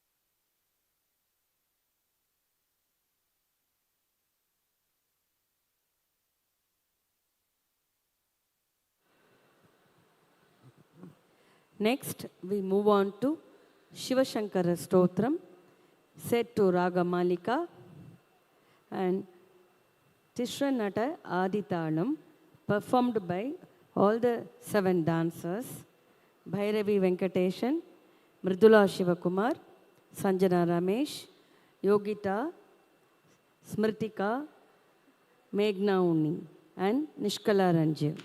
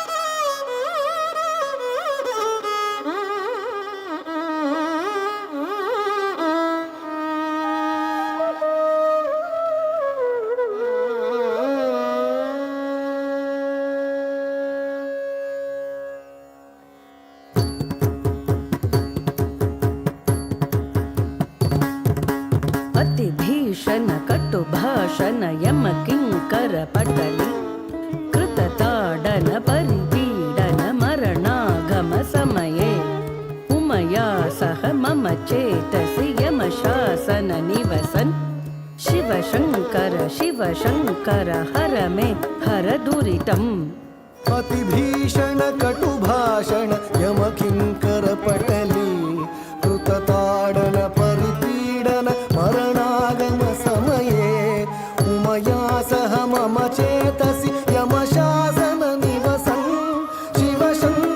शिव शङ्कर हर मे हर दुरितम् शिव शङ्कर हर मे हर दुरितम् शिव शङ्कर हर मे हर दुरितम् हर मे हर दुरितम् असतीन्द्रिय विषयोदय सुख सात्कृत सुकृते परदूषण परिमोक्षण कृतपातक विकृते शमनानन भवकानन निरतेर्भव शरणं शिव शङ्कर हर मे हर दुरितम् असदिन्द्रिय विषयोदय सुख सात्कृत सुकृते परदूषण परिमोक्षण कृतपातक विकृते शमनानन भवकानन निरतेर्भव शरणं शिव शङ्कर हर मे हर दुरितम् शिव शङ्कर हर मे हर दुरितम् शिव शङ्कर हर मे हर दुरितम् हर मे हर दुरितम् विषयाभिधबटिषायुध पिशितायित सुखतो मकरायित गति संस्कृति कृत साहस विपदम् परमालय परिपालय परितापित मनिषम् शिव शङ्कर हर मे हर दुरितम् विषयाभिध बडिशायुध पिशितायित सुखतो मकरायित गति संस्कृति कृत साहस विपदम् परमालय परिपालय परितापित मनिषम् शिव शङ्कर हर मे हर दुरितम् शिव शङ्कर हर मे हर दुरितम् शिव शङ्कर हर मे हर दुरितम् हर मे हर दुरितम् दयिता मम दुहिता मम जननी मम जनको मम कल्पितमति सन्तति मरुभूमिषु निरतम् गिरिजा सकजनिता सुखवसतिं कुरु सुखिनम् शिव शङ्कर हर मे हर दुरितम् दयिता मम दुहिता मम जननी मम जनको मम कल्पितमति सन्तति मरुभूमिषु निरतम् गिरिजा सखजनिता सुखवसतिं कुरु सुखिनम् शिव शङ्कर हर मे हर दुरितम् शिव शङ्कर हर मे हर दुरितम् शिव शङ्कर हर मे हर दुरितम् हर मे हर दुरितम् जनिनाशन मृतिमोचन शिव पूजन निरते अभितो दृशमिदमीदृशमहमावह इतिहा गज गच्छप जनितश्रम विमली कुरु सुमतिम् शिव शङ्कर हर मे हर दुरितम् जनिनाशन मृतिमोचन शिव पूजन निरते अभितो दृशमिदमीदृश महमावह इतिहा गज कच्छप जनितश्रम विमली कुरु सुमतिम् शिव शङ्कर हर मे हर दुरितम् शिव शङ्कर हर मे हर दुरितम् शिव शङ्कर हर मे हर दुरितम् हर मे हर दुरितम्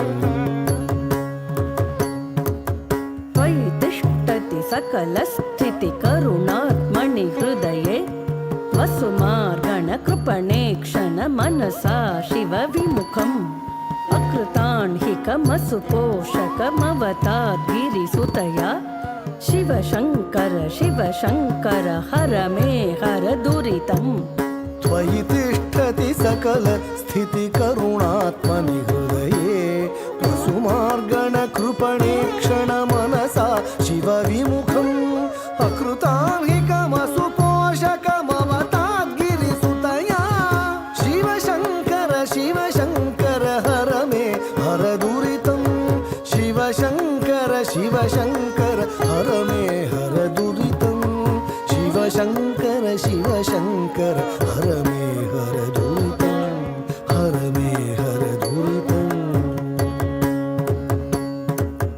पितराविति सुखदाविति शिशुना कृत हृदयौ शिवया हृत भयके हृदि जनितं तव सुकृतम् इति मे शिव हृदयं भवता तव दयया शिव शङ्कर हर मे हर दुरितम् पितराविति सुखदाविति शिशुना कृत हृदयौ शिवया हृत भयके हृदि जनितं तव सुकृतम् इति मे शिव हृदयं भवता तव दयया शिव शङ्कर हर मे हर दुरितम् शिव शङ्कर हर मे हर दुरितम् शिव शङ्कर हर मे हर दुरितम् हर मे हर दुरितम् शरणागत भरनाश्रित करुणामृत जलधे शरणं तव चरणौ शिव मम संसृति वसते परिचिन्मय जगदामय भिषजे अतिरवतात् शिव शङ्कर हर मे हर दुरितम् शरणागत भरणाश्रित करुणामृत जलधे शरणं तव चरणौ शिव मम संसृति वसते परिचिन्मय जगदामय विषजे अतिरवतात् शिव शङ्कर हर मे हर दुरितम् शिव शङ्कर हर मे हर दुरितम् शिव शङ्कर हर मे हर दुरितम् हर मे हर दुरितम्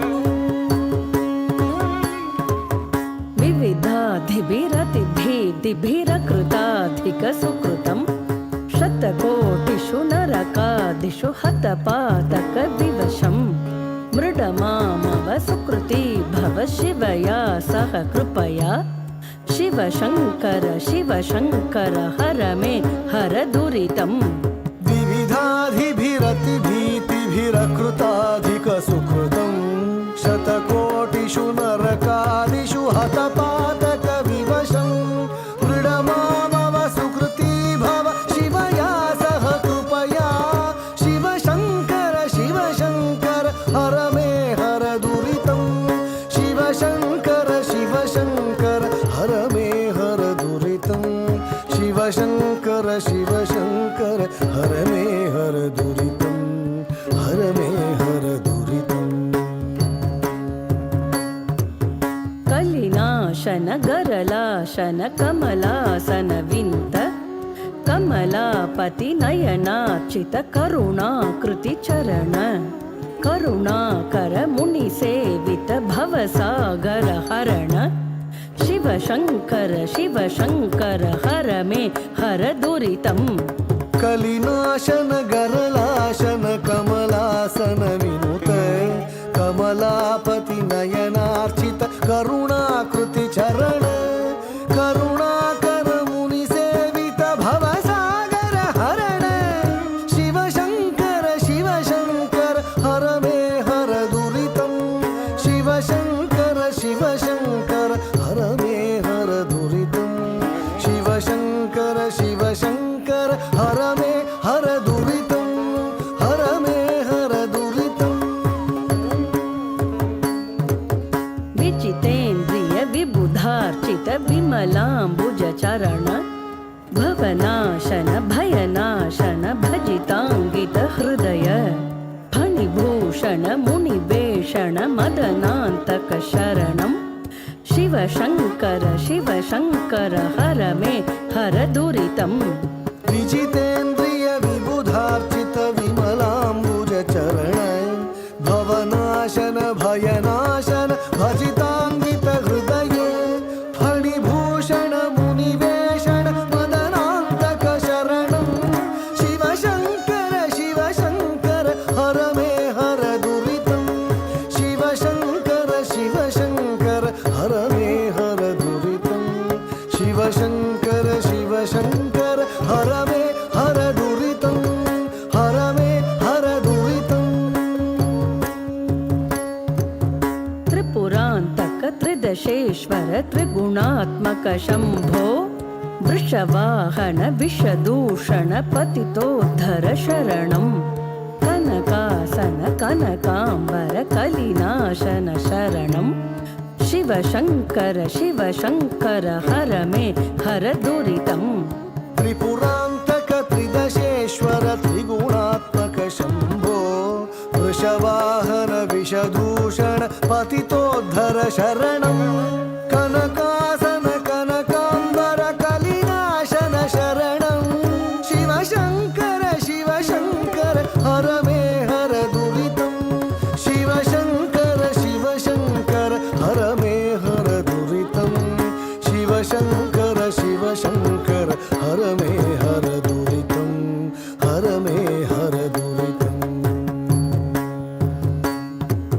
ಶಿವಶಂಕರ ಶಿವಶಂಕರ ಶಿವಶಂಕರ ಶಂಭೋ ಶಿವಶಂಕರ ಶಿವಶಂಕರ ಶಿವಶಂಕರ ಶಂಭೋ ಶಿವಶಂಕರ ಶಿವಶಂಕರ ಶಿವಶಂಕರ ಶಂಭೋ ಶಿವಶಂಕರ ಶಿವಶಂಕರ ಶಿವಶಂಕರ ಶಂಭೋ ಶಿವಶಂಕರ ಶಂಭೋ ಶಿವಶಂಕರ ಶಂಭೋ ಶಂಭೋ ಶಂಭೋ ಶಂಭೋ ಶಂಭೋ ಶಂಭೋ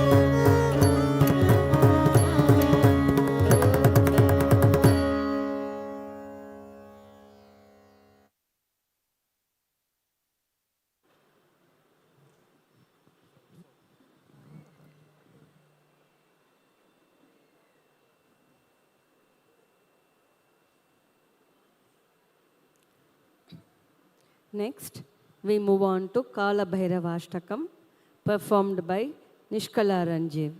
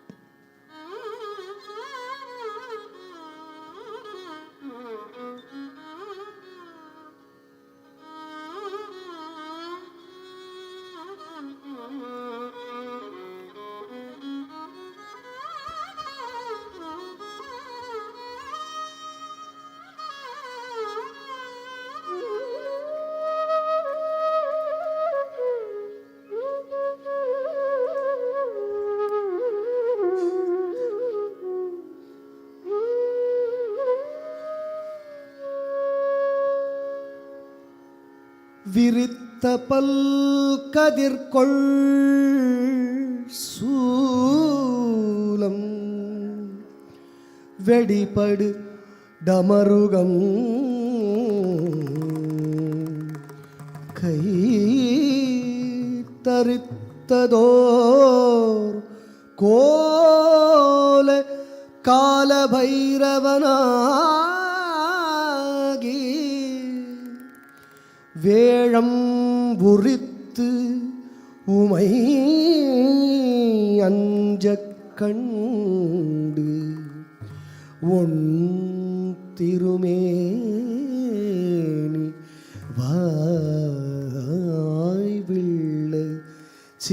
திருத்தருள் செய்தார் வாய் விள்ளச் சிரித்தருள் செய்தார் சேரை செல்நெறி செல்வனாரே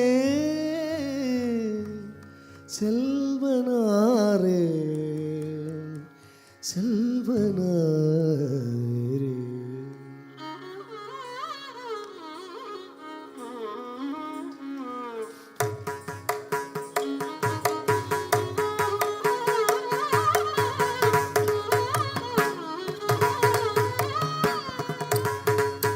देवराज सेव्यमान पावनाङ्घ्रि पङ्कजम्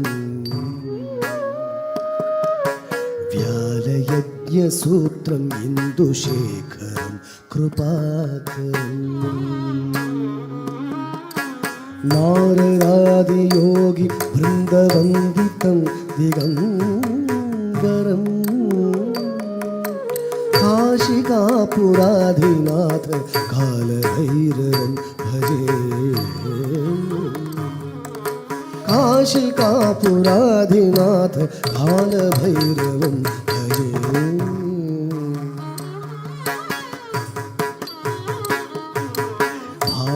भानुकोटिभास्वरं भवाद्धितारकं परम् नीलकण्ठमीप्सितार्थदायकं त्रिलोचनम् कालकालमम्बुजाक्षमक्ष शूलमक्षरम् काशिकापुराधिनाथ कालभैरवं भजे काशिकापुराधिनाथ कालभैरवं भजे.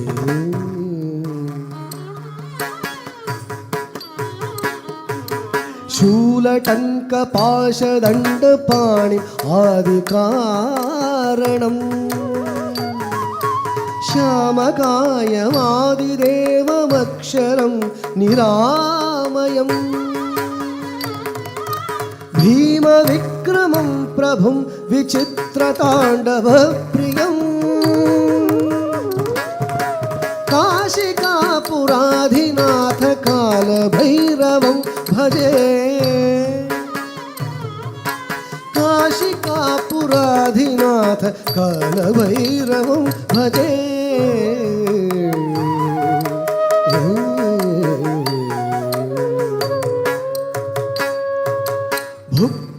भुक्तिमुक्तिदायकं प्रशस्तचारुविग्रहम् भक्तवत्सलं शिवं समस्तलोकविग्रहम् विनिक्वणं मनोज्ञहेमकिङ्किणील सत्कटिं काशिकापुराधिनाथ कालभैरवं भजे काशिकापुराधिनाथ कालभैरवं भजे.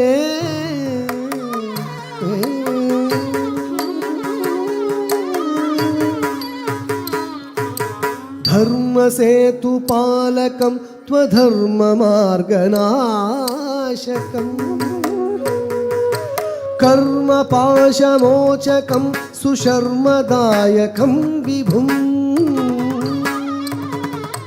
स्वर्णवर्णशेषपाशशोभिताङ्गमण्डलम् काशिकापुराधिनाथ कालभैरवं भजे काशिकापुराधिनाथ कालभैरवं भजे.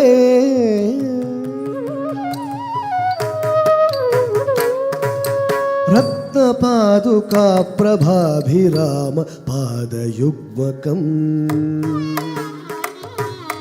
नित्यमद्वितीयमिष्टदैवतं निरञ्जनम् मृत्युदर्पनाशनं करालदंष्ट्रमोक्षणम् काशिकापुराधिनाथ कालभैरवं भजे काशिकापुराधिनाथ कालभैरवं भजे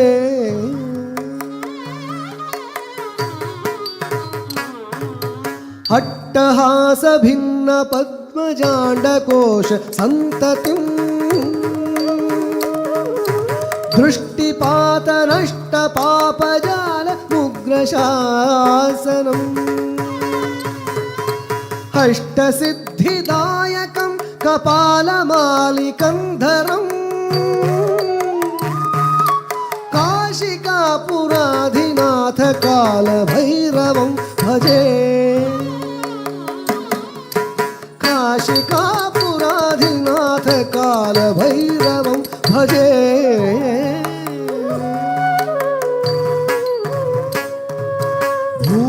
भूतसङ्घनायकं विशालकीर्तिदायकम् काशीवासलोकपुण्यपापशोधकं विभुम् नीतिमार्गकोविदं पुरातनं जगत्पतिम् काशिकापुराधिनाथ कालभैरवं भजे काशिकापुराधिनाथ कालभैरवं भजे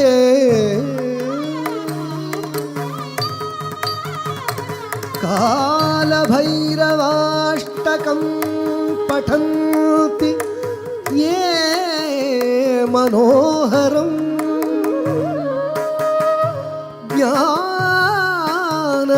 ज्ञानमुक्तिसाधकं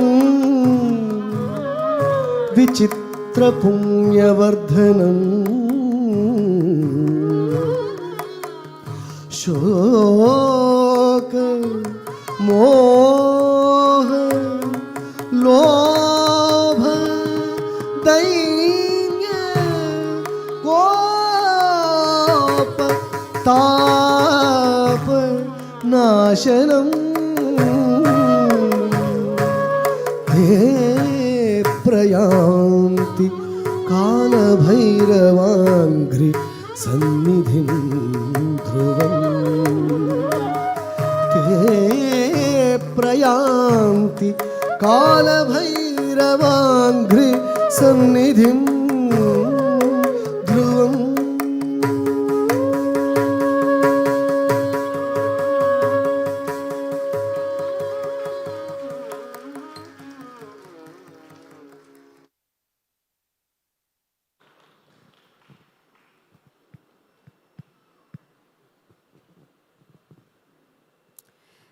Next, we move on to a vibrant bhajan, Bolo Bolo Sabmil Bolo, Om Namah Shivaya, performed by all the 7 dancers. Bhairavi Venkateshan, Sanjana Ramesh, Mridula Shivakumar, Nishkala Ranjiv, Smritika Janardhanan, Yogita and Meghna Unnikrishnan.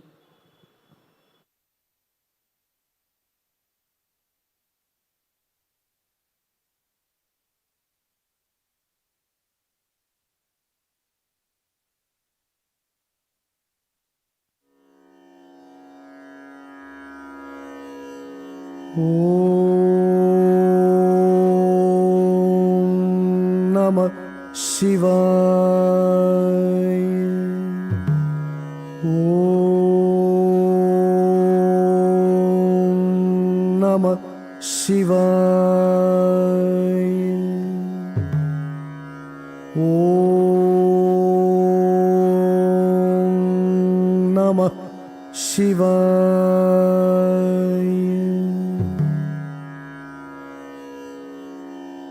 नमः शिवाय कीर्तनम्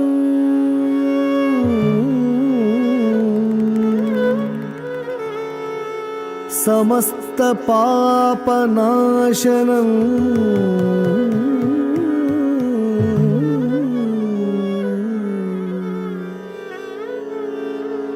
नमः शिवाय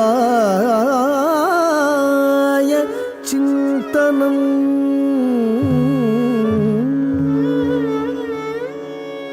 समस्तलोक रञ्जनम्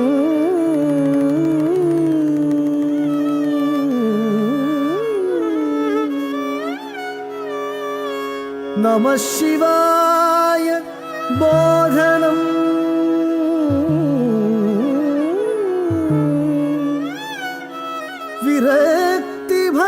विरक्तिभक्तिवर्धनम्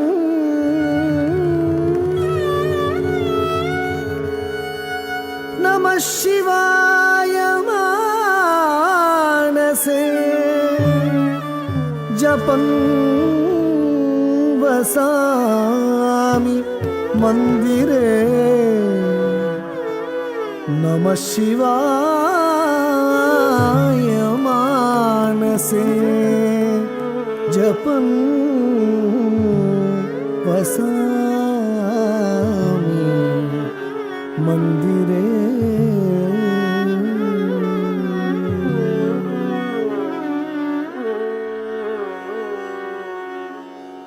बोलो बोलो सब मिल बोलो ओम नमः शिवाय बोलो बोलो सब मिल बोलो ओम नमः शिवाय ओम नमः शिवाय ओम नमः शिवाय ओम नमः शिवाय ओम नमः शिवाय बोलो बोलो सब मिल बोलो ओम नमः शिवाय बोलो बोलो सब मिल बोलो ओम नमः शिवाय ओम नमः शिवाय ओम नमः शिवाय ओम नमः शिवाय ओम नमः शिवाय बोलो बोलो सब मिल बोलो ओम नमः शिवाय बोलो बोलो सब मिल बोलो ओम नमः शिवाय ओम नमः शिवाय ओम नमः शिवाय ओम नमः शिवाय ओम नमः शिवाय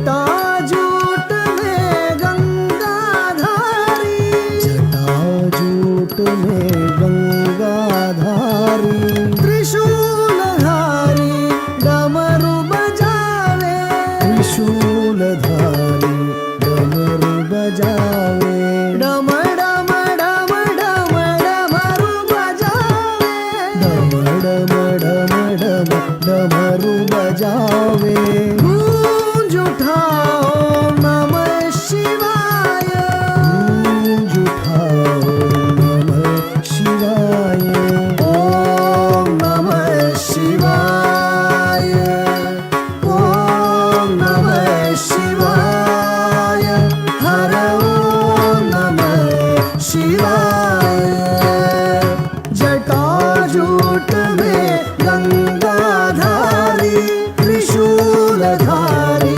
डमरू बजावे डम डम डम डम डमरू बजावे गूंज उठाओ नमः शिवाय ओम नमः शिवाय हर ओम नमः शिवाय हर ओम नमः शिवाय बोलो बोलो सब मिल बोलो ओम नमः शिवाय बोलो बोलो सब मिल बोलो ओम नमः शिवाय ओम नमः शिवाय ओम नमः शिवाय ओम नमः शिवाय ओम नमः शिवाय बोलो बोलो सब मिल बोलो ओम नमः शिवाय बोलो बोलो सब मिल बोलो ओम नमः शिवाय जटाजूट में गंगाधारी त्रिशूलधारी डमरू बजावे डम डम डम डम डमरू बजावे गूंज उठाओ नमः शिवाय प्रेम से बोलो नमः शिवाय प्रेम से बोलो नमः शिवाय भाव से बोलो नमः शिवाय भाव से बोलो नमः शिवाय जोर से बोलो नमः शिवाय जोर से बोलो नमः शिवाय ओम नमः शिवाय हर ओम नमः शिवाय हर ओम नमः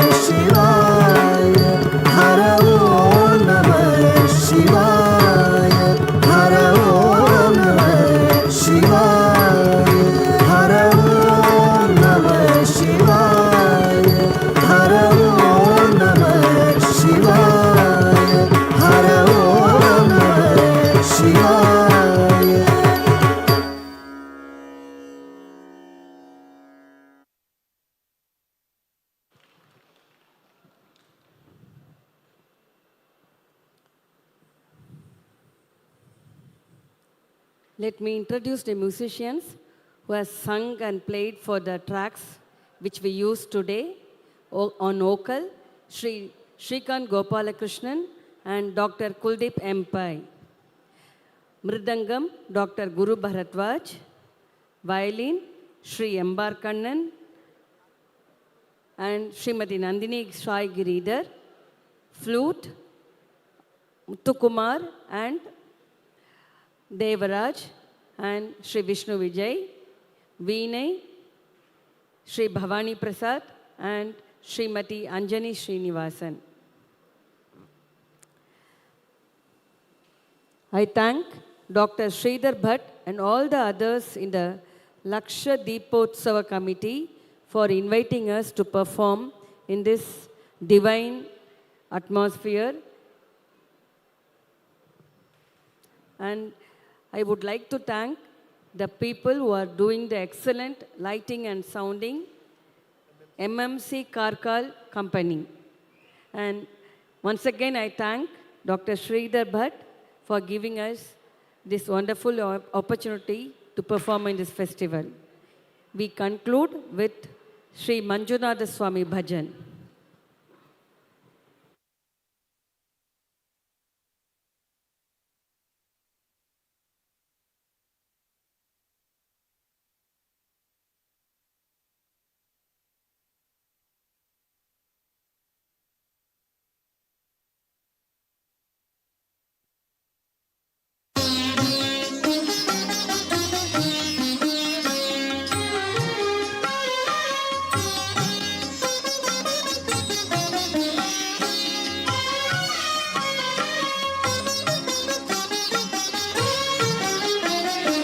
ಶ್ರೀ ಮಂಜುನಾಥ ನೀ ಅನ್ನದಾತ ಈ ಲೋಕವೆಲ್ಲಕ್ಕೂ ನೀ ಭಾಗ್ಯದಾತ ಶ್ರೀ ಮಂಜುನಾಥ ನೀ ಅನ್ನದಾತ ಈ ಲೋಕವೆಲ್ಲಕ್ಕೂ ನೀ ಭಾಗ್ಯದಾತ ಶ್ರೀ ಮಂಜುನಾಥ ನೀ ಅನ್ನದಾತ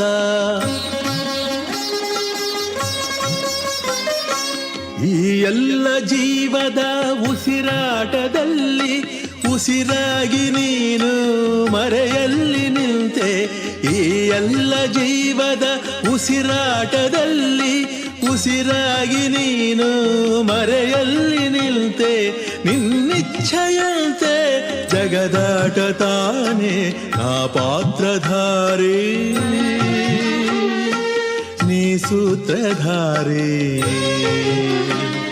ಶ್ರೀ ಮಂಜುನಾಥ ನೀ ಅನ್ನದಾತ ಈ ಲೋಕವೆಲ್ಲಕ್ಕೂ ನೀ ಭಾಗ್ಯದಾತ ಶ್ರೀ ಮಂಜುನಾಥ ನೀ ಅನ್ನದಾತ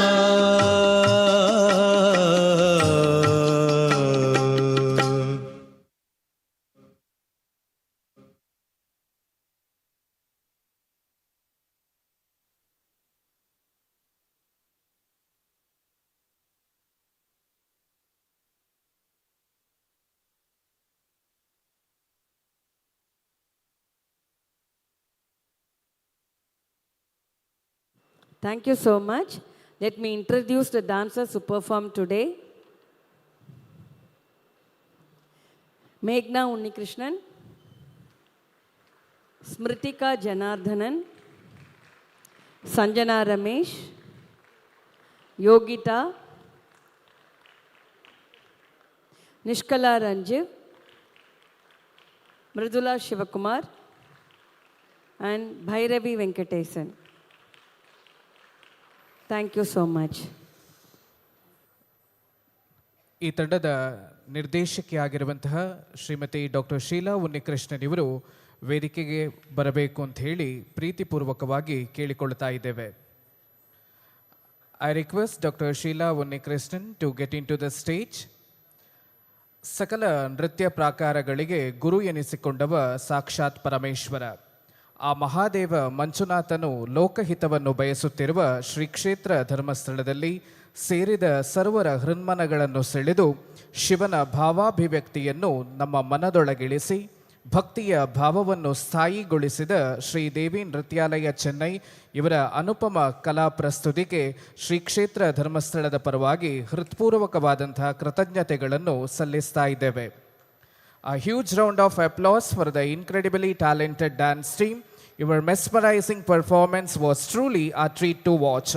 The energy, the rhythm, the coordination and the passion you brought on the stage were simply enjoying. Thank you for sharing your talent with us and making this event so special. ನಾನು ಶ್ರೀ ಕ್ಷೇತ್ರ ಧರ್ಮಸ್ಥಳದ ಪರವಾಗಿ ಕ್ಷೇಮವನದ ಕಾರ್ಯನಿರ್ವಾಹಕ ನಿರ್ದೇಶಕರಾಗಿರುವಂತಹ ಶ್ರೀಮತಿ ಶ್ರದ್ಧಾ ಅಮಿತ್ ಇವರು ತಂಡದ ನಿರ್ದೇಶಕಿಯಾಗಿರುವಂತಹ doctor Sheela Unnikrishnan ಹಾಗೂ ಇಡೀ ತಂಡವನ್ನು ಗೌರವಿಸಬೇಕು ಅಂತ ಹೇಳಿ ಭಿನ್ನವಿಸಿಕೊಳ್ತಾ ಇದ್ದೇನೆ.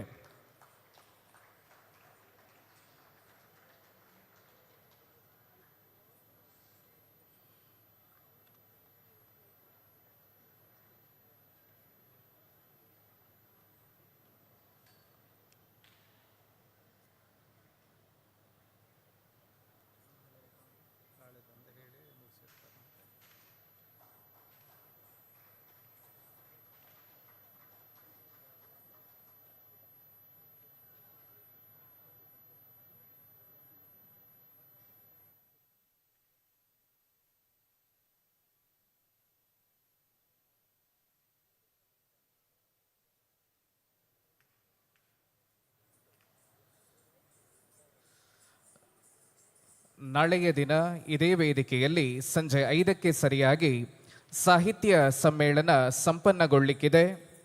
ಈ ಸಾಹಿತ್ಯ ಸಮ್ಮೇಳನದ ಉದ್ಘಾಟಕರಾಗಿ ಹಿರಿಯ ಸಾಹಿತಿಗಳು ಹಾಗೂ ಅಂಕಣಕಾರರಾಗಿರುವ ಪ್ರೊಫೆಸರ್ ಪ್ರೇಮಶೇಖರ್ ಅವರು ಆಗಮಿಸಲಿದ್ದು, ಈ ಸಾಹಿತ್ಯ ಸಮ್ಮೇಳನದ ಅಧ್ಯಕ್ಷತೆಯನ್ನು ವಿಶ್ವವಾಣಿ ಪತ್ರಿಕೆಯ ಮುಖ್ಯ